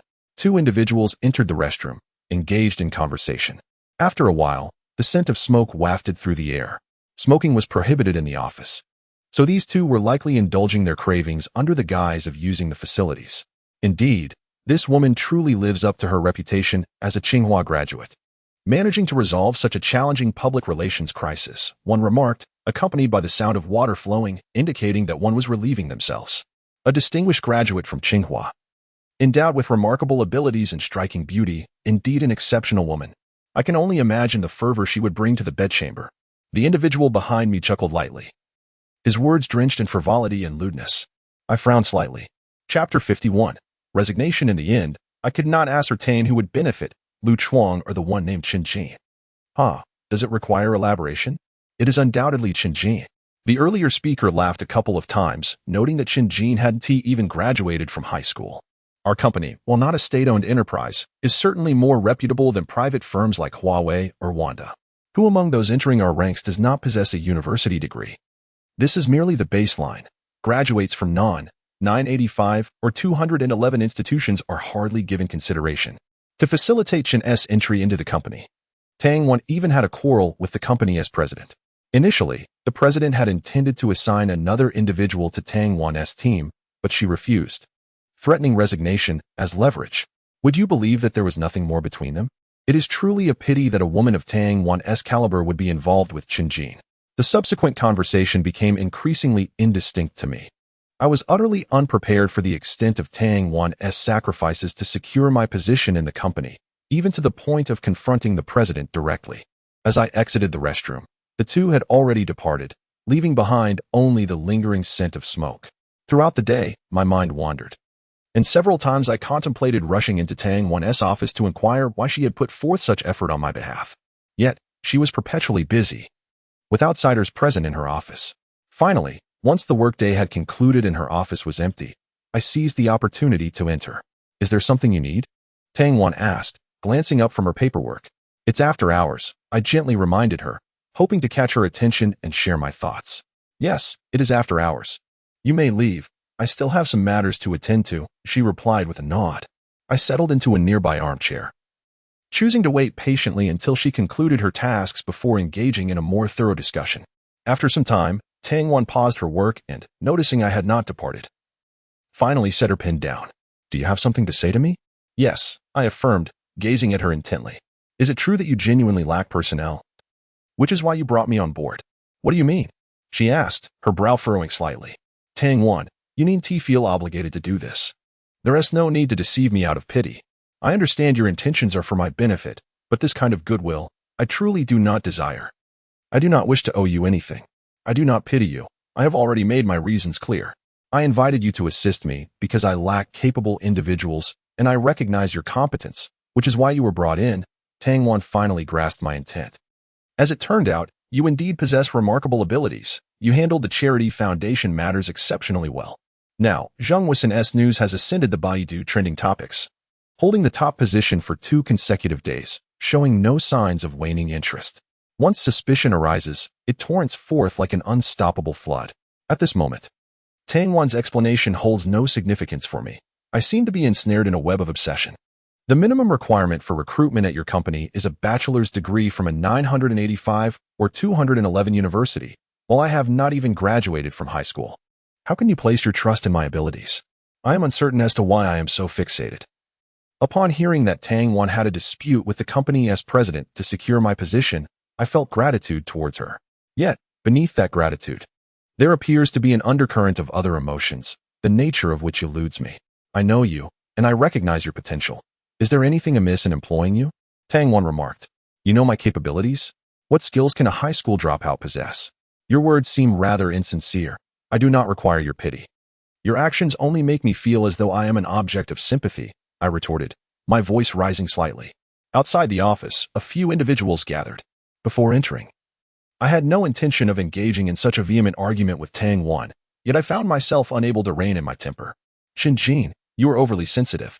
You constantly perceive yourself as inferior because you have not graduated high school, while others hail from 985 or 211 institutions, leading you to believe that everyone looks down upon you and despises you. Tang Wan disregarded those outside the office, but I could not. I have always recognized your commendable abilities. As for the disagreement with the president, that is entirely normal. I had already mentioned that I have the authority to make recommendations in hiring, she continued. I fell silent. I could not ascertain whether Tang Wan's explanation reflected her true feelings, yet her words did little to alleviate my inner turmoil, which remained tightly wound, regardless of my capabilities. The fact remains that I did not complete high school, and Tang Wan's company imposes stringent educational requirements. This is an undeniable reality. I would become a point of contention for those seeking to criticize her, and I wish to distance myself from this situation. This environment is not conducive to my well-being. From the moment I stepped in, it became evident that I did not belong among these individuals. Their modes of communication and topics of conversation were worlds apart from my own. Once I had addressed the matters concerning the charity foundation, I intended to leave. I am exhausted. I genuinely feel drained, I confessed to Tang Wan, seated at a desk that was never meant for me, idly observing others in their flurry of activity. A sensation that rendered me uncomfortable. Why can't you understand me? Tang Wan implored, her patience seemingly depleted, tinged with a hint of complaint. You have never truly understood me, I replied. Fine, if you truly wish to leave, then depart, Tang Wan responded, casting a deep gaze upon me. You have never considered my perspective. I disagreed with her assertion. It was precisely because I cared for her that I chose to leave the company. Without me as a target, others would not have the means to wound her with their words. The vitriol directed at her incited both my anger and shame. It was because of me that Tang Wan encountered such hostility. My absence from the company would ultimately be beneficial for both her and myself. In the restroom, I refrained from voicing what I had overheard, unwilling to tarnish Tang Wan's ears with such sordid matters. Although we could not be together, I wished to shield her from these unsavory truths. You have not signed a contract with the company. Once the charitable foundation matters are resolved, you should depart, Tang Wan advised. Very well, I nodded in agreement. Tang Wan remained silent, her gaze fixed on the documents before her. I chose not to disturb her and exited the office. Outside, I found young Wendy and others waiting. Are you truly leaving? Young Wendy inquired, aware that our quarrel had not escaped their notice due to the office's insufficient soundproofing. I nodded. This place did not belong to me. Fatigue washed over me, and I felt no desire to speak. After bidding farewell to young Wendy and the others, I stepped out of the office building. Standing at a distance, I turned back to gaze at the structure, feeling an enduring sense of alienation. Such a prestigious place had never been my domain. Forcing myself to remain would only breed discomfort. Life, after all, is about seeking joy and solace, not enduring hardship. Thus, there was truly no reason for me to linger any longer. Once the charitable foundation matters were concluded, I, too, would bid farewell to this locale. Perhaps I would return in the future, but certainly not in this manner. My life should not be contingent on the sacrifices of others. I chose not to take the bus, knowing Su Ran would not return tonight. There was no urgency for dinner, and I found myself lacking the appetite to eat. Instead, I desired only to walk in peace, smoke a cigarette, and allow the cold breeze to soothe my sorrow. Along the way, I contemplated potential business opportunities. No longer working at Tang Wan's company, I needed to consider my future and could not afford to drift aimlessly through life. I had 2 daughters to think about. As I passed a shopping mall, I spotted acquaintances, Chen Ke, Xiaolun, and a woman I did not recognize. The trio stood in the biting wind, and it was evident that Chen Ke and Xiaolun were experiencing some discord. I intended to walk past them, as this was not an opportune moment for greetings. Xiaolun turned her head and noticed me. I offered her a faint smile, but her expression remained icy as she turned away. This was fortuitous. I had not expected her to acknowledge me, and my own mood was still troubled, leaving me disinclined to engage in conversation. It appeared Gu Xiaoluan had whispered something to Chen Jin, who then turned to look at me. My impression of Chen Jin was generally favorable, and since our paths had fortuitously crossed, it felt unreasonable not to at least acknowledge him. What a coincidence. You're here too, I said with a smile, preparing to exchange pleasantries before departing. Brother Chen, Chen Jin called out to me, forcing a smile. All right, you two continue shopping. I have some matters to attend to. So I will take my leave. With the greetings exchanged, I intended to depart. Don't you have something to discuss with Brother Chen? Gu Xiaoluan suddenly interjected. Chapter 52. Love. I paused, casting a glance at Chen Jin. He appeared somewhat awkward, shifting his gaze from me to Gu Xiaoluan. In a few days. I'll buy it for you. Let's just head back today, all right? Chen Jin's tone carried a hint of pleading.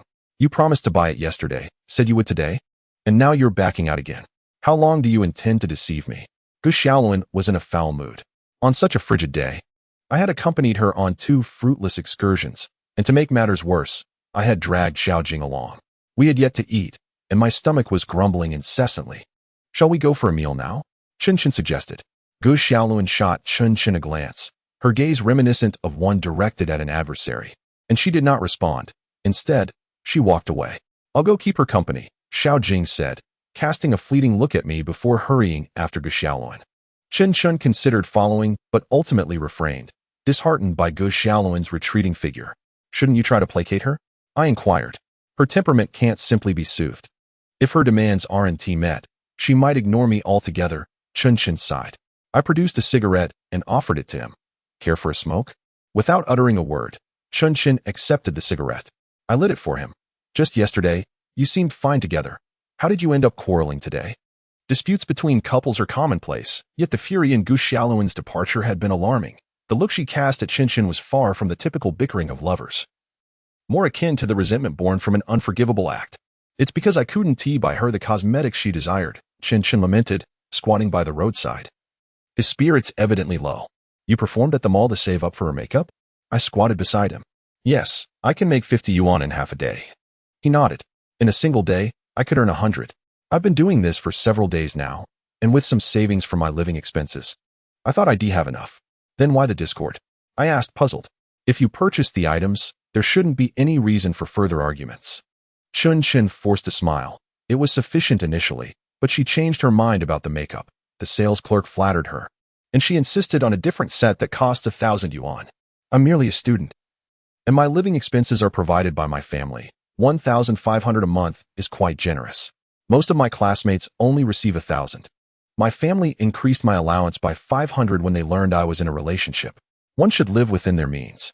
At merely 20, with good skin, there's no pressing need for excessive cosmetics, I remarked. If only she considered my perspective like you do, but she doesn't understand. She only takes and never contemplates my needs, Chen Jin vented, exhaling his frustrations with the smoke. She insisted on renting an apartment outside, costing 700 a month. All of which I cover, including utilities and groceries. She hasn't contributed a single cent. Well, that seems rather unfair, as the landlord charged me 800 a month. I jested to lighten the mood. Living with your girlfriend doesn't seem like a loss. Indeed, that's how I viewed it. Chen Jin nodded, sighing again. I initially thought living together would be worth the extra expense, allowing us to enjoy our own little world, cooking, studying in our spare time, and sleeping in as late as we pleased. It should have been a delightful experience. Yet, I feel nothing but exhaustion. Such is life, I said after a moment of silence. The pent-up resentment within Chen Jin was finally released, seemingly alleviating his burden. He lowered his head and drew on his cigarette, remaining silent. Have you ever considered finding another girlfriend? I finally inquired. This question was one I hesitated to voice. Yet my curiosity compelled me to understand the underlying reasons behind Chen Jin's animosity towards Gu Xiaoluan, and the resentment reflected in Gu Xiaoluan's gaze towards him. Despite their continued relationship, to be honest, I have thought about it. After each quarrel, I contemplate that perhaps parting ways would be better for both of us. Chen Jin confessed. But I have been with her for 7 or 8 years. We met in elementary school and began dating in middle school, continuing until now. In the past, during middle and high school, she wasn't like this. A simple ice cream or a movie would suffice to make her happy. She never had so many demands.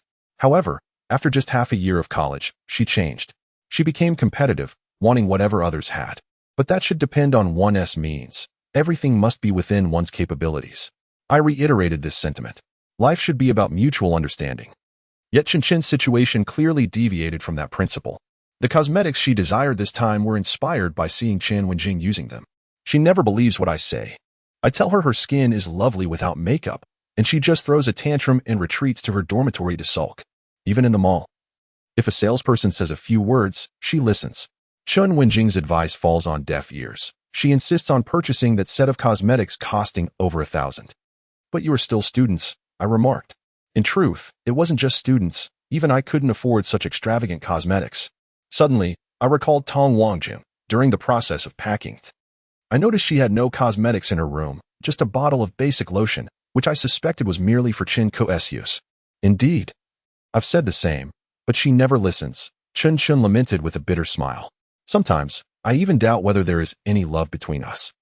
Shouldn't love be about mutual support and understanding, leading to a good life together? Precisely, I nodded in agreement with Chen Jin's perspective. Yet, I couldn't help but wonder if only he and I, with our limited incomes, shared this view.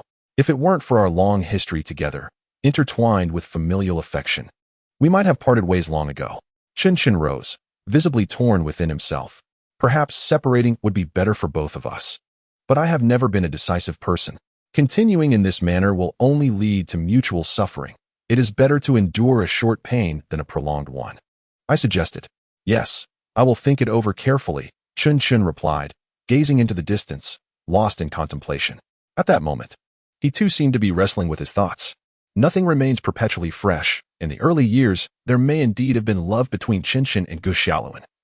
Yet human emotions are inherently complex, circumstances evolve, and over time, love can fade and transform, which is not surprising. Perhaps, from the very beginning, their relationship was never rooted in love. Chen Jin and I did not return together. He needed time to reflect. As I neared home, Tong Wangjun called me. My thoughts drifted back to the solitary bottle of Deadbeat honey on the counter. Is there something you need? I answered the call. Are you free tomorrow? Tong Wangjun inquired. After some contemplation, I resolved to resign. The few remaining tasks required little of my involvement. The public relations crisis of the Day Charity Foundation had reached its final stages. Progressing as per the original plan. Tang had suggested I stay longer at the company until the charity matters were resolved, likely hoping to share in the profits. When she mentioned it, I understood and did not refuse. Certain matters warrant rejection, yet others cannot be declined. I am available, I nodded.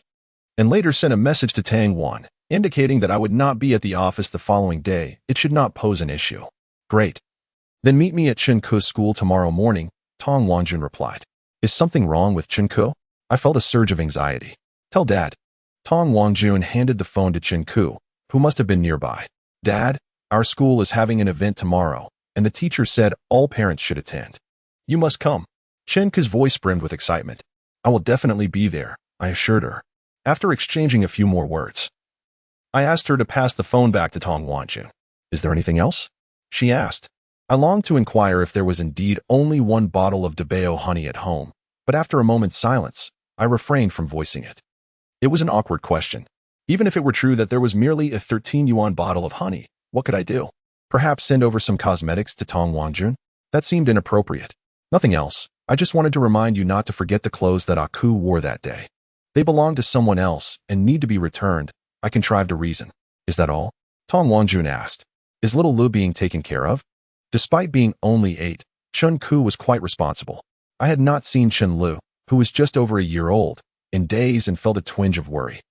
Don't worry, little Lu is in good hands, Tong Wangjun reassured me. I washed the clothes Chen Ke wore that day. I will bring them to you tomorrow. All right.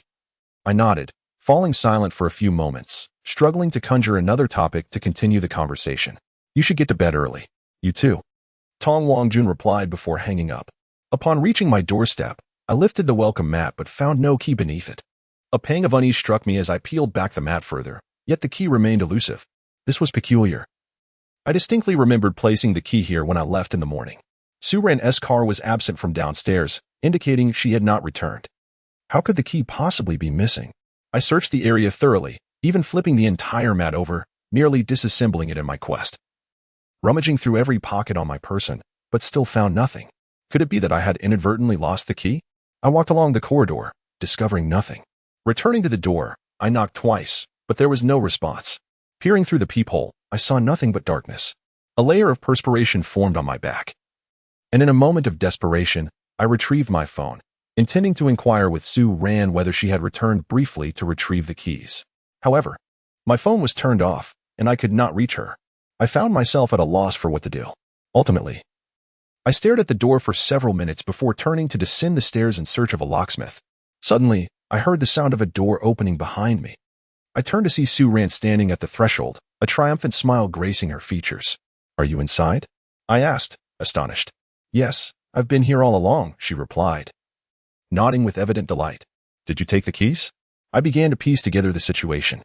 "Of course, I returned and naturally brought the keys inside," Su Ran said, extending her hand to reveal a key adorned with a red cord. I stepped closer, fixing my gaze on her. "So, you were intentionally withholding the door from me? You were fully aware that I was searching for the keys and that I was outside, yet you chose not to let me in?" "Indeed," Su Ran confirmed. "Do you have any idea how worried I was, thinking I had lost the keys?" I felt a surge of irritation. If they were lost, they were lost. "We could always get another set," Su Ran responded nonchalantly. "You spent half an hour searching at the door while I nearly fell asleep." I scrutinized her. "Why did you return so late?" "I waited for you for 2 hours. I was starving." Su Ran took a step back. "Are you angry?" she asked, one hand resting on the door, her demeanor cautious as if she might shut it at any moment. I shook my head. "Really not angry?" Su Ran still seemed uncertain. "Not angry," I assured her with a smile, taking a few steps closer. "You are angry and trying to deceive me," she countered, her expression shifting as she prepared to close the door. I swiftly blocked her, squeezing through the narrow gap as she gasped and retreated. I shut the door behind me. "Do not act recklessly. There are others in the room," Su Ran warned. "Do you think I would believe that?" I smiled, gradually approaching her. Su Ran clutched a cushion from the sofa, backing away. "I'm not lying. My cousin is in the room. Please don't cause any trouble." I had no faith in her words. After making me wait anxiously outside for over half an hour, she had been watching from within without letting me in. I felt compelled to teach her a lesson. Su Ran pressed against the wall, with no retreat left. "Apologize and say you're sorry, and I will let you go," I stated, standing before her. "No," she shook her head defiantly. "Really not going to apologize?" I decided to give her one last chance.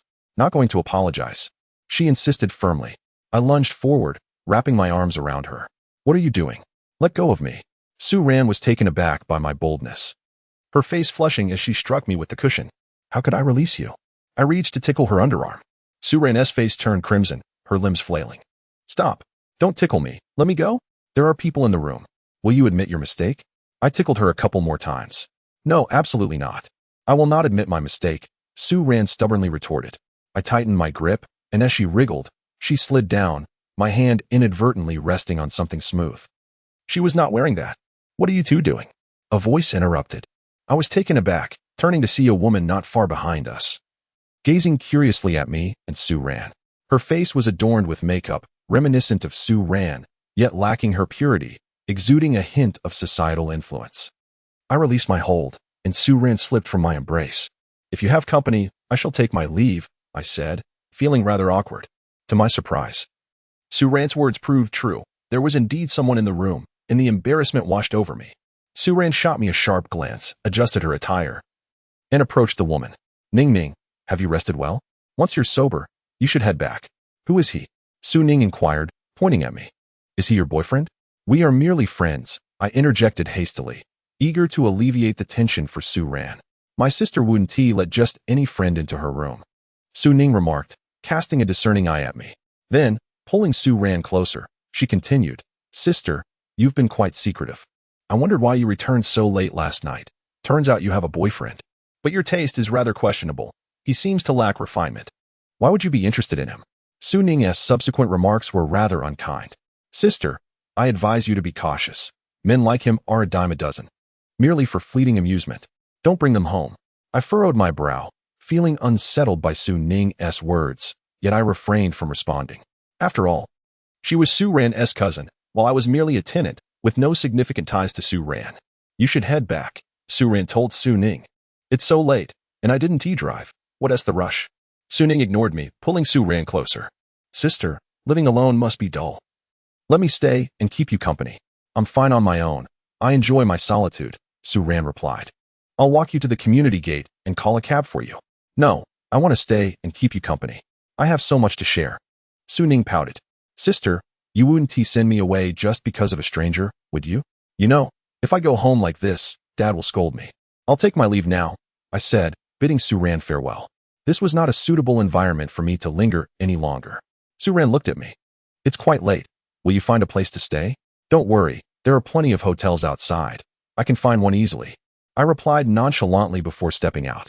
Strolling along the street, I lit a cigarette. I passed by several hotels, but did not enter any. I reflected on how Su-ning's sudden appearance had prompted a realization. Su-ran's home was not my own. Su-ning, her cousin, had the privilege of residing there, while I did not. My relationship with Su-ran was merely that of friends, and such bonds do not warrant permanent residence. Su-ran had her life, her family, and eventually, her partner. The longer I stayed, the more it would seem I was overstepping my bounds. It was clear that I needed to move out sooner rather than later. My phone chimed. Su-ran had sent me a message. Have you found a place to stay? There is still time. No rush, I replied. There are plenty of hotels, but I'd rather not go in. Walking the streets feels more comfortable, I continued to ponder. Ning has already fallen asleep. Why not come back and rest? Su-ran texted again. No, I'll head to a hotel shortly. You should get some rest. Don't worry about me. The words of Su-ning pierce like thorns. The mere sight of her brings me pain, and I am reluctant to return. Su-ran did not reply to my message. She must have fallen asleep. The streets were noticeably less populated. I lit another cigarette, the road ahead veering off course, prompting me to turn back. Tomorrow holds obligations, and regardless of my desires, I must find a hotel for a night's rest. My phone rang again, this time. It was Su-ran. What is it? I wondered, perplexed as to why she would call me at such a late hour. Where are you? Su-ran inquired immediately. In a hotel, I lied, wishing to conceal my discontent while avoiding further explanation. Which one? She pressed on. Chapter 54. The key is yours, what is it? I questioned, curious about her insistence. I'm coming to find you, Su-ran stated. I was taken aback, falling into silence for a moment. Is that really appropriate? Her directness left me somewhat flustered. What are you thinking? I'm just hungry and want to eat, so I'm coming to you. What do you think I intend to do? Su-ran seemed to read my thoughts as if she were a worm in my stomach. I meant to convey that your cousin has had too much to drink and is sleeping at your place. If she wakes and finds you gone at this hour, wouldn't that be rather troublesome? I could not confess the impure thoughts swirling in my mind. Stop with the nonsense. Just tell me where you are. Su-ran dismissed my concerns. I'm on Yuan Road. Wait for me at the entrance of the community. I will be back shortly, I replied. It would take at least half an hour to walk back, so I hailed a taxi. By the time I arrived at the community entrance, Su-ran was already waiting for me. The night breeze was slightly chilly. She stood there with her arms crossed, dressed rather lightly. Why are you wearing so little out here? I approached her, my gaze inadvertently drifting to her chest. Was she wearing anything underneath? There are hotels nearby. Why did you come all this way? Su-ran tugged at her clothing, her tone somewhat melancholic. I couldn't sleep, so I took a stroll and had a couple of cigarettes. I replied, not entirely truthful. What do you feel like eating? How stingy, she remarked. Let's go to KFC. I was somewhat incredulous. You want KFC? There was a KFC across the street, open 24 hours. For a high school student, this might seem somewhat upscale. Yet I was taken aback by her choice. Is that not acceptable? Su-ran countered. Not that. It's just a bit unusual, I said. That's fast food. I know. I simply want it now. Will you take me? Su-ran spoke in a tone akin to a playful pout. You left before cooking, so you should treat me to this meal. All right. It's no problem. I can afford a meal at KFC. For some reason, I felt a surge of happiness at the prospect of treating her. The KFC was spacious, and after placing our orders, we each carried a tray to a secluded corner. Su-ran appeared genuinely famished, grabbing a wing and devouring it in small bites. What are you looking at? Aren't you eating? Su-ran asked, noticing my hesitation. I was just curious about how a beautiful girl eats KFC, I responded with a smile. Continue watching, and soon I will have consumed everything, leaving you with an empty stomach. Su-ran shot me a glare, focusing intently on the chicken wings before her. Here, have one, she offered, presenting a wing tip in front of me. You eat it. I shall indulge in my hamburger. I shook my head, refusing the offering. It's quite delicious. The last one, she insisted, gazing at me earnestly. I don't eat the skin. You go ahead, I replied. Though I was not particularly picky, there were certain things I abstained from, including fish skin and chicken skin. Su Ran looked at me as if I were a peculiar creature, her eyes wide with disbelief. How can you not eat something so tasty? She argued. Besides, it's coated in flour and fried to a crisp. The skin is hardly noticeable. Despite her attempts to persuade me, I had already grasped my hamburger. Such a quirk, she remarked, rolling her eyes as she cautiously took a bite of the wingtip. The golden exterior, once torn open, revealed tender chicken meat. Observing Su Ran's method of consumption ignited a sudden desire within me to try it. Do you want to taste? Su Ran inquired, looking up at me. I can try, but I don't want the skin, just a bit of the meat, please. I nodded, feeling a slight aversion to the chicken skin. Su Ran took a bite of the wingtip meat and handed me the crispy chicken skin. I've had the meat. All that's left is this, she said. Her audacious behavior left me utterly astonished. I don't mind your saliva, I stated. I do. Su Ran retorted. I accepted the chicken skin from her hand, examining it closely. Its shape bore no resemblance to chicken skin anymore. Yet I still felt a sense of resistance. Perhaps you should just eat it yourself? I hesitated once more. I have never been a decisive person. If you eat it, I'll give you a reward, Su Ran proposed. What kind of reward? I perked up. You'll find out once you eat it, she replied cryptically. You aren't suggesting you would offer me your underwear as a reward, are you? I asked, eagerly gazing at her. Dream on. She dismissed the thought. Will you eat, or not? I will, I affirmed, staring at the chicken skin for a moment before abruptly shoving it into my mouth, chewing haphazardly before swallowing. It's quite flavorful. What about the reward? I inquired eagerly. Is it good? Su Ran asked me. It's all right, I replied honestly. Well then. There are 4 chicken legs left. You can have 3, and I'll take 1. Su Ran began to allocate the food, even peeling the skin from her designated leg and placing it alongside the other 3 legs before me. What about my reward? I reminded her. We'll discuss that after you finish eating, she declared. Is your cousin all right at home by herself? I asked. She is asleep, Su Ran responded, pausing as if narrating a story. Mending has always been rather mischievous and has grown up in a materially affluent environment. It's natural for her to be a bit self-centered. Don't take her words to heart. What she said was quite harsh. But some of it was not entirely incorrect, I admitted. Su Ran glanced at me, her eyes scrutinizing. You're being petty. I've invited you to dine. And you're still upset. She's just a child. Why bother quibbling with her? If I recall correctly, I was the one who paid the bill earlier. I reminded her. It doesn't matter who paid. It's late, and I'm here with you. What significance does the payment hold? Su Ran shot me a sidelong glance.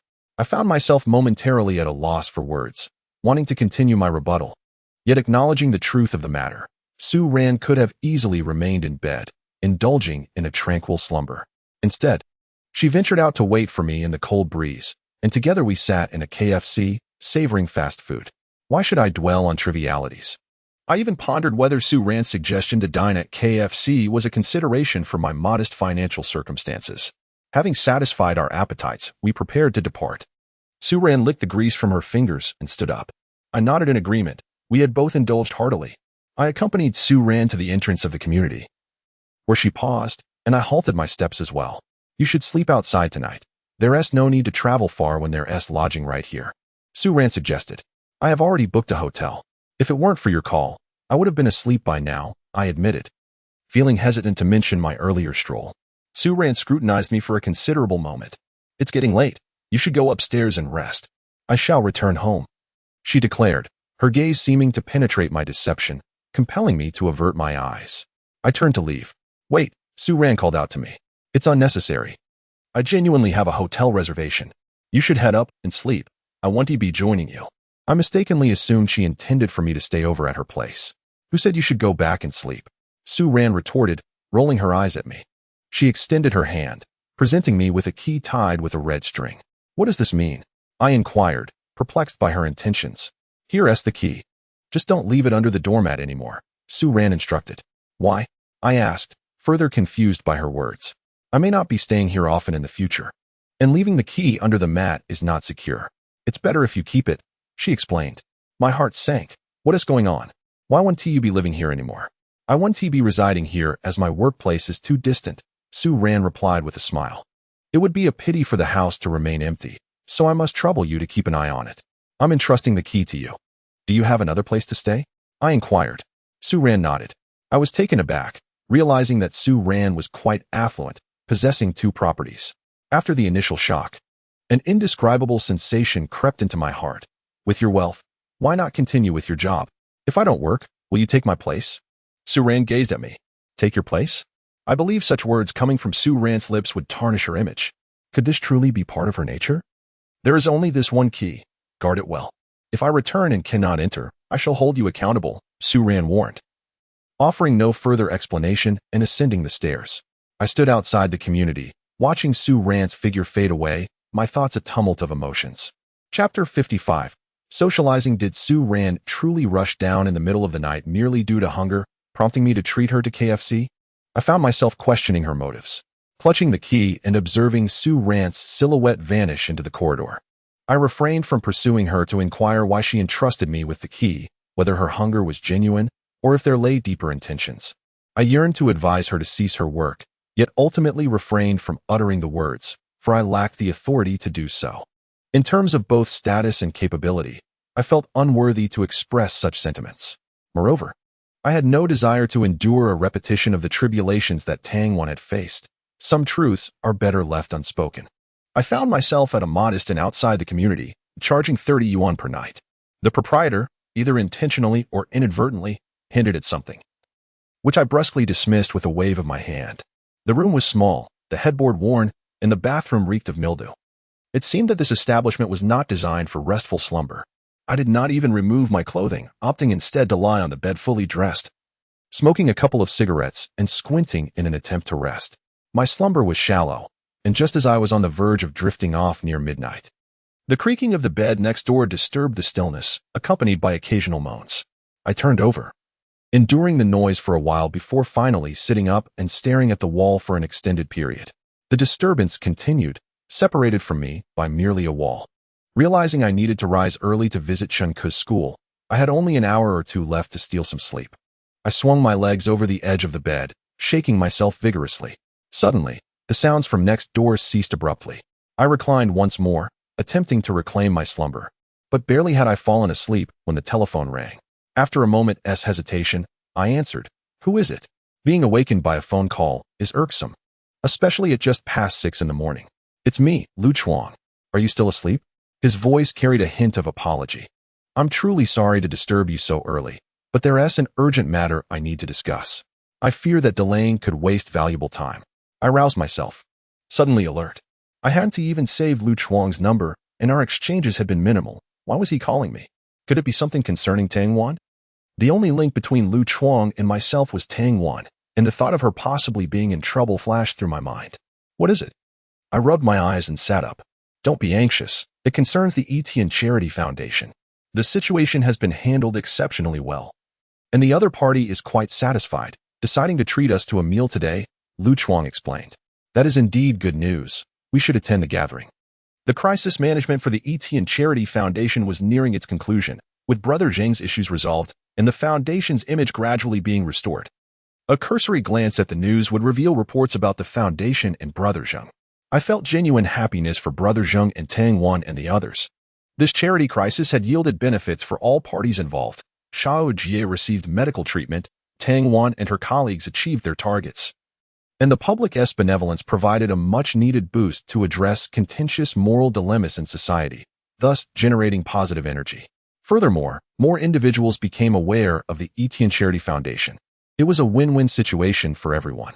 Very well, come over in the morning, and we shall go together, Lu Chuang said. I was taken aback, and it took me a moment to comprehend Lu Chuang's implication. He was inviting me to partake in this gathering? Of course, you are a key contributor. Without your connection to Zheng Wansen, how could matters have progressed so smoothly? You absolutely must attend. The Etian Charity Foundation specifically emphasized that you be present. Lu Chuang urged me. I harbor a profound aversion to socializing. Once this matter is resolved, I shall promptly resign. My presence here serves no purpose, and you may proceed without me. Are you truly contemplating resignation? During my quarrel with Tang, Lu Chuang was present, and he is aware of my intention to leave. This position was secured for me through the considerable efforts of Xiao, as you must know. Indeed, I acknowledge that. I nodded. And it is precisely for this reason that I wish to resign. She had a dispute with the company's president. Moreover, The president originally intended to assign someone to accompany Xiaowan, collectively managing the public relations crisis for the charity event.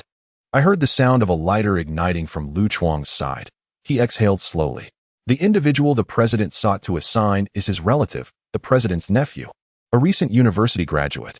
The reasoning behind the assignment to Xiaowan was due to her esteemed status as a Tsinghua University alumna and her recognized capabilities. As he hoped she would mentor his nephew, I fell silent, astonished to discover that Tang Wan's rejection bore such significance. If this were the case, her relationship with the president could be quite strained, all of which stemmed from my actions. Now you must comprehend the immense pressure Tang Wan is under. Lu Chuang seemed deliberately to allow me a moment of reflection before continuing. I understand the bond between you and Tang Wan. You are dear friends. She undertakes these endeavors for you due to your close high school relationship. However, if she is willing to risk her standing with the president for your sake, what then can you offer in return?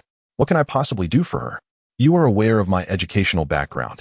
I have not even graduated from high school, let alone university.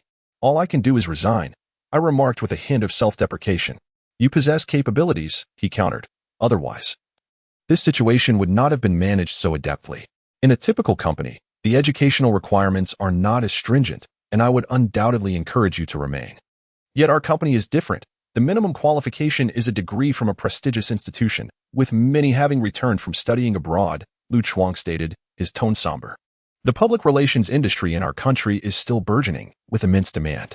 Our company's prowess in crisis management is renowned nationwide, with limitless prospects ahead. Xiaowan's accomplishments are hard-won, and she possesses the potential for further advancement. Although it may seem harsh, your departure would indeed be beneficial for her, as it would prevent competitors from exploiting any vulnerabilities against her. Lu Chuang's words left me feeling like a burden, an encumbrance to Tang Wan, bringing her distress. Despite my reluctance to acknowledge it, the truth remained. Compared to those in the corporate offices, I am indeed a mere wretch, whether I accept it or not. That is their perception. Rest assured, once these matters are concluded, I shall leave the company without impacting her, I declared. That is reassuring, Lu Chuang replied. Xiaowan considers your interests. You should likewise contemplate hers. However, before you depart, it would be wise for you to attend today's gathering. One day, the Charity Foundation remained unaware of your impending departure, yet they were eager to meet you. Your absence today would undoubtedly render the gathering imperfect. They might even question Xiaowan's capabilities, which could adversely affect her future endeavors. I rose from my seat, retrieved a cigarette from my pocket, and approached the window. Gazing at the gradually increasing flow of traffic below, I lit the cigarette and slowly exhaled a plume of smoke. The smoke swirled before my eyes, gradually dissipating, leaving me in a pleasantly hazy state. Tell me the location. There's still time, and I shall make my way there directly, I stated. Lu Chuang provided me with the time and address, insisting that I must attend before ending the call, though there was still some time remaining. I found sleep eluding me entirely. I splashed some water on my face to awaken my senses, checked out of my room, and strolled leisurely down the street. After walking a couple of blocks, around 7 o'clock, I pulled out my phone and called Tong Wangjun. I might not make it to a school. You'll have to go alone. Is that all right? But you said you had time yesterday. Why the sudden change? Tong Wangjun sounded displeased. A last-minute issue has arisen.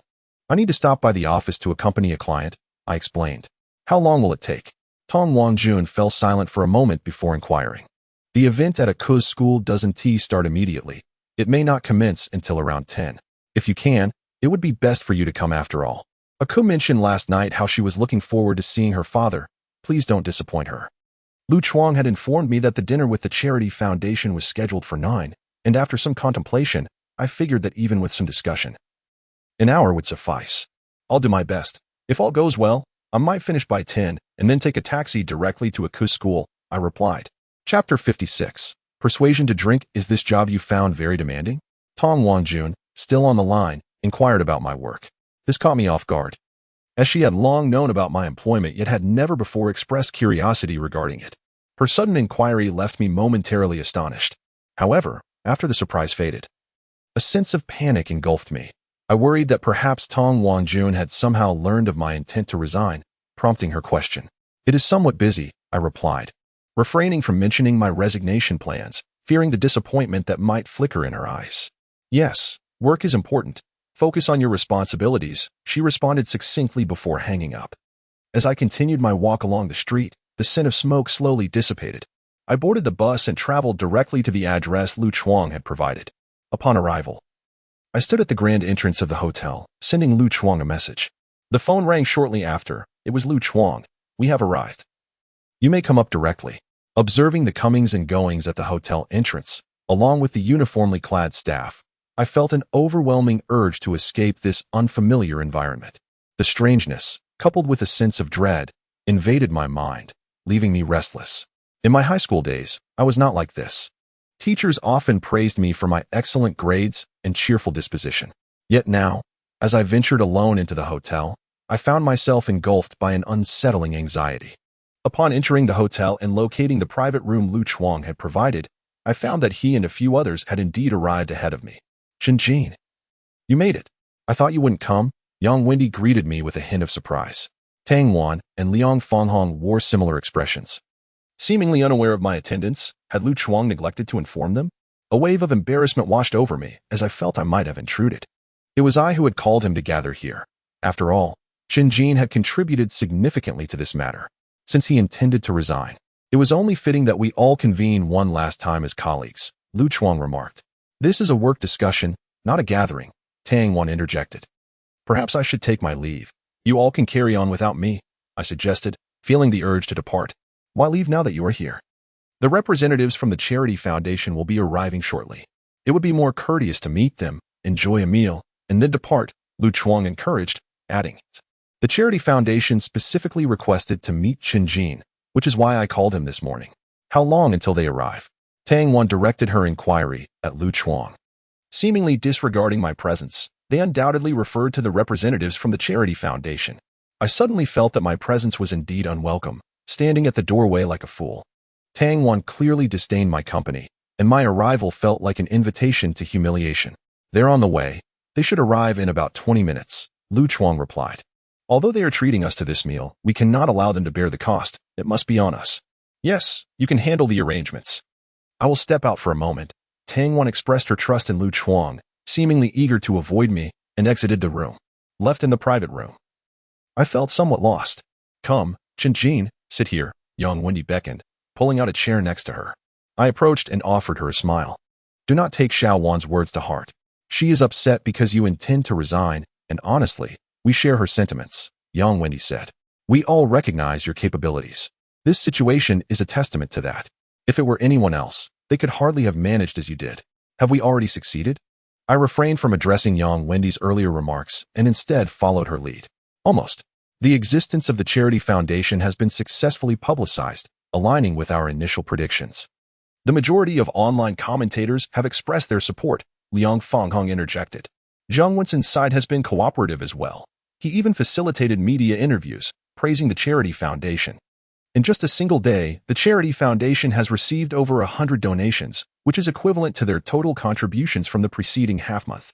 Although the matter is not entirely concluded, we have achieved success. The Charity Foundation is treating us to this meal for that very reason." After conversing with Wendy and the others for a while, Lu Chuang glanced at his phone and rose to his feet. "They should be arriving shortly. Let us go downstairs to await them." Given that the Charity Foundation enjoys the backing of the state, it is unsurprising that they would be treated with a degree of special consideration. I followed Wendy and the others out of the private room. And after a brief wait at the hotel entrance, we were greeted by the representatives from the Charity Foundation, a man named Wu Ichio and a woman named Yang Shuya. After receiving them, we returned directly to the private room. I find myself devoid of social skills and harbor no desire to acquire them.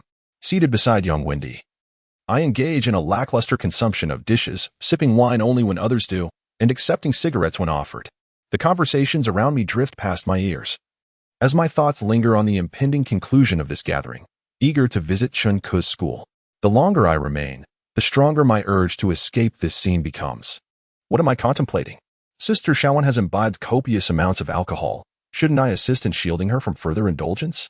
As I glance at my phone, Wendy leans closer.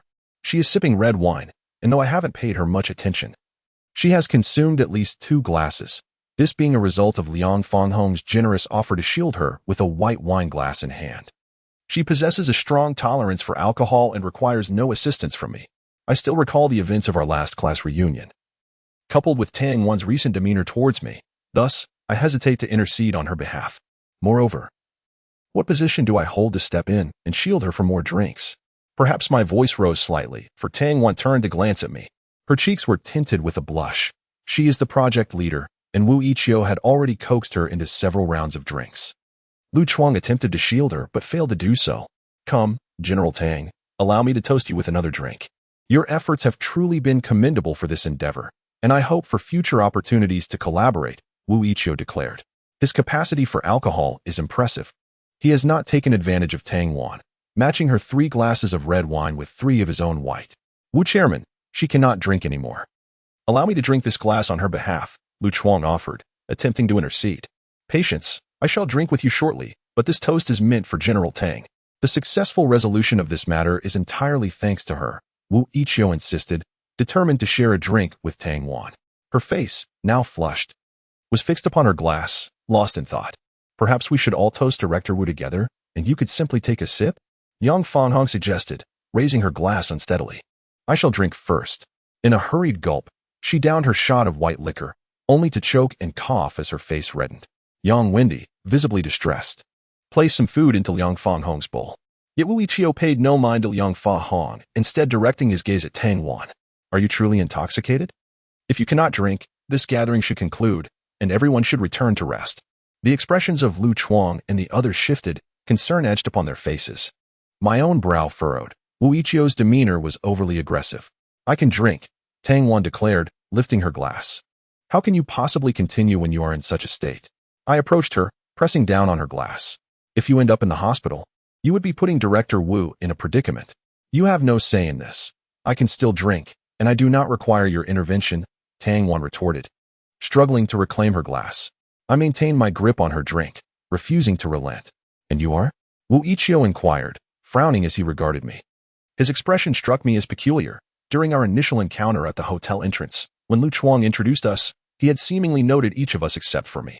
I found it odd, especially during the drinking session. According to Lu Chuang's assertions, if Wu Ichio were indeed aware of my name and eager to meet me, he would not have neglected to toast me, yet he remained transfixed on Tang Wan's drinking. At this moment, my desire to shield Tang Wan from alcohol was met with an unexpected reaction from Wu Ichio, piquing my curiosity even further. Throughout this gathering, Wu Ichio had never shown me any particular attention. Could it be that Lu Chuang had deceived me into attending this event with a falsehood? I am Chen Jin, a classmate of Tang Wan and also a member of this project. Suppressing my intrigue, I felt it was imperative that Tang Wan refrain from drinking any further. Director Wu, it would not reflect well on the image of the charitable foundation established just a day ago if someone were to end up in the hospital due to excessive drinking. Chen Jin, how can you speak like that? Lu Chuang shot me a disapproving glance. I chose to ignore Lu Chuang. His prior behavior had sown seeds of mistrust within me. Wu Ichio did not even recognize me, so why would he specifically request my presence? I could have been accompanying Chen Ke at her school instead of navigating this awkward situation at the table. Chen Jin, I recall now, Zheng Wenson mentioned you. Wu Ichio seemed to finally remember who I was. I didn't see you drinking earlier. Since you wish to shield General Manager Tang, that's fine. But it's a bit odd that you Haven Tea had much to drink while everyone else has. What do you suggest I drink, Director Wu? I was eager to conclude the drinking session and head to Chen Ke's school. 3 glasses. You shall drink 3 glasses of Baijiu. And I will consider the task of shielding General Manager Tang complete. Wu Ichio raised 3 fingers and let out a burp, indicating he was also somewhat inebriated. 2.5 liang in a glass means that 3 glasses amount to 7.5 liang. I hesitated for a moment. No need for you to drink. I can manage. Director Wu, let us share another drink. Tang Wan attempted to push me away. I seized the glass she had brought to her lips, pouring its contents out and refilling it from the bottle of Baijiu on the table. Director Wu, this is the first glass. I tilted my head back and downed the entire glass. A burning sensation ignited in my stomach. After a brief pause, I poured more liquor into the glass, though the bottle was empty before the glass was full. Scanning the table, I grabbed the half-full bottle of Baijiu in front of Wu Ichio and filled my glass again. This is the second glass. This time, I drank more slowly, the spirit-s aroma penetrating my nostrils as I cautiously let the liquid slide down my throat, wary of letting it linger on my tongue. The burning sensation in my stomach intensified, causing me to burp and taste the sourness in my mouth. Take a bite of food. Don't drink so hastily, young Wendy advised, tugging at my sleeve. Tang Wan gazed at me, and after a moment of silence, reached for the glass in my hand. I deftly blocked her hand, refraining from speaking further, fearing I might vomit, and poured myself another full glass of baijiu. Raising my glass in a gesture towards Wu Ichio, I downed the contents once more. My stomach churned violently, and I grabbed Tang Wan's chopsticks, hastily consuming some oilseed vegetables to quell the effects of the alcohol. All done, I finished. I declared to Wu Ichio, "You certainly have a commendable capacity for alcohol." Since you were so resolute, I cannot fall short. Wu Ichio stood up, filled his glass to the brim, and tilted it back, draining the entire glass. Then turned it upside down towards me in a gesture of camaraderie. "Xiaoya, please switch places with Brother Chen. I wish to sit beside him." Wu Ichio appeared quite exhilarated, his gaze seemingly fixed solely upon me. Yang Shuya took her seat beside me, yet I chose not to sit next to Wu Ichio. "Director Wu, I have some matters to attend to and must take my leave," I stated. "We can discuss it after the drinks. I shall have Shuya escort you home." "Ensuring it won't impede your affairs," Wu Ichio countered, unwilling to let me go. "I didn't realize you could drink so well. I've underestimated you," he remarked, revealing a jovial demeanor as he approached 30, nearing 40, and evidently fond of libations. Suddenly, the door swung open, and Wu Luoyan appeared at the threshold, glancing inside. Upon spotting Tang Wan, a smile graced her lips as she approached the table. "I thought I saw you, Tang Wan. What a coincidence." Tang Wan's countenance darkened as she refrained from replying. "You two must be guests of the One-Day Charity Foundation, correct? Tang Wan and I share the same company, and I am well acquainted with your matters." Tang Wan is a distinguished graduate of Tsinghua University, exceptionally capable. "Are you hosting a celebration?" Wu Luoyan remarked, casting a glance at Wu Ichio and Yang Shuya, her smile radiant. "Since you are all acquainted, why not join us for a drink?" Wu Ichio suggested. "I would love to, but I have other guests. Perhaps another time," Wu Luoyan politely declined. "Oh, by the way, I have something to remind you of, Tang Wan." Tang Wan turned her attention towards Wu Luoyan, while idly scrolling through my phone earlier. I stumbled upon an article stating that the One-Day Charity Foundation has not provided any funds to Zheng Wansen. There were numerous comments. "You might want to pay attention."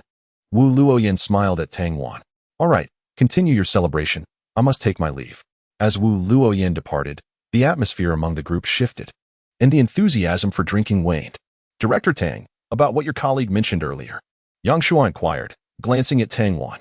Yang Wendy had already pulled out his phone, scrolling incessantly, his expression darkening. "What's the matter?" Tang Wan could no longer contain her curiosity. "The comments are overwhelmingly negative. Some claim that the One-Day Charity Foundation is fraudulent and has never assisted Zheng Wansen and Zheng Jie. This sudden appearance seems to be an attempt to whitewash the father-daughter duo." Yang Wendy handed his phone to Tang Wan. I cast a glance at the article. Over 50,000 comments had been made. Tang Wan opened the comments, and they were rife with vitriol. Lu Chuang leaned in. "How could this happen? Who released this article? How do they know that Zheng Wansen has not received help from the One-Day Charity Foundation?" The expressions of Tang Wan and her companions soured, realizing that just when success was within reach, unforeseen complications had arisen. "Director Tang, what is going on? Did you not assure me that there would be no issues?" Wu Ichio, now irate, sought to voice further concerns when his phone rang. After answering, Wu Ichio's demeanor darkened further, and he directed a terse remark towards Tang Wan. "Reporters are already at the door. The phone lines are overwhelmed, and previous donors are requesting refunds. You must provide me with an explanation for how this situation has unfolded." With that, Wu Ichio stormed out, leaving no opportunity for further clarification. "There must have been someone from within who leaked the information," Lu Chuang remarked, lifting his gaze to meet mine. "Chen Jin, have you spoken to Zheng Wansen, advising him not to speak indiscriminately? He does not speak carelessly, nor would he ever." I steadied myself against the chair, the effects of the alcohol washing over me, my head spinning and heavy. Human hearts are inscrutable. Who knows if he might say something indiscreet out of monetary concerns? Tang Wan, Wendy, Fong Hong, and I would never divulge this matter, Lu Chuang asserted. My stomach churned. "What do you mean by that?" I retorted.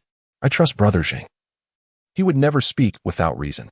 Besides, this matter is entirely fabricated and has nothing to do with anyone. Why not call Zheng Wansen to confirm?" Tang Wan suggested. Her gaze fixed on me. My stomach roiled as I stared back at her. "You don't trust me? You are intoxicated. Give me Zheng Wansen's number, and I will call him myself," she insisted, reaching for my phone. I reiterated, "This matter has nothing to do with Brother Jing. It is mere falsehood." After a prolonged argument, nausea overwhelmed me, and my mind lingered on Chen Ke. I had other matters to attend to. Staggering. I knocked over several bottles as I made my way to the door. Chen Jin, this cannot be delayed. Stop this nonsense and give me Zheng Wensun's number. I need to call him. Lu Chuang grasped my arm.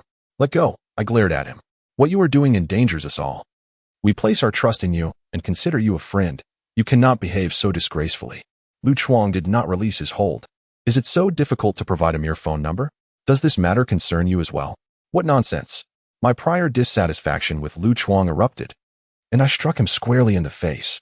He finally let go of me, crouching on the ground, clutching his nose. Chen Jin, I believe in you. You would not act in such a manner, but you must give me Zheng Wensun's number, he implored. Tang Wan helped Lu Chuang up, offering him a tissue. You must apologize to your senior. Your temper is far too volatile. I have said it before, Brother Zheng is innocent. The issue lies with him. He has been hypocritical all along, orchestrating everything. I pointed at Lu Chuang, the alcohol clouding my thoughts, making it difficult to articulate further. Do you believe him or trust me? Tang Wan remained silent. Forget it. He is drunk and likely unaware of his own words. We can discuss it when he sobers up, Lu Chuang advised, wiping the blood from his nose. Chen Jin, when you drink, you tend to lose control and refuse to acknowledge your mistakes. You have truly disappointed me. Tang Wan gazed at me intently. Her piercing look struck my heart, and I cast a deep glance in her direction before fleeing the private room. Chapter 58. Gastric lavage. I cannot recall how I managed to exit the hotel. Once outside, I walked aimlessly toward the most secluded areas. I was uncertain whether Tang Wan would pursue me, yet I wished to avoid her, not wanting her to see my current state. Upon reaching a narrow alley, I could no longer contain the turmoil in my stomach and rushed to a heap of garbage. Expelling the contents violently, wave after wave, the pain acute, as if my stomach sought to escape as well. Yet, more than the physical agony, my heart ached profoundly. I considered Tang Wan, shielding her from alcohol, and came to accompany her, yet she astonishingly doubted me, questioning my intentions. All that I had done seemed to lose its significance, rendered superfluous. The chasm between Tang Wan and me widened dramatically, now tainted by the presence of another. She placed her trust in Lu Chuang more than in me. Crouching on the ground, I spat, feeling dizzy. As visions of Tang Wan's expression in the hotel flooded my mind, my eyes blurred with tears. The beauty of high school was truly gone, utterly vanished. Tang Wan was no longer mine, and our relationship was fading, gradually dissolving. I rose unsteadily, wobbling out of the alley, for I still needed to go to Chen Ke's school to see my daughter. Regret washed over me. Questioning why I had heeded Lu Chuang's words and gone to the hotel, Tang Wan had no need for me. My presence was redundant, and I laughed at myself for believing I was repaying a favor to her. Several taxis passed by, all empty, their right front signals illuminated, yet none halted. Another taxi approached and stopped beside me. The driver glanced at me and, to my astonishment, prepared to leave. I'm sorry, I can't take you. Time was of the essence, and I understood the driver's reluctance. I stepped forward, positioning myself in front of the car. The taxi screeched to a halt, but my leg was grazed. I leaned on the hood, disregarding the pain in my leg, and hurriedly moved to the side, yanking open the door and climbing inside.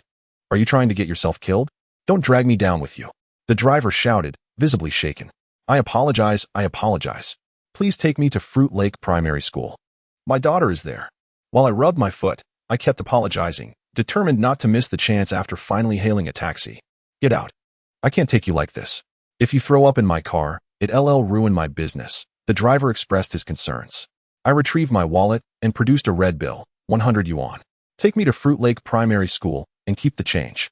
The fare from here to Chen Ke's school would typically be no more than 30 yuan, and the driver hesitated. Rest assured, I won't vomit. I already did earlier. My stomach was indeed empty now, having expelled everything I had consumed. Fine, I'll take you there. The driver finally agreed, not accepting the money yet. You keep the money, I'll run the meter. If you don't throw up, just pay the meter fare. If you do, then I'll keep the 100. Understood. Just drive quickly to Fruit Lake Primary School. Don't get it wrong, I reminded him. Don't worry, I won't, he assured. Starting the engine and merging into traffic, I felt a sense of calm wash over me, though my head spun even more. Leaning against the seat, I gazed out at the rapidly blurring scenery. Should I take you to the hospital? The driver asked, glancing back at me during a red light. No need. This little bit of alcohol won't cause any problems. I waved my hand dismissively. Just 3 glasses of Baijiu. I've endured far worse. After graduating high school, I drank at least 6 glasses and felt ill for a few days, but I can handle it. I did not mean that, the taxi driver inquired. It seems the car brushed against you earlier. Would you like me to take you to the hospital? No need, just drive, I replied, closing my eyes. Reluctant to engage in conversation. Don't fall asleep. I will arrive shortly. The driver expressed his concern about my drowsiness. I mumbled a vague response, squinting out the window. My stomach in discomfort. Amidst my hazy state, the car came to a halt, and the taxi driver assisted me out. We had arrived at Shuku Lake Primary School. I stood motionless for a while, trying to orient myself, and when I approached the school entrance intending to go in, I was halted by the security guard. I'm looking for my daughter. She is studying inside, I explained, remembering Chen Ke had asked me to participate in a parent-child activity. My stomach seemed to be in knots, causing me considerable pain. What is your daughter's name? The guard appeared suspicious of my identity. Chen Ke. Lu Shuang is her teacher. I replied, recalling that they were supposed to have a parent-child event today, and that I was there to attend it. The event has long concluded. The children have all gone home. Are you sure you have the right time? The guard informed me. Concluded? I was taken aback. How could it end so early? Early? You must have lost track of time. It is already 12:30, and school has been out for over half an hour. You should leave. Do not wait here. The guard gestured dismissively. I glanced at the school, which was indeed empty, devoid of any students. My stomach ached intensely as I slowly moved to a corner and sat down, pressing my hand against my abdomen while retrieving my phone. I noticed several missed calls. One was from Yang Wendy, another from Yang Fa Hong, and 4 from Tong Wangjun. I returned Tong Wangjun's call, and after several rings, he answered. What do you want at this hour? I just stepped out after having a few drinks with a client. Is Ke with you? Let her answer the phone. I long to speak with Chen Ke, to connect with my daughter. She is asleep. You should rest if you've had too much to drink. Tong Wangjun's tone was unfriendly. I am outside Ke's school. Is there another activity this afternoon? A wave of guilt washed over me, and I wished to make amends with Chen Ke. The event has already finished. The school is on break this afternoon. I called you several times, but you did not answer. Do you know how disappointed Ke is? Chen Jin, you have failed as a father. Promises can change. Even if busy, you should have communicated in advance. Tong Wangjun reproached me. Is work more important than our daughter? I felt exasperated. If I do not work, you say I lack ambition. If I do work, you claim I do not prioritize our daughter. What do you expect from me? Tong Wangjun's expectations were excessively high. It seemed that whatever I did was wrong. I work too, but I make time for our daughter, she stated. Su Heng also works, yet he can still find time for Ke. I truly do not know if you are Ke's father or if Su Heng is. He fulfills his paternal responsibilities more than you do. A surge of resentment welled within me, her words igniting my ire. Do you not realize why he can make time for Ke? His intentions are far from innocent. Can you not see that? I nearly shouted these words as Tong Wangjun treated me with such harshness, comparing me to Su Heng, even declaring that I was unworthy of being Chen Ke's father. My ire was ignited. You truly are a worthless being, she sneered. What else are you capable of beyond this? Indeed, I was a failure in their eyes, a mere shadow of worthlessness. Go, be with Su Heng, I cried. My voice hoarse. What were Tong Wangjun's standards, after all? As my work hours diminished, why could she not grasp this simple truth? When she hung up the phone, I curled into a ball, my stomach twisting in agony. Work harder, strive to succeed, she implored. But could I really transform into a millionaire or a figure like Jack Ma within mere days? Why could she not comprehend? Why were her expectations of me so elevated? Was it not sufficient to live my own life?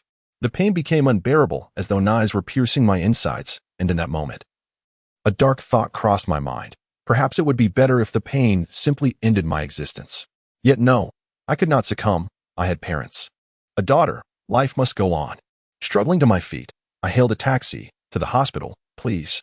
My pain rendered me incapable of uttering more words. I leaned against the car door, drenched in cold sweat. This city, my home since childhood, now felt alien. No one could fathom my struggles and suffering. I felt abandoned. Upon arriving at the hospital, I underwent gastric lavage, tears and mucus streaming down my face. After receiving medication, I fled the hospital in disarray. Unable to endure the doctor's incessant inquiries about my family, their curious murmurs about my solitary presence. Chapter 59. Silence. I found myself at a loss for words to respond. I offered vague answers, but they pressed on, again and again. I could not bear their pitying gazes, nor the sympathetic looks from other patients nearby. I sought no one's sympathy. I was a man, unwilling to confide.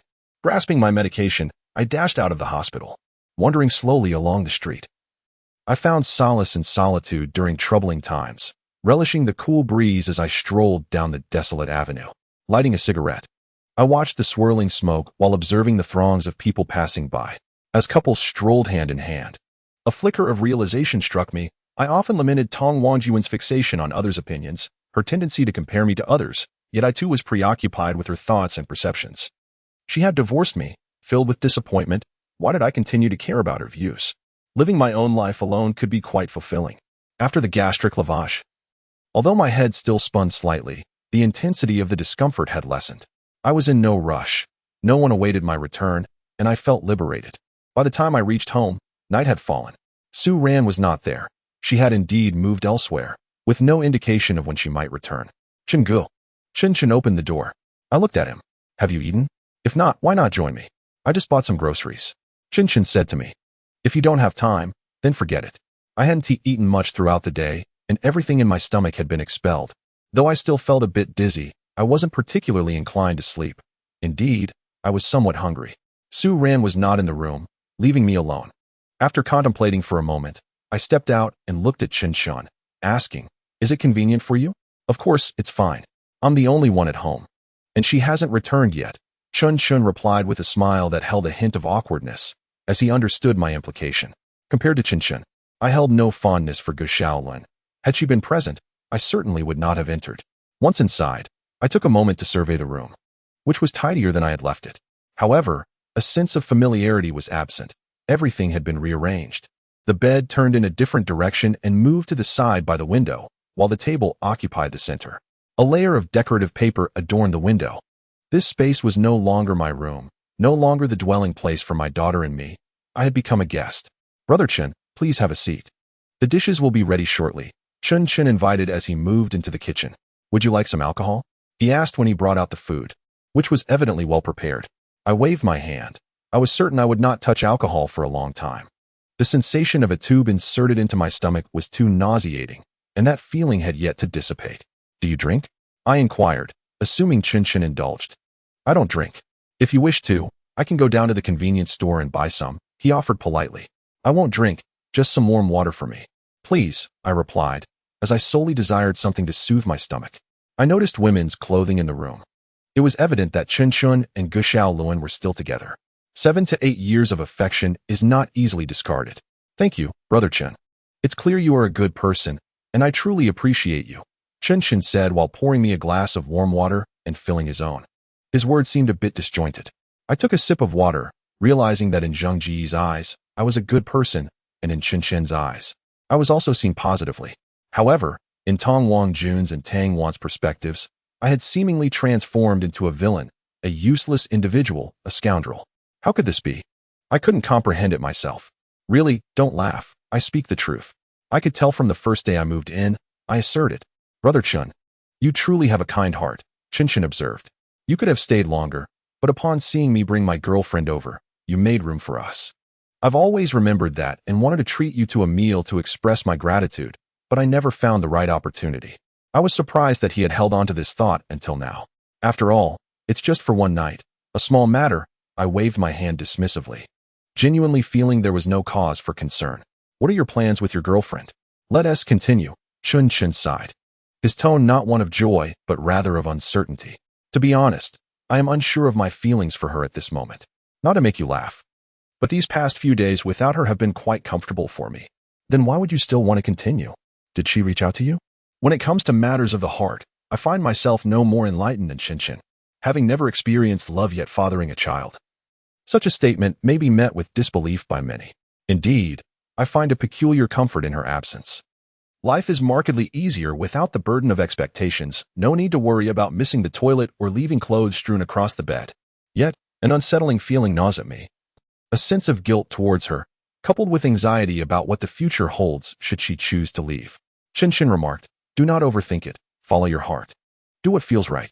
I too longed for clarity, but it proved difficult. The bond between us has perhaps morphed into a familial affection, plagued by constant arguments when together, yet accompanied by a sense of worry in her absence. Chen himself is conflicted. What constitutes love remains an enigma. Surely, in these past few days, He has contemplated this deeply, arriving at some resolution within himself. I refrained from further comment. Chen Jin knows his own heart, and my interference as an outsider might complicate matters unnecessarily. Although I harbor a distaste for Xiaoluan, I recognize his numerous faults through my own lens. Even Chen Jin, I suspect, finds Ge's shortcomings increasingly intolerable, yet he hesitates to sever ties. Perhaps he contemplates it. But an internal knot, perhaps the remnants of affection turned familial, prevents him from making a decisive choice. I genuinely struggle to offer Chen Jin sound advice. Are you considering purchasing cosmetics for her? I inquired, noticing his financial situation. No need, he replied. I have money. If you have funds, why take on a part-time job? I produced 500 yuan, the extent of my generosity, and offered it to him. This feels inappropriate. I cannot accept it, he protested. I invite you to dinner with no ulterior motives. I simply appreciate your kindness from the last incident. I know, and I too regard you as a good person. Isn't it normal for good people to assist one another? Indeed, this was my motivation for extending help to Chen Jin. 500 yuan isn't a gift without expectation. When he has the means, he can repay me. Still, he declined to take it. Please, do not be modest. If you feel regret, make use of it. I placed the money on his table. And remember, do not focus solely on your part-time job. Your studies hold equal importance. After our conversation, I sipped some water and nibbled on a few dishes, feeling much better afterward. My only desire now was to find a bed and rest thoroughly, to escape into oblivion for a while. For 2 consecutive days, I remained indoors. Wendy called me numerous times, all of which I ignored, ultimately switching off my phone out of frustration. I had fully regained my sobriety after 2 days of seclusion in my room, yet the confinement began to feel stifling. I lay in bed, wishing to continue sleeping, but slumber eluded me. The oppressive emotions that had plagued me for 2 days had dissipated significantly. Indeed, time is the finest healer of wounds. I gazed at my phone on the bedside table, which had been off for 2 days, severing my connection with the outside world. Yet, I still had people and matters to care about, preventing me from truly disconnecting. Switching off my phone was merely an evasion of certain realities. I turned my phone back on. After a brief moment of buffering, a series of notification tones rang out. I gazed slowly at my phone. Wendy had called me over a dozen times, and Liang Fanghong had done the same. Both had sent messages inquiring about my whereabouts, inviting me to join them for tea to sober up. I understood their intentions were to console and persuade me, yet all I desired was solitude. Among these messages were 3 from Tang Wan. The matter had been clarified. The news circulating online about the Etian Charity Fund not having donated to the Zheng Winson Charity Fund was false. And Zheng Winson had indeed received a charitable donation of 30,000 yuan from the Etian Charity Fund. I noted the timestamps. They were sent around 3 o'clock yesterday afternoon. The next message, sent around 11 o'clock last night, read, "The issue has been satisfactorily resolved. Wu Ichio from the Etian Charity Fund has called me several times, expressing a desire to meet you. When are you available? I can come to pick you up." The final message arrived at just past 4 this morning. I'm sorry. I wrongly accused you. At 4 in the morning, Tang Wan was still awake. Was it due to work? Or was it guilt for having misjudged me that kept her from sleeping? As I pondered this, my phone chimed again. Tang Wan had sent another message. Are you home? I'm coming to see you now. After staring at my phone for a while, I responded, Don't come over. I'm going to sleep. With the passage of time, my anger had somewhat dissipated, yet I still had not resolved how to face Tang Wan. I did not wish to see her. The phone rang, and Tang Wan directly called me. After a prolonged ring, I finally answered. Is there something you need? Get up and get dressed. I'm coming to pick you up, Tang Wan insisted, suggesting we have dinner together. I replied, I'm not hungry. In truth, I was somewhat hungry. But I still did not want to see Tang Wan. The knot in my heart had yet to unravel. I'm already on the road. I'll be there in about 20 minutes. Tang Wan disregarded my protest. I truly am not hungry. There is no need for this. Since the matter has been resolved, I will resign. There is no need for us to meet or have dinner. I will give you your commission, Tang Wan stated. Enough of this. I'm on my way. It's dangerous to talk on the phone while driving. Tang Wan hung up. I sat on my bed, lost in thought for a while. But ultimately, I dressed and freshened up before heading downstairs. It felt inappropriate for Tang Wan to come find me in my room. After waiting a few minutes at the entrance of the community, she arrived. Let us go. We'll eat together, Tang Wan said as she exited the car and approached me. She was not dressed in formal work attire today, but rather wore a long black down coat.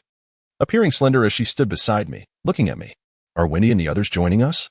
I inquired. They have already left, she replied. I no longer resisted and climbed into the car with Tang Wan. No, just the two of us, she clarified. I was taken aback, not expecting it to be just the two of us. This made me somewhat restless. My resentment towards Tang Wan had faded considerably. Yet the feelings I harbored for her from our high school days seemed to have subtly transformed as well. Gone were the anxieties and fluttering emotions, leaving only a sense of awkwardness. Her distrust shattered the feelings I harbored for her, leaving my heart desolate. Now, I dread being alone with her, as I am uncertain of what we could possibly discuss. Isn't this the route to our high school? I inquired, gazing out of the car window. Yes, Tang Wan nodded, steering the car into a parking space by the roadside. Let us stop here. There's still a ways to go, I reminded her. I know, but I wish to get out and walk. Will you accompany me? Tang Wan seemed to plead. In that moment, she appeared to revert to those high school days when she relied on me for everything and cherished our time together. I exited the car and followed her, strolling slowly down the street. You knew all along that the charity fund had donated to Zheng Wansen, didn't you? After a short while, Tang Wan spoke. As long as the matter is resolved, discussing anything further holds little significance, I replied, unwilling to delve deeper. Though I had been intoxicated that day, her doubts still lingered within me like shrapnel, occasionally tugging at my nerves and causing pain. Why didn't you explain before running out? Tang Wan asked. Her words ignited my anger. I had anticipated an apology from her, which might have alleviated my heartache. At the very least, it would have quelled my anger. Yet, she reproached me for not clarifying. What difference does it make to explain? You no longer trust me, so there is no need for explanations, I retorted. Tang Wan fell silent for a moment, her pace slowing. If you had explained sooner, we wouldn't have encountered such troubles. I suspect that I was indeed at fault. But if you had clarified when I asked, wouldn't it have been better? Do you realize how much trouble you caused by running away? Trouble? I laughed. You came all this way to blame me? If you don't trust me, what purpose is there for me to stay? Tang Wan was silent for an extended period. It was clear she truly did not believe me. Where shall we eat? My anger flared again, but this time I chose not to leave. There needed to be a resolution between Tang Wan and me. This meal would serve as our farewell gathering. This place has changed so much. The lakeside used to lack the park. It was all dirt paths, I remarked. Tang Wan did not respond, her gaze fixed on the scenery. She was correct. This area had once been rural, on the outskirts of the city, with houses yet to be demolished and the lakeside park yet to be constructed, surrounded by dirt paths. However, I was puzzled as to why she brought this up. Was she reminiscing about the past? Chen Jin, do you know? I used to have great faith in you. Tang Wan suddenly halted, turning to look at me, but I can no longer trust you. I gazed at her, sensing an underlying emotion in her words. I wish she would continue to explain. Everything has changed, and people change with it, she said, her eyes reflecting a subtle glimmer as she looked at the lake. I was taken aback, and just as I sought to see more clearly, Tang Wan had already turned her head. Let us walk another 200 or 300 meters. Then we can eat. Throughout this journey, Tang Wan and I remained silent, making our way to the place she had mentioned. Upon arriving, it felt as though the bond between us had reached its conclusion. I had visited this location with Wu Dong before, yet it seemed transformed, devoid of its former charm. We merely purchased some snacks and hurried into the school. Tang Wan appeared quite familiar with the surroundings, guiding me as we wandered deeper inside, eventually ascending to the 3rd floor of a building. This place felt secluded, rarely frequented by ordinary people, and Tang Wan seemed intent on discovering something specific. I noticed a simple sign hanging on the wall, the words steamed vegetable restaurant, evoking a sense of nostalgia within me. Let us dine here, Tang Wan suggested. With a hint of curiosity, I followed her into the restaurant. Have you arrived? What would you like to eat? The owner greeted Tang Wan with a warm smile. His face seemed familiar, yet I could not place him. Without inquiring, Tang Wan ordered several dishes, which were promptly served at our table. She assisted me by rinsing the utensils with hot water and handed me the chopsticks. This scene felt so familiar. As if a floodgate of memories had been opened. Was this the same steamed vegetable restaurant from my high school days? Indeed, Tang Wan nodded. It has changed considerably. Hasn't it? A bit, but there are still many familiar aspects, I replied. Upon seeing that sign, I was perplexed. I had not anticipated that it would genuinely be this restaurant. It had opened during my high school years and enjoyed great business. Tang Wan and I often visited. I had assumed that due to redevelopment, the restaurant might have relocated or closed down, yet here it remained. When Wu Dong and I were here previously, we had overlooked this establishment, as it was rather obscure and difficult to find. The reality within the restaurant reflected this. Despite it being mealtime, there were few patrons. I sampled the food, and the flavors were still delightful, reminiscent of the past. The prices had hardly changed. Only a slight increase of 1 or 2 yuan since high school, which was quite reasonable. Yet, business still seemed lackluster. "Excuse me, where are your parents? Why are you the only one here?" I greeted the owner. He appeared to be quite young, around 20 years of age. "Do you know my parents?" he asked, looking at me with curiosity. "I attended high school here and often dined at your family's restaurant," I replied with a smile. Encountering familiar faces always brings joy. The owner's name was Li Mingzhou. Back in high school, he was only 12 or 13 years old, frequently helping out after classes or doing his homework at the restaurant. I had visited their establishment often, becoming relatively acquainted with his parents, and had even tutored him at their request.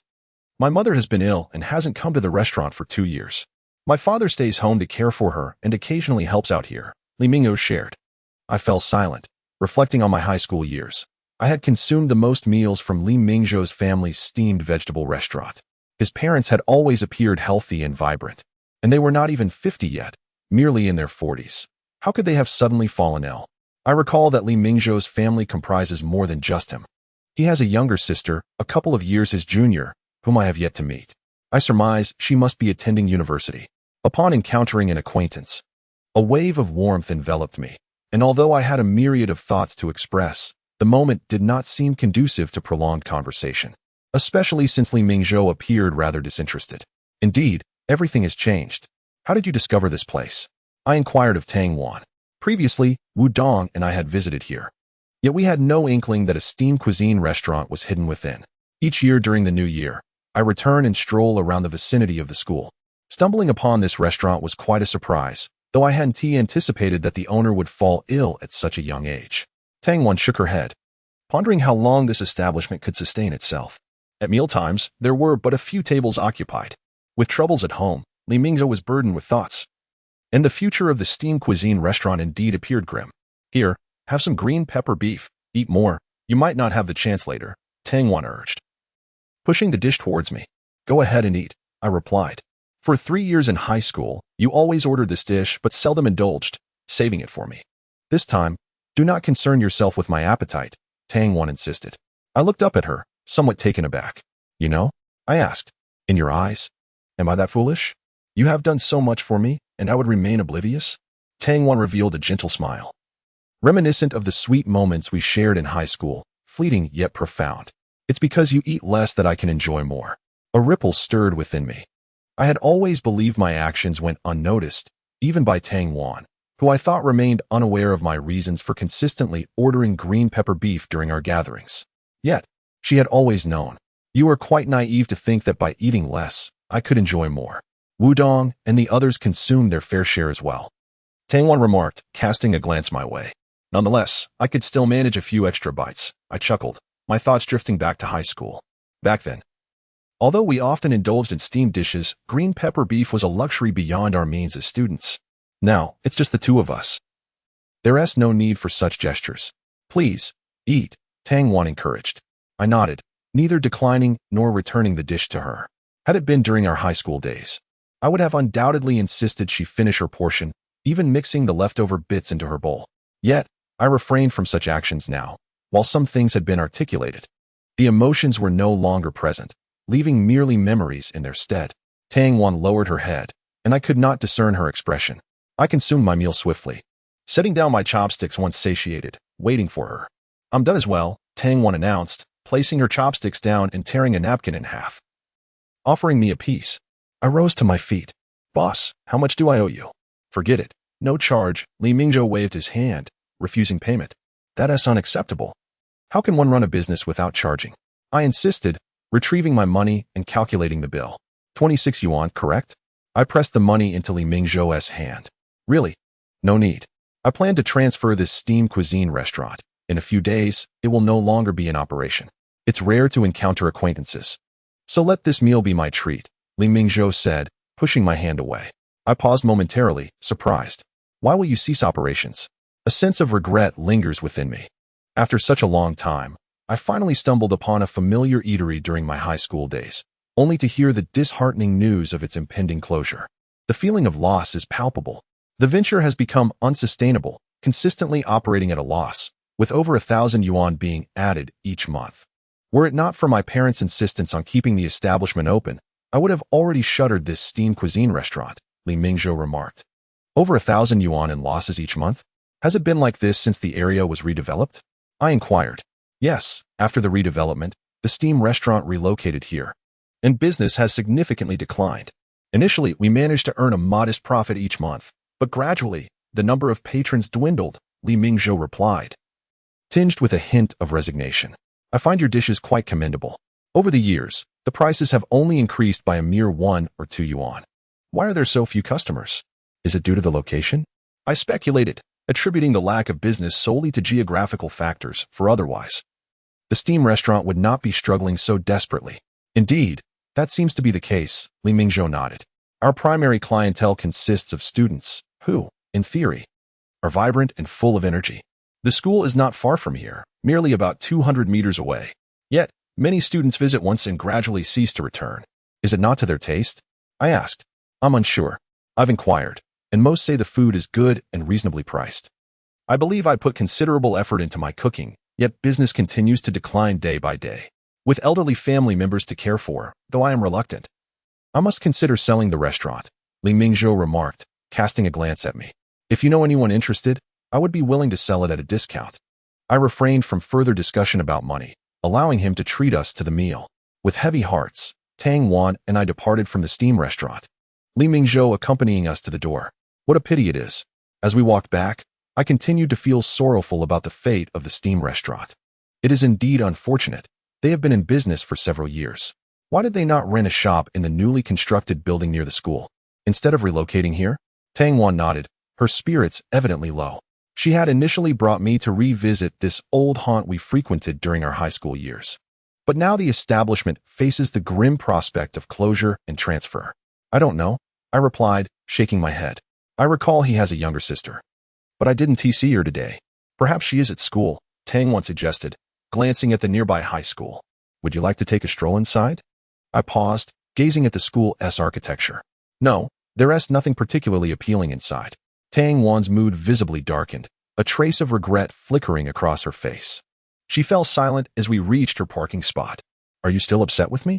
Tang Wan finally spoke, resting her delicate, pale fingers on the car door. I'm sorry. These 3 words, spoken after her earlier message, echoed again. Yet, I felt little stir within me, only a sense of helplessness and regret. Some matters cannot be resolved with a mere apology, and you need not say sorry to me. I looked at her, wishing her well in life and happiness. Tang Wan's body trembled slightly as she tugged at the car door, but it would not budge. The door was locked. I spoke, my heart aching somewhat.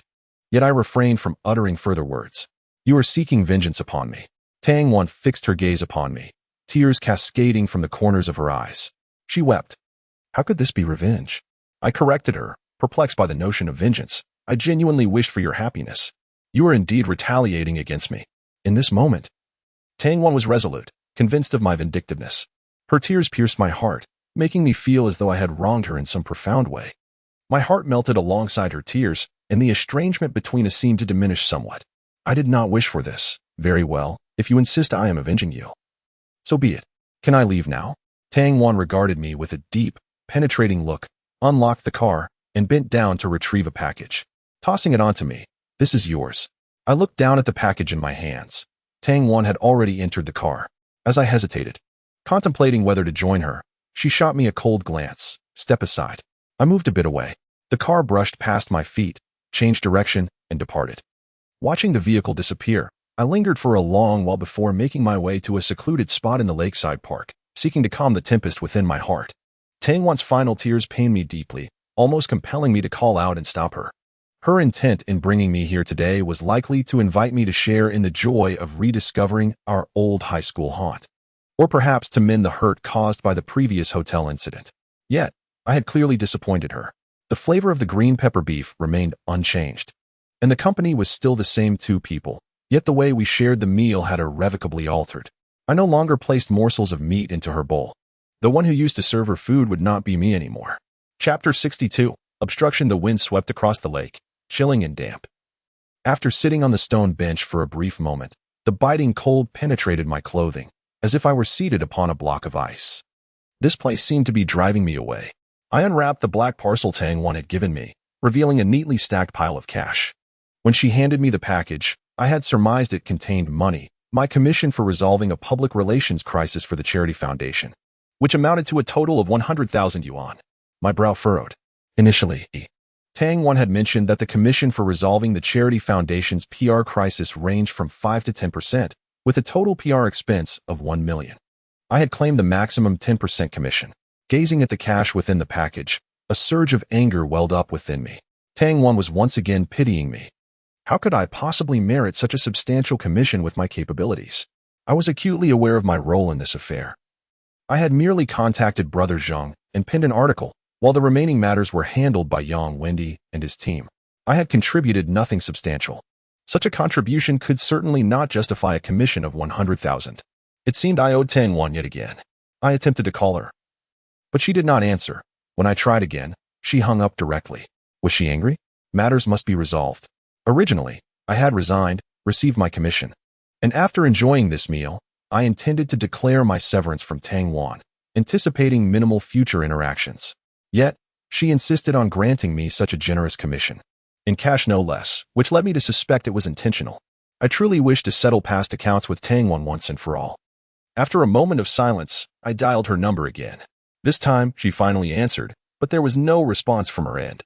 You have given me too much money, I stated directly. Tang Wangjun remained silent. Provide me with your bank account number, and I will transfer 40,000 yuan to you. I believed my contributions warranted 60,000 yuan. Earning that amount in less than a month left me quite content, yet feeling uneasy about the excess. If you feel it is too much, then simply discard it, Tang Wangjun replied. I was momentarily at a loss for words. Is there anything else to discuss? If not, I shall hang up, as I am driving, she urged. I still wished to obtain her account information, but merely uttered a few words before the call was abruptly terminated. After standing in silence for a moment, I sighed, tucked my phone into my pocket, and, clutching the package, made my way to the nearest bank to deposit the money. Tang Wangjun possessed my bank account details, yet chose not to transfer the funds to my account, opting instead to bring cash, which necessitated my redundant trip to the bank. Suddenly, I recalled that I had also borrowed a portion of my salary from Tang Wangjun, which I had yet to repay. After depositing the money, I hailed a taxi directly to the shopping mall in the city center, selecting a pink doll and a new outfit suitable for Chen Ke, as well as 2 cans of imported formula for Chen Lo. Glancing at the time, I boarded the bus to Tong Wangjun's neighborhood, as taking a taxi was unnecessary for the short journey of 7 or 8 stops. Upon arriving at the foot of the building, I did not enter, but called Tong Wangjun. Why are you calling again? Her voice was cold. I bought some things for a Ku and Xiao Lo. Are you home now? I inquired. There is no need. They lack for nothing. You need not buy anything. Tong Wangjun rejected my offer. I have already purchased the items and am downstairs in your neighborhood. Which unit do you reside in? I will deliver them, I insisted. Having missed Chen Ke's school event, I sought to make amends. I've already told you it's unnecessary. Take the items back, she replied firmly, her tone growing impatient. Her demeanor infuriated me. I am also the father of these children. Why can't I see them? Do not forget, the custody rights currently lie with me. And a Ku and Xiao Lu are only temporarily residing with you. Have you no shame? With your meager salary, can you truly support a Ku and Xiao Lu? If you wish to contest custody, we can go to court and see how the verdict unfolds. Tong Wangjun looked down upon me. She had never regarded me highly. Surprisingly, I felt a sense of pride rather than anger at her disdain, for I had 100,000 yuan in my account. After setting aside the 44,500 yuan I intended to repay to Tang Wangjun, I still had over 50,000 yuan at my disposal. No longer the worthless individual Tong Wangjun perceived me to be. I finally possessed some financial resources to call my own. In the face of Tong Wangjun, I felt a newfound confidence. I possess wealth, so refrain from any further discussion. I have already purchased everything. Do you expect me to take it back? Provide me with your address, and I shall come directly. I am currently dining. After a brief silence, Tong Wangjun hesitated in her tone. Rest assured, I shall not be dining at your place. I will hand over the items to Ake and Xiaola and leave. I comprehended Tong Wangjun's implication, as I had no intention of dining there. After a moment of contemplation, Tong Wangjun finally acquiesced. Very well, since you wish to come up, Do so. However, I advise you to prepare yourself mentally. She disclosed her address, and after ending the call, I made my way there, pondering her warning. What could she mean by preparing myself mentally? Is she now cohabiting with Su-hung? This possibility had already crossed my mind, and indeed, it would be somewhat unsettling. Yet, upon further reflection, it mattered little. We are both divorced now. Even if I were to feel any lingering emotions, I would not dwell on them incessantly. After all, from a legal standpoint, Tong Wangjun and I share no ties. She is merely my ex-wife, and I am simply her ex-husband. This realization I had long since accepted. Upon entering the elevator and arriving at the designated floor, I located her door. After brushing off the dust from the doll I was holding and ensuring it bore no blemishes, I knocked. The door opened, revealing Tong Wangjun awaiting me. Come in. Would you like to change into slippers? I glanced inside. This was my first visit to Tong Wangjun's new home. The space was modest, smaller than Su Rant's residence, yet vastly superior to the room I had previously rented. The floor was adorned with non-slip tiles, shining brightly. No need for that. Just come in. After all, you won't be staying long, Tong Wangjun remarked, her tone rather brusque. I paid no mind, carrying my items inside and walking further in, where I spotted the dining table. Seated around it were Su-hung, Chen Ke, and Chen Lu, enjoying their meal. Such warmth stirred a slight pang in my heart. Ache, look what Daddy bought for you.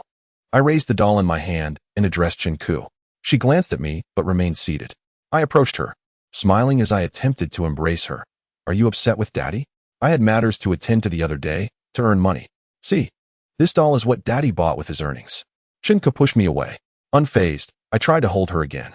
You're so annoying, Chen Ke suddenly shouted, casting me a glance before running into her room. I followed, intent on pursuing her. Don't go. She won't want to see you right now, Su-hung interposed before me. She is my daughter. She is merely upset for the moment. I reassured him, feeling quite irked by his obstruction. The last time I upset Chen Ke, she used her saved pocket money to buy a cake and came to find me in the rain. This time I brought a doll. Surely she wouldn't remain angry with me. I was confident in that. Not everything can be resolved by mere coaxing. You are far from mature. Approaching ache now would likely lead to adverse consequences. I advise you to remain calm, granting yourself and ache some time. Su-hung gazed at me with an air of condescension. His demeanor irked me. This was a matter between a Ke and myself. What concern was it of his? I wished he would step aside. Chen Jin, this situation is different. Chen Ke is truly upset. She won't be as easily appeased as before. Tong Wangjun also stood before me, mirroring Su-hung's stance, resolutely preventing my entry to see Chen Ke. I felt ostracized. What was different? It was not my intention to neglect her.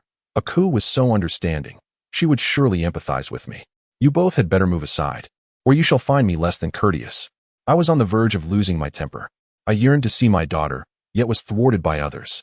Tong Wangjun, my ex-wife, was assisting another man in obstructing my access to my own child. Chapter 63, Mockery, with a red packet. Chen Jin. Could you refrain from being such a fool? Temper your anger. This is my home. What do you intend to do, fight in my house? Tong Wangjun fixed her gaze upon me. Do you have any idea how disappointed Chen Ke was when you failed to attend school the other day? I was aware of my shortcomings toward her, but I was striving to make amends. A sense of guilt welled within me as I held up the doll. See this? I selected it for her specially at the mall. She will adore it. Tong Wangjun sighed in exasperation, as if she had exhausted all patience. Why can't you comprehend what I'm saying? Some things cannot be replaced by material gifts. Do you know what Chen Ke faced at school because of your absence? Once was one thing, but twice? Do you believe you deserve to be called a father? Su-hung placed a comforting hand on Tong Wangjun's shoulder. Tong Wangjun, don't you think you're being unreasonable? I addressed her directly. You deem me unambitious, divorce me, and seek someone with better material conditions. Now that you have what you desired, you claim that material wealth cannot replace everything. Fine, you have your reasons for both the good and the bad. Tong Wangjun clearly applied a double standard, one for her, another for me. I felt she was putting on a facade, though I refrained from voicing this thought. I had come to see my daughter, not to engage in an argument. I have told you before, these matters are not contradictory. It is your inability to manage them that is at fault, not mine, Tong Wangjun replied. Chen Jin, I do not wish to quarrel with you. The child is still here. Must you proceed in this manner? I shared her sentiment of not wanting to argue. Very well, leave at once. It is for the best for all of us. Tong Wangjun urged me to depart. I must see a Ke and present her with the gift. I refused to leave. You can keep the item. If she is no longer angry with you, I shall give it to her. Tong Wangjun remained obstinate, unwilling to clear the way. I could not wait any longer. I needed to clarify things with a coup, to invite her over tonight. I wished to spend the evening mending our father-daughter relationship. Can't wait? How dare you utter such words? If you truly cannot wait and genuinely care for a coup, how could you have waited several days to come? Did you not reflect upon your own actions while saying this? Tong Wangjun was incensed by my remarks. I was left speechless.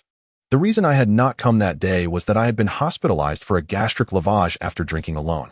Having resided in this city for many years and acquainted with numerous individuals, I found myself alone in the hospital, ultimately returning home to lie in bed for 2 days. None were aware of the anguish I endured, nor could they comprehend the torment that plagued my heart. No one understood me. All right, I shall leave these items with you. Please pass them on to a coup. I finally acquiesced, for the hour was late, and Chen Ke needed to attend school the next day. I had no desire to engage in a fierce dispute in front of the child. I purchased 2 cans of formula, which you can give to Xiaolu. The child has grown. He cannot rely solely on breast milk. There are numerous types of formula, and given the child's sensitive stomach, it is best not to switch formulas once he has grown accustomed to one. I cast a glance at Su Heng, stepped aside, and picked up Shenlu. Playfully teasing him for a moment, he merely fixated on the television, largely indifferent to my presence, which deepened my sense of frustration. Is it truly right to leave the 2 children with Tong Wangjun? The distance between me and my children seems to be ever widening. I set Shenlu down, uttered no further words, and exited the door. Tong Wangjun stood at the entrance, watching me depart. I lingered indoors, occasionally glancing out the window, hoping to catch a glimpse of Chen Ke, yet she did not appear. Unlike the last time, she did not come to seek me out. This caused me considerable heartache. It seemed she was indeed drawing closer to Su Heng. Perhaps if she remained with Tong Wangjun for a while longer, she too would, like Qianlu, begin to forget her father. Chen Jin and Gu Xiaoluan had reconciled. As I ventured out, I encountered the 2 hand in hand, exuding sweetness. Gu Xiaoluan had adorned her face with makeup, and a faint fragrance enveloped her. Chen Gu, I will return the 500 yuan to you in 2 weeks. Chen Jin said, falling a step behind to speak softly. No worries, there's no rush, I replied, giving him a gentle pat. His smile appeared genuine. The fact that he had made amends with Gu Xiaoluan brought him joy. Upon boarding the bus, I arrived at Chen Ke's school. I sought to find Teacher Lu. Excuse me, I addressed the security guard at the entrance. The primary school maintained strict access protocols. Outsiders were generally prohibited, especially during class hours. Which Teacher Lu? The guard scrutinized me. Your daughter studies here, correct? I believe you were the one who appeared intoxicated that day. That was indeed me, I responded with a sheepish grin. The guard had an impressive memory. I am looking for Teacher Lu Shuang. Is she available? She should be. Teachers typically do not leave until students are dismissed. He replied with certainty. Do you wish to wait until dismissal or enter now? Having encountered me twice, the guard was quite polite. I wish to find her now. May I enter? I insisted, reluctant to wait. Tong Wangjun withheld the reason for Chen Ke's anger, concealing it as though fearing I would discover the truth. Yet, I need not rely solely on her. Lu Shuang, being Chen Ke's teacher, would undoubtedly possess some information. Of course, just come over and register, the guard nodded. After registering my personal information with my identification in the security room, the guard directed me to Lu Shuang's office, and I made my way there. The office door was ajar, and I immediately spotted Lu Shuang. Teacher Lu. Lu Shuang was somewhat surprised to see me and stepped forward, inquiring how I had found my way to the school. Without your phone number, I had no choice but to come here, I replied. Do you have a moment? Is it about Chen Ke? Lu Shuang asked. I nodded. My presence at the school could only be attributed to matters concerning Chen Ke, my daughter. Rather than seeking out Lu Shuang, let us discuss this downstairs. There are other teachers in the office, and it's not the most conducive environment for conversation. Lu Shuang suggested. I agreed, as I too wished to keep the matter of Chen Ke discreet. Following Lu Shuang, we descended the stairs and strolled slowly along the playground. Has your daughter been ignoring you again? Before I could respond, Lu Shuang took the initiative to ask. Yes, I nodded. She was upset that I didn't attend the recent parent-child event at your school. I know, there are 32 students in her class, 32 pairs of parents. And you were the only one absent. The parents of the other students attended, some even brought their grandparents along, Lu Shuang remarked. I was taken aback. You must be joking. How could everyone have shown up? Surely, they must have had commitments. Our school only holds such events once every 6 months. And we try to accommodate parents' busy schedules without taking up too much of their time, Lu Shuang explained. Despite your busy life, You should have taken a day off to spend quality time with your child, she added, looking at me. I fell silent, unable to fathom that all the other parents had indeed attended. I could easily imagine the disappointment etched on Chen Ke's face. It was disheartening, not only for her, but I would also feel unsettled in her situation. Initially, Chen Ke didn't blame you and even defended your absence, Lu Shuang continued. Confusion washed over me as I gazed at Lu Shuang. Chen Ke is truly a wonderful child. Her mother had explained your inability to attend, and she was understanding and empathetic. However, when some students mocked her afterward, she became sullen, Lu Shuang said apologetically. I take responsibility for this. I reprimanded the student involved afterward. How did that student mock Chen Ke? I inquired. Lu Shuang glanced at me with concern. Don't worry. I'm an adult and would not confront a child of 7 or 8 years over this. I reassured her, understanding her apprehension. Please, do not be angry. Children are still young and may not fully grasp the implications of their words, Lu Shuang cautioned, still somewhat uneasy. Just tell me.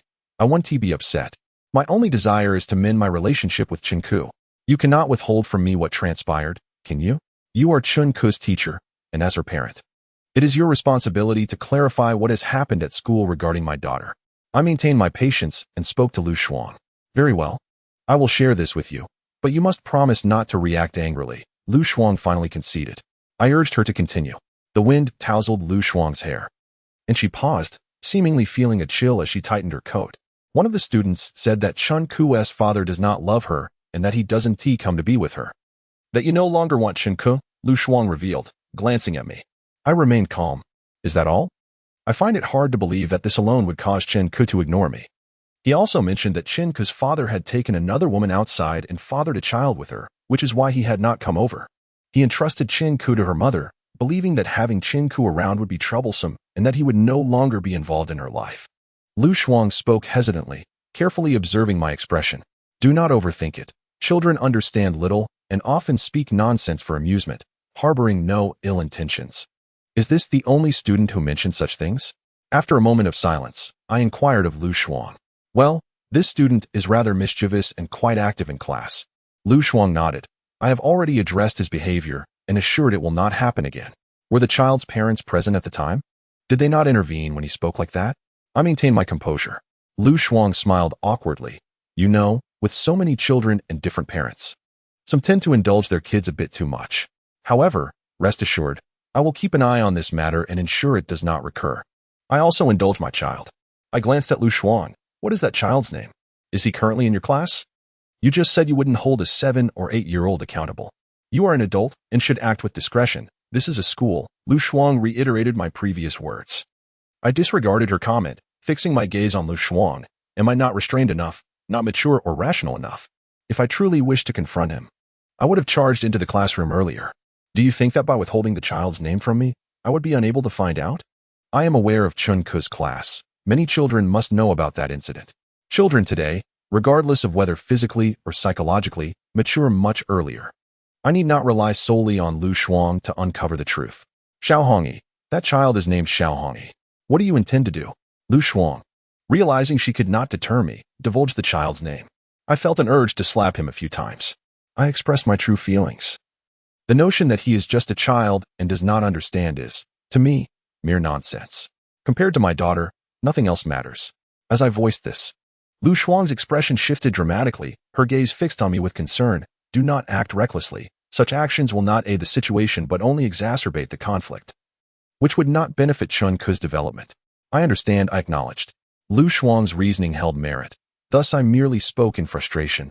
However, the matter could not simply be dismissed. Chen Ke was still upset with me. When is your next class? The next class is mine. What do you intend to do? Lu Shuang looked at me. Please take me to class, I requested. The school does not permit that, Lu Shuang disagreed. Due to your negligence and indulgence of students, my daughter has suffered psychological harm. And you must bear this responsibility. I am not currently seeking accountability from your school. I merely wish to attend a class with my daughter. Your obstruction suggests you want me to escalate this matter, I threatened Lu Shuang. The issue of children's education is a topic of national concern. You would do well to consider your actions carefully. How can you be so unreasonable? This is a school. You cannot act arbitrarily, Lu Shuang retorted, clearly displeased with me. I have been quite reasonable. I already mentioned that if I were not, I would not be here discussing so much with you. Instead of seeking out that student in the classroom, I came to find you at school. Lu Shuang fell silent, seemingly contemplating my suggestion. I waited for her response. Regardless of whether Lu Shuang agreed or not, I was determined to address the rift between my daughter and me in the classroom. I did not wish for my relationship with Chen Ke to become estranged and fraught with conflict. Share your thoughts with me. It cannot be as simple as you accompanying Chen Ke to attend a class. Lu Shuang inquired about my intentions. I wish to teach that boy a lesson on behalf of my daughter.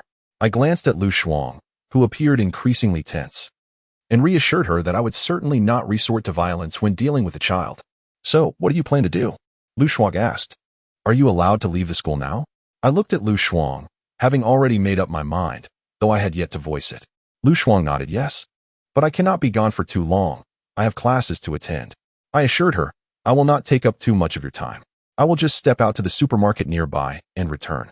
There was a Walmart outside the school where Lu Shuang and I entered, and at her suggestion, we purchased several items, using a shopping cart to bring them back to the school. Here, take a cigarette, I offered as we passed the security room. Pulling out a pack of Huanglala cigarettes I had just bought, handing one to each of the 3 security personnel inside. I had my own cigarettes, 6 yuan zong non-high, suitable for personal use, but using them to share would be inconsiderate. The Huanglala, which I specially bought for this occasion, cost 41 yuan a pack, comparable to the prices of cigarettes distributed during the new year. You are bringing bad influences into the school, Lu Shuang admonished me.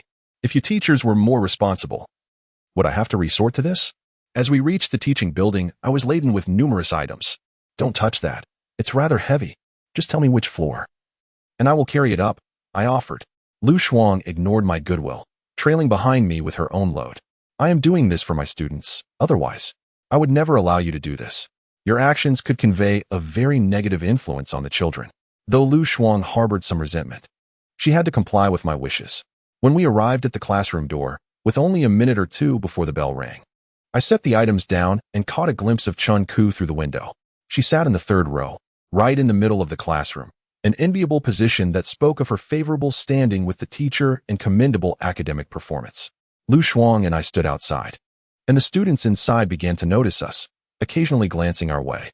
Chen Ke turned her head, saw me, and her face lit up with surprise. I waved at her with a broad smile, but she quickly composed herself, turning away again.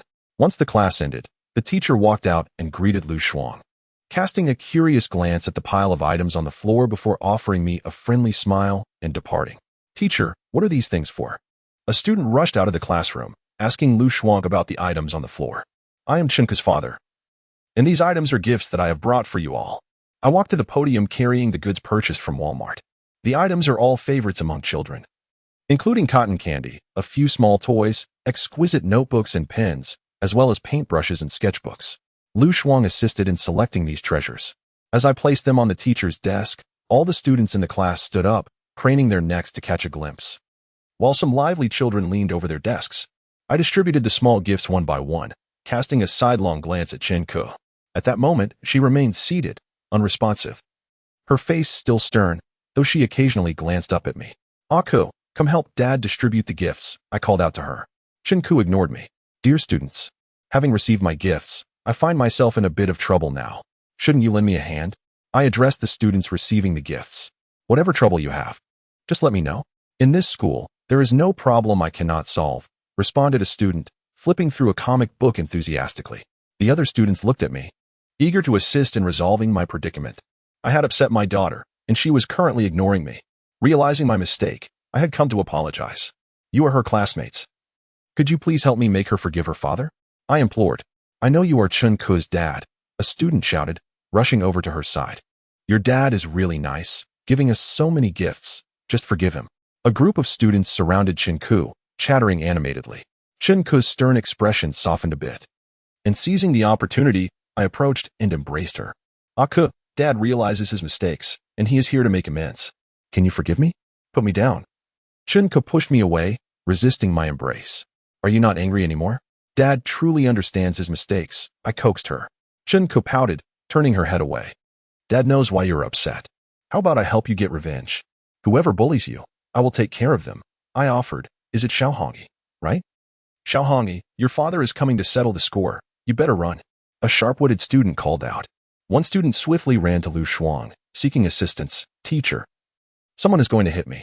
This student was likely Xiao Hongyi, as he appeared considerably more mischievous than the others, which explained his audacious remarks. Dad, hitting people is against the law. One could go to jail. Chen Ke tugged at my shirt. You're not angry with Dad anymore? I asked with a smile. I'm still a little angry.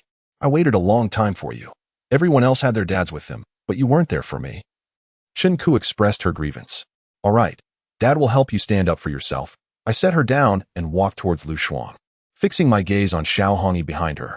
You are an adult, and I am a child. You cannot bully me. Xiao Hongyi looked at me with a hint of trepidation. Chen Jin, you promised me not to cause a scene here. Don't act recklessly, Lu Shuang warned, shielding Xiao Hongyi behind her. Nearby, some students began to cheer. These children, merely 7 or 8 years of age, possess remarkable cunning and are not easily intimidated. Father, let it go, Chen Ke urged, grasping my hand. Rest assured, it's nothing. I shall seek justice for you, I reassured her, gently patting her head before turning my gaze upon Xiao Hongyi. Shall we engage in a game of honor of kings? Xiao Hongyi looked at me warily. What are you planning? He inquired. Are you skilled? His question confirmed my suspicion that he indeed played the game. Today's youth, despite their tender years, navigate smartphones and computers with a finesse that surpasses many adults. Known colloquially as agricultural pesticide, Honor of Kings was a game I anticipated Xiao Hongyi would excel in. Given his mischievous nature, I've reached diamond rank, the top of my class, and few in the entire school have achieved such a feat. Many seek my guidance. Xiao Hongyi boasted with pride. Do you have the courage to face me in a duel? I challenged him. Honor of Kings? He sought clarification on the terms of the duel. I nodded, stipulating, if you lose, you must sincerely apologize to Chen Ke, promising never to bully her again. Do you dare? After a moment of contemplation, he glanced at Chen Ke. How embarrassing, to be bullied and then call for your father, he scoffed. That's none of your concern, Chen Ke retorted, glaring at him. Do you dare? I pressed Xiao Hongyi once more. Merely offering gifts would not instill genuine respect. I needed the other students to recognize my presence as Chen Ke's father, to dispel unfounded rumors. The root of the problem with Xiao Hongyi needed addressing, lest he continue to torment Chen Ke in the future. I devised a solution befitting children. Of course I dare, but I don't have my phone. My father forbids me from using it during school hours, he lamented. I turned to Lu Shuang. This is foolishness. Lu Shuang understood my intention and scolded me lightly. As long as it resolves the issue, what would you suggest as a better solution? I extended my hand, requesting to borrow the phone briefly. It will only take 10 minutes. Children can't be confined to lessons alone. Moral education is equally vital. Let us consider this a moral education session. Lu Shuang cast a worried glance outside, aware that this was rather unconventional. Be quick. Ultimately, Lu Shuang relented and handed me the phone, which was already equipped with the game, sparing us the need for a download. Splendid. I took Lu Shuang's phone and passed it to Xiao Hongyi. Let us begin the duel. Bring it on. I'll show you how to suffer, Xiao Hongyi replied, unperturbed, casting a glance at Chen Ke. I intend to make your father weep. My father is formidable. It is you who will cry, Chen Ke declared boldly, emboldened by my presence. As we entered the game, just as we were about to commence, Xiao Hongyi suddenly looked at me. What if I win? I shall buy you a gift, I answered. All right, I want an iPhone. Xiao Hongyi cunningly replied, adding, if you don't agree, I want to play. Certainly, no problem. I thought of a second-hand iPhone, worth over 1,000 yuan. Even if I were to lose, I could manage that expense. For my daughter, such a risk was worthwhile. The game commenced. I selected Diao-chan, while Xiao Hongyi chose Miyamoto Musashi. Miyamoto Musashi exuded an air of brilliance, while Diao-chan appeared rather unseemly. In less than 2 minutes, the beleaguered Musashi, in pursuit of the weakened Diao-chan, fell victim to a sudden counterattack. You owe me an apology, I remarked to Xiao Hongyi. Musashi's gameplay was commendable, yet his reckless nature and lack of strategic foresight led him to engage indiscriminately, regardless of his health status, such as the behavior of a mere elementary-level diamond player. Victory is only achieved upon dismantling the crystal. A circle of classmates bore witness to this, and Xiao Hongyi's embarrassment was palpable. All right, I conceded, allowing the game to continue. It had been a while since I last played, and it was a fitting opportunity to challenge a diamond player deserving of a lesson. 3 minutes elapsed, and Musashi met his demise twice. As the game progressed, he was dispatched almost instantaneously upon re-emergence. No surprises there. Xiao Hongyi's discomfort grew. This phone isn't conducive to gameplay. It's not my usual device. A loss is a loss. If one refuses to acknowledge it, it merely reflects a lack of integrity. I pocketed my phone and tapped Chen Ke on the shoulder, advising her to steer clear of those who lack honor in their commitments. Chen Ke nodded obediently, her gaze returning to that of an adoring child, filled with admiration for me. Who says I lack integrity? Chen Ke, I apologize, Xiaohongyi approached, bowing slightly as he offered his contrition. Children, after all, remain children. Navigating conflicts through their youthful perspective proves remarkably effective. Pay attention in class, and perhaps I shall observe your progress in the future, all right? I addressed Chen Ke. Yes, all right, Daddy.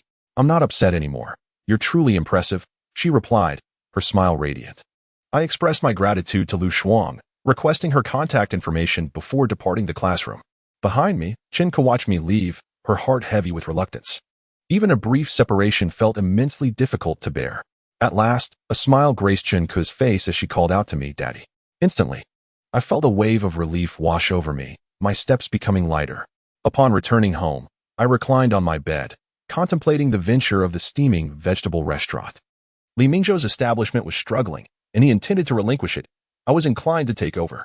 This was no coincidence. I had long harbored aspirations of engaging in a small business, hindered previously by a lack of capital and indecisiveness regarding my pursuits. The idea had merely been a vague notion until now. Li Mingzhou's restaurant presented me with an opportunity. However, I had yet to fully commit to the decision of taking over. The location of the restaurant was too obscure, and I could not conceive of a viable strategy to remedy this issue. Assuming control could very well result in greater losses. As night deepened, a profound silence enveloped the surroundings. The thrill of entrepreneurship rendered me wide awake, so I settled onto a stool on the balcony, igniting a cigarette and succumbing to contemplation. After consuming half a pack, I finally felt a hint of drowsiness. I lay in bed for 3 to 4 hours, only to awaken abruptly. After freshening up, I took a bus to the high school. Upon arriving at the vegetable restaurant, I found Li Mingzhou preparing steamed dishes. Didn't you claim you were no longer in the business? Why are you back at it? I inquired as I entered the establishment. Outside, I noticed the notice he had posted regarding the sale of the business. Indeed, he was preparing to transfer ownership. Indeed, I had no intention of continuing. But a few loyal customers called to inquire, prompting me to prepare a bit more. When Li Mingzhou saw me, he smiled and glanced outside, asking, "Isn't your girlfriend with you?" I was momentarily taken aback, realizing he was referring to Tang Wan. "No, she didn't come," I replied. "What would you like to eat?" "I can prepare something for you," Li Mingzhou inquired. "Is that convenient?" I responded. "It's not even started steaming yet. What is inconvenient about that? There are still some dishes available, though perhaps not as many choices." "Come and have a look," Li Mingzhou suggested. "Tell me what you want, and I'll wash and chop it, then we can steam it together." I selected 2 dishes and stood by, watching him busily at work. Chapter 66. Elopement. It will take over an hour to be ready. "Would you like to go for a stroll in the meantime?" Li Mingzhou proposed. "No, I'm fine sitting here for a bit," I replied. Li Mingzhou was quite adept. I had no pressing matters, so I wasn't in a hurry. "Is anyone interested in taking over your steam restaurant?" I inquired. "It's only been a day," he chuckled, "but this location is rather obscure. It might be difficult to find someone willing to take it over in the short term. How much do you intend to sell it for?" Though my family had previously run a tea house, my experience mainly involved assisting with customer service or handling payments. I was entirely inexperienced in business matters. I was uncertain if I had enough funds to take over Li Mingzhou's steam restaurant. Li Mingzhou paused his work and turned to me. "So, you intend to take charge?" I nodded.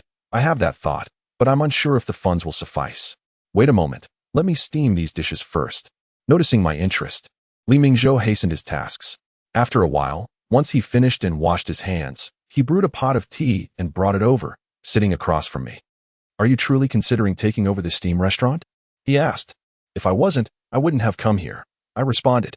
"I came today specifically to discuss this with you." I confirmed. Li Mingzhou nodded, pouring me a cup of tea. "I find it hard to believe, given the restaurant's financial struggles, which you are aware of. It has been consistently losing money.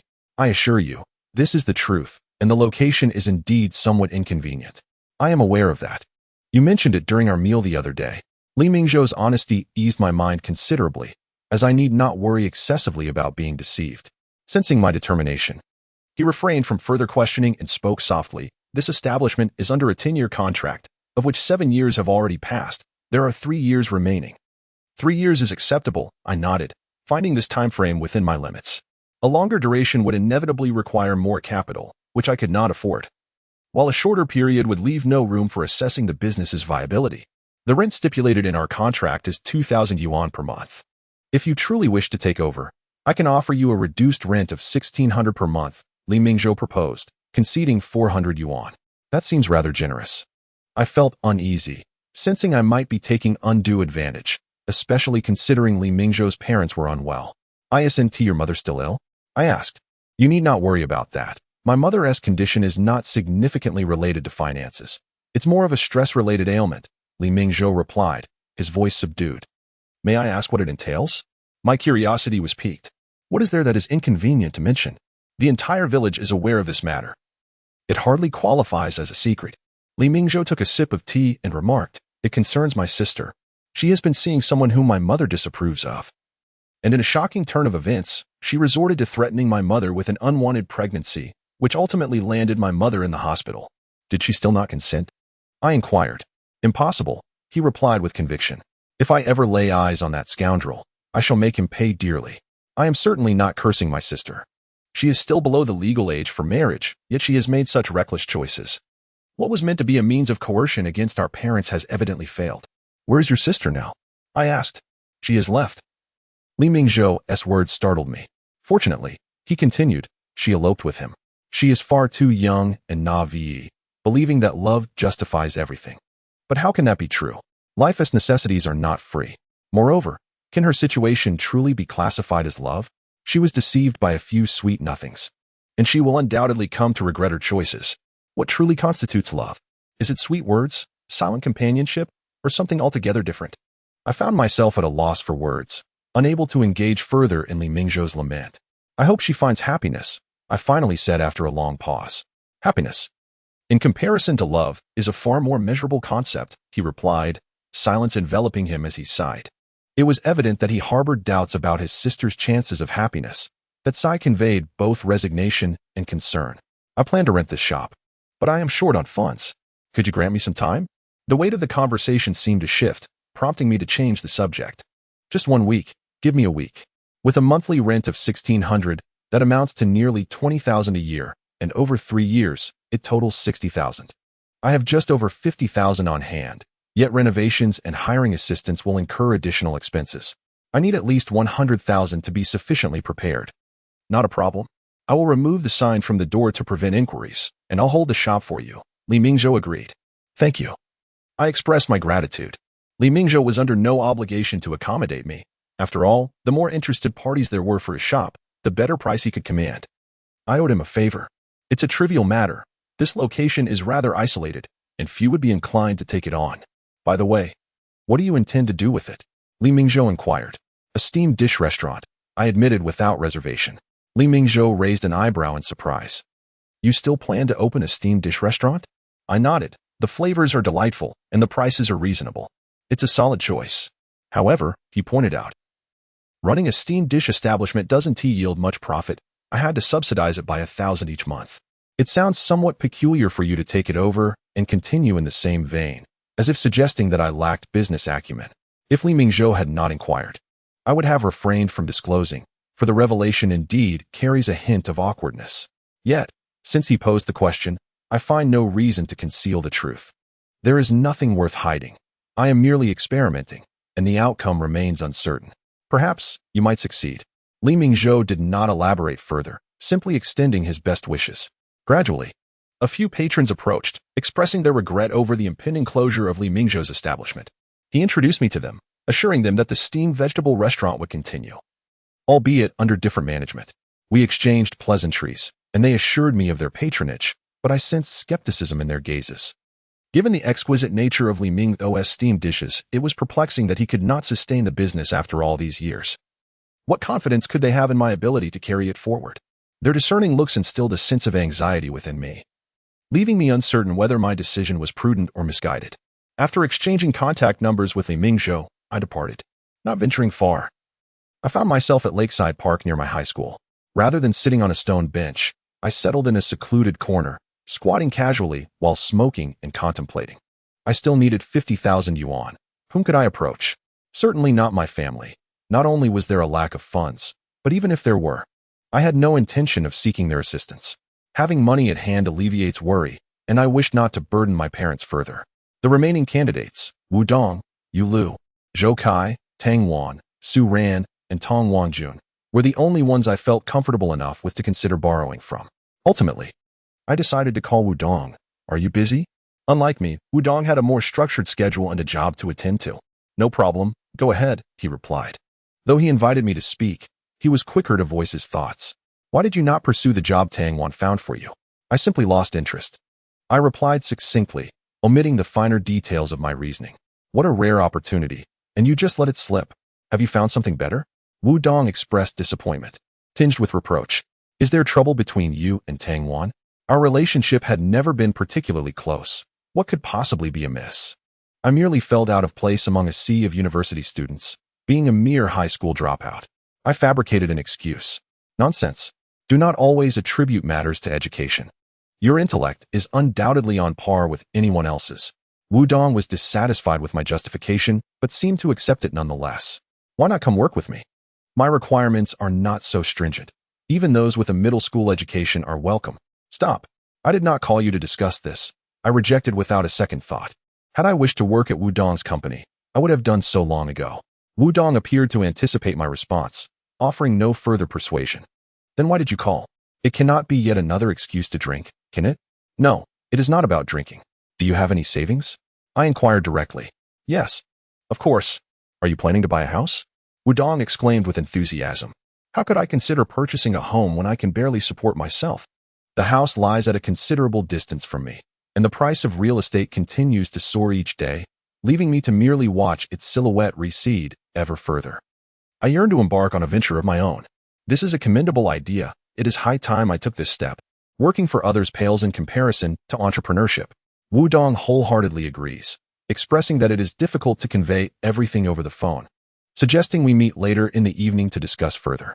Wudong is still at work, and it is indeed challenging to articulate all my thoughts over a brief call. I nod in agreement, arranging a place to meet with him before ending the call. Su Ran has not made an appearance for several days. She seems quite occupied. At times, I ponder whether she has truly left for good. However, the belongings left in her room assure me that she will return. We convene at a quaint tea house that exudes a serene and artistic ambience. To my surprise, I am not alone with Wudong. Zhou Kai and Yulu have also arrived. I feel somewhat exasperated, as I had intended to keep this endeavor discreet.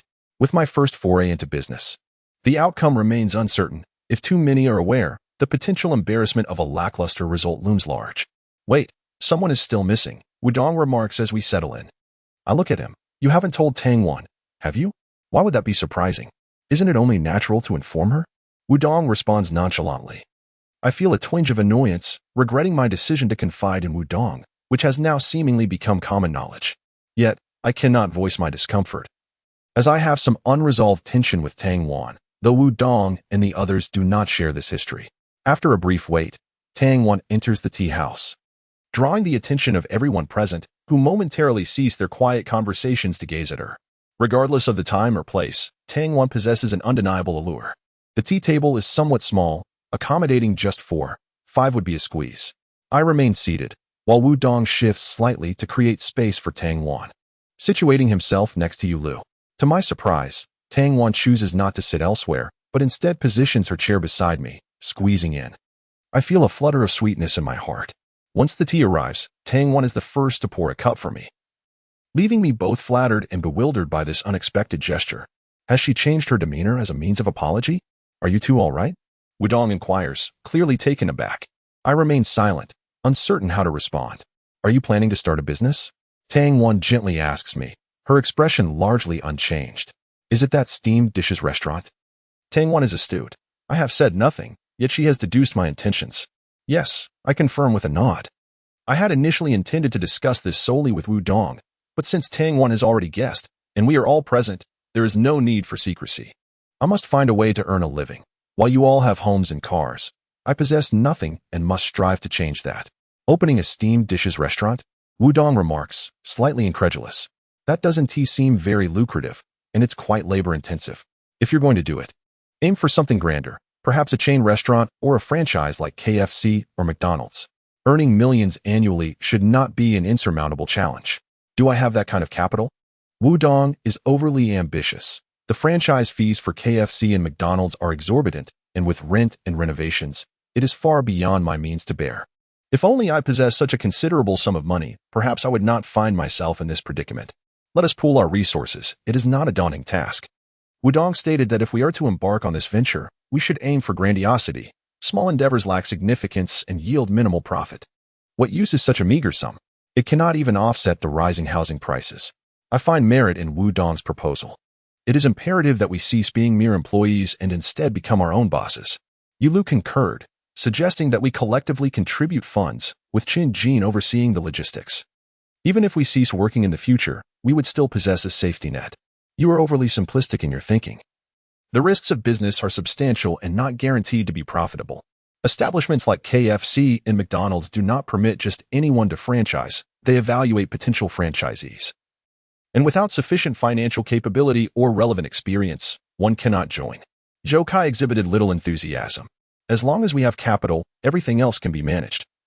It is not an insurmountable challenge. Zhou Kai, your family is engaged in business. Surely you possess some connections that could assist us in gathering information? In this society, connections matter, and as long as one has them, negotiations can be made. Wudong is quite knowledgeable in this regard. Zhou Kai glanced at me, stating, I can gather information, but leveraging connections is not feasible. Those connections belong to my family, not me. To be frank, I do not hold much faith in your capabilities to undertake such an endeavor. Zhou Kai's skepticism was palpable, offering no pretense of politeness. Zhou Kai, we are all classmates and share a strong bond. What harm is there in lending a hand? Furthermore, this venture would benefit us all if we invest. We will surely reap dividends in the future. Yulu tugged at Zhou Kai. Classmates are classmates, and business is business. If you insist on my investment, that is acceptable. However, I shall handle the arrangements. Rest assured, your share of the profits at year's end will not be diminished, Zhou Kai retorted without any consideration for camaraderie. Wudong shook his head, questioning how Zhou Kai's involvement could exclude Chen Jin. You may handle it as you wish, Zhou Kai replied. The atmosphere became palpably awkward. Zhou Kai's disdain for me was evident, and his refusal to entrust me with leadership underscored his lack of faith in my abilities. I mused that a steamed dish restaurant might be a promising idea. Let us proceed with that. Did you not mention you owed me 40,000 yuan? There is no need to repay me. Consider it my investment. Tang Wan interjected, looking at me, stating that a loss would be inconsequential, merely a failed investment. And should there be a profit, I should remember to share the dividends at year's end. It is not 40,000, but rather 44,500. Plus the advance salary I previously requested from you. Although reluctant to accept Tang Wan's assistance, her words alleviated the tension of the moment. This being my first venture, the outcome remains uncertain. Even if I were to succeed, the profits may not be substantial. You must have made a decision in your mind. Let us find a time to explore this together, Tang Wan suggested. I am quite curious about your ideas for reviving that steamed dish restaurant. Very well, I nodded, acknowledging Tang Wan's support. As partners, it is indeed necessary to share my concepts and visions regarding the restaurant. After a circuitous journey of attempting to sever ties with Tang Wan, I found myself drawn back to her. As we departed the tea house, Yulu approached me, saying, Zhou Kai's personality is just that way. Do not take it to heart. I apologize on his behalf. I still have over 100,000. And after setting aside the 100,000 intended for my wedding, I can spare another 30 to 40,000. Are you planning to get married? I was somewhat taken aback. As I had heard no prior whispers about this, I did not expect Yulu to be contemplating marriage. Well, I had initially intended to wait a bit longer. But due to unforeseen circumstances, I now plan to marry. Yulu nodded, adding that she had not yet shared this news with anyone else, and requested that I keep it confidential until the wedding date is set, at which point she would inform everyone. Pregnant? An unexpected turn of events necessitating a hurried marriage. That must be the case. Yes, it has been a month. A sweet smile adorned Yulu's face, as she expressed her excitement at the prospect of becoming a mother, oblivious to whether it would be a boy or a girl. I fell silent. Initially, I held reservations about the union between Yulu and Zhou Kai, primarily because I harbored an aversion to Zhou Kai, much like he seemed to feel toward me. I have always perceived Zhou Kai as somewhat capricious, his heart elusive and difficult to fathom. I had hoped for a separation between Yulu and Zhou Kai. Yet here they were, embarking on the journey of marriage. The happiness reflected in Yulu's smile appeared genuine. Perhaps my bias against Zhou Kai clouded my judgment. I wish you happiness. I had no intention of taking Yulu's money. She should keep it for the future, to buy formula for the child. Chapter 68. Dining together, you need not worry about the formula. With Zhou Kai around, 100,000 as a dowry will suffice, Yulu assured me. Does he truly require your dowry? Zhou Kai's family is quite well off and certainly capable of supporting Yulu, allowing her to devote herself to being a homemaker. A woman should not solely assume the role of a housewife. Lacking an independent income can diminish her status and devalue her worth, leading to potential conflicts even in the most loving of relationships. Yulu had her own perspective on this matter. What she articulated was not limited to women. It equally applied to men. Must one's worth be measured solely in monetary terms? I merely felt discomfort regarding this notion. Of course not. Caring for children, maintaining a household, and engaging in various activities can all reflect a person's value. However, none of these endeavors offer the immediate clarity that financial gain does. And the majority of people tend to gauge worth through monetary and occupational standards, Yulu remarked, explaining that the absence of work invites gossip. Tang Wan and a few others were waiting for us ahead. Yulu paused, asking, "You truly do not want that money?" "No, I do not require it.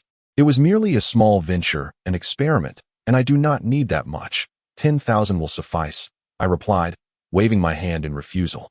"All right. Should you need anything in the future, do let me know. I understand that your relationship with Zhou Kai is not particularly strong, yet that does not hinder our friendship. I have married her, so please do not feel the need to avoid me, all right?" Yulu fixed her gaze on me. I chuckled softly. "Your words sound rather strange. It feels as though I am your lover, needing to maintain our connection even after your marriage. Surely you do not genuinely believe that?" "I'm not jesting. If you dare to avoid me, I will seek you out," Yulu asserted without a trace of humor. My smile faltered as I met her gaze, responding, "Very well. I shall not avoid you. You are my dear friend. How could I possibly do that?" "Remember your promise," she reminded me once more. Before walking over to Zhou Kai and getting into the car, through the car window, she waved goodbye to me. As I watched the car fade into the distance, I silently wished for Yulu's happiness. "Are you taking Tang Wan's car, or will you accompany me?" Wudong inquired. "You may head back. I wish to take a solitary stroll," I replied. I still need to ponder the matter of the steamed vegetable restaurant. I have the funds and some ideas. Yet I possess no certainty regarding success. I need to deliberate further. Wudong offered no further words and drove away. "You should leave as well," I suggested to Tang Wan, who remained still. I lit a cigarette, contemplating my solitude. "I have time now. I shall accompany you for a while," Tang Wan said, walking alongside me. Having invested her money, I felt it inappropriate to refuse, so I reached to extinguish my cigarette. "Smoke if you wish. It's of no concern to me," Tang Wan assured me.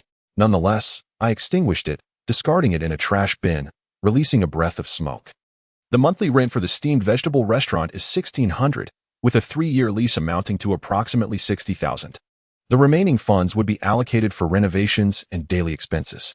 The lowest monthly rent for nearby shops is at least 2,500, given its somewhat obscure location. The price of 1,600 is quite reasonable. Li Mingzhou is rather honest, Tang Wan remarked. "Have you researched the prices of nearby shops?" I asked, somewhat perplexed. Tang Wan nodded. "I, too, intend to take over the steamed vegetable restaurant, hence my prior research, though you have acted more swiftly. That location is quite remote and unprofitable. Li Mingzhou invests an additional 1,000 each month into the shop. Why would you wish to take it over?" I questioned her. "And what about you? Why do you wish to take it over?" Tang Wan countered. "My circumstances are different. I have no choice but to take a gamble. You, however, have a stable job with a decent salary. There is no necessity for you to engage in this venture," I explained. "Even if my situation deteriorates, I would merely lose some money and revert to my previous state. This is life. In order to survive, I must undertake this endeavor. Tang Wan's job is commendable, leaving her little spare time. In other words, she has already established a career and should not expend energy on this matter. It is unfortunate that the steamed vegetable restaurant closed down. There isn't much left from high school," Tang Wan stated, articulating her rationale. Her reasoning stirred something within me. Did Tang Wan wish to take over the restaurant because of our frequent meals there together, as a means to preserve those memories? "The location is far too obscure," I remarked. "If it were not remote, you wouldn't be able to assume control, nor at such a modest price," Tang Wan replied. "I have faith in you. I am certain you will succeed in revitalizing the steamed vegetable restaurant. Her gaze was genuine. She truly believed in my potential to succeed. I, however, lacked such confidence in myself. How could she have faith in me? Do you have time tomorrow? I inquired. Li Mingzhou had granted me a week to raise the funds. Yet I wished to settle the matter with him promptly to avoid any delays. I can spare some time in the morning. Truth be told, you could handle this matter alone. There is no need to include me. I trust you, Tang Wan observed, discerning my intentions. Indeed, I sought Tang Wan's presence as a witness. When it comes to financial matters, clarity is paramount, especially considering her greater financial standing. If you have time, let us go together. I remarked that the contract certainly needed to be signed. Your presence would facilitate matters, allowing you to refrain from exerting yourself further, as I would handle the subsequent affairs. After a while, I noticed that Tang Wan appeared somewhat chilly. On such a frigid day, dressed so lightly, let's head back. As we continued walking, Tang Wan inched closer to me, our garments brushing against one another. After a moment, she added, wearing more would make me look plump. How could you possibly be overweight? You are even slimmer than in high school. Indeed, Tang Wan had shed weight since those days. She had grown taller, matured, and her figure had developed more voluptuously, mastering the art of dressing elegantly. Yet, there was a sense of melancholy about her. Not old, but rather more sophisticated and alluring. I praised. A woman's allure blossoms with maturity. Are you more beautiful now than in high school? Women seem to be particularly concerned about such matters, and Tang Wan was no exception. Yes, I admit it. I am indeed more beautiful.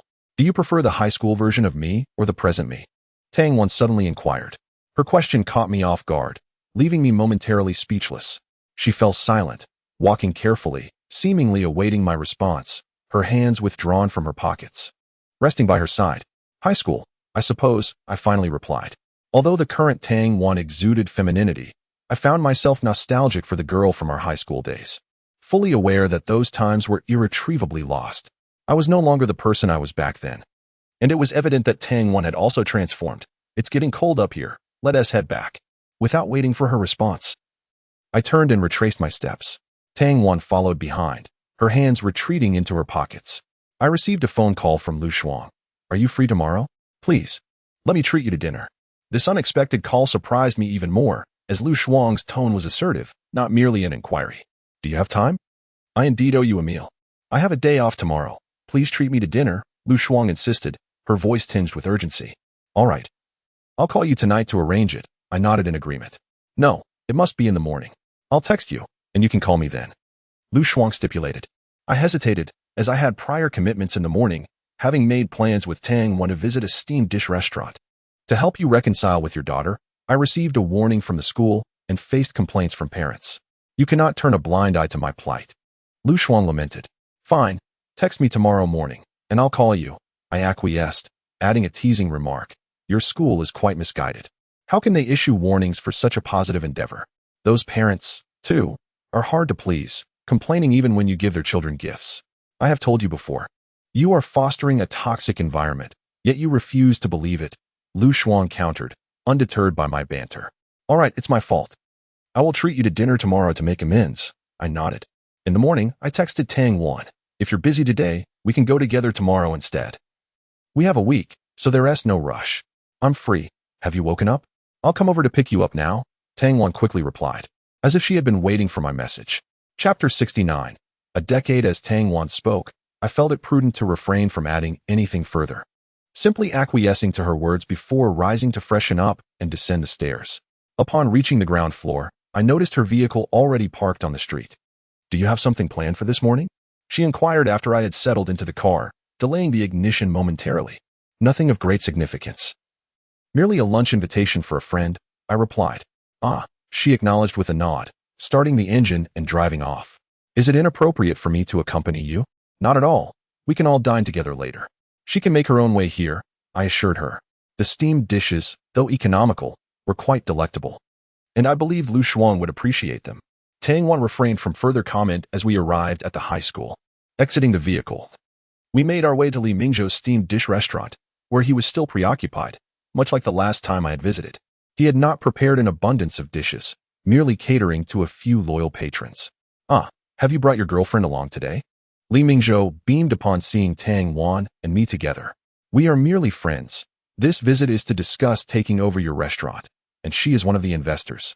I felt compelled to clarify in Tang Wan's presence. Huh.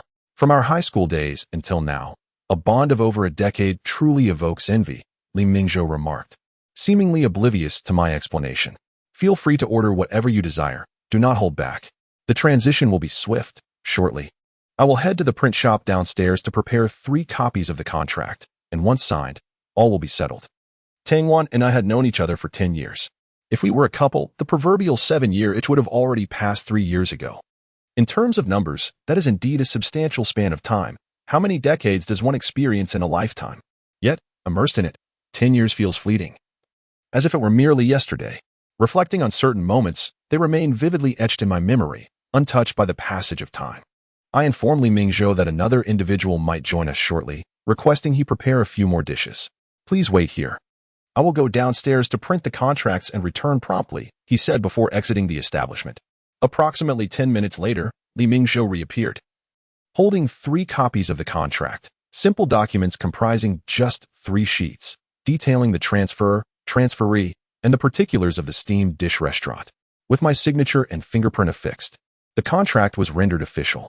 I transferred the funds to Li Mingzhou via WeChat and Alipay. The remaining procedures were straightforward, just a few more trips, and the restaurant would officially be under the names of Tang Wan and myself. I had become the proprietor. At the moment my fingerprint marked the document, an indescribable emotion surged within me, momentarily alleviating the emptiness of my diminishing account balance. Congratulations. I hope you can revive the restaurant, Li Mingzhou said, extending his hand for a shake. Will you stay on? I can offer you a salary, I proposed, acknowledging my lack of culinary skills and the need for a chef. I would love to remain, but at present, I cannot. I wish to spend quality time with my parents, who are aging and have toiled for half a lifetime. I want to take them out for a while, Li Mingzhou explained. I could not hinder his filial piety. Finding a chef would be a challenge I would have to address separately. Just then, my phone buzzed with a message from Lu Shuang. 3 simple words. It is ready. I am aware that this is her subtle cue. Without delay, I dial her number, and she answers almost immediately. Before I can utter a word, Lu Shuang speaks up. Are you looking to have a meal with me? On the other end, I hear another voice, and it dawns on me what is happening. I quickly interject. Teacher Lu, you must join this meal gathering. You have already declined several times. If you refuse again, the leadership will hold it against you. All right. I will definitely come, Lu Shuang responds with a hint of resignation. It seems she has moved the phone away, conversing with someone beside her. I'm truly sorry, but I have something urgent, she murmurs, and the subsequent words become indistinct, drowned out by the sound of the wind. The call remains active, and after about half a minute, Lu Shuang's voice emerges once more. So, where are you treating me to this meal? I provide her with the location of the steamed dishes restaurant. 20 minutes later, Lu Shuang calls me again, asking for directions. Where exactly is that place you mentioned? I can't seem to find it. Her words caused my heart to sink slightly. I had described the location to her in great detail. Yet she still struggles to locate the steamed dishes restaurant, which truly is quite obscure. Upon descending the stairs, I spot Lu Shuang. Engrossed in her phone, I marked the location for you and added text. How could you not find it? What kind of teacher are you if you can't guide the children effectively? She teases. Your dining venue isn't hidden in an alley, is it? Lu Shuang expresses her skepticism regarding my choice of restaurant. After all the trouble I went through to assist you, facing reprimands from the principal and complaints from parents, you wouldn't just be treating me to some trivial snacks, would you? It's not just snacks, I assure her. Well, that is a relief, Lu Shuang replies, feeling somewhat reassured as she follows me. As we venture deeper, Lu Shuang speculates. Hidden away like this must mean it's a very charming restaurant. Your sincerity is commendable. It's merely a steamed dishes restaurant, I confess, but rest assured, the taste is exceptional. This establishment has been around for over a decade, and I often dined here during high school. Is it truly that delicious? Lu Shuang seems skeptical. You're not bringing me here just to save a few bucks, are you? If you find it unsatisfactory, I'll treat you to another meal next time, I reply, adding, and I'll even help you escape from the blind date gathering. How did you know? Lu Shuang regards me with a hint of suspicion. Your voice was quite loud, and you fled in such a hurry. I'm not deaf or dim-witted. How could I not guess? I chuckle, glancing up. We've arrived. It's just ahead. I have a friend inside. Upon entering, Li Mingzhou glances at Lu Shuang and then looks at me with admiration. Have a seat, I gesture. pulling out a chair for Lu Shuang. Aren't you going to introduce us? Lu Shuang boldly settles down, offering a sheepish smile to Tang Wan. I hope I'm not interrupting your date. Not at all. We're not on a date. Tang Wan replies with a faint smile, then looks at me expectantly. Aren't you going to introduce us? Both women are urging me to make introductions. They could have inquired themselves. I merely intended to enjoy a meal. The intersection between Tang Wan and Lu Shuang is likely minimal, and I deem introductions unnecessary. Now, considering the sentiments of the two individuals, I must introduce them. Tang Wan, a high school classmate, and Lu Shuang, Chen Ke, my daughter's teacher. Hello, Lu Shuang said, extending her hand to shake Tang Wan's. You are truly beautiful. I never imagined Chen Jin had such an attractive high school classmate. I felt somewhat speechless, realizing that my status in Lu Shuang's eyes seemed rather low. You are beautiful as well, Tang Wan replied with a smile. As the steamed dishes were served and tea was placed on the table, I called for Li Mingzhou to join us, but he laughed and ran off to a corner, keeping his distance, evidently afraid of disturbing the three of us. Such a lack of gentlemanly conduct. Does he not know to pour a glass of water for the ladies? Lu Shuang scoffed. Can't you do it yourself? She added. Nevertheless, I picked up the teapot and poured a cup for Lu Shuang and Tang Wan.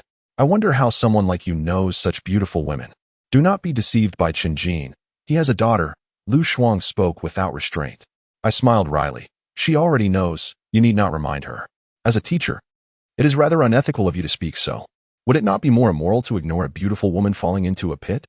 Lu Shuang took a bite of the steamed dish. This is quite delicious. See, I told you. I've been eating these steamed dishes for 3 years in high school, and I never grew tired of them. They are undeniably exquisite. Mind your words. Lu Shuang's personality truly mirrored her name. I am merely stating facts, Lu Shuang replied. I was left speechless and could only lower my head to eat. Tang Wan remained silent, occasionally glancing at Lu Shuang and me. A flicker of envy and nostalgia crossing her features, though I could not be certain if I was mistaken. As we neared the end of our meal, Li Mingzhou approached and handed me the keys to the shop. I want to be coming tomorrow. I also do not plan to move the tables and chairs. Keep them if you need them. Otherwise, feel free to sell them. Thank you, I replied. The items in the shop were worth several thousand. And whether I would find them useful or not, it was a gesture of goodwill from him.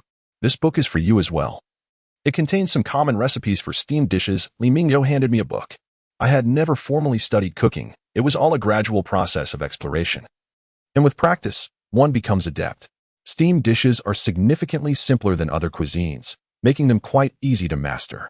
Accepting Li Mingzhou's book, I took my leave, leaving him alone on the stool, staring blankly at the empty steamed dish restaurant.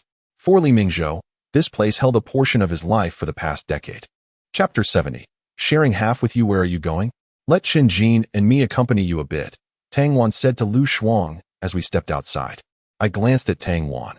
Her words suggested that I was leaving with her, yet in reality, we were headed in different directions. No need. You both go on. I shall not be a third wheel. Lu Shuang waved her hand, indicating the high school nearby. I'm going to take a stroll inside. Nostalgic for high school life? I remarked with a smile. I would indeed wish for such things, but my academic performance does not match yours. I did not attend high school here, rather.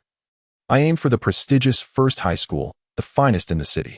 I once dreamed of being accepted here, perhaps to experience a romance, and upon graduating, to attend the same university as my boyfriend, recounting to classmates that we had known each other since high school and embarked on our love story then. Lu Shuang was certainly lost in such daydreams. How romantic. Yet here you are, still engaging in blind dates, I interjected. Indeed, Lu Shuang did not contest this, letting out a sigh filled with regret. Perhaps you have never experienced a romantic relationship either, I added. Who says that? Lu Shuang seemed to feel a bit embarrassed. It's evident, I replied with a smile. Your eyes are brimming with longing. Hurry and find someone to fall in love with. Else you might find yourself pregnant and hastily married, missing out on the essence of romance altogether. That won't happen, even if I were to fall in love again. The sense of romance would be lost. Lu Shuang shook her head, her gaze tinged with sorrow. All right, I won't engage with you anymore. I'm leaving now. Lu Shuang entered the school, and I got into Tang Wan's car. The kind of romance she described is indeed enviable, Tang Wan suddenly remarked while driving. I stared at the retreating scenery outside the window, and upon hearing her words, glanced back at the rearview mirror, noticing that Tang Wan wore the same dreamy expression as Lu Shuang had moments ago. Women, it seems, often yearn for such a relationship. It is unreliable. For one of them may not gain university admission, I joked. Tang Wan glanced at me, and I continued, or perhaps both may be admitted but to different universities. Or they may end up at the same institution yet drift apart, having been exposed to broader horizons. Your assertions are rather cruel. Tang Wan fell silent for a moment. Her voice subdued. Life is inherently cruel, I mused. I once aspired to become Jack Ma, dreaming incessantly, yet it remains a distant fantasy. There is only one Jack Ma. You are far too pessimistic, Tang Wan replied. It is not pessimism. Romantic love is not always beneficial. I remarked, the tales of the cowherd and the weaver girl, or Liang Shanbua and Zhu Yingtai, are undeniably romantic. But would you truly desire such fates? Tang Wan turned to look at me, her eyes filled with uncertainty.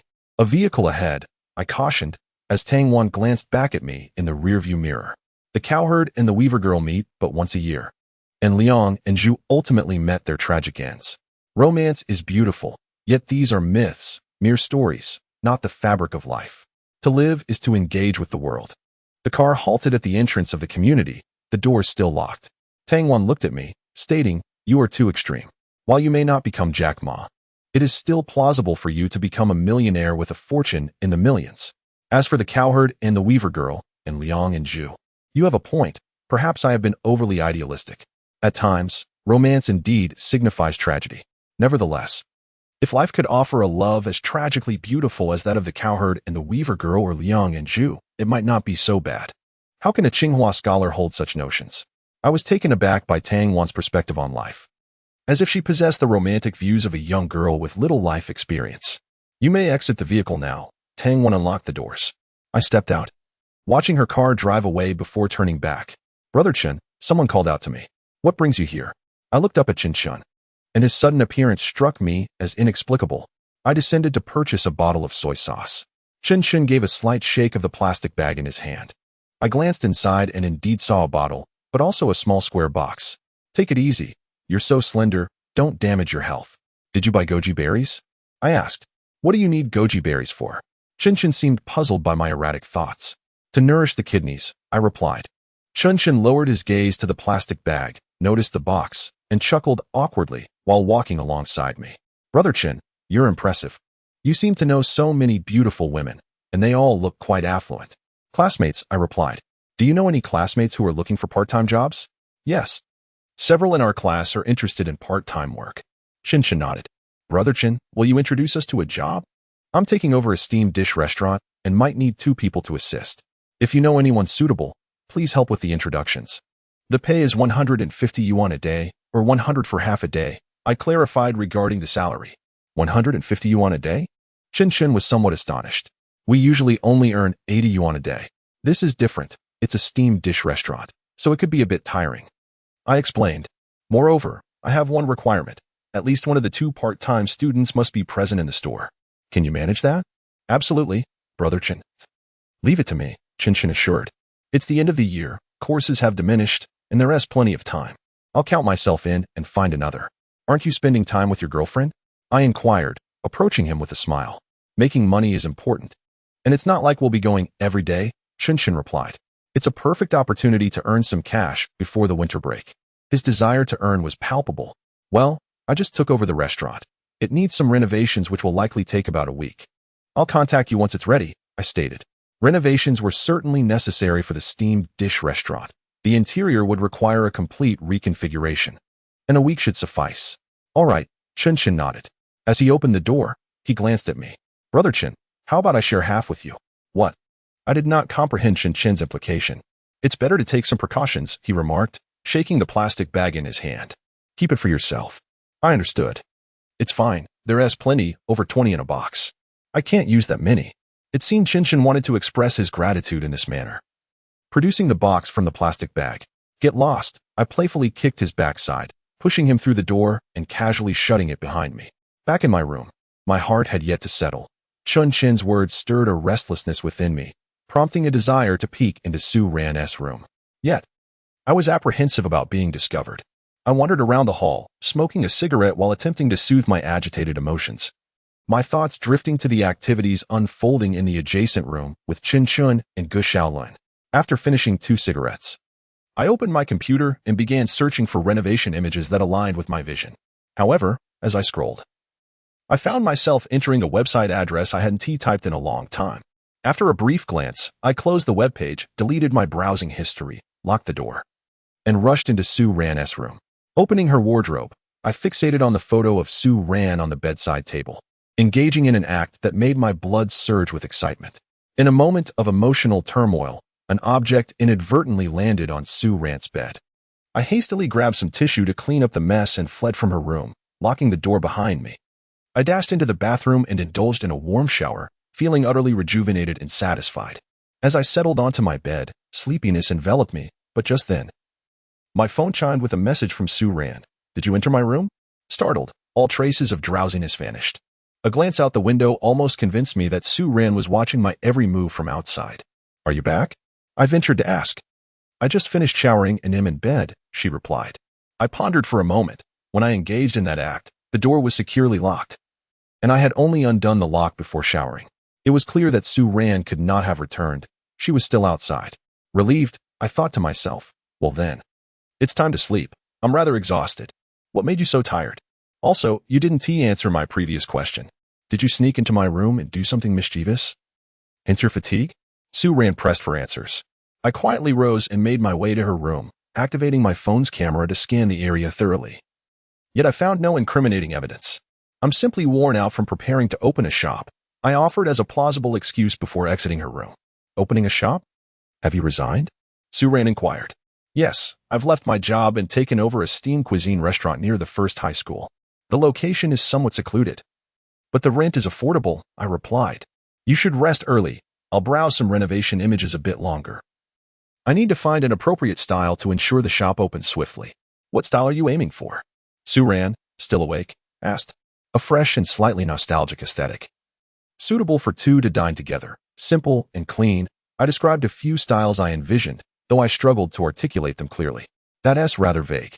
While your requirements can be met, the outcome will likely differ from your expectations. Here is a thought. Add me on WeChat, and I'll send you a few images. You can then specify your preferences based on what I share, Su Ran suggested. Do you know someone in the renovation business? I speculated that her offer stemmed from a connection to someone skilled in that area. After I added her on WeChat, she sent me several images, all showcasing a fresh design style that looked quite appealing. The images are lovely, but I'd prefer not to trouble your friend with the renovations. I'll find someone myself, I replied. I was reluctant to involve acquaintances in the project, fearing that high expectations might lead to dissatisfaction on both sides, ultimately resulting in an unpleasant experience. I'll handle your renovations, Su Ran declared. Are you quite familiar with this? I assumed Su Ran's message had been truncated, leaving me confused. I will personally design the renovation style for you, and then find someone to execute it, she clarified this time. I was momentarily taken aback. You can do renovations? It's what I studied.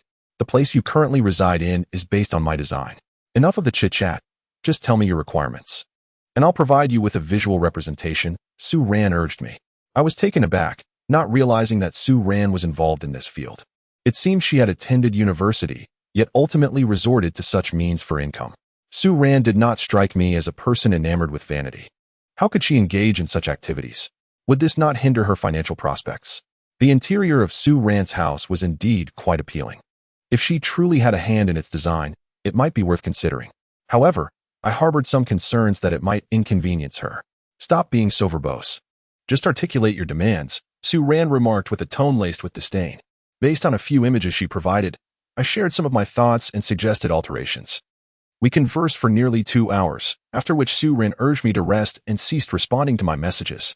Around 7 or 8 in the morning, while I was still in slumber, my phone rang, startling me awake. It was Su Ran's voice. I've completed the 3D render. I've sent it to your WeChat.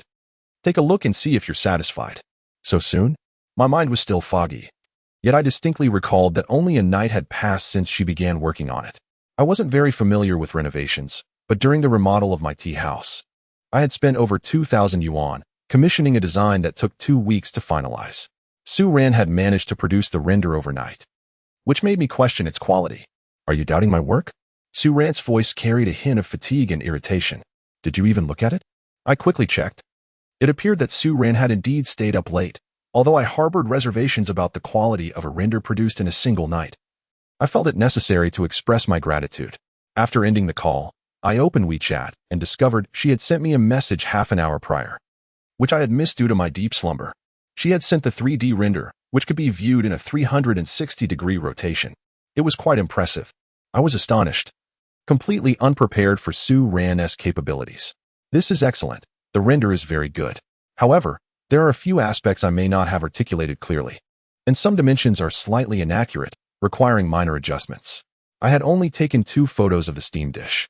It was surprising that Su Ran could achieve such a level of detail in her render. This is just a preliminary design.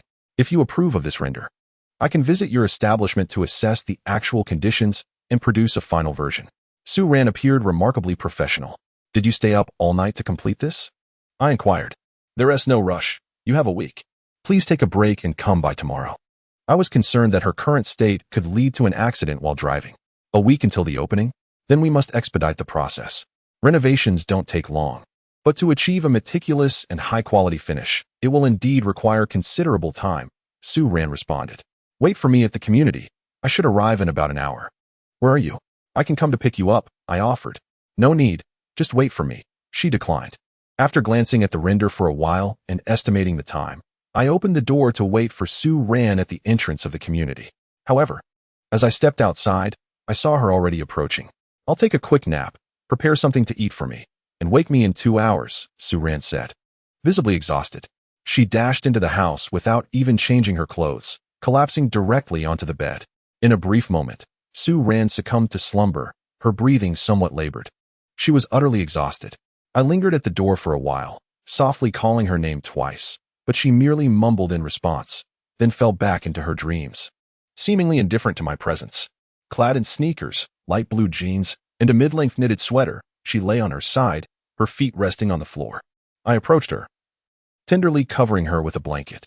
After a moment's hesitation, I removed her shoes and gently maneuvered her onto the bed before stepping out. As I closed the door behind me, my gaze fell upon a photograph on the bedside table.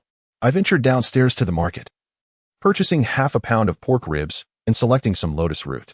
After washing them thoroughly, I placed them along with the seasonings into the pressure cooker. I then took a small stool to the balcony, opening the window to indulge in a cigarette. 2 hours later, I peeked into the room to check on Su Ran. She was still asleep, and I refrained from waking her, wishing for her to rest a little longer. The fragrance of the lotus root soup wafted through the kitchen, promising an even richer aroma after some time. After 3 hours, I couldn't help but wonder why she hadn't called for me. Su Ran emerged from the room, looking considerably more refreshed, her hair neatly arranged, as though she had been awake for a while. Noticing me smoking indoors, she suggested, I wanted you to sleep a bit more. Go wash your face. I've prepared lotus soup for you. I smiled, acknowledging that her words no longer held much weight for me. The soup had changed color, now a deep brown, with the meat absorbing the hue beautifully. The lotus root soup simmered to perfection. I poured a generous bowl and placed it on the dining table, arranging chopsticks for her. Su Ran seemed a bit dazed from her nap, speaking little as she sat down to eat. Why don't you go back and sleep some more? It's still early. There's no rush, I suggested. She shot me a disapproving glance, leaving me perplexed. What does that look mean? I inquired, confused. You know exactly what it means, she retorted, her tone unfriendly. I was bewildered and felt a sense of unease creeping in, yet I clung to a sliver of hope. How could there be that on my bedsheets? Su Ran's gaze bore into me. What do you mean? I feigned ignorance, suspecting she was trying to deceive me. I had cleaned everything meticulously, and there was no way she could have noticed. The disarray of the clothes in the wardrobe and the misplaced photo album on the bedside table left me astounded by her observations. Did you install a camera in the room? I questioned, suspecting that I had overlooked something that would explain her uncanny awareness of the room's disarray. Who would be as twisted as you? She scoffed. I know exactly where I placed my things. I wouldn't need a camera for that. What makes you think I'm twisted? I was just bored and took a look. I hadn't anticipated Su Ran's keen memory regarding her belongings. Still trying to argue? You've gotten something dirty on my sheets. How is that not twisted? Did you do the same when you got into my room? She pressed. Absolutely not, I replied, my tone resolute. It seemed I would have to lock the door from now on. Su Ran regarded me with skepticism. You're a married man. How can you engage in such behavior? I'm divorced, I stated. So, being divorced justifies such actions? She challenged. I was at a loss for words. After a moment, I looked at her and offered, Shall I help you wash the bed sheets? Chapter 72. The talkative driver. How will you sleep tonight? Su Ran shot me a glance after sipping her lotus root soup. Are you planning to stay here tonight? I asked, perplexed. This is my home. If I don't sleep here, am I supposed to go to a hotel? Su Ran replied. That's not what I meant. I was asking if you have other places to stay. Why not go there? I clarified. Su Ran's tone was somewhat brusque, yet I could only listen. After what transpired in her room, anyone would feel uncomfortable. It was my fault, and it was entirely reasonable for her to be upset. The fact that she hadn't thrown me out was already a testament to her kindness. It's rather far. It wouldn't be convenient to go, she said. After finishing a large bowl of soup, she added, let us head to your shop. How about I buy you a new bedsheet later? I suggested apologetically. Do you have a lot of money? Su Ran fixed her gaze on me. I shook my head. No. Then why waste money on that? Su Ran retorted. Now you realize the need for remedy. But how could you dare to act that way before? I had no rebuttal for her words. Following her outside, I noticed her Audi A6 parked downstairs and walked towards it. What are you doing? Su Ran asked, watching me. Getting in the car. Isn't this yours? I glanced at the license plate, momentarily doubting my eyes, but it indeed belonged to her. Can you drive? She inquired. I can't. I can't even afford a house or a meal, let alone learn to drive. Then we'll take a taxi, she stated. Aren't you able to drive? I was somewhat confused. Aren't you feeling well? I assumed she might be experiencing menstrual discomfort, but that shouldn't hinder her ability to drive. Do you want me to stay up all night and then try driving? I don't want to die, and neither should you, Su Ran replied. I chuckled awkwardly and returned to her side. We'll take a taxi. At the community entrance, I flagged down a cab and, after stating our destination, Su Ran leaned back in her seat, her eyes half closed. 3 hours of sleep evidently hadn't sufficed, and she still appeared fatigued. You stayed up all night and drove here in the morning? I asked. Sure, let me rest. Wake me when we arrive, she replied, ignoring my question. She looked exhausted. A wave of guilt washed over me. It was evident she had driven here after a sleepless night, which was dangerous. If something had happened on the road, the consequences would have been dire. She was helping me, yet I had behaved so disgracefully. I felt unworthy of the title of friend.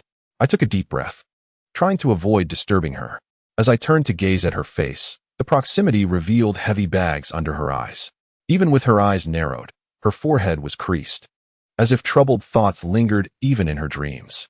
When the car came to a halt, I gently nudged Su Ran. We're here. She awoke immediately, fixing her hair before stepping out. Perhaps you should rest. You really need it. You look utterly exhausted, I urged again. Lead the way. Su Ran dismissed my advice. Resigned, I walked ahead, guiding her to the steamed vegetable restaurant. The door was closed. Li Mingzhou had already left. This place is rather remote, Su Ran observed. And it's quite small. If it weren't for the lack of bias and ample space, the responsibility would not have fallen upon me. I procured a stool for Su Ran, who appeared to take on the role of the proprietor, sitting comfortably. However, Su Ran chose not to sit. Instead, she began to meander through the house, documenting her observations, and before long, a ruler had mysteriously appeared in her hand as she measured the dimensions of the property. Half an hour later, Su Ran completed her task without requiring my assistance. I will provide you with the plans once we return. It should be successful on the first attempt, she stated with confidence. Have you finalized the renovation workers? I shook my head in response. Then I will assist you in arranging that. Once the design is ready, we can have them commence work, if all goes well. They can begin preparing the materials this afternoon and start the renovations by tomorrow morning, Su Ran suggested. Is there any issue? I was somewhat taken aback by Su Ran's efficiency. So soon? I inquired. Do you wish for it to proceed at a slower pace? Su Ran scrutinized me. No. Of course, the quicker, the better. However, with the year-end approaching, it may be challenging to find skilled workers, right? Moreover, if the pace is too swift, can we ensure the quality? And since the materials are their responsibility, might there be some hidden issues? Should I accompany them? I expressed a series of concerns. You seem quite knowledgeable, Su Ran remarked, a hint of amusement in her eyes. I've done some research, gathering information from Baidu. Renovations require meticulous attention, otherwise, money can be squandered. I've looked into various renovation experiences of others. Are you implying that you do not trust me? Su Ran's gaze turned somewhat piercing as she fixed her eyes on me. How could I? I absolutely trust you. Your designs are exceptional and highly professional, I replied earnestly. I was genuinely surprised by Su Ran's prowess in design. Her efficiency in her work left me feeling inferior. All the renovation workers are my acquaintances. Do you doubt them? Su Ran discerned the implication in my words. Indeed, I harbored doubts about those workers. This was my inaugural venture, and I had invested a substantial sum of 100,000 yuan. I could not afford to be careless. Prudence was imperative. Then you can accompany them to purchase materials, or even set up a bed here to supervise around the clock, Su Ran suggested. I surveyed the steamed vegetable restaurant. While it was not extensive in size, accommodating a bed was feasible. However, would it interfere with their work? Su Ran cast me a disapproving glance before stepping outside. Wait for me. I hurriedly locked the door and followed her. I quickened my pace, catching up to Su Ran, and sheepishly remarked, since you have such faith in the renovation workers, I should trust you as well. How much will the renovation and materials cost in total? Given that Su Ran had stayed up late to assist me, it was only fair that I place my trust in her. 100,000, Su Ran replied without a moment's hesitation. Do not jest. I am serious. How much will it cost? I will pay you, and you should also be compensated for the design work, I insisted, unwilling to let her labor for free. I am not joking. The total for renovation and materials is indeed 100,000. If you truly wish to compensate me for the design work, it will be just 10,000, Su Ran clarified. I hastened a few steps, positioning myself in front of her to block her path. Please, do not jest. How can such a small amount of materials possibly total 100,000? I have the funds. Please provide a careful estimation. I'm not joking, Su Ran replied earnestly, looking straight into my eyes. Her expression indeed did not suggest jest. Is it truly 100,000? Su Ran nodded. That is still a modest estimate. A thorough calculation may reveal a greater sum. 100,000 is excessive. I cannot afford it. I have merely 40,000 in total, from which I must set aside 20,000 for the initial daily expenses of the shop, serving as working capital. So, why do you inquire? Su Ran continued to scrutinize me with her gaze. Given our acquaintance, might you offer a discount? Furthermore, isn't your fee for the design a tad exorbitant? For such a small space, charging 10,000 seems unreasonable. If it were for an entire house, wouldn't the costs escalate into several tens of thousands? I believe Su Ran's charges are somewhat inflated. I have researched this matter, and typically, others charge only a little over 1,000 for a design. Even considering overtime, 3,000 would suffice. Do you not wish to pay? Su Ran asked me. I do wish to pay, but I am currently unable to produce such a large sum. I replied, that is no problem. You are the owner, after all. Consider this as my investment. Su Ran expressed her desire to join the venture. This seems inappropriate, I thought, feeling a bit resistant. Tang Wan is already a partner. I am not particularly concerned about sharing profits, especially since the shop has yet to open and its profitability remains uncertain. It merely feels somewhat awkward. Stingy. Su Ran hailed a taxi. I opened the front door for her, but she opted to sit in the back, shifting slightly to make space. After a brief moment of hesitation, I joined her in the rear seat. Have you had a quarrel? The driver smiled kindly, remarking that couples often argue, but with such a beautiful girlfriend, a man should be magnanimous and own up to his mistakes. He is married, Su Ran replied. You are married? So soon? You both appear quite young, congratulations. The driver said, quite chatty. He is married, with children already in elementary school. I am not married, Su Ran clarified. Oh? The driver responded, his expression becoming somewhat peculiar, after which he fell silent. Chapter 73. A visit in the rearview mirror. The driver's demeanor appeared unusual. The warmth of the car's heating caused Su Ran to unintentionally doze off, her head leaning against me. I sat up straight, allowing her to rest her head upon my shoulder. The driver glanced over, looking at me with admiration. We have arrived. I gently roused Su Ran. Su Ran awoke and, after a fleeting glance at me, opened the car door and stepped out. Incredible, to have won the affections of such a stunning woman, my friend. You truly are remarkable. As I settled the fare, the driver finally seized the opportunity to converse, having seemingly held back throughout the journey. Never mind. I shall only charge you 20 yuan. Let us exchange contact information, and I may seek your counsel later. The fare was 22, and I handed him 50, prompting him to return 30. I rummaged through my pockets and called out to Su Ran, who had not wandered far. Do you have 2 yuan in change? Su Ran approached and handed me a 100 yuan note. The driver regarded me with even greater respect. I half suspected he might kneel in reverence were we in a different setting. Change, please. It is a matter of principle. I handed the driver another 10 yuan, requesting change. With a resigned sigh, the driver returned 8 yuan, reluctantly departing. I need change. Why would you give me 100? I remarked to Su Ran, who awaited my return. Satisfying. Isn't it? Su Ran glanced at me. She overheard everything just now. How could that be? The driver must have misunderstood. If he had seen your Audi A6, he wouldn't think that way. How could I afford you? You could support me instead. I spoke insincerely. Yet I must admit that the driver's assumption brought me a peculiar sense of satisfaction. Nonetheless, I knew that Su Ran would never look my way, and I dared not speculate on her thoughts or inquire too boldly. Maintaining the status quo was quite satisfactory. I handed her 100 yuan. Is there any food left at home? Su Ran asked. I'll go buy it. You rest upstairs first. I have money for groceries, I replied, pulling out the keys. Su Ran declined, saying, I'll go with you. The market is quite filthy, I warned. Ignoring my comment, Su Ran headed toward the market, and I followed closely behind, astonished. She was so beautiful, and her attire hardly suggested she would venture to a market. I was surprised she willingly wanted to go. Did she genuinely enjoy shopping at the market? Aren't women typically fond of malls and disdainful of the odors in markets? After wandering around the market, Su Ran emerged, satisfied, carrying a 6-kilogram grass carp. Meanwhile, I carried 3 plastic bags, attracting quite a bit of attention. Chen Ke, cooking? We ran into Chen Jin again in the elevator. He was with Gu Xiaoluan. Upon seeing Su Ran, Chen Jin smiled and greeted her. Hello. Gu Xiaoluan glanced at the fish Su Ran was holding and stepped aside, covering her nose. Have you had lunch? If not, come over to my place. Su Ran suggested to Chen Jin. I found her proposal curious.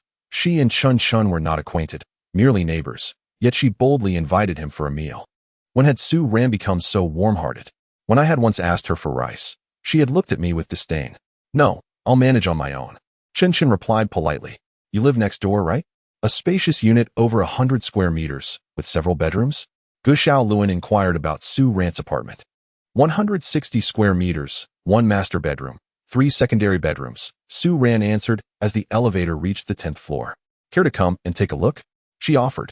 No, thank you. Chen Jin declined for Gu Xiaoluan. What is the harm in taking a look? We'll need to buy a house eventually. It's good to understand what to avoid, Gu Xiaoluan chided Chen Jin. With housing prices so high, how can we afford it? Chen Jin replied with a wry smile. Besides, we are only freshmen. We have another 3 years until graduation, no need to rush. 3 years will pass in the blink of an eye. We must prepare ahead. Renting indefinitely is not an option. After all, it belongs to someone else.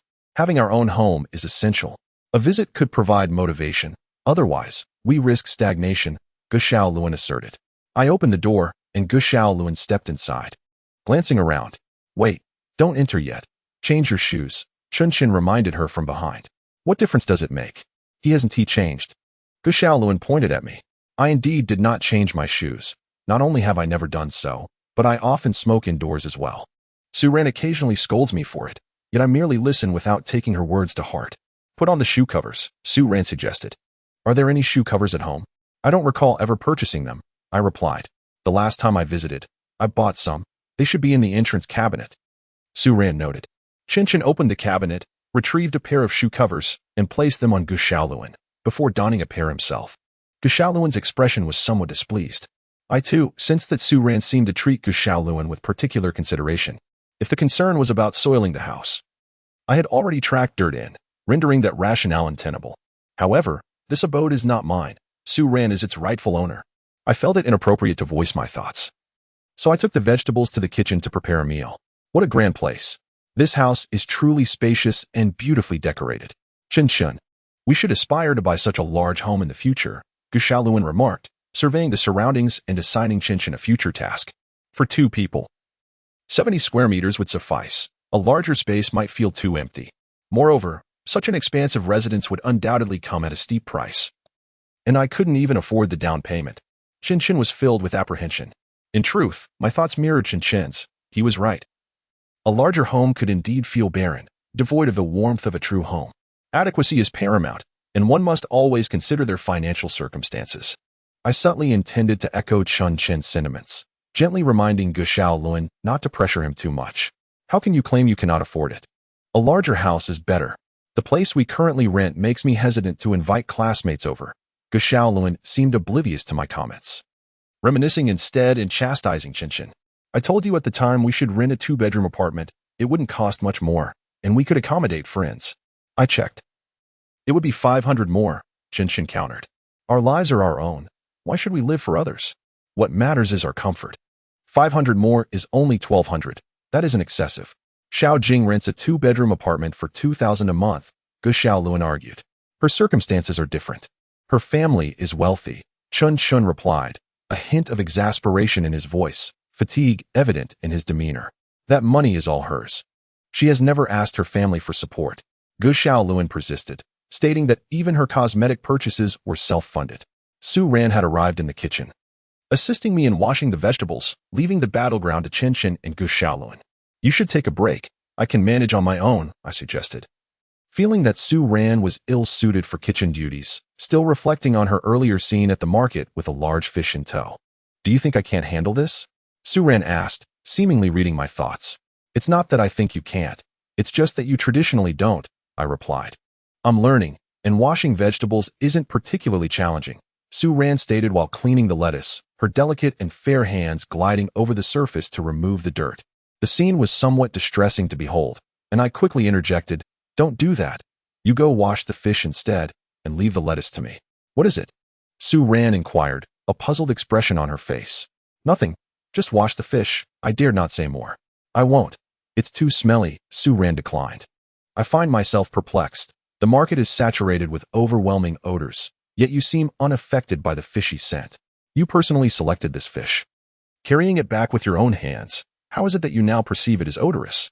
The market's atmosphere is indeed pungent, particularly in the sections selling poultry and fish, where the fishy aroma is palpable and the ground is stained with bloodied water. Yet, Su Ran appears entirely unfazed. This leads her to wash the fish again, only to be surprised by its scent. I cannot help but wonder, are you being overly sensitive? Who is being overly sensitive? Su Ran grasped a piece of lettuce, lifting it as if to strike me. Put it down, release the lettuce. Your posture is rather unbecoming. I felt compelled to remind her once more. Su Ran glanced at the raised lettuce, her brow furrowing in contemplation. After a moment, it seemed she comprehended, her cheeks flushing with embarrassment. You truly are peculiar, to think of such things. It is not my intention. Rather, it is your actions, I clarified. Leave the lettuce be. If you find the fish unpalatable, retire to the living room and keep Chen Jin company. As the host of this abode, how can you abandon your guests to hide away in the kitchen? I had extended the invitation for the two of them on your behalf. Su Ran hesitated before setting down the lettuce, ultimately lifting the fish once more. How should I clean this? Simply rinse it in fresh water. There is still some blood, and the entrails have not been properly removed. The scales too require attention. Once cleaned, I shall scrape them with a knife. Noticing the furrow in Su Ran's brow, I felt a twinge of sympathy. You may leave it there. It will not take long for me to handle it. Su Ran rolled up her sleeves, placing the fish in a basin and gently running water over it, her hand caressing its back. After a short while, seemingly sensing something amiss, she merely rinsed the fish to remove the bloodstains. Su Ran did not remain in the kitchen for long. Once the quarrel in the living room ceased, she exited to join the two, timing her departure impeccably. This prompted me to question her true intentions for being in the kitchen. Was she there to assist? Or was she merely seeking refuge from the discord between Chen Jin and Gu Xiaoluan? As the food finished cooking, Chen Jin entered the kitchen to help serve it. I inquired, is everything all right? It's fine. That's just how she is. She becomes enamored with whatever she sees, without considering my financial limitations. She hears that Chen Wenjing earns money through part-time work and assumes I can do the same. Yet she fails to recognize that Chen Wenjing is capable of such work. Why doesn't she consider taking on a part-time job herself? Though he claimed there was no issue, it was clear that Chen Jin felt stifled. Otherwise, he would not have expressed such dissatisfaction. He refrained from sharing these thoughts with Gu Xiaoluan, mindful of her feelings. Otherwise, it would surely ignite another argument. Never mind, we can only do our best. Earning money is not an endeavor that can be accomplished overnight. I offered a feeble consolation as I carried the fish soup out. I, too, had not succeeded. And being in a position similar to Chen Jin's, I was at a loss for how to truly comfort him.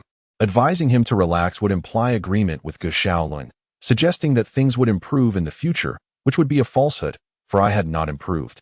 And I could not claim that our current circumstances were satisfactory. Tong Wangjun had divorced me precisely because he perceived me as complacent and unambitious. In truth, complacency is indeed detrimental. Both Chen Ke and Chen Lu have been taken in by Tong Wangjun. I take pleasure in witnessing the success of others and harbor no desire for anyone to endure the tragedies I have faced. Brother Chen, is the steamed dish restaurant you mentioned still in operation? Chen inquired. Indeed, It is. I am currently preparing for renovations, I replied with a nod. So, do you have some free time these days? He continued. I have no classes for the next few days. Skipping a lesson or two won't matter, Chen Jin remarked. All right. Then you can come over tomorrow. We have some renovations scheduled for the morning, and I might need your assistance, I said without much thought. Thank you, Brother Chen. Chen Jin smiled in gratitude. If anyone should be grateful, it is I who should thank you, as you are the one aiding me, I responded. After dinner, Chen Jin and Gu Xiaoluan left, while Su Ran sat on the sofa watching television. I cleaned the dishes and mopped the floor. Su Ran remained engrossed in her show. Aren't you working tomorrow? Shouldn't you rest? I asked her. I have a slight stomach discomfort, Su Ran replied, looking at me. Is it something you ate? I queried, puzzled. As I felt fine. Su Ran regarded me with a peculiar expression, as if I were dim-witted, leaving me somewhat bewildered. Shall I fetch you some warm water? You could drink it and lie down to rest. Perhaps you are simply fatigued. Does fatigue cause stomach pain? Su Ran appeared somewhat annoyed by my question. Then why are you in pain? You aren't telling me, so how am I to know? I found myself in a quandary. As someone who had been married, I should have understood this better, yet Su Ran looked at me with disdain. After pondering for a moment and scrutinizing her, I asked, have you started your period? Su Ran fell silent. Her lack of response confirmed my suspicion, leaving me feeling slightly awkward and confused. If you have, you should really rest. Why are you still sitting here? I've run out of supplies, Su Ran said softly. Didn't Ti buy you a pack last time? How could it be finished so soon? I recalled picking up a pack of Safi when Su Ran dropped it the last time she got out of the car. Using one pack per occasion is quite normal, isn't it? Su Ran looked at me with a strange expression. Is it? I replied, unsure. No wonder your wife divorced you. You don't even care about this. Su Ran cast another scornful glance my way. Please go downstairs and buy me a pack. Absolutely not. I rejected her outright without a moment's hesitation. A grown man should not be purchasing such items for a woman. I stayed up late to assist you with the design, which led to my supplies running out a few days early. Shouldn't you help me out? Su Ran explained the reason for her early period. I felt a twinge of guilt, but still couldn't bring myself to buy her sanitary pads. How about using some toilet paper for the time being? I suggested, retrieving a roll from the table and offering it to her. Get lost, she retorted, throwing the toilet paper at me. The roll landed on the floor and rolled away. I hurried to retrieve it, rolling it back. When I turned around, Su Ran had already stood up and was making her way to the door. She appeared to be in considerable pain, her face pale, one hand clutching her abdomen, and her legs hesitant to move. You should sit down. I'll go buy it for you. I placed the toilet paper back on the table. It has to be Safi with elasticity, Su Ran reminded me. Understood, I nodded. Descending the stairs, I made my way to the supermarket to purchase a packet of elastic Sophie. Blushing, I paid for it. And the proprietor kindly reminded me to buy a bag of brown sugar, which I promptly added to my purchase. I decided to retrieve another packet shortly thereafter. Turning back to the supermarket, I acquired an additional bag, eliciting a gentle smile from the shopkeeper. On this frigid day, my ears felt quite warm. I stuffed the white plastic bag into my coat pocket, letting out a sigh of relief as I briskly returned. Why did you buy 2 bags? Su Ran inquired. Glancing at the plastic bag, I feared you might run out, I admitted, acknowledging the truth in my thought. If it's insufficient later, I shall procure more myself. Su Ran took the plastic bag and went into the bathroom. Later, there's brown sugar inside. Please prepare some sugar water for me, I called out.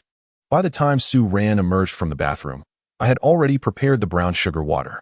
Here, drink this, it's warm and ready.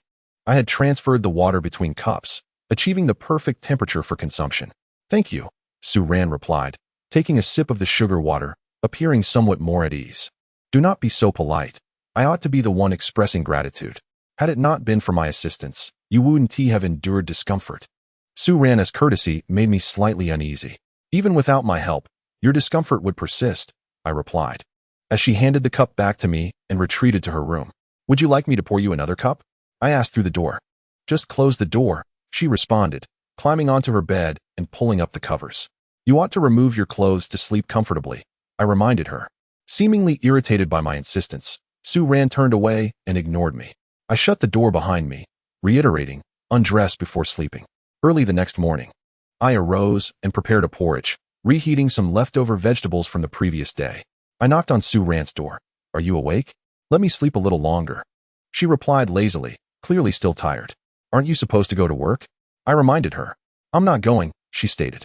That is not advisable, I responded. After a night's sleep, It's time to get up. Su Ran remained unresponsive, seemingly asleep again. Not wishing to disturb her further, I returned the porridge to the kitchen. In this cold weather, the food would cool swiftly. What are you doing taking my food back? Su Ran suddenly appeared behind me, startling me nearly to drop the bowl. Weren't you sleeping? I asked in disbelief. You kept making noise. How could I possibly sleep? She retorted. I set the bowl and utensils back on the table and prepared another cup of brown sugar water. Su Ran finished washing up and joined me at the table, sipping her porridge delicately. Are you really not going to work? I inquired. Aren't you overseeing the renovations today? I'll come by to take a look, she replied. Her statement confirmed her absence from work, prompting me to finally ask, what is your occupation? Chapter 75. A smoke. Why do you ask such a thing? Su Ran scooped a spoonful of porridge, blew on it, and consumed it entirely, leaving the spoon impeccably clean. Her skill at eating porridge was remarkable, leaving me momentarily bemused. Would you care for some? Su Ran offered, lifting a spoonful toward me. I have enough, I managed to respond, regaining my focus. Didn't you already form a conjecture? Why still inquire? Su Ran seemed to have seen through my thoughts, her words tinged with amusement. I offered a sheepish smile, comprehending Su Ran's implication. She had long since discerned my speculations. Her previous sudden bites and pillow strikes were reactions to my misunderstandings. Regrettably, I have been biased in my assumptions and failed to realize the truth. Are you a designer? I inquired. Given Su Ran's impressive design skills, it was likely her profession, though I remained unaware of her position within the company. However, driving an Audi A6 and frequently taking leave suggested she held a significant role, undoubtedly possessing both status and authority. Otherwise, she would have been dismissed long ago. It's somewhat accurate. Design is my side occupation, while my main role is that of a manager. Indeed, Su Ran was part of the management team. Are you quite familiar with the decorators? Are they from your company? I asked. You're quite astute. How did you deduce that? Su Ran complimented me, though her tone bore a hint of sarcasm. It is quite normal for someone involved in renovation design to know workers in the field, so it wasn't a difficult inference. I chose to interpret her words as praise. May I discuss something with you? Could we defer the payment for the renovation? Su Ran finished her meal and set down her spoon. I eagerly handed her a tissue. Are you full? She nodded. I run a small business. My renovation budget is only 20,000. 100,000 is excessive. I was wondering if I could owe you the amount and repay it when I have the funds. I assured her, rest assured, I can initially provide 20,000.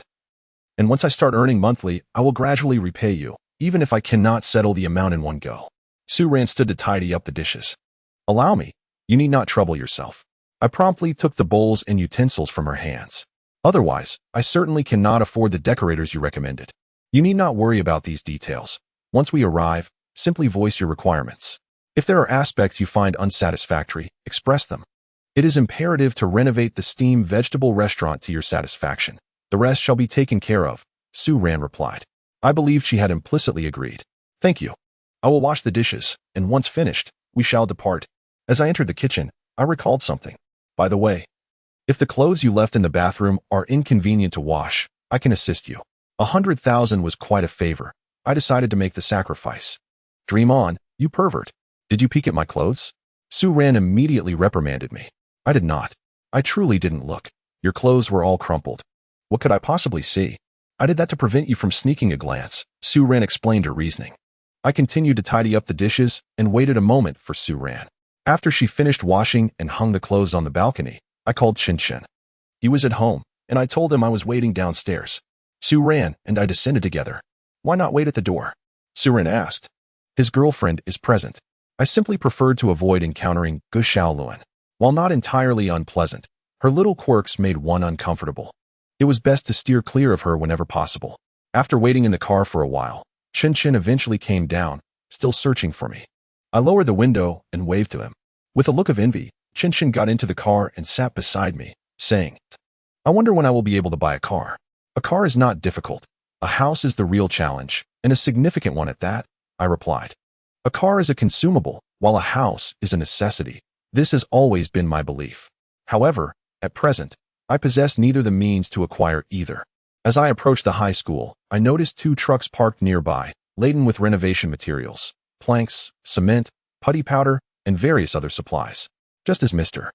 Su stepped out of the car, a man approached him with an exceptionally respectful demeanor. I looked at Su Ran as though meeting her for the first time. Indeed, Her status in the company appears to be quite significant, and the presence of those 2 trucks suggests that her business is not small. Are the materials all in order? Su Ran inquired. Rest assured, Miss Su, I wouldn't dare to be careless. All the materials are of the highest quality, procured precisely according to your design plans. Without any issues. I have personally overseen this, the man replied, indicating he was likely a contractor. Very well, then let us proceed swiftly, Su Ran nodded. I had initially intended to be introduced to this individual, but since Su Ran seemed disinclined to do so, I refrained from inquiring further and followed her into the steamed vegetable restaurant. Shall I assist in unloading the items? I offered. Noticing that there were only about 5 workers carrying supplies from the trucks, I felt a bit restless and wanted to lend a hand. No need, Su Ran stopped me. Then I shall help Chen Jin with the tables and chairs. There were still some items left by Li Mingzhou that obstructed the renovation, so I decided to move them outside.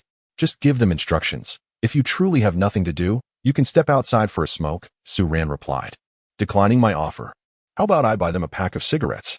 Although the renovation required payment, I felt uneasy merely directing others without contributing. However, Su Ran was unyielding, and I believed that offering a pack of cigarettes would be a reasonable gesture of goodwill. They don't smoke while working, Su Ran stated. That's implausible. I saw some of them smoking at the intersection just now. How could they not? It's company policy, Su Ran asserted. Smoking is prohibited once on the homeowner's premises. Such a rule seems rather disrespectful. Who established it? Your boss lacks humanity, I remarked on behalf of the renovation workers as they entered the steamed vegetable restaurant. It is indeed essential to avoid smoking, as ashes could damage the renovation materials and linger within the space. One of the workers smiled at Su Ran and returned to his tasks. See, this regulation is for your benefit, Su Ran said to me, and I am the one who established this rule. No wonder they spoke in such a manner, I thought, my voice diminishing slightly. I did not genuinely heed Su Ran's words and began to rearrange the tables and chairs within the steamed vegetable restaurant, along with some miscellaneous items. Chen Jin noticed my activity and joined in to assist. Although there appeared to be little to clear away, the task was quite laborious, and most of the items were unnecessary. The tables and chairs did not align with the renovation's aesthetic. Initially excited, I now felt somewhat burdened. When I inquired with the renovation workers, none expressed interest in keeping the items. I was uncertain whether they genuinely did not want them or if their reluctance stemmed from Su Ran's presence. I suspected the latter was more likely. Let us discard them. Leaving them here occupies space. Su Ran approached, lifting a half-empty jug of oil, its plastic exterior slick and unappealing. The oil container was quite filthy, and Su Ran frowned, her delicate, fair hands holding it in a discordant manner. Leave it be. I will handle it. I stepped forward to take the jug from her grasp.